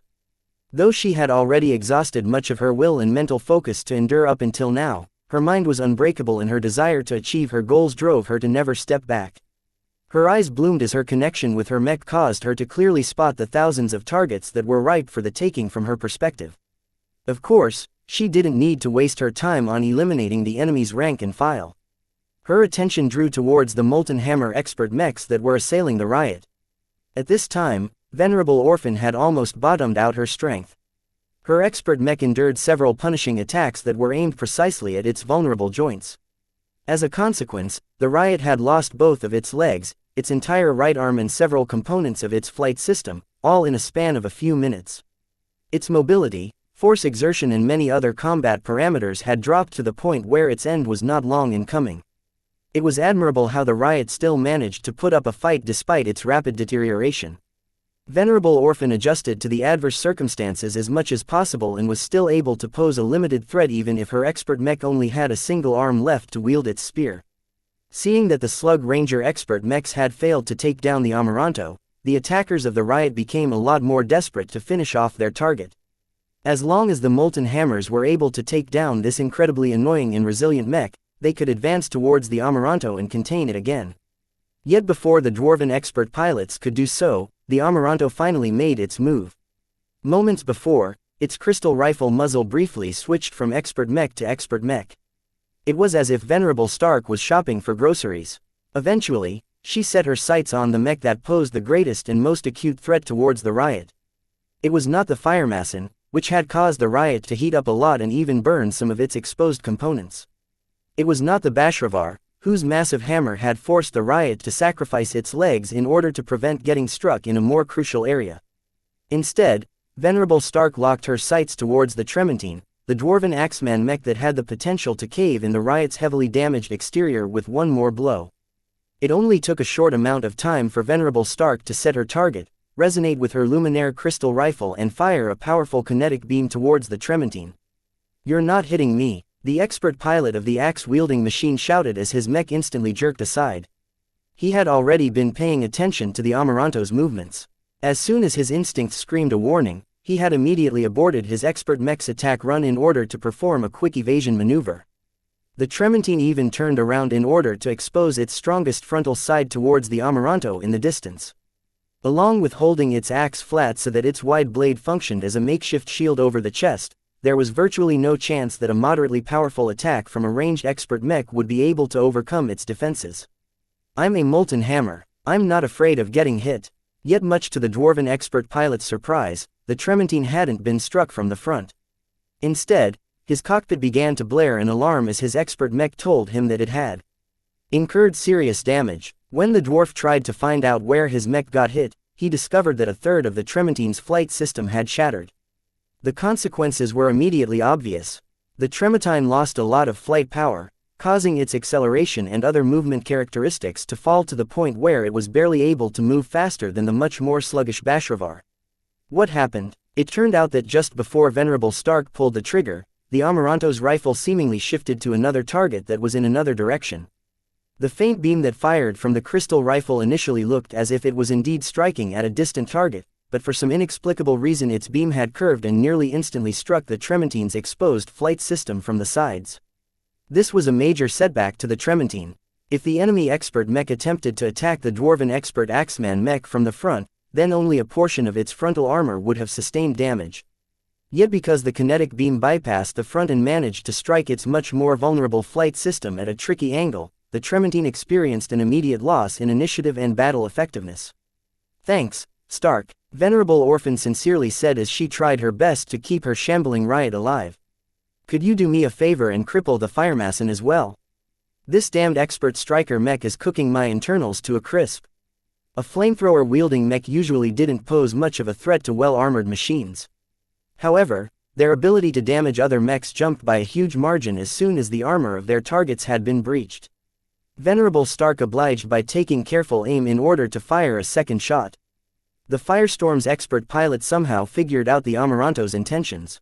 A dark cloud hovered over the Dwarven expert mech as it pulled back and tried to go on the defensive. This was much harder than it sounded due to its inability to shield against attacks from an angle. No matter how the Firestorm changed its orientation, against a beam that could literally bend by up to 45 degrees, it was impossible to keep its flight system out of the enemy's firing line. Several minutes passed. The Amaranto continued to glow brightly, yet Venerable Stark exhibited an admirable degree of patience despite her desire to slay these murderous dwarves. After 14 tense seconds had passed, Stark finally spotted an opportunity. The Amaranto's rifle quickly adjusted its aim before firing a light beam that struck the Firestorm's still intact resonance shield dead ahead. The Riot hadn't managed to land any attacks on the Firestorm, so Venerable Stark was forced to strip away this layer first. Once the Firestorm became exposed, Venerable Stark fired her Luminaire crystal rifle yet again, this time damaging just 15% of her target's flight system. Even though the impact to its mobility was much less impactful this time, the Firestorm's mobility and evasion characteristics had dropped to the point where Stark found it to be an even easier target than before. "I'm not letting you go." The Amaranto did not rush to fire its rifle at its maximum firing rate. Instead, Venerable Stark patiently resonated with the Luminaire crystal weapon in order to make sure she hit true and hard enough to achieve concrete results. After several more follow-up shots, the Firestorm's flight system was hit from so many different angles that it only retained 40% of its original mobility. It became increasingly harder for the Amaranto to cripple the alert expert mech's flight capabilities entirely, but Venerable Stark never thought about finishing off an alert opponent. The Molten Hammer expert mechs are different from those of the Slug Rangers, she reminded herself. The expert melee mechs were built slower and tougher. Venerable Stark and her expert mech would have to expend a lot of energy in order to penetrate their frontal armor. She didn't know how many more shots she could fire in her current condition, but she didn't think she could go on endlessly. In order to achieve the greatest impact on the battlefield while expending as little resources as possible, she decided to focus solely on crippling the enemy expert mech's mobility. As long as all of them became as slow as a snail, they effectively posed no threat anymore. The expert mechs would be floating uselessly in space, unable to catch up to any enemy units or move to a more favorable position. The Amaranto's ominous rifle swayed towards the Bashravar. "It's your turn now." Chapter 3291. Open targets. In the later stage of the battle, the balance had shifted decisively in the favor of the Golden Skull Alliance. After losing numerous comrades, the Dwarven expert pilots endured one setback after another. During the time when the Warnet was taken down, the enemy expert mechs received no backup and little support from other friendly dwarves. Certainly, several nearby Dwarven mechs attempted to come to the rescue of their heroes and use their own frames as a barrier against the deadly firepower of the Amaranto, but it was all in vain. Even though these hindrances gave Venerable Stark a bit of trouble, it was nothing that she could handle. She just slowed down her firing rate and took more time to resonate and charge her powerful weapon. The bright and powerful beam it fired when the crystal gun had accumulated a significant amount of energy was so unreasonably powerful that it was easily capable of punching through most mechs while still retaining enough power to damage another machine. Throughout her one-sided firing spree, Venerable Stark kept the Amaranto's weapon in its kinetic beam setting. She found it to work most effectively in dealing significant structural damage to the more vulnerable components of the Dwarven expert mechs. The laser and positron beam mode were not good at inflicting a large amount of immediate damage. The slicer beam mode excelled in penetration, but much of its energy was concentrated far too narrowly for Stark's liking. The kinetic beam was different. It was a beam that hit like a solid slug. Its penetration characteristics were rather moderate, but as long as it struck anything vulnerable like the components of a flight system, a lot of kinetic energy transferred over and shattered many other components besides the elements that had been directly struck by the beam. It was the perfect beam type to cripple the flight systems of enemy expert mechs. While other ranged expert mechs such as the ones deployed by the Slug Rangers were only able to fire their projectiles straight forward, the beauty of the Amaranto was that it was not confined to a single firing angle.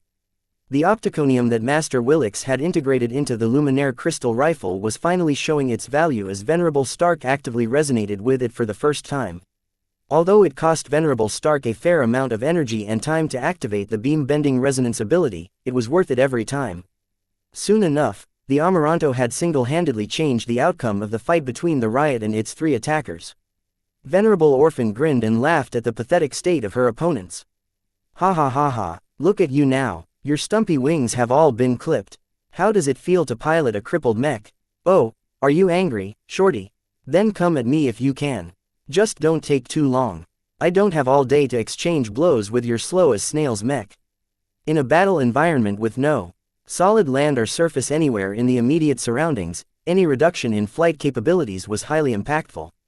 Spaceborne expert mechs usually boasted superior mobility for that reason. Aside from heavy mechs such as the Bashravar, every other expert mech was capable of keeping up with other fast mechs or moving quickly from one side of the battlefield to another side. Yet now that Venerable Stark dealt with the 3 Molten Hammer mechs, the frustrated dwarven mech pilots could do nothing as their heavily damaged prey steadily flew back to the Larkinson fleet without fearing any further reprisal. An escort of friendly space knights even covered its back so that enemy artillery mechs wouldn't be able to exacerbate the wounds of the riots. The Trementine, Bashravar and Firemason fell into a similar predicament to the one that Lucky was suffering from. Though the expert mechs still retained limited flight capabilities, what little they had left was not adequate enough to pose a threat to the human expert mechs. The sight of these 3 impotent expert mechs looking ready to attack an opponent but unable to move fast enough to get close to any of them was downright surreal. The Larkinsons and their allies laughed at the sight. Their confidence boosted even further when they saw that the Amaranto had effectively neutralized 3 powerful expert mechs including the fearsome Bashravar. The latter's reinforced flight system withstood a lot more damage than the other targets, but the Amaranto's firepower was simply too much. It performed exactly as Vase envisioned. Though his body felt weak and Blinky had practically turned comatose due to channeling so much Warclaw energy, he was incredibly pleased to see that his work was finally performing well in the circumstances where its value was the greatest. He had long imagined how much impact an expert rifleman mech could have when it was designed with extreme firepower in mind. The earlier situation where Venerable Stark had to keep her expert mech alive while being hounded by 2 dwarven expert mechs showcased the downsides of his design choices. Now that the Amaranto was no longer suppressed, it finally had the opportunity to display its strengths, and it immediately made a difference. The only other intact dwarven element that could stop the Amaranto from supporting other friendly expert mechs at a distance was the Gatecrasher. The offensive Space Knight was one of the most effective counters of the Amaranto. The Gatecrasher's all-rounded defenses were still formidable even after getting battered by the Balvo's rage, so whether it was attacked from the front or rear, a ranged expert mech would never be able to cripple it fast enough before the Gatecrasher had charged over. However, when Venerable Orthox de Massey tried to disentangle his Gatecrasher from its current duel and charge over towards the enemy fleet, Patriarch Reginald Cross refused to let the old dwarf leave. "You're mine," he cried as his Balvo's rage surged forward and swung its axe in a threatening motion that forced the Gatecrasher to cease its advance. The Cross Patriarch was completely obsessed with beating the Gatecrasher. He did not allow other friendly units to interfere with his duel, and made sure that his opponent had no choice but to meet his challenge. How could Venerable Orthox care about this stupid duel, though? Unlike Reginald, who had completely lost sight of everything else, the old dwarf had constantly been paying attention to the progression of the battle. When he saw that it had taken a turn for the worse for the dwarves, the war hero realized that he needed to do something quickly or risk allowing the continuous setbacks to trigger an adverse chain reaction. "Get out of my way," he roared as his Gatecrasher exploded with power. The powerful expert Space Knight seemed to have found new strength and channeled most of it to its flight system. The Gatecrasher gained an instant boost of acceleration and was just about to fly out of the reach of the Balvo's rage, only for the expert hybrid mech to get in the way while firing all of its weapons. Patriarch Reginald was even willing to risk a collision in order to keep the Gatecrasher in place. With the constant interference from the Balvo's rage, Venerable Orthox was rendered with no other choice but to continue its duel. His heart wasn't in it, though. His duty as a protector compelled him to do more for his comrades, and getting pinned down by this persistent but extremely difficult human expert mech was not doing his fellow Vulcanites any favors. While this went on, the Amaranto proceeded to snipe the mechs attacking the first sword. The expert swordsman mech was in a better condition than the riot. After Keddies and Sharpie had assisted it at a crucial time, the first sword entered into the same stalemate against its opponents as before. Venerable Dice wanted to do nothing more than to defeat the Paravad, Morco Mark II and the Domingo Darren, but her condition and the condition of her expert mech wasn't the best anymore. The same applied to her opponents. All 3 dwarven bestial mechs incurred significant damage and their expert pilots had also strained their wills and energy to get to this point. To Venerable Stark, the exhausted Hiver Roarer expert mechs had turned into sitting ducks. Even before the Amaranto aimed its rifle at the right flank, the Paravad and Morco Mark II had already pulled back from the first sword in order to beat a steady retreat. The damaged Domingo Darren also attempted to pull back. However, it was in a sorrier state than the other expert mechs as its shell was incomplete. Compared to the tough and hardy Molten Hammer expert mechs, the defensive capabilities of their Hiver Roarer counterparts did not impress Venerable Stark. She didn't even bother to employ the beam-bending resonance ability this time. "You're first." The Amaranto fired a powerful kinetic beam that struck the Domingo Darren. Though the expert turtle mech had cleverly oriented its relatively undamaged underside towards the Amaranto at an angle, the kinetic beam was not a solid projectile that could be bounced off with ease. The bottom of the Domingo Darren was not as resilient as its top, so the kinetic beam managed to deliver a powerful impact that destroyed most of the layers that protected the expert mech's internals from damage. To its credit, the Domingo Darren reacted quickly and changed its orientation to the side. However, this did not deter Venerable Stark from attacking. The Amaranto fired a couple more shots, each of which smashed through different parts of the mech. Its gun ports, its underside and other vulnerable openings incurred serious damage to the point where the Domingo Darren eventually lost power and shut down. Seeing that there was no hope left, the Dwarven expert pilot ejected from the doomed expert mech. Venerable Stark let it go as she had already moved her sight to another target. It took 8 rapid shots and 1 powerful shot to cripple the Morco Mark II. The Avian Light Skirmisher did not boast much armor to begin with and it was already damaged in previous bouts. The reason why Venerable Stark had to fire that much was because the Morco Mark II was still fast and agile enough to evade most of her shots. It was unfortunate that the Avian expert mech's evasive parameters were not comparable to the Dark Zephyr. To someone that focused most of her efforts on increasing her accuracy and her ability to read her opponent's movements, the Morco Mark II might as well be a medium mech in her eyes. The Paravod was a lot trickier for Venerable Stark to immobilize or disable. Venerable Merrick Bulferin was the most skilled expert pilot among the Hiver Roarers and was able to confound Venerable Stark's aim by making unpredictable movements that were much more mature than what Venerable Toos was able to perform. This was the benefit of greater skill and experience. Still, no matter how much Venerable Merrick pushed his evasion capabilities, it only took one failure to collapse his scheme. After firing a steady cadence of shots, the Amaranto finally managed to nail the Paravod's flight system with another bent kinetic beam. Though the Paravod had cleverly angled its bird frame so that its underside was facing the deadly ranged expert mech, Venerable Merrick learned just like his other dwarven colleagues that his measure ultimately failed to stop the inevitable. No. The Paravod's loss of mobility made it a lot more vulnerable to follow-up shots, which was a fatal outcome to any mech that relied on evasion to stay alive. As the proud expert mech of the Hiver Roarers was enduring continuous hits, Venerable Merrick did not wait until the Paravod was close to falling apart. With a regretful sigh, he pulled the ejection lever as well. Another Dwarven expert pilot had been taken off the board.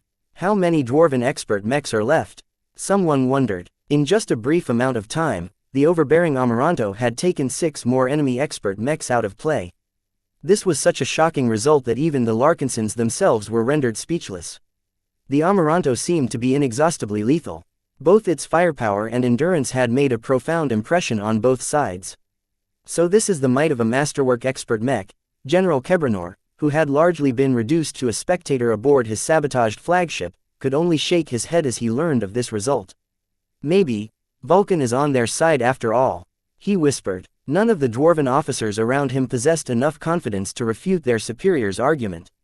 Chapter 3292, Tipping Point. The Feral Provincial Army started off with a total of around 30,000 mechs and 13 expert mechs.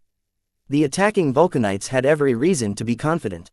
They were fighting on their home ground, their fleet was tight and condensed to just their combat vessels. The professionalism and development of their military mech divisions exceeded that of any private armed force, and they were led by old, veteran war heroes who achieved great success in defeating enemy humans in the past. Yet, the Ferals miscalculated. Not every enemy human force is the same. Some of them were better equipped than most. Others had a lot of friends who could not be provoked. As for the Golden Skull Alliance, the Larkinson clan alone was a giant anomaly in itself. The apparent strength it possessed on the surface was a complete smokescreen. The infamous clan hid one surprise after another. From the inexplicable battle formations that wiped out thousands of Molten Hammer mech pilots at once to the unending alloy armor plating that made the Larkinson expert mechs nearly unkillable, all of these unexpected surprises caused the dwarven battle plan, which previously looked so ironclad, to crumble apart. Though General Kebranor and the other dwarven officers added plenty of assurances to their plan, they realized far too late that they had not respected their human opponents enough. The final and most crucial miscalculation which caused the entire dwarven offensive to falter was the unexpected burst of strength from the Amaranto. Without any warning and without any sign that the expert mech contained any powerful component that could explain where its strength had come from, the radiantly glowing expert rifleman mech drew from an unknown power source and overpowered the expert mechs assigned to contain this extreme threat. Now, this masterwork expert mech, which had always exerted a lot of dread towards the Vulcanites, was completely unleashed. Its subsequent actions conformed with General Kebranor's worst nightmare. In just a relatively short span of time, the Amaranto removed 8 dwarven expert mechs off the board. That was more expert mechs than what the humans fielded from the start. The dwarven general did not even have to look at the list in order to know which ones were gone. The Molten Hammers started off with 4 expert mechs, but now only the Gatecrasher was left. Slug Rangers lost 3 out of 4 expert mechs. The remaining ranged expert mech, which had been taking part in the successful offensive at the enemy's left flank, had retreated back to the fleet in time. The Hiver Roarers brought a lot of expert mechs as well, but it had lost 3 of its proud machines as well. The remaining bestial expert mech that had been so pivotal in pushing the other flank had no choice but to retreat as well. There was no cover in open space, and using the frames of existing mechs as shields was just delaying the inevitable. The Great Ram was not connected to the Warnet anymore, but her sensor suite was still powerful enough to keep track of the changes on the battlefield. It became clear that once proud feral mech forces no longer possessed a viable road to victory. In fact, if the remaining surviving expert mechs threw every other consideration aside and initiated a suicide assault against the Amaranto, there might have been a chance to salvage this situation. Unfortunately, the other feral commanders were unwilling to make this choice. In absence of central command, they made a conservative choice as they lacked the stomach to make the hard choices that were necessary to win against powerful humans. They did not wish to gamble their remaining surviving expert mechs and expert pilots and recalled them before they too fell victim to the Amaranto's tyrannical firepower. Was it the right choice? Many dwarves had different ideas about it, but from the moment the surviving expert mechs removed themselves from the battlefield, General Kebranor knew that his side had unquestionably lost control of the battle. The surviving dwarven mech units were still putting up a good fight against their human counterparts. Previously, the flank where the Amphies and the Dark Zephyr had been trying and failing to prop up the hard-hit Larkinson and Glory Seeker mechs only needed a single push before the Ferals conquered this side. Yet the sudden retreat of 3 dwarven expert mechs robbed the remaining successful Hiver Roarer mechs with their strongest form of support. The morale of the mech pilots plunged while the Amphies and Dark Zephyr were unleashed as well. Though the 2 human expert mechs were in bad shape and their expert pilots had already exhausted much of their strength, they did not have to do much in order to reverse the situation. The Dark Zephyr bypassed every enemy avian mech and rapidly sunk its daggers through the surfaces of every crumbleshell it came across. By now, the Larkinson clan had thoroughly managed to figure out the internal layout of this enemy mech model. Venerable Tusa was always able to stab in the places which guaranteed an instant kill. I might not have the guts to fight another round with your expert mechs, but killing your turtles is as easy as going on a walk. Venerable Tusa taunted as he did his duty, not hesitating to overstrain his will to project greater strength. Where's your courage now, dwarves? The Amphies did not brazenly plunge behind enemy lines. The Cross Clan's expert Space Knight had already taken a considerable beating in an attempt to stall the 3 dwarven expert mechs that had just run away. Therefore, instead of doing anything, Venerable Linda Cross chose to fly her mech alongside friendly units and supported them while they launched their counterattack. Her expert mech still held its battered and half-crumbled shield up front while throwing out its chainsword at various Hiver Roarer mechs within reach. Not a single dwarven machine was able to withstand the unnaturally high force transmitted by this remarkable weapon. They all shattered apart as if they were struck by a giant hammer. None who oppose our Cross Clan shall escape our retribution. Without the support of the spinning turtle mechs and with the continued rampage of the Amphies and the Dark Zephyr, the remaining Hiver Roarer mechs lost a lot of their bite. Like a deflated balloon, the dwarves not only lost all of the advantages they previously accumulated, but also showed a tendency of breaking. The mass confusion, the rapid reversal in fortune, the higher-than-expected casualties and early retreat of their remaining heroes all pushed the remaining dwarven mech pilots to the brink. It was a testament to their training and their commitment to their service in respective causes that they did not break on the spot. Stubborn dwarfs. General Verl frowned as he watched the situation unfold from the graveyard's command center. They just won't break. He was happy that his forces finally managed to gain a decisive advantage in this battle, but that did not mean he was ready to lean back and sip his favorite drink. Many clansmen could still perish while they attempted to secure their victory. The fact that most dwarven mech pilots hadn't broken from all of the pressure was the biggest issue weighing on his mind.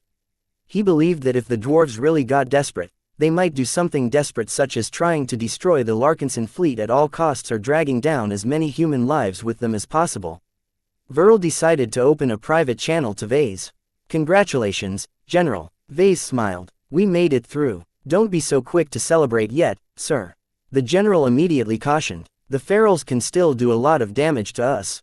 They still retain over 10,000 mechs that can all do a lot of damage to our fleet."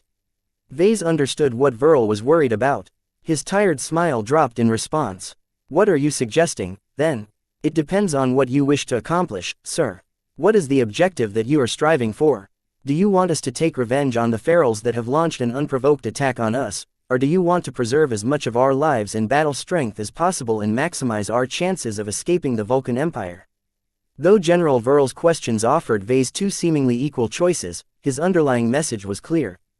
Though Vase and many other Larkinsons were incredibly angry at the Ferals and wanted payback for all of the comrades that had fallen over the course of this battle, was exacting their vengeance truly important at the moment? Vase did not want to risk his freedom and survival. There were still well over 10,000 dwarven mechs left. Even in a situation where they were at an absolute disadvantage, they could still destroy a lot of mechs and ships if they were truly pushed into a corner. "Also, take a look at the gatecrasher," Verl slowly said. "Do you think that venerable Orthox will just stand by while seeing his fellow dwarves get slaughtered?" Vase narrowed his eyes as he observed the gatecrasher showing an increasing amount of desperation in trying to get rid of the Balvo's rage. As someone who was highly sensitive towards life and emotions, he could sense the growing urgency from the formidable high-tier dwarven expert mech. A sinking feeling emerged from his stomach. "Are you saying, do you know why high-tier expert pilots are so feared?" General Verl helplessly smiled. "It's not just because of their individual combat effectiveness. The true reason why opponents dread their appearance on the battlefield is because there is always a risk that a losing engagement might provide them with the stimulation they need to break their final bottlenecks. I don't think I should tell you what the consequences will be if Venerable Orthox undergoes his second apotheosis. The emergence of a brand new ace pilot would change everything. Not only was an ace pilot supremely powerful in a way that Vase couldn't even properly describe, but the other dwarven mech pilots whose confidence had nearly reached their lowest point would suddenly regain their full morale. Even if the Golden Skull Alliance managed to block or defeat the newly ascended ace pilot at great cost, the maddened dwarven mech pilots that threw themselves onto their human opponents could inflict massive damage to the expeditionary fleet. Vase had many important goals in mind. Crushing his current opponents until there was nothing left was not one of them. He and his clan wouldn't gain anything meaningful out of persecuting the feral punitive fleet. Instead, they would just suffer a lot more preventable losses and even give their opponents a chance to reverse their losing struggle. The Larkinsons experienced many times when opponents pushed them to desperation, only for that to be the catalyst of a miraculous breakthrough or the unveiling of a desperate and extremely dangerous countermeasure. In fact, that was exactly what the Vulcanite soldiers had done to the Larkinson clan. Their insistence on annihilating the entire human fleet left Vase and his clansmen with no choice but to go all out and employ much of their trump cards. Though the dwarven mech forces looked as if they had nearly exhausted all of their options, they still had a few cards left to play. "Sir," a censor officer yelled, "the Great Ram and several other dwarven fleet carriers have begun to increase their acceleration. They are overloading their propulsion systems." Vase immediately switched to a view of the dwarven capital ships in question. Each of them were in the process of disgorging escape pods, shuttles and other vehicles en masse. There was only one particular reason why the large and expensive fleet carriers exhibited this behavior. They're attempting to ram our fleet. The Great Ram is on a collision course with our flagship while their other fleet carriers are on track to ram into the Hemington Cross, the Indigo Tremor and several other friendly capital ships. What's their ETA? The closest time until impact is 9 minutes. The fleet carriers are dumping all of their cargo and supplies to reduce their mass and their engineers are overloading their propulsion systems to a ruinous degree. The decisions made by the feral commanders showed that they recognized their impending loss. In order to create an opportunity to evacuate as many dwarven lives as possible, they did not hesitate to sacrifice their proud capital ships. These damn dwarves. Vase cursed. Chapter 3293. Shameful dwarf. The stubborn dwarven soldiers were driving Vase crazy. On one hand, he admired their bravery, their discipline and their willingness to keep fighting under unfavorable circumstances. On the other hand, these were exactly the qualities that caused the Larkinsons and their allies to keep losing mechs and lives even after the outcome of the battle was unlikely to change. The feral punitive fleet even decided to send their capital ships on a suicide charge in order to create an opportunity for the dwarven soldiers to escape from the battlefield with their lives intact. The Great Ram was one of those vessels. Her command center had become a lot more somber than before after General Kebranor issued the order that would likely doom the vessel. The various officers and operators all faced their leader as he addressed them for the last time. Our courier vessels are ready to load our most crucial personnel in order to evacuate them from this star system, he announced. Our expert pilots, our engineers and our other talents must be preserved. As for the remainder of our personnel, they will have to take their chances on our combat carriers. The dwarves no longer sought to achieve victory. Instead, they attempted to minimize their losses as much as possible. The greatest priority lay in the personnel that represented the core of the three mech divisions. The Molten Hammers, the Slug Rangers and the Hiver Roarers did not want to be erased from existence after this battle. The surviving expert pilots who either managed to retreat in time or managed to return alive after ejecting from their expert mechs shouldered a great burden of propping up their mech divisions while bearing the shame of a catastrophic defeat. General Kebranor did not have the mind to pay attention to the stigma that would likely haunt the fleeing survivors for the rest of their lives. As someone who had lived through the worst of the original rebellion, he cherished the lives of his fellow dwarves a lot more than preserving their illusionary honor. Though some of their fleet carriers possessed dual FTL drives that allowed them to transition out of the star system in an instant, the current chaos on the battlefield created too many gravitic disturbances that made it impossible for them to escape. Any ship that wanted to enter FTL travel had to distance themselves from the action, and that was impossible to accomplish for the capital ships. They were far too prominent to the enemy. The vengeful humans would never let them go, so the dwarves decided to use these great ships as decoys in order to allow hundreds of dwarven combat carriers to split up and run in many different directions. It was unlikely that the human force would be able to chase after so many sub-capital ships and take them all down in time for them to finish cycling their FTL drives and successfully making it out of the Fortia Zentra system. This was what the dwarves were fighting for. If they did not do everything in their power to stall the advancing humans, then there was a great likelihood that no feral soldier would be able to make it out of this battlefield. The Vulcan Empire shall never fall as long as it has enough soldiers to defend its sovereignty, he told his men. I never wanted this outcome to happen, but dwarves like us are never graced with luck. The way for us to survive is not to stubbornly fight to the last man, but to preserve the essence of our strength so that our dwarven state is not deprived of all of our soldiers. This was why as soon as secure communications had been restored with the rest of the fleet, he ordered his forces to prepare for an all-out counterattack just so that they could maximize the chances of evacuating their key personnel. General Kebranor looked down onto the deck. This is the cruelty of warfare in space. The winner usually gets everything while the loser risks total annihilation. We can't settle for half measures. We must cut our losses and make use of any assets that will be lost to the enemy anyway. He sighed as a bot floated towards his position. The sturdy bot began to do something that shocked all of his staff. The bot shaved off his giant, majestic gray beard. The beard that conveyed so much authority and prestige to the old war hero was pretty much a national treasure to the Vulcanites. To see the famed and celebrated general shave off his entire beard was a mark of shame was that so consequential in Vulcanite culture that several dwarves even came close to fainting.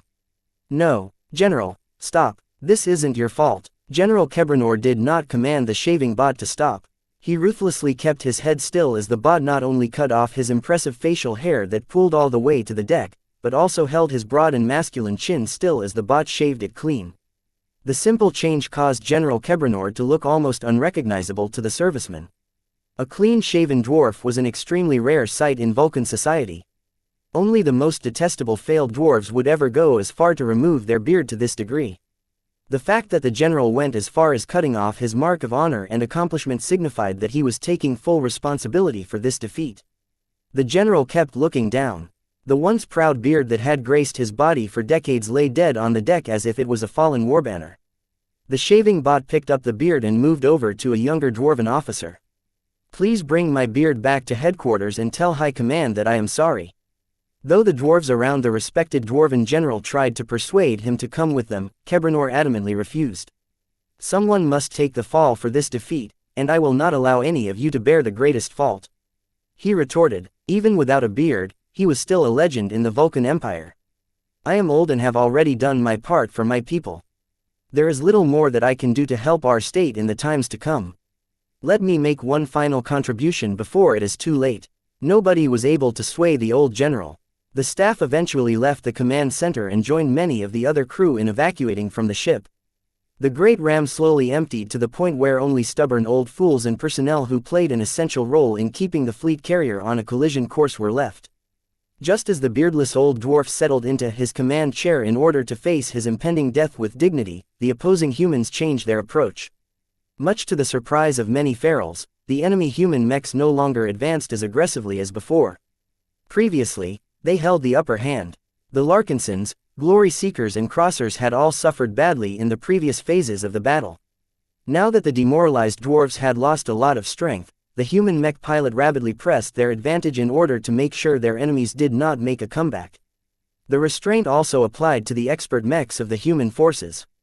The riot had already retreated to the Spirit of Bentime, but many other powerful machines still had enough fight left to butcher the vulnerable dwarven mechs. Yet upon receiving a surprising order, the Dark Zephyr, the First Sword, the Amphies and the Canavis Mur all ceased their advance and remained static as they allowed the befuddled dwarven mech pilots to pull back their machines without getting hounded. What is going on? Why have they ceased their counterattack? I don't care. Let's just thank Vulcan for giving us a break. Why have humans stopped? Not even the Amaranto continued to fire its incredibly lethal crystal rifle. After the dwarven expert mechs had mostly cleared the field, Venerable Stark no longer fought as intensively. However, even the Amaranto's regular, most efficient shots were still able to down a single regular mech with ease. The Amaranto had mostly directed its firepower towards eliminating the remaining artillery mechs of the Slug Rangers. The Steel Rain Mech Regiment had sustained steady losses throughout the entire battle but managed to bombard many human to pieces as well. As long as the Steel Rain no longer existed, the Eye of Ilvain would be able to bombard the enemy carriers with impunity. The Slug Rangers simply didn't have any other ranged solutions left to destroy the surviving Transcendent Punishers. Yet in a time where the Amaranto should have made maximum use of its firepower supremacy, it had put down its rifle and went on standby. Although the fighting between the two forces had stalled in every part of the battlefield, there was one clear exception. The Gatecrasher and the Bolvar Rage were still going at it. Patriarch Reginald Cross ignored every message transmitted to his expert mech. He only cared about a single goal, and that was fighting his current opponent to the death so that he could find his chance. Even though the Cross Patriarch had not experienced any breakthroughs as of yet, the furious battle against Venerable Orthox had allowed him to advance his battle methods further and push his limits to the point where he had slightly managed to exceed his previous performance. Patriarch Reginald was so addicted to these gains that he never thought about stopping. His constant aggression was continually pressuring Venerable Orthox to fight back with equal fervor lest he fall against this powerful human expert pilot. Despite this ugly exception, the remaining mechs no longer continued their struggle. Soon enough, a familiar sight appeared into view. The giant projection of Vase armored in his unending regalia and holding a very distinctive hammer appeared in front of the expeditionary fleet. This time, the surviving dwarven mech pilots no longer jeered at the sight. They were all tired, defeated and even afraid of their lives. Though not many of them took the armored human's claim that he was Vulcan seriously, their mental states were so low that the more traumatized and less stable of the dwarven soldiers began to develop weird thoughts as they watched the giant projection. Soldiers of the Vulcan Empire, you have fought bravely and with honor today. Even though I do not agree with your cause, I respect your willingness to fight for your state, province and beliefs. You are true soldiers and I admire your willingness to fight to the end. I encountered a lot of human trash that don't possess a tenth of your courage. Vase began in a generous and forgiving voice. The dwarves expected to hear gloating from the human pretender. They didn't expect the pretend Vulcan to speak. Please like and follow the Cultivation Audiobooks channel in a different way from all of the stories they heard about evil and violence-loving tall folk. I think there has been enough fighting for today, Vulcanites. There is no need to sink to our lowest points. Our fleet just wants to survive and leave this state in peace. We aren't interested in your destruction. Don't forget that you started this battle on your own accord. Think about the cause you are fighting for. Are you truly fighting for the right reasons? It was clear what Vase was trying to do. Many Dwarven senior officers already recognized that the human leader was trying to erode the fighting will of the Dwarven mech pilots. Are we attempting to launch an attack on your planets? That's absurd. We're not an invasion force and we are far too weak to pose a threat to your state. What you are actually trying to do is to advance the goals of a select group of politicians who want to profit out of your misfortune. Is it truly worth it to fight and die to the bitter end just so that a cabal of Vulcanite leaders can take advantage of your deaths? You are not protecting the Vulcan Empire when you have chosen to fight against us. You are endangering it instead. Previously, a lot of dwarves reacted to the giant human projection with deficiency or denial. It was different now. Vase no longer tried to question the beliefs of the devout feral soldiers and instead appealed to their reason and desire to live. He was a lot more persuasive this time. Chapter 3294. Cooling temperature. Part of the reason why Vase was so persuasive was because he truly believed in his words. He was not putting up an act, nor did he try to channel Vulcan by putting on a mask. He was too tired of that. His stunt with Blinky caused him to become mentally and physically drained. In fact, he was in an uncommonly sober and calm mood after his emotions became dull due to his current state. If he retained a lot more energy, then he might have been inclined to order his troops to keep pushing their advantage and to pay back the dwarves tenfold for the losses they inflicted on the Larkinson clan. As it was, Vase did not see any purpose to that. Destroying all of enemy mechs would yield nothing except for useless salvage and satisfying some pointless urges. Destroying or capturing the enemy ships also yielded little use. Though Vase and his clan were always hungry to acquire more combat-oriented capital ships, it was impossible for them to get what they wanted today. The Dwarven fleet carriers were probably filled with traps and didn't even offer ceilings that went high enough to accommodate tall folk. Vase fully agreed with General Verl that their goals lay elsewhere and that there was little to gain from persecuting the feral punitive fleet anymore. They achieved the basis of victory at this point. Vase did not think about continuing his ill-advised trip to the Paramount Province anymore. Compared to doing the system a favor, he much preferred to preserve his life, his clan and his fleet. He could figure out another solution later. First, he had to bring the expeditionary fleet out of the Vulcan Empire as fast as possible. His giant projection made a compelling case to the dwarves, but it was time for them to make their choice. Well, what have you decided, dwarves? We humans are willing to give you a reprieve, but not if you insist on continuing this fight. If you agree to a ceasefire, we will not only let you disengage without any further attacks from us, but we will also let you retrieve your fallen and trapped soldiers from the various wrecks. Of course, you must extend the same courtesy to us. If you agree, then pull back your mechs and ships. A tense mood descended over the battlefield. Many human and dwarven mech pilots had fallen into thought as they tried to remain as alert as possible. This temporary pause in hostilities could easily resume if one side or the other began to open fire again. You have 30 seconds. Vase spoke to whoever was in charge in the enemy fleet. If you don't order your fleet carriers to slow down and abort their suicide charge, then we will not mind slaughtering more Vulcanites for no good reason except for your stubbornness. Choose well. After he issued his message, everyone waited and prepared for the response of the dwarves. At this stage, no dwarven mech pilot chose to defy the humans out of their own initiative. Even the most fanatical believers of the dwarven god cult were too shocked and traumatized by the successive blows to their confidence and beliefs. Some of them even started to wonder whether they had been believing in the wrong version of Vulcan all along. The power displayed by the mechs of the Larkinson clan were truly unreal. They had never seen anything like the mechs deployed by this strange human organization. I'm tired, we can't win anymore. Let's just go back. Wait for instructions. It's not up to us to decide whether to throw in the towel. As the dwarves waited for their superiors to make a choice, the humans were still on guard. The mech pilots of the expeditionary forces had already gained a measure of their opponents. The ferals they fought against were tough and stubborn soldiers who never gave up easily. There were plenty of human mech pilots who wanted to punish their opponents for attacking their fleet and killing their comrades, but there were even more who had grown tired of the killing. They hoped that the dwarves would make the most prudent choice. After 20 seconds had passed since Vase last spoke, the dwarves finally showed their response. Their surviving dwarven mechs all drew back at once. Some of the more damaged machines that weren't as mobile as before were being helped by more intact mechs. More remarkably, the feral fleet carriers all cut their forward acceleration and even began to turn away from the expeditionary fleet, thereby causing them to undergo a slow turn that made it impossible for them to continue their ramming course.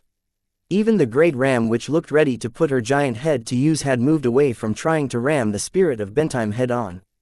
Perhaps the observers who were eager to see the two animal-headed capital ships collide against each other were disappointed, but many people on both sides felt a lot of relief. Though the dwarves never transmitted any official correspondence to the expeditionary fleet, their actions rang loud and clear. Now that their forces had all drawn back, it was impossible for them to pose a significant threat to their opponents anymore. Considering the current situation, the Golden Skull Alliance held a decisive firepower advantage. The Slug Ranger Mech Division had been savaged to such an extent that there was no way they could stop the Transcendent Punishers, Eternal Redemptions and other human-ranged mechs from bombarding much of the Dwarven fleet and mech units to pieces. The Amaranto alone served as a powerful deterrent to the dwarves. This powerful and seemingly inexhaustible masterwork expert rifleman mech not only posed a lethal threat to all of the Dwarven expert mechs, but could easily bring its prodigious firepower to bear against other Dwarven assets such as their surviving artillery mechs or even their starships. "It's over," Commander Melkor sighed in relief. Indeed, Commander Casella smiled. Many other Larkinsons and humans expressed clear relief at this rather boring but welcome ending to the battle. The MTA mech pilots who had been trying their best to survive while all of the madness took place around them had practically collapsed into their piloting seats. Finally, Jessica Quentin let out a deep breath. These Larkinsons are too crazy, but at least they still know when to stop. General Verl was relieved as well. He already predicted that Vase had a high chance of succeeding in his attempt to persuade the feral punitive fleet to end hostilities. It was the most logical choice that best served the interests of the feral provincial army, and it was also a decision that the demoralized Dwarven soldiers wanted the most. They hardly had any fight left in them, and pushing them to sacrifice their lives for their state would be a futile gesture. "Commence search and rescue," he ordered. "Don't focus too much on picking up salvage. We don't have the ships and cargo space to carry all of the valuables anymore. Prioritize the rescue of our trapped but living mech pilots and the evacuation of any heavily damaged starship that is no longer spaceworthy. Speed is of the essence.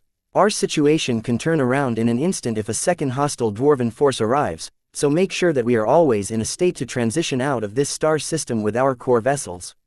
Only one more fight had to be resolved.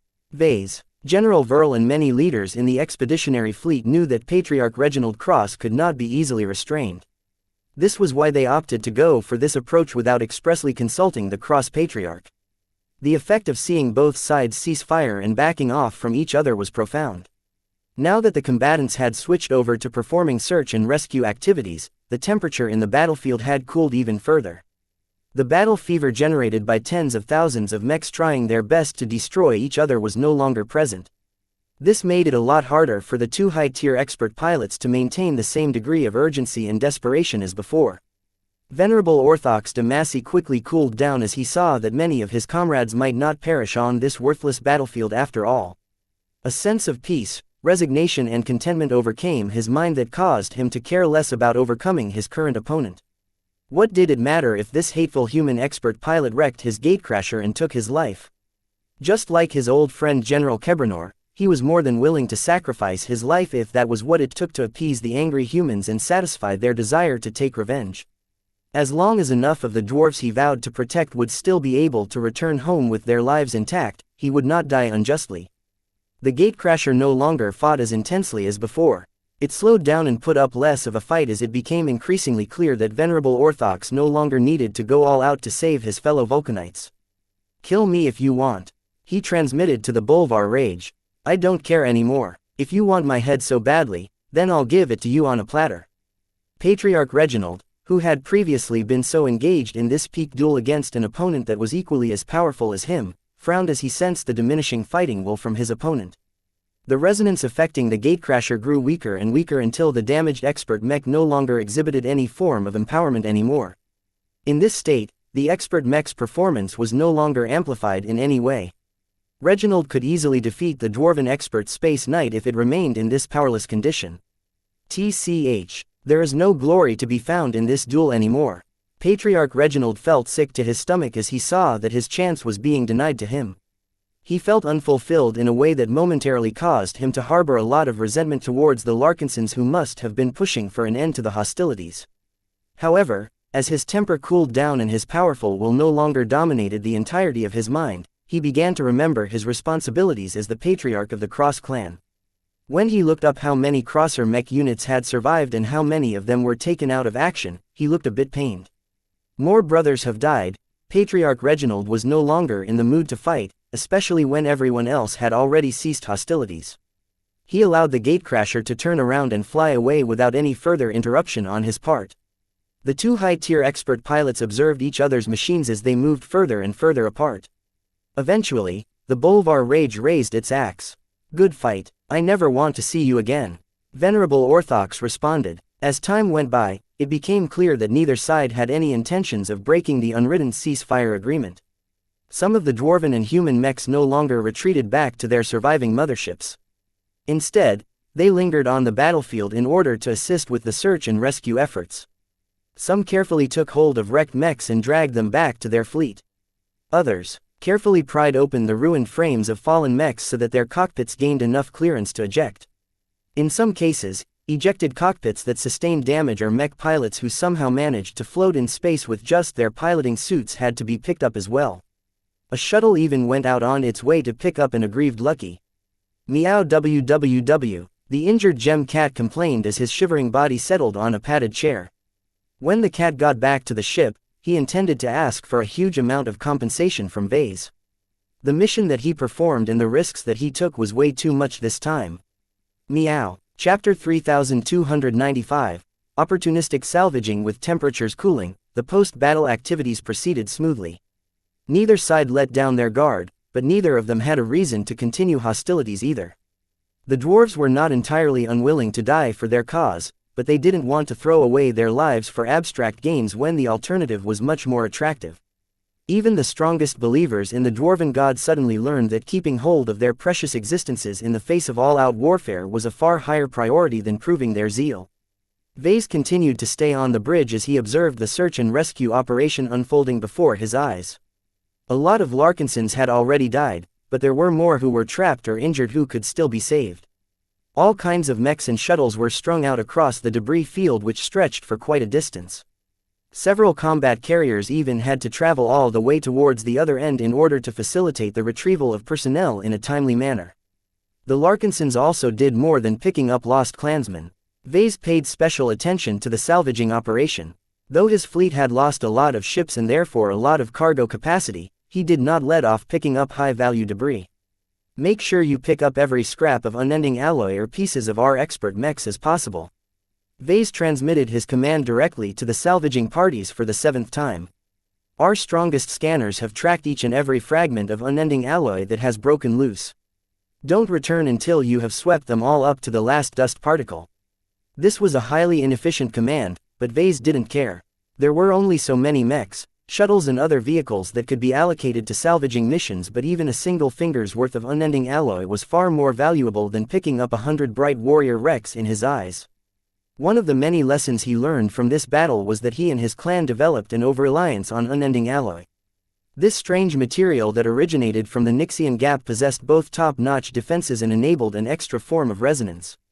The combination of these features resulted in such a huge amplification of performance for his expert mechs that the expeditionary fleet simply couldn't have won this battle without its existence. He only needed to compare the performance of the Dark Zephyr, the Riot and the First Sword to the expert mechs fielded by the Cross clan or the Feral Provincial Army. The performance gap is too wide. Though the 3 unending alloy expert mechs were designed with mid-tier performance levels in mind, each of them had actually approached the level of a high-tier expert mech in real battle circumstances. This is quite impressive. There were 2 caveats, though. First, the performance parameters were too uneven. Second, their pilots were still inexperienced and underdeveloped compared to most of their peers. When Vase tried to imagine a matchup between his current expert mechs and genuine high-tier machines such as the Bolvar Rage or the Gatecrasher, he would have to put his bets on the latter too. Perhaps their defense might not be so exaggerated, but their performance was almost uniformly high, which effectively translated into no exploitable weaknesses. The fact that the duel between Patriarch Reginald and Venerable Orthox lasted so long with neither of their expert mechs incurring critical damage was a testament of their battle prowess. Well, even if my expert mechs can't beat the likes of the Gatecrasher, at least they're better than the average. That counts for something, he muttered. The Larkinson clan didn't have enough expert mechs relative to its total size. The best way to strengthen the champions of the Larkinson army was to strengthen their expert mechs as much as possible, and unending alloy was an excellent means in that regard. Vase wasn't worried about the performance of his unending alloy expert mechs at the moment, but that might change over the years as they got into more scraps. This battle had already showed that unending alloy was not invincible. While it was too difficult for regular mechs to crack this material, the same did not apply to expert mechs. Their ability to empower their attacks with true resonance caused them to acquire reality-defying properties. This was the most effective way to break the unbreakable. Expert mechs and expert pilots are too unreasonable. Therefore, each battle in which an unending alloy mech incurred battle damage was another instance where their armor coverage diminished. The Riot lost 3 limbs and incurred a lot of other battle damage. It was likely impossible for the salvaging parties to pick up all of the scraps of unending alloy that got loose. The Valkyrie Prime was also in an awful condition. Considering that an expert Axeman mech hacked it apart, there were bound to be a lot of shards that had flung loose. If they blended with other wrecks or battle debris, then there was a significant chance that the Larkinson fleet's sensors lost track of them. It was too troublesome to scour the entire debris field just to search these missing scraps. This was especially the case when they only had a limited amount of time. Vase glanced at the timer and saw that the expeditionary fleet didn't have nearly enough time to complete all of the post-battle operations that should be done. The Larkinsons had to concentrate on their greatest priorities and leave many other goals behind. For example, there was no way his clan could pick up all of the broken Larkinson mechs. There simply wasn't enough time to salvage them and hull space to store them in. None of the Larkinsons forgot that they were still operating on hostile turf and that they were not welcome in these parts. In contrast, the Vulcanites owned the entire space and could dispatch large salvaging fleets to sweep up all of the valuable salvage at their leisure. This was also why the Ferals did not bother to perform too many salvaging operations. Their fleet largely comprised combat vessels and they had neglected to bring their logistical ships. As the two sides continued to retrieve the people and goods that they prized the most, a slight moment of tension arose when numerous Larkinson salvaging parties attempted to pick up the remains of dwarven expert mechs. Vase specifically had to instruct General Verl to claim the valuable dwarven expert mechs. "Are you sure you want us to do this, sir?" Verl frowned. "We beat them fair and square. We aren't leaving the Vulcan Empire empty-handed. Although I don't have much use for the wrecks, their materials are still valuable. We shouldn't lack high-quality materials. I know, but I won't say no to more. Who knows whether those dwarven mechs contain any specialty products that aren't available anywhere else. Just grab as many as you can, General. The dwarves won't kick up a fuss. They're afraid of us. They're not going to restart a battle that they will surely lose just because we're claiming our rightful spoils. Besides, just look at the battlefield. The damned Ferals can gain a lot more broken salvage from our fleet and mech forces. At least this way we can obtain a measure of satisfaction." Though General Verl did not think it was wise to provoke the dwarves in this manner, he reluctantly instructed the salvaging parties to pick up the broken dwarven expert mechs that were still ripe for the picking. It began with the enemy machines closest to the fleet. Several shuttles escorted by a squad of replenished Avatar mechs proceeded to the 2 Slug Ranger expert mechs that had been keeping the Amaranto in check for a long time. The crews aboard the shuttles secured and brought back the smaller fragments while the Avatar mechs took hold of the broken expert mechs themselves before steadily dragging them back to the Spirit of Bentime. "Sir, the Ferals are lodging a complaint. They are protesting our theft of their expert mechs." Vase dismissively waved a hand. "Tell them to stuff it. If they want to stop us, then they're welcome to pick up their weapons again." He was confident in his judgment that nothing would come from the enemy fleet, and he was proven right. The Feral mech soldiers were mentally beaten and their numbers were no longer sufficient enough to crush the tall folk. The Amaranto had returned for a quick resupply and flew back into space in order to make it clear that this nightmare from a distance was more than ready to go for a second round. When it became clear that the dwarves didn't intend to do more than lodge complaints, the Larkinsons became more scrupulous. Multiple reinforced salvaging parties fanned out and began to approach their targets as fast as possible in order to beat their dwarven counterparts. Different wrecks and major chunks of broken parts quickly fell into the hands of the Larkinson clan. At the end of this brazen operation, the salvagers brought back the remains from the Burza Fens, the Paravad, the Morco Mark II, the Domingo Darren as well as the aforementioned Slug Ranger expert mechs. It's a pity we missed out on the Trementine, the Bashravar and the Firemason.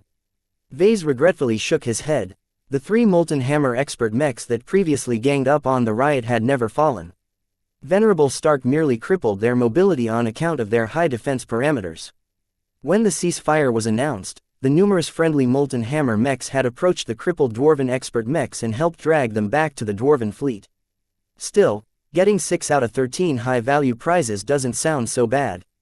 Vase muttered. The utility of those expert mech remains wasn't so big to him, though. He still had a couple of broken Fredaman expert mechs in storage that he had never really touched. Now, he was about to dump more broken expert mechs into his storage bays. I should really think of a way to make use of them. He muttered. Several hours quietly went by. The Golden Skull Alliance slowly completed its rescue and salvaging operations. The Larkinsons, Glory Seekers and Crossers also sorted out their fleet in order to make sure that they moved all of their personnel and important assets to the starships that were still space-worthy. The Larkinsons had to abandon and scuttle many of their ships. Vase winced when he saw that his fleet eventually had to say goodbye to over 60 sub-capital ships. The Glory Seekers and the Cross clan also had to bid farewell to around 20 or 50 ships respectively. Well, we still have enough carriers left to accommodate our surviving mechs, so at least that's not a concern.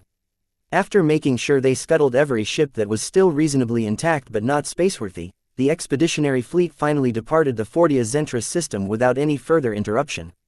Aside from the Feral fleet, only a couple of other starships remained in the system. Aboard the Dented Coin, Olivier and Eutha Persham along with the rest of their crew had remained in shock long after the battle had concluded. The director of the Persham Chamber of Commerce sat next to his daughter as they watched a rerun of the raw battle footage. We managed to broadcast this footage to the galactic net without hindrance, right? Olivier shakily asked her daughter. She nodded. Yes, father, I'm not sure whether we made the right choice. The things we have seen, if I don't know any better, I would have seriously thought that the human clan leader was truly Vulcan. He is Vulcan, Olivier shouted as he grabbed onto the shoulders of his daughter. His eyes went wild with fervor. He's just like the god described in the old stories. Just look at the miracles performed by his mech forces. Just look at the supreme craftsmanship of that colorful expert rifleman mech. Those aren't the works of mortals. Only a god can bestow so much power on second-class mechs. Eutha looked at her father as if he was an idiot.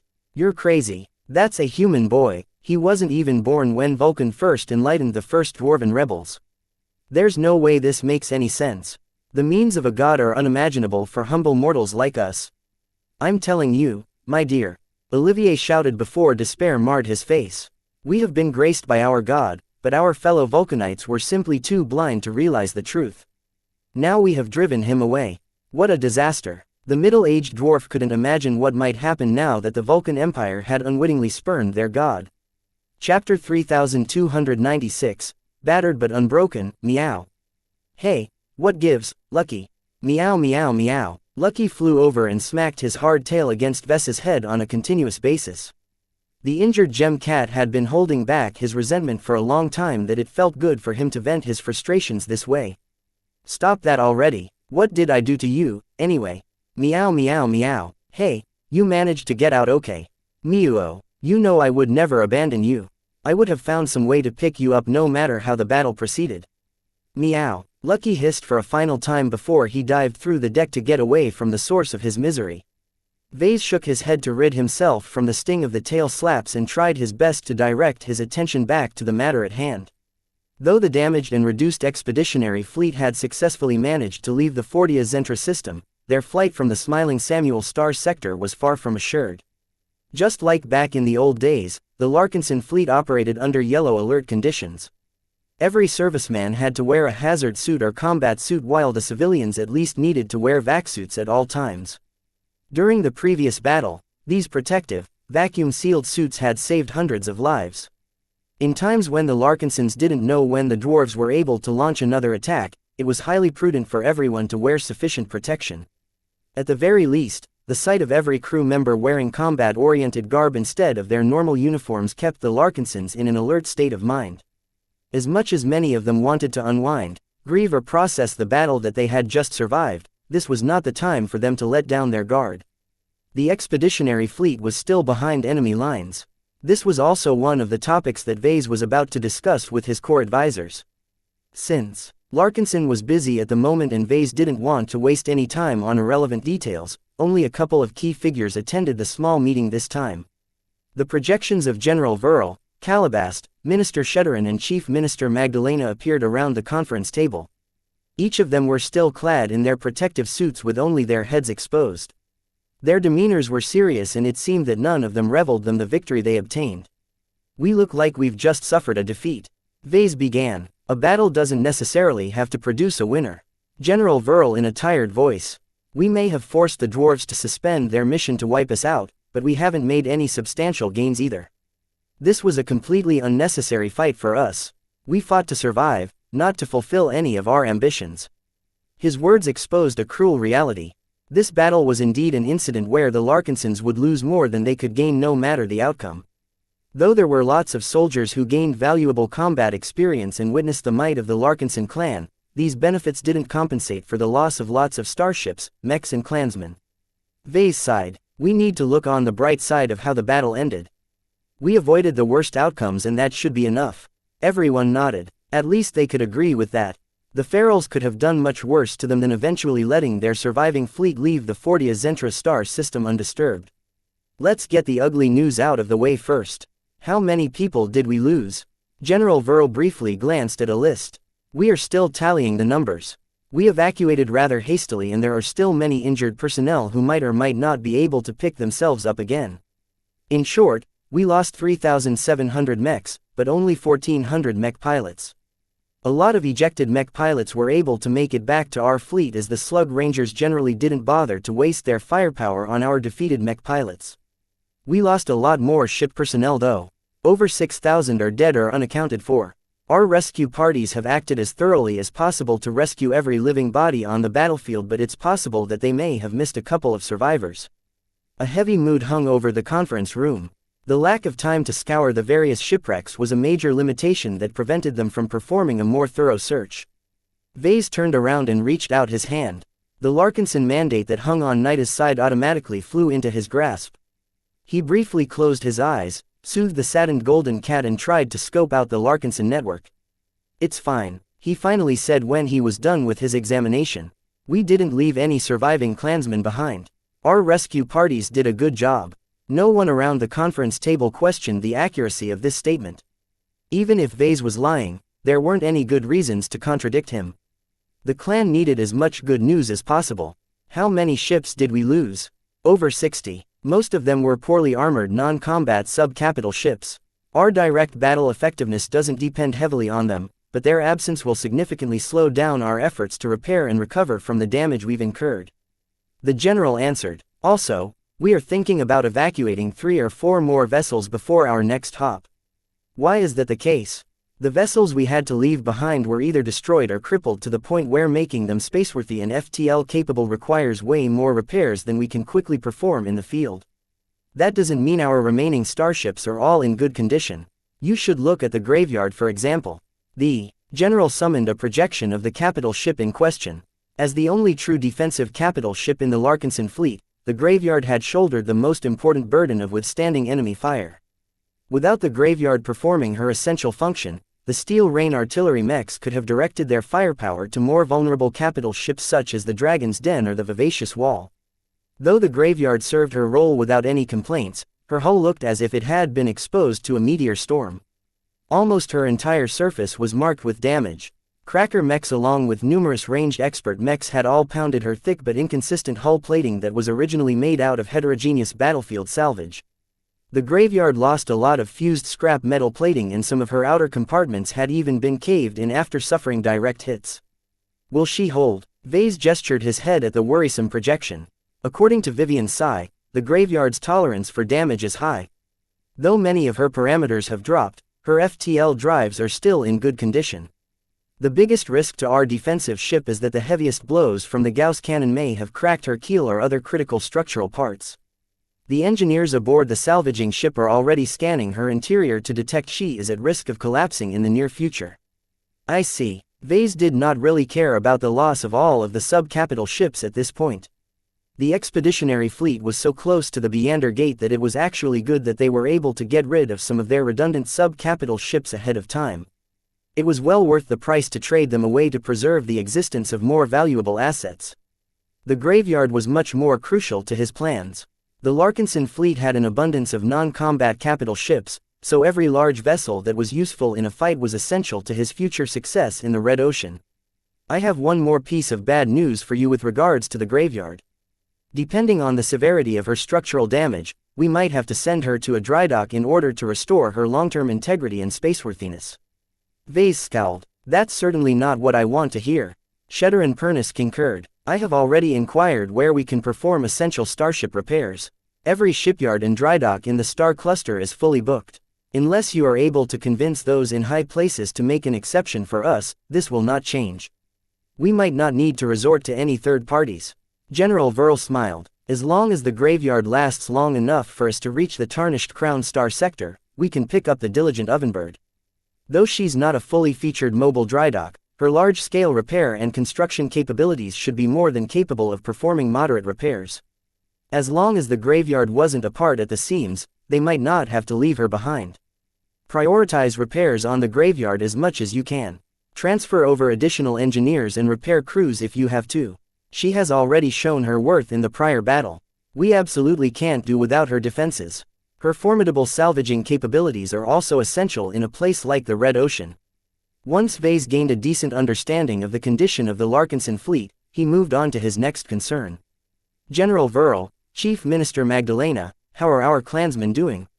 The two senior Larkinsons looked at each other before General Verl spoke first. Our mech pilots and many of our other active servicemen are tired, relieved and even traumatized to a degree. This battle has not pushed our veterans to the brink, but the same can't be said for our rookies. Many of them joined our clan after we fought the Battle of Reckoning, so they have never experienced a pitched battle of this scale. We threw them straight into the fire without giving them too many opportunities to prepare. Will there be a problem? Vase directed a steady stare at the general. The general hesitated a bit before shaking his head. There shouldn't be. Our mech legions in our headquarters are well staffed and are able to offer plenty of counseling and psychological support. We are already accustomed to handling these issues from our men. That was good, because Vase didn't want to waste any time on them. He had more important priorities. What about our civilian population? Vase turned to Magdalena. The chief minister looked concerned. The general clansmen are glad to be alive, but far too many of them have been displaced from their old berths without much warning or preparation. They are living under basic conditions aboard our capital ships. Crowding is becoming a problem and it will take at least several weeks to provide higher quality shelter to them. It will take even longer to give them something to do again. Well, we were planning to transfer all of our personnel from our smaller vessels to our capital ships anyway.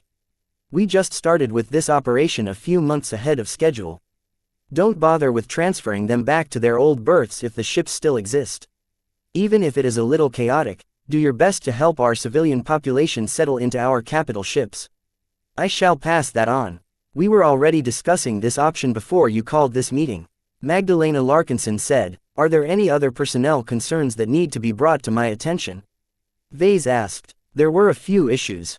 Venerable Joshua suffered a major defeat and his prime mech was broken. The Larkinson army lost a couple of expert candidates but did not gain any new ones that were still alive.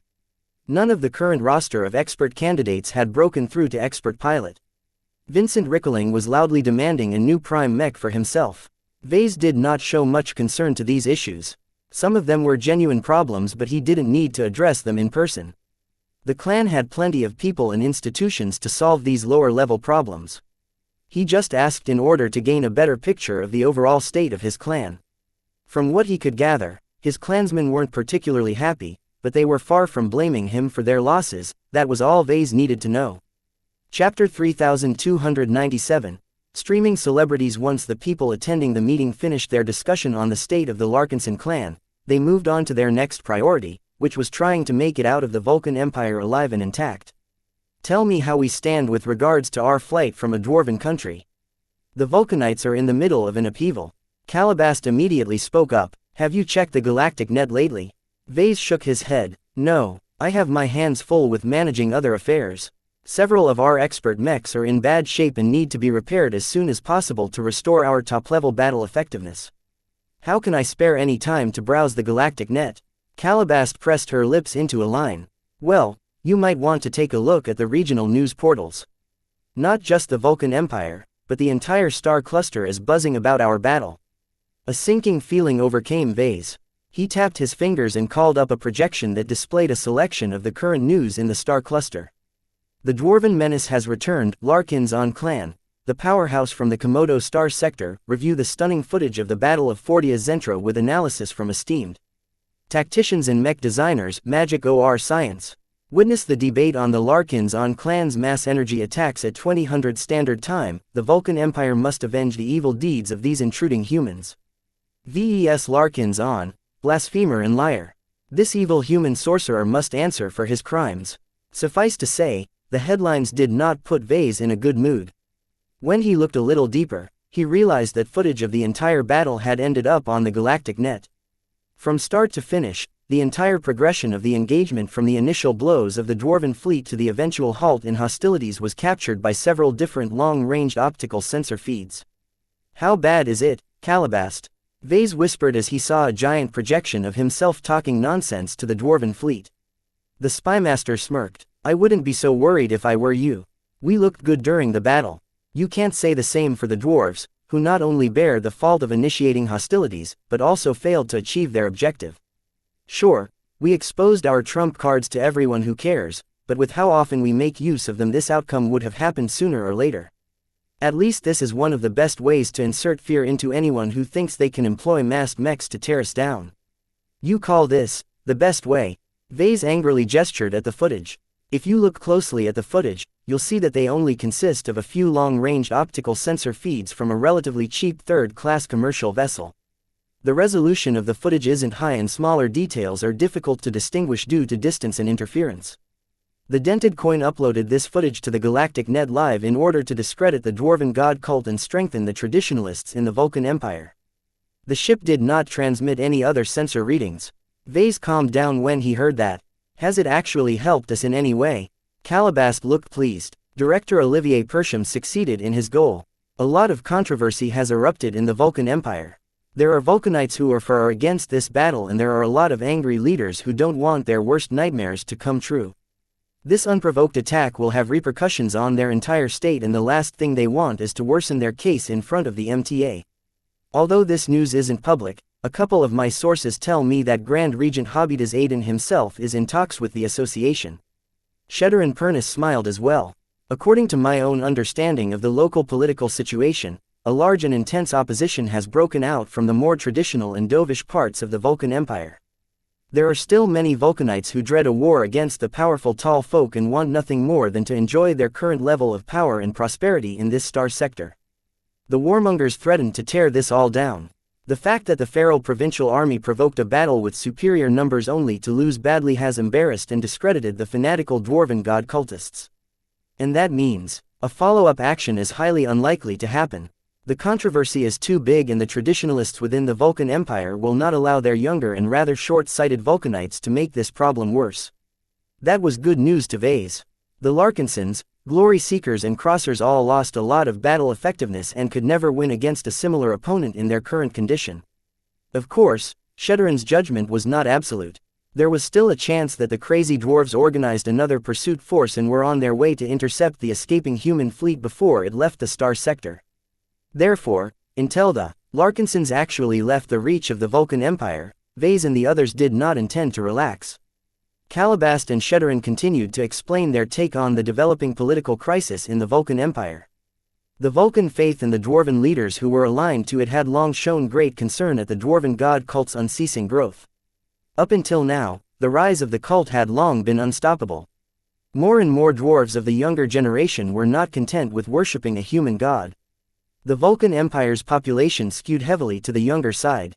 The vast majority of its citizens had been born in a time when the Vulcan Empire was already established and in its ascendancy. The proportion of Vulcanites who lived during the time of the original rebellion amounted to less than 5% of the Empire's booming population.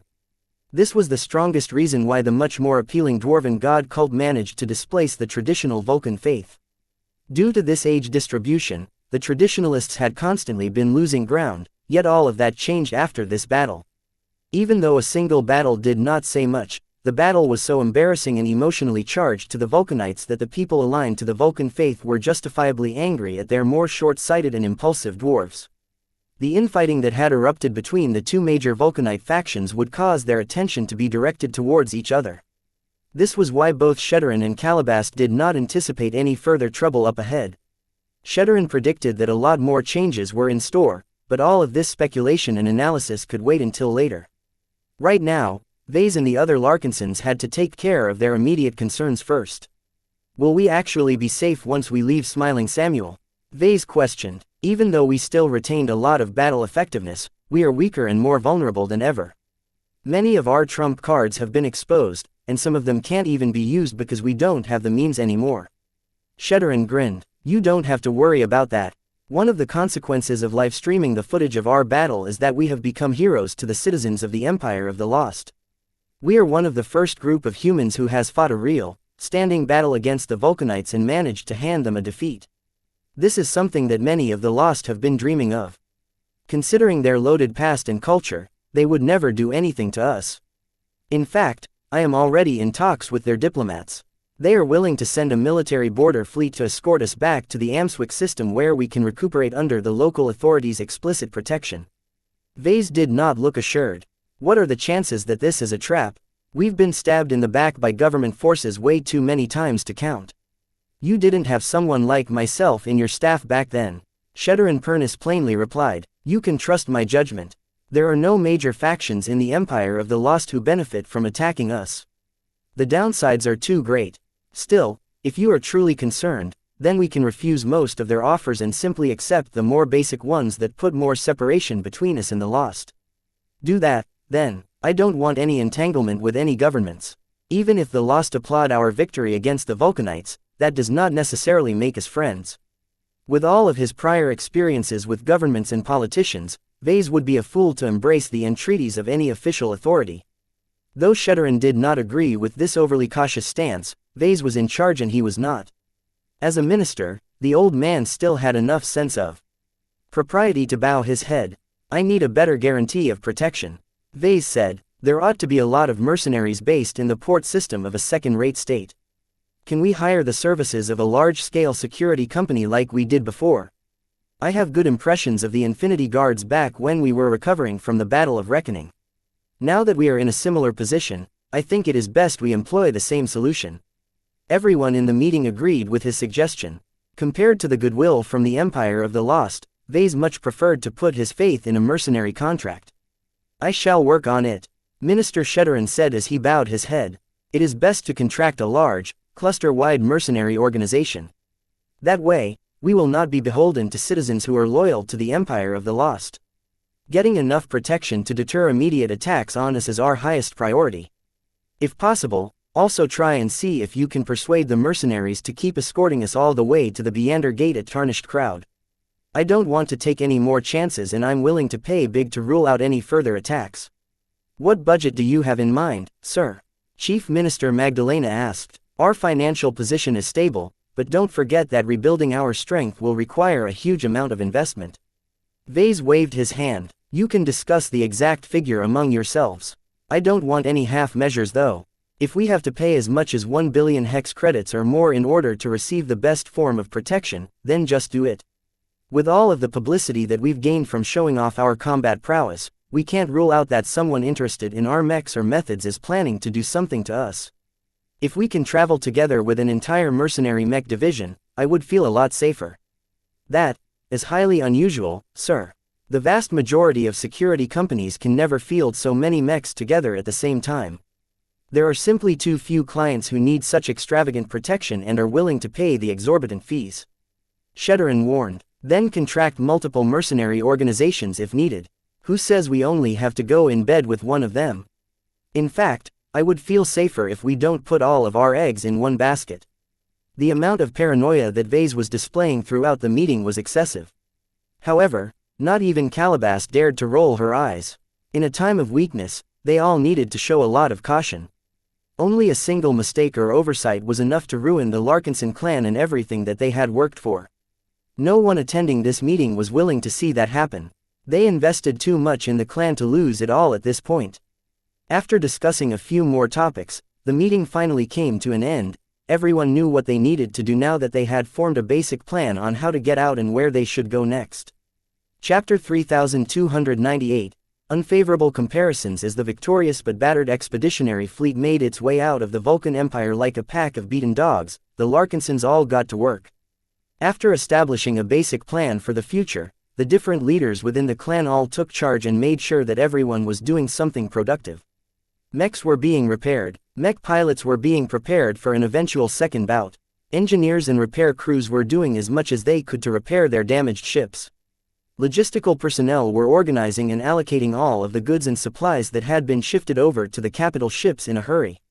Administrative personnel were doing their best to house and meet the needs of tens of thousands of extra passengers on the same vessels. And these were just the short-term assignments that could be done right away. There were also many other Larkinsons who were liaisoning with the Empire of the Lost, managing public relations now that the Larkinson clan had unveiled its astounding battle prowess to the public and vetting various large-scale mercenary companies that could be trusted to protect the Larkinson clan and its allies during their time of weakness. The Glory Seekers and the Cross clan were also busy with their own recoveries.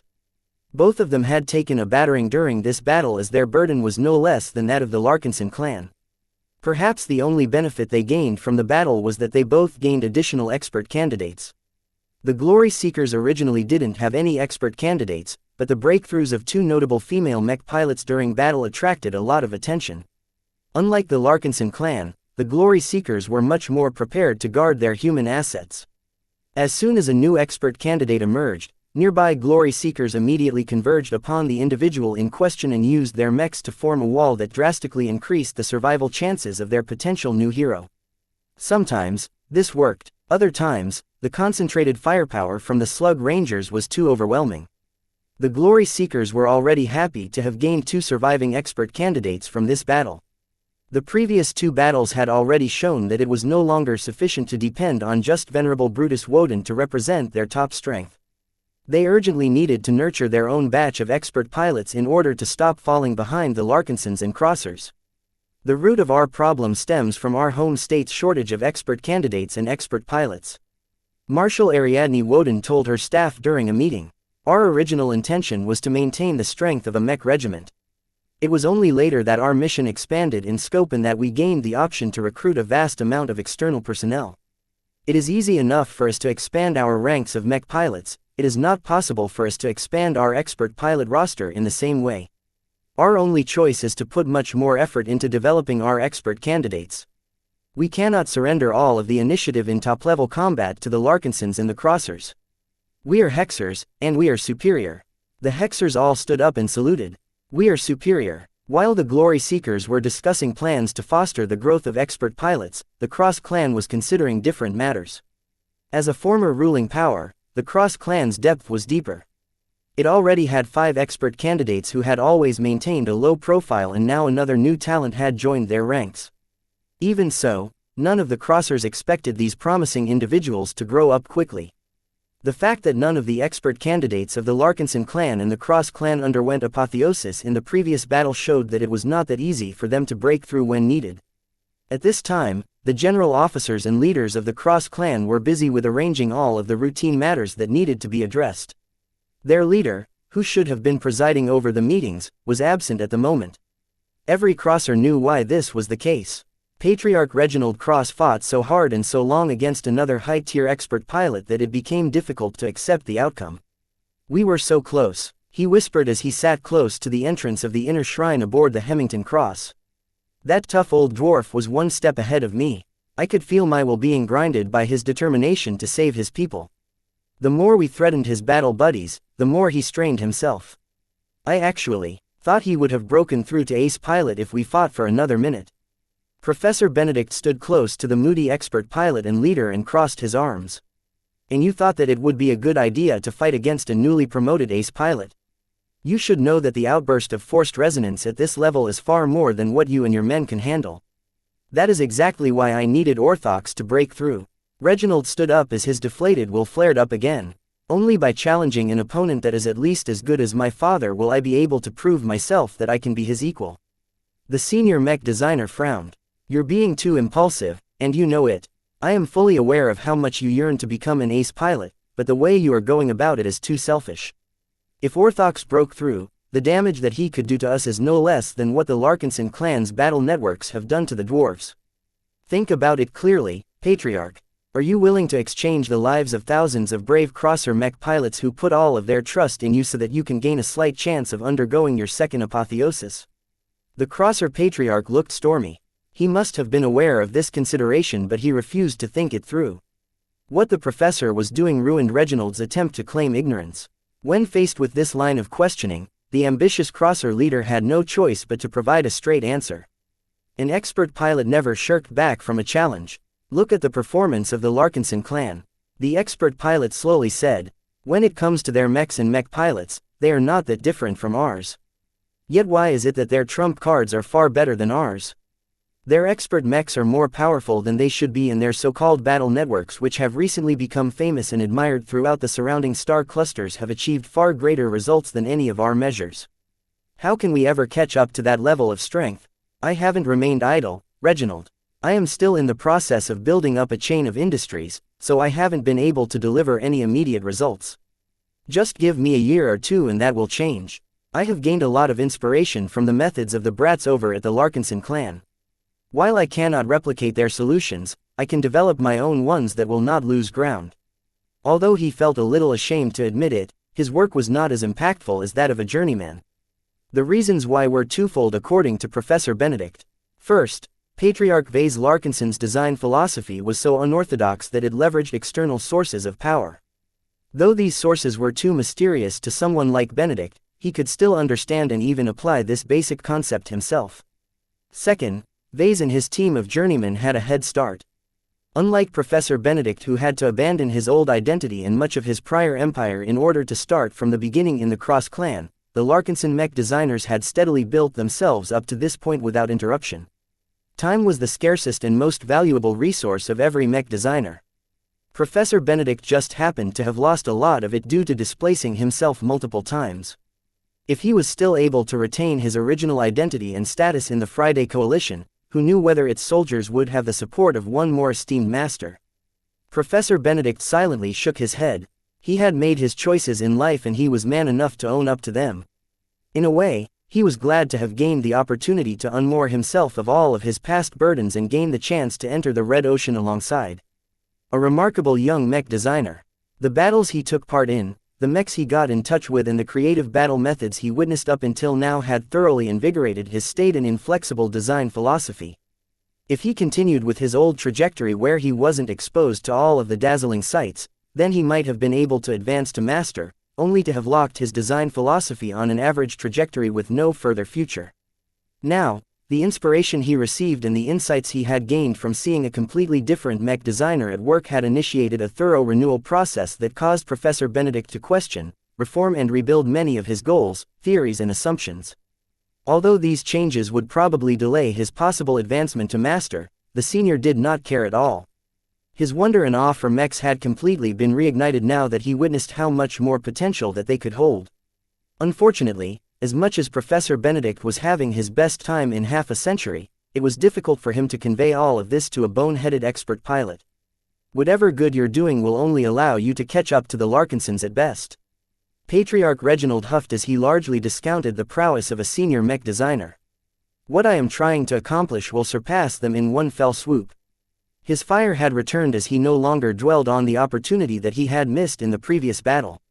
Only by going forward would he still have a chance of fulfilling his ambition. Patriarch Reginald turned to the second most powerful member of the Cross clan with a straight back. You accuse me of harming our men by focusing on my own advancement above everything else. I don't deny your point. However, do not think that I am disregarding the greater interests of our clan. I inherited this mantle from my father and I am still committed to making it thrive. It is just that we can't rely on you or our men to restore the splendor that we once enjoyed. It takes too much time for any of you to achieve any breakthroughs. Of all of the people in our clan, only I can revive our fortunes in one fell swoop. As long as I am able to advance to ace pilot, every sacrifice that we have made so far is worth it. No matter how many crossers fall, as long as I succeed, our cross clan will be able to grow 10 times stronger. Professor Benedict couldn't do much aside from accepting that the cross patriarch would never change his mind. It was quite frustrating for the senior to work around the constraints imposed by such a pig-headed leader, but this wasn't the first time he worked under challenging circumstances. If that is your choice, then I will do my best to help you achieve your goal. Benedict sighed. Just be a little more patient. We have yet to begin work on your new expert mech, but the time draws closer. We'll probably be able to satisfy your needs once we have established ourselves in the Red Ocean. There is an enormous array of brand new exotics and advanced products available in the new frontier. The expert mech that we can develop will definitely outshine your current one by a large margin. This was the difference in environment, resources and tech. An expert mech that originated the Galactic Rim was not comparable to an expert mech that came from a more prosperous region. Even if the Red Ocean was still in an early colonization stage, the concentration of the best pioneers of human space meant that the specifications of mechs had reached a much higher level than what the Cross clan could reach. Professor Benedict was already salivating at the opportunity to grasp all of these new possibilities. I can promise you now that not even the unusual expert mechs of the Larkinson clan can come close to matching the power of your future expert mech. After all, the power of an expert mech wasn't solely contingent on its design, tech and material composition. The strength of the expert pilot was also a key factor, and Patriarch Reginald's willpower and resonance strength were far more developed than any of the expert pilots of the Larkinson clan. As long as Professor Benedict completed this project, the Larkinson clan would no longer be able to hog all of the limelight. Chapter 3299. Good and Bad Example. The expert pilots of the Larkinson clan processed the outcome of the battle for the Zentra in their own ways. Each of them gained different experiences from the battle. Some achieved their goals with brilliant splendor while others suffered a complete letdown. Venerable Tusa and Venerable Stark had plenty of reasons to be happy about. They each shone brightly during the different phases of the battle and played a crucial role in tipping the balance in the expeditionary fleet's favor. Many clansmen expressed their gratitude and admiration to them wherever they walked. "You're my hero, Venerable Tusa. I want to catch up to you. Thanks for saving my brothers out there, Venerable Stark." In the close and brotherly culture of the Larkinson clan, the clansmen did not feel too distant from their heroes. They all spoke towards the expert pilots without much reserve. Venerable Stark did not respond too much to these remarks. She was not a Larkinson and she had her own reasons to fight. As for Venerable Tusa, he fully enjoyed the recognition that he finally received. This time, he played an essential role in taking out the formidable Gauss Baron. Its quick and decisive elimination had lifted a huge weight off the Larkinson army's shoulders and eventually led to the defeat of the Slug Rangers. Other Larkinson expert pilots felt more mixed. They did not consider their battle performance to be stellar this time. Their actual effectiveness had fallen short of their prior expectations. Venerable Dice did not blame herself too much. She faced difficult odds and was happy that she managed to hold back 3 dwarven expert mechs by herself long enough for the rest of the clan to grasp the key of victory elsewhere on the battlefield. The Sword Maidens and Heavenswarders fully supported and celebrated her performance. The battle formation attack she pulled off was legendary, and her rapid improvement in swordsmanship while under siege had caused her to become an even greater hero to the sword fanatics. In contrast to the dark-skinned expert pilot, Venerable Orphan was less than pleased by the role she played on the battlefield. "My riot got beat up and I couldn't do anything about it," she complained. This battle was her debut as a proper expert pilot. The power of the riot was absolutely incomparable to her previous Bright Spear Prime, yet she thought that her contribution this time wasn't that much better. Compared to what Tusa and Stark had accomplished, Orphan felt that her battle performance did not match up to her title as Venerable. Of course, her disappointment was a lot less dramatic than what the remaining 2 expert pilots in the Larkinson clan were going through. Venerable Janzi was practically invisible in the last battle. Though she loved her Shield of Samar more than anything else, she deeply experienced how much of a gap there was between her prime mech and an expert mech. "If my mech was closer in power to the Gatecrasher, I could have saved thousands of more lives, she muttered. The performance of the venerable Orthox Damacy and his high-tier expert Mech completely impressed her. Though the two were too far apart to exchange blows with each other, Xianxia was still able to sense the old dwarven expert pilot's amazingly solid and condensed will. Orthox possessed a much more developed heart and will to protect his fellow people. In comparison, Xianxia felt as if she was a toddler looking up at an adult. She was glad that she was able to witness and examine a stronger and more developed defensive expert pilot in battle. To her, it didn't matter whether Venerable Orthox was a dwarf who fought on the wrong side. Their ideals and convictions were similar enough that she was able to learn much from Orthox's example. His journey is not my journey, but all roads lead to the same destination. Venerable Xianxia realized as she rewatched the footage of the gatecrasher in combat. Venerable Orthox is a truly selfless protector who has given up a lot of other choices in order to perform his only duty. Despite his age, history and status within the Vulcan Empire, Venerable Orthox eschewed many of the honors and luxuries that a war hero like him was entitled to. It was clear that he only focused on progressing his strength and making sure his expert mech was good enough to keep up with his desire to protect his fellow dwarves. Xianxia recognized that as admirable as Venerable Orthox might be, he wouldn't have become nearly as impactful in battle if he did not pilot an excellent expert mech. The quality and performance of the gatecrasher truly stood head and shoulders above the other expert mechs. Not even the Gauss Baron and the Paravad was able to measure up against the most powerful expert mech of the Molten Hammers. Venerable Xianxia did not like it that her future ability to affect the battlefield was also contingent on the power of her expert mech. The better the machine, the better her performance. The better her performance, the greater her ability to fulfill her own duty. After a lot of contemplation, she set Venerable Orthox as a target. Though her battle approach was not as offense-oriented, she wanted to achieve the same degree of strength and impact in battle as the dwarven expert mech. If I can't reach Orthox's level of strength, then I can forget about accomplishing real change in the Larkinson clan. She admitted, she wasn't happy with the fact that the Battle of Fortia Zentra happened at all. The Larkinson clan lost 7,500 clansmen last she checked the numbers. These people would have never died if Vase did not idiotically attempt to travel through a hostile star sector. Though she wanted to convince her fellow clansmen to force a change in leadership so that senseless tragedies like this would not happen again, she had given up on this course of action. Nobody listens to me these days. She grumbled with a sour expression. Too many Larkinsons believed in their patriarch and his approach. Her fellow clansmen were so indoctrinated that they no longer reacted as strongly to this level of casualties as before. The loss of just 1,400 mech pilots was a natural outcome of any battle, which Xianxia thought was completely ridiculous.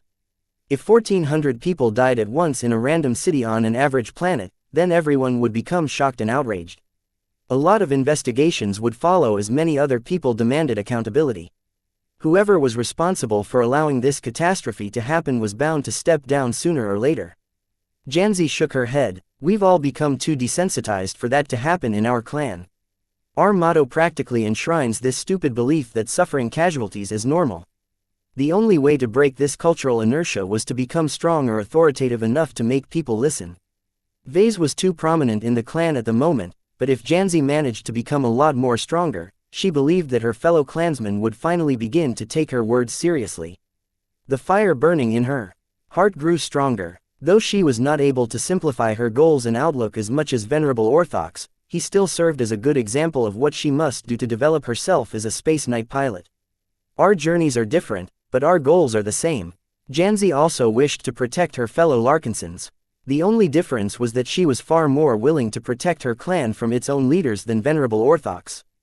This was the biggest reason why she thought that Venerable Orthox ultimately made the wrong decision. The case of the Vulcan Empire was a clear example of what might happen to the Larkinson clan if someone like her did not guard the people against threats from within. The dwarven expert pilot's decision to eschew politics had caused him to develop a blind spot of the danger that certain leaders posed to the commoners of the Vulcan Empire.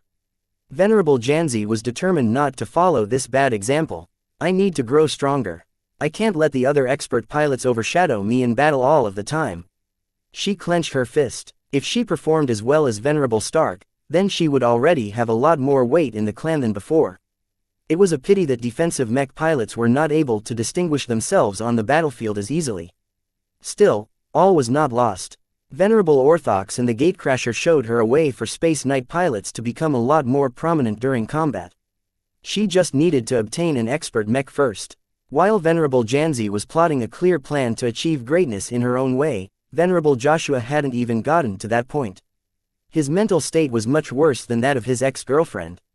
He had locked himself up in his grand stateroom aboard the Spirit of Bentime ever since the battle had been concluded and hadn't come out since. He missed the debriefings and other routine procedures and completely ignored everyone's calls. Only his girlfriend was able to get through his isolation. Joshua, Kedis said as she sat next to him in her pajamas. Her state wasn't so great either. Ever since she mysteriously channeled her strength through the decapitator, she felt a lot more drained and exhausted than before. Sharpie was still in a deflated state and her mind had become a lot emptier than before. She was in no condition to work at the moment, though Sharpie was already doing its best to recover from their previous exertion. I could have done more. He sighed. You already told me that the Valkyrie Prime isn't as strong as the Burza Fens, but I truly thought I had a chance of winning that fight. I should have pushed harder and defeated the Dwarven expert mech sooner before its expert pilot found a way to make a comeback. Kedis placed her strong and firm hand above his own. You shouldn't dwell too much on these what-ifs.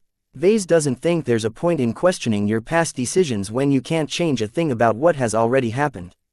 In my opinion, you made the decisions that you thought were best at the time. You couldn't have known that the enemy mech pilot was so tenacious. We all underestimated the Vulcanites a bit. Besides, we won in the end. No thanks to me. Other than saving some battle criers, I managed to ruin the Valkyrie Prime. I heard that Patriarch Vase is quite distressed at all of the unending alloy that we possibly left behind in our haste to leave the star system. That's not your responsibility, Joshua. Let Vase worry about that. Your job is to fight, and you did that.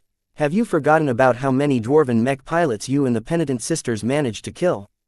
That death wave couldn't have eliminated so many enemies at once if you weren't there to boost and guide this powerful attack. You also played an essential role in defeating the Burza Fens.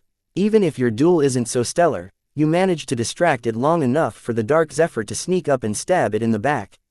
Tusa couldn't have pulled that off if you didn't fight hard enough to completely attract the hatred of the Dwarven expert pilot. Her words caused Venerable Joshua to feel a little better about himself. Though he was still dissatisfied with his performance, he at least valued his contribution a little higher. Kedis smiled. She leaned in and exchanged a gentle kiss with Joshua. Thanks. I really needed that, Joshua said as he basked in her affection. Will you finally act like a grown-up now and go out to attend your meetings and stuff? Even if you don't have a mech at the moment, you can still do a lot to help out the clan. I suppose I'll get back to my duties. Chapter 3300. Round of refits. Once the expert pilots all enjoyed a few days to rest and process their battle experiences, they gathered together in a meeting room located in the upper decks of the Spirit of Bentime. Every expert pilot that arrived in the compartment silently acknowledged each other but did not take the initiative to chat. None of them were in the mood to joke around. The Battle of Fortia Zentra still weighed heavily on their minds, and some of them needed more time than others to return to their old selves. After several minutes of silence, Vase, who was still wearing his unending regalia, finally entered the room with a handful of his honor guard. Even though the presence of the latter was completely redundant in this gathering, Nida and her colleagues still considered it to be their duty to guard the Patriarch at all times. Besides, if nothing else, the bodyguards made for convenient cargo holders. Nida's current armor was weighed down by the Larkinson Mandate, the Hammer of Brilliance and a few other useful goods such as a spare pea stone. Ladies, gentlemen, I'm glad to see you're all healthy and alive. Vase began as he sat down at the head of the table. The previous battle has taken a toll on all of you. Before we address the items on the agenda, let me apologize to you first. Each of you had to fight in unfavorable circumstances due to the numerous mistakes and misjudgments that I have made. This battle could have been avoided. Even if we did end up fighting the dwarves anyway, I should have at least made sure that Joshua and Janzi already received their expert mechs. It's not your fault, Vase. Tusa said as he crossed his arms. Well, it kind of is, but it's not as if you went out to punch the dwarves in the face. The most you're guilty of is negligence. Janzi sneered, but she didn't speak. Please like and follow the Cultivation Audiobooks channel up, which was a very welcome decision to Vase and the others. Everyone already knew her stance and she didn't need to repeat them in front of this small and closed audience. I'm not interested in going through this apology theater, Venerable Orphan said, What I want to know is how soon you'll be able to fix my riot. It's broken. If the dwarves ambush us again, I sure as hell don't want to deploy in space with only one intact limb on my expert mech. The others were curious as well. Of the 4 expert mechs, only the Amaranto was still in decent condition. The others were incapable of exhibiting the same peak performance as before. Vase smiled at the expert pilots. He expected that to be the first topic that would come up today. Fixing your expert mechs isn't as easy as assigning a couple of maintenance crews to glue the broken parts back together. Your machines are tougher, more mechanically complex and more demanding in material quality than ordinary mechs. Out of everyone in the Larkinson clan, only my wife and myself possess the requisite skills and knowledge to fully restore your expert mechs. Given the complexity of their designs and how time-consuming it can be to work with unending alloy, it will take weeks before they're as good as news. That did not sound like good news to the expert pilots. That's not a short amount of time. What if the dwarves ambush us in the next few days? What are you saying, exactly? Venerable Orphan scratched her head. Vase is saying that he and his wife can only do one thing at once. Janzi said with a grim look. If the two of them spend the following weeks repairing your damaged expert mechs, they won't be able to spend any time on their current design projects. Understanding dawned upon Venerable Joshua. It will take longer for Janzi and I to receive our expert mechs. Vase looked quite impressed at Janzi. He didn't think she was smart enough to catch the implications of his message. She's correct, he said as he gave both Joshua and Janzi a measured stare. Look, I understand that you don't want to wait any longer to receive your promised machines, but we all have to make sacrifices. Our clan's immediate priority is to restore as much battle strength as possible in the fastest possible timespan. It will take at least a month to complete another expert mech design and it will take more than a week to fabricate the actual machine. We can fix up all of our damaged expert mechs in at least half of our time and bring back 3 fully functional expert mechs back to our mech roster. If the safety of our clan comes first, then this is the logical choice to make. His logic was irrefutable. The Dark Zephyr, the Riot and the First Sword had already proven their amazing effectiveness before. Fixing them up provided the clan with an immediate and certain boost in strength. Of course, Venerable Joshua and Venerable Janzi had to accept the fact that they needed to wait longer until they received their presents from the Larkinson clan. Work on your 2 expert mech designs isn't being suspended while we work on restoring our existing expert mechs. Vase told the 2. The design department still has plenty of design teams that are constantly working on solving low-level problems and optimizing our existing solutions. When we get back to full speed on the design projects, we will be able to finish them a little sooner. This hardly provided any consolation to the 2, and what Vase was about to say would make their moods drop even more. To be honest, the work on our damaged expert mechs might take longer than a couple of weeks. Gloriana and I are thinking about doing more than return them to their original conditions. The Battle of Fortia Zentra has clearly proven the excellence of those machines, but it has also exposed clear vulnerabilities that we can conveniently address now that we are performing extensive work on them anyway. This came as a surprise to all of the expert pilots. Are you planning to refit our expert mechs? Venerable Dice asked. Vase nodded. That's right, I don't think I need to show you any footage to make you become aware that your expert mechs aren't as durable as we like. While I'm already satisfied with the durability of the unending alloy armor systems of your expert mechs, I'm not as happy with how vulnerable the internals turned out to be. In a duel against expert mechs, it is crucial for you to be able to put your trust in the resilience of both their insides and outsides. If you are constantly trying to avoid incurring damage because you don't want your internals to be subjected to too many concussive shocks, then that will inevitably shackle your performance. That is not ideal. Though his audience agreed with his sentiment, there were still a couple of questions. I thought the designs of our expert mech are already as good as you can make them. How can you fit something better? How much time will it take to design the refit? If it takes more than a month, then maybe you should postpone it for later. Vase confidently smiled. Don't worry about the practicalities of this round of refits. We just picked up the remains of 6 valuable dwarven expert mechs. Together with our other high-value salvage, we can send them over to the graveyard in order to extract any high-quality exotics and materials that can still be reused. With a large batch of superior materials in hand, we can work towards replacing the more vulnerable internal components of your expert mechs with upgraded versions. Of course, we don't have time to research how to improve their technical performance, but simply substituting more fragile materials with tougher alternatives is not a time-consuming task. My wife has already begun to survey your expert mechs and the salvage that we can employ to perform this comprehensive durability upgrade round. Venerable Tusa, Venerable Orphan and Venerable Dice were all pleased with this initiative. The latter two especially valued this upgrade because they suffered the worst out of all of the four with actual expert mechs during the previous battle. So how much tougher will our expert mechs become after you're done? Venerable Orphan eagerly leaned forward and asked. Beats me. Vase shrugged. We haven't even completed a survey of the materials of the salvaged dwarven expert mechs that we can use.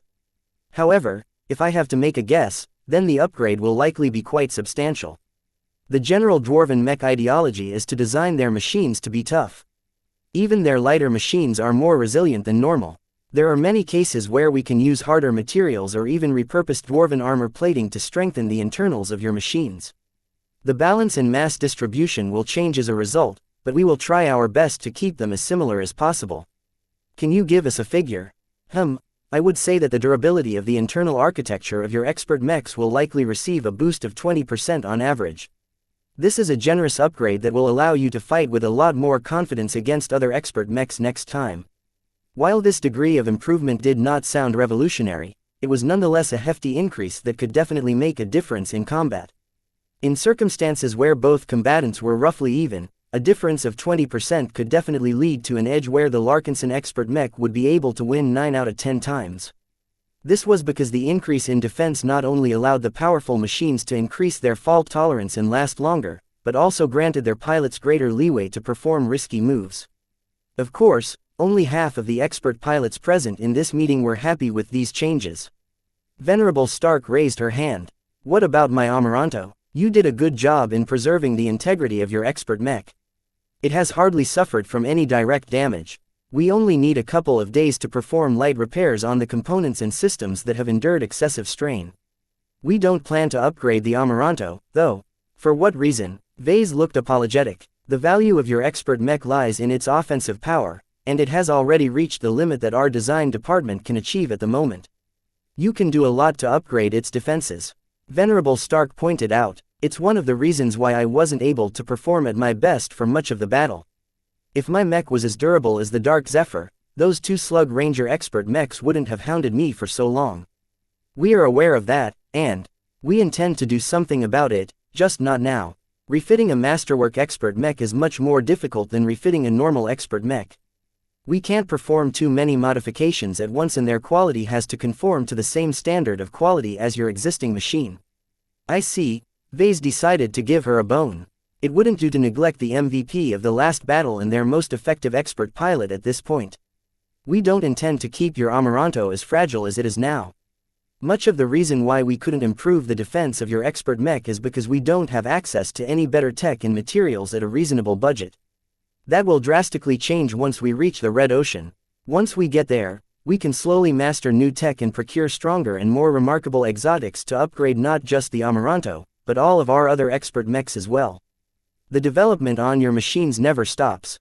Does that count for our expert mechs as well? Venerable Joshua asked with a hopeful tone of voice. Yup, Vase grinned. It's easier to implement upgrades in designs that haven't been realized yet. I will make sure that it is absolutely worth the wait before you are able to pilot your new expert mechs. The recent battle had taught Vase and the other journeymen of the Larkinson clan a lot about all of the challenging battle conditions that expert mechs had to endure. Many of them had to revise their assumptions, which caused them to change their minds about some of the solutions they applied to the finished expert mech designs. As long as they processed their gains, they could apply all of the lessons they learned on the Bulwark project and Chimera project without much hindrance. This would ultimately translate into a clear performance difference between the earlier batch of expert mechs and the ones that had yet to be made. Venerable Janzi directed a serious glance towards Vase. She was truly impatient to pilot a new and improved Shield of Samar, but her future goals relied too much on piloting a powerful expert mech for her to urge Vase to make haste. If she had to wait a few months longer to get her dream machine, so be it. The power she would gain from piloting an excellent expert mech would more than make up for the lack of opportunity to practice with a powerful machine. Chapter 3301. Louder song. After the battle, the Larkinson expert mechs had all been moved to the personal workshops on the Spirit of Bentime. As with any intensive battle, no mech was able to come out unscathed. Some of the frames were in better shape than others, but no matter their current condition, they all required personal attention in order to restore their peak battle effectiveness. When Vase entered the workshop, he approached his wife, who was currently wearing a fashionable hazard suit. Just like her other gear, it was covered with a symbol pattern that made it seem as if she was about to walk on a catwalk instead of working on a fleet that was still traveling behind enemy lines.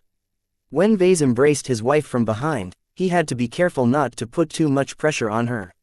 His unending regalia distorted his movements and forced him to employ more strength to move around all of that metal.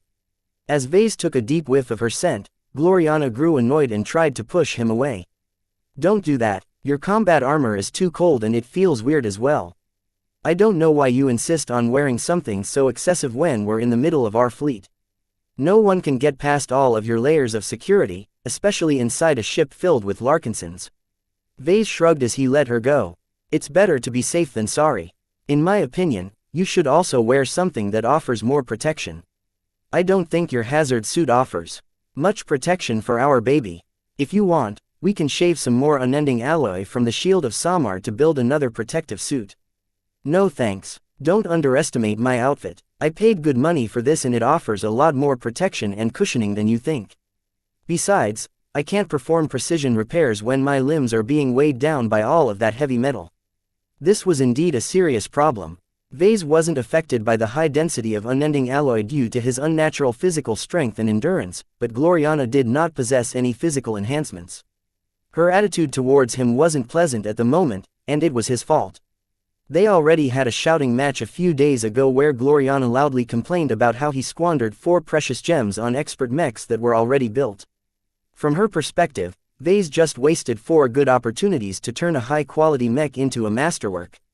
Though Vase was not unsympathetic towards her opinion, he did not regret using up his available resources. The performance of his expert mechs during the previous battle fully vindicated his decision. The unstable Chaos Essence gem granted the riot an unpredictable defensive enhancement that saved it from destruction. The Bastard's Favor gem caused the first sword to unleash a sharper battle formation attack and also wound the Dwarven expert mechs with significantly greater ease. The Bastard's Regard gem bestowed the Dark Zephyr the agility it needed to evade the Gauss Baron's targeted bombardment with greater ease and also improved its ability to outmaneuver enemy mechs at close range. The Bastard's Affection gem provided the Amaranto with a crucial all-round firepower boost that amplified its formidable offensive capabilities to an entirely different height. Venerable Stark would have never been able to steal the show and cripple 8 expert mechs in quick succession without the amazing 20% damage boost provided by the gem that Vase had sacrificed. Even though he could have saved it up until he could make another ranged expert mech into a fantastic masterwork, he was more than willing to give up this opportunity. Vase had a long life and career ahead of him. The premise was that he was able to maintain his life and freedom, and that was something that Gloriana wasn't properly considering. As someone who dealt with risk many times, even he knew that there were instances where he needed to make the safest choice instead of allowing his greed to overcome his common sense. After a moment of silence, the wedded couple eventually discussed their work. "The riot is in the worst shape out of all of our expert mechs." She gestured towards the torso that hung like a carcass in a primitive abattoir. "The 3 limbs it lost are in such poor shape that they need to be reconstructed from scratch in order to restore their full integrity." Vase did not have much of an opinion of this. "It's okay, we plan to refit and upgrade the internal architecture anyway, so we were planning to pull out the internal components anyway." Gloriana nodded. "I think we can perform some minor tweaks and adjustments to the overall design so that the new replacement components can withstand external shocks a little better. I can do this work myself. Don't spend too much time on these upgrades. Keep them minor. We should wait until we have settled into the Red Ocean before we implement any major overhauls to our expert mechs. The tech and materials that are available over there is a lot better than what we have access to at the moment." "I already know that, Vase. I would have preferred it if we could postpone the completion of the Bulwark project and the Chimera project so that we can take advantage of the better conditions on the other side of the Beander Gate." He firmly shook his head. "We already talked about this. We can't keep pushing up our expectations for our projects and engage in feature creep. We set a firm vision in mind of the expert mechs that we wanted to provide to Joshua and Janzi. Our original concepts are already more than sufficient. They have already been waiting for their expert mechs for a long time and their patience is running out. It is also highly detrimental to their future progression if their practice is delayed by another year. I'm sorry, Gloriana, but you'll just have to wait until we can bring our expert mechs up to the standards of the Red Ocean another time. Vase was also eager to move on from working on expert mechs. While he loved their awe-inspiring power and their greater potential, a mech designer like him wanted to serve many kinds of mech pilots. He had not forgotten about the masses, and the recent battle provided him with an immense amount of inspiration for his future mass production models. Before the Battle of Fortia Zentra occurred, the concept of designing a series of mechs that were all meant to cooperate seamlessly in combat had been a bit abstract to Vase. Though the mech corps of the Bright Republic already showed this mode of combat to a certain degree, the rather basic tech and means available to third-class military organizations limited their toolbox. Second-class militaries possessed a lot more options. The many battles between the Friday Coalition and the Hex Army featured multiple layers of synergy and cooperation between different mech models, but the scale and scope of them was too grand for him to fully comprehend all of this depth at the time. It was only when he personally witnessed a battle of this level unfold in front of him that his eyes were fully opened. The direct comparison between the simplistic mech roster of the Larkinson Army and the more logical and well-planned mech roster of the three feral mech divisions made it abundantly clear that a good mix of mech models provided a lot of additional battle effectiveness without requiring any extra investment. Vase was eager to apply this approach to his own mech legions. He already came up with dozens of different ideas that he couldn't wait to discuss with the legion commanders. Of course, first he needed to conclude the current round of mech design projects. He not only had to finish the Bulwark project and the Chimera project, but also complete his work on a new expert rifleman mech for Venerable Brutus. His priorities kept growing. If he didn't invest enough time on addressing them, they would continue to pile up until he ended up with a mountain of uncompleted projects. Since he was eager to prevent that from happening, he immediately turned his attention back to his current work. He examined the condition of the different expert mechs up close in person so that he knew exactly what he needed to do for the coming weeks.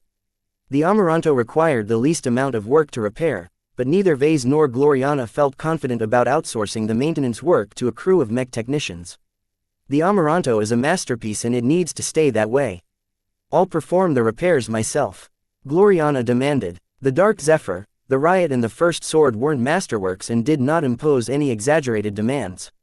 However, the Larkinson clan was short on highly qualified mech technicians that possessed the skill and experience to perform independent repairs and adjustments to expert mechs. Vase and the other journeymen of the Larkinson clan had to supervise all of the necessary work in person. It's going to cost us a fair amount of time to design a minor refit, he said. That will delay the refit for at least a week. Given all of the time-consuming steps they needed to perform, Vase was afraid that it would take a month before the Larkinson clan was able to field 4 fully functional expert mechs. Fortunately, the dwarves shouldn't be able to threaten the expeditionary fleet in this time span. Even if the Vulcan Empire was suicidal enough to launch a surprise attack on the Empire of the Lost, the Larkinson clan wasn't anchored to the Amswick system. The fleet could leave at any time. When Vase and his wife reached the damaged frame of the First Sword, another mech designer happened to be present. Kedis, who wore a formidable suit of combat armor of her own, gazed up at the expert swordsman mech with affection. The decapitator was resting right next to it. In order to prevent any accidents, its gigantic blade was covered by a giant metal sheath. "Are you happy, Kedis?" Vase asked. The tired woman nodded without saying a word. Her force of will and mental strength had yet to return to their peak. Vase was concerned about that, but Kedis was made out of sterner stuff. She was not only a transcendent in 2 different professions, but Sharpie was also helping her recover her energies. He estimated that she would return to her peak within a month, which was quite impressive despite not having a companion spirit like Blinky. "That was a really nice trick you pulled off during the battle," Vase remarked. He did not hide his appreciation for her actions.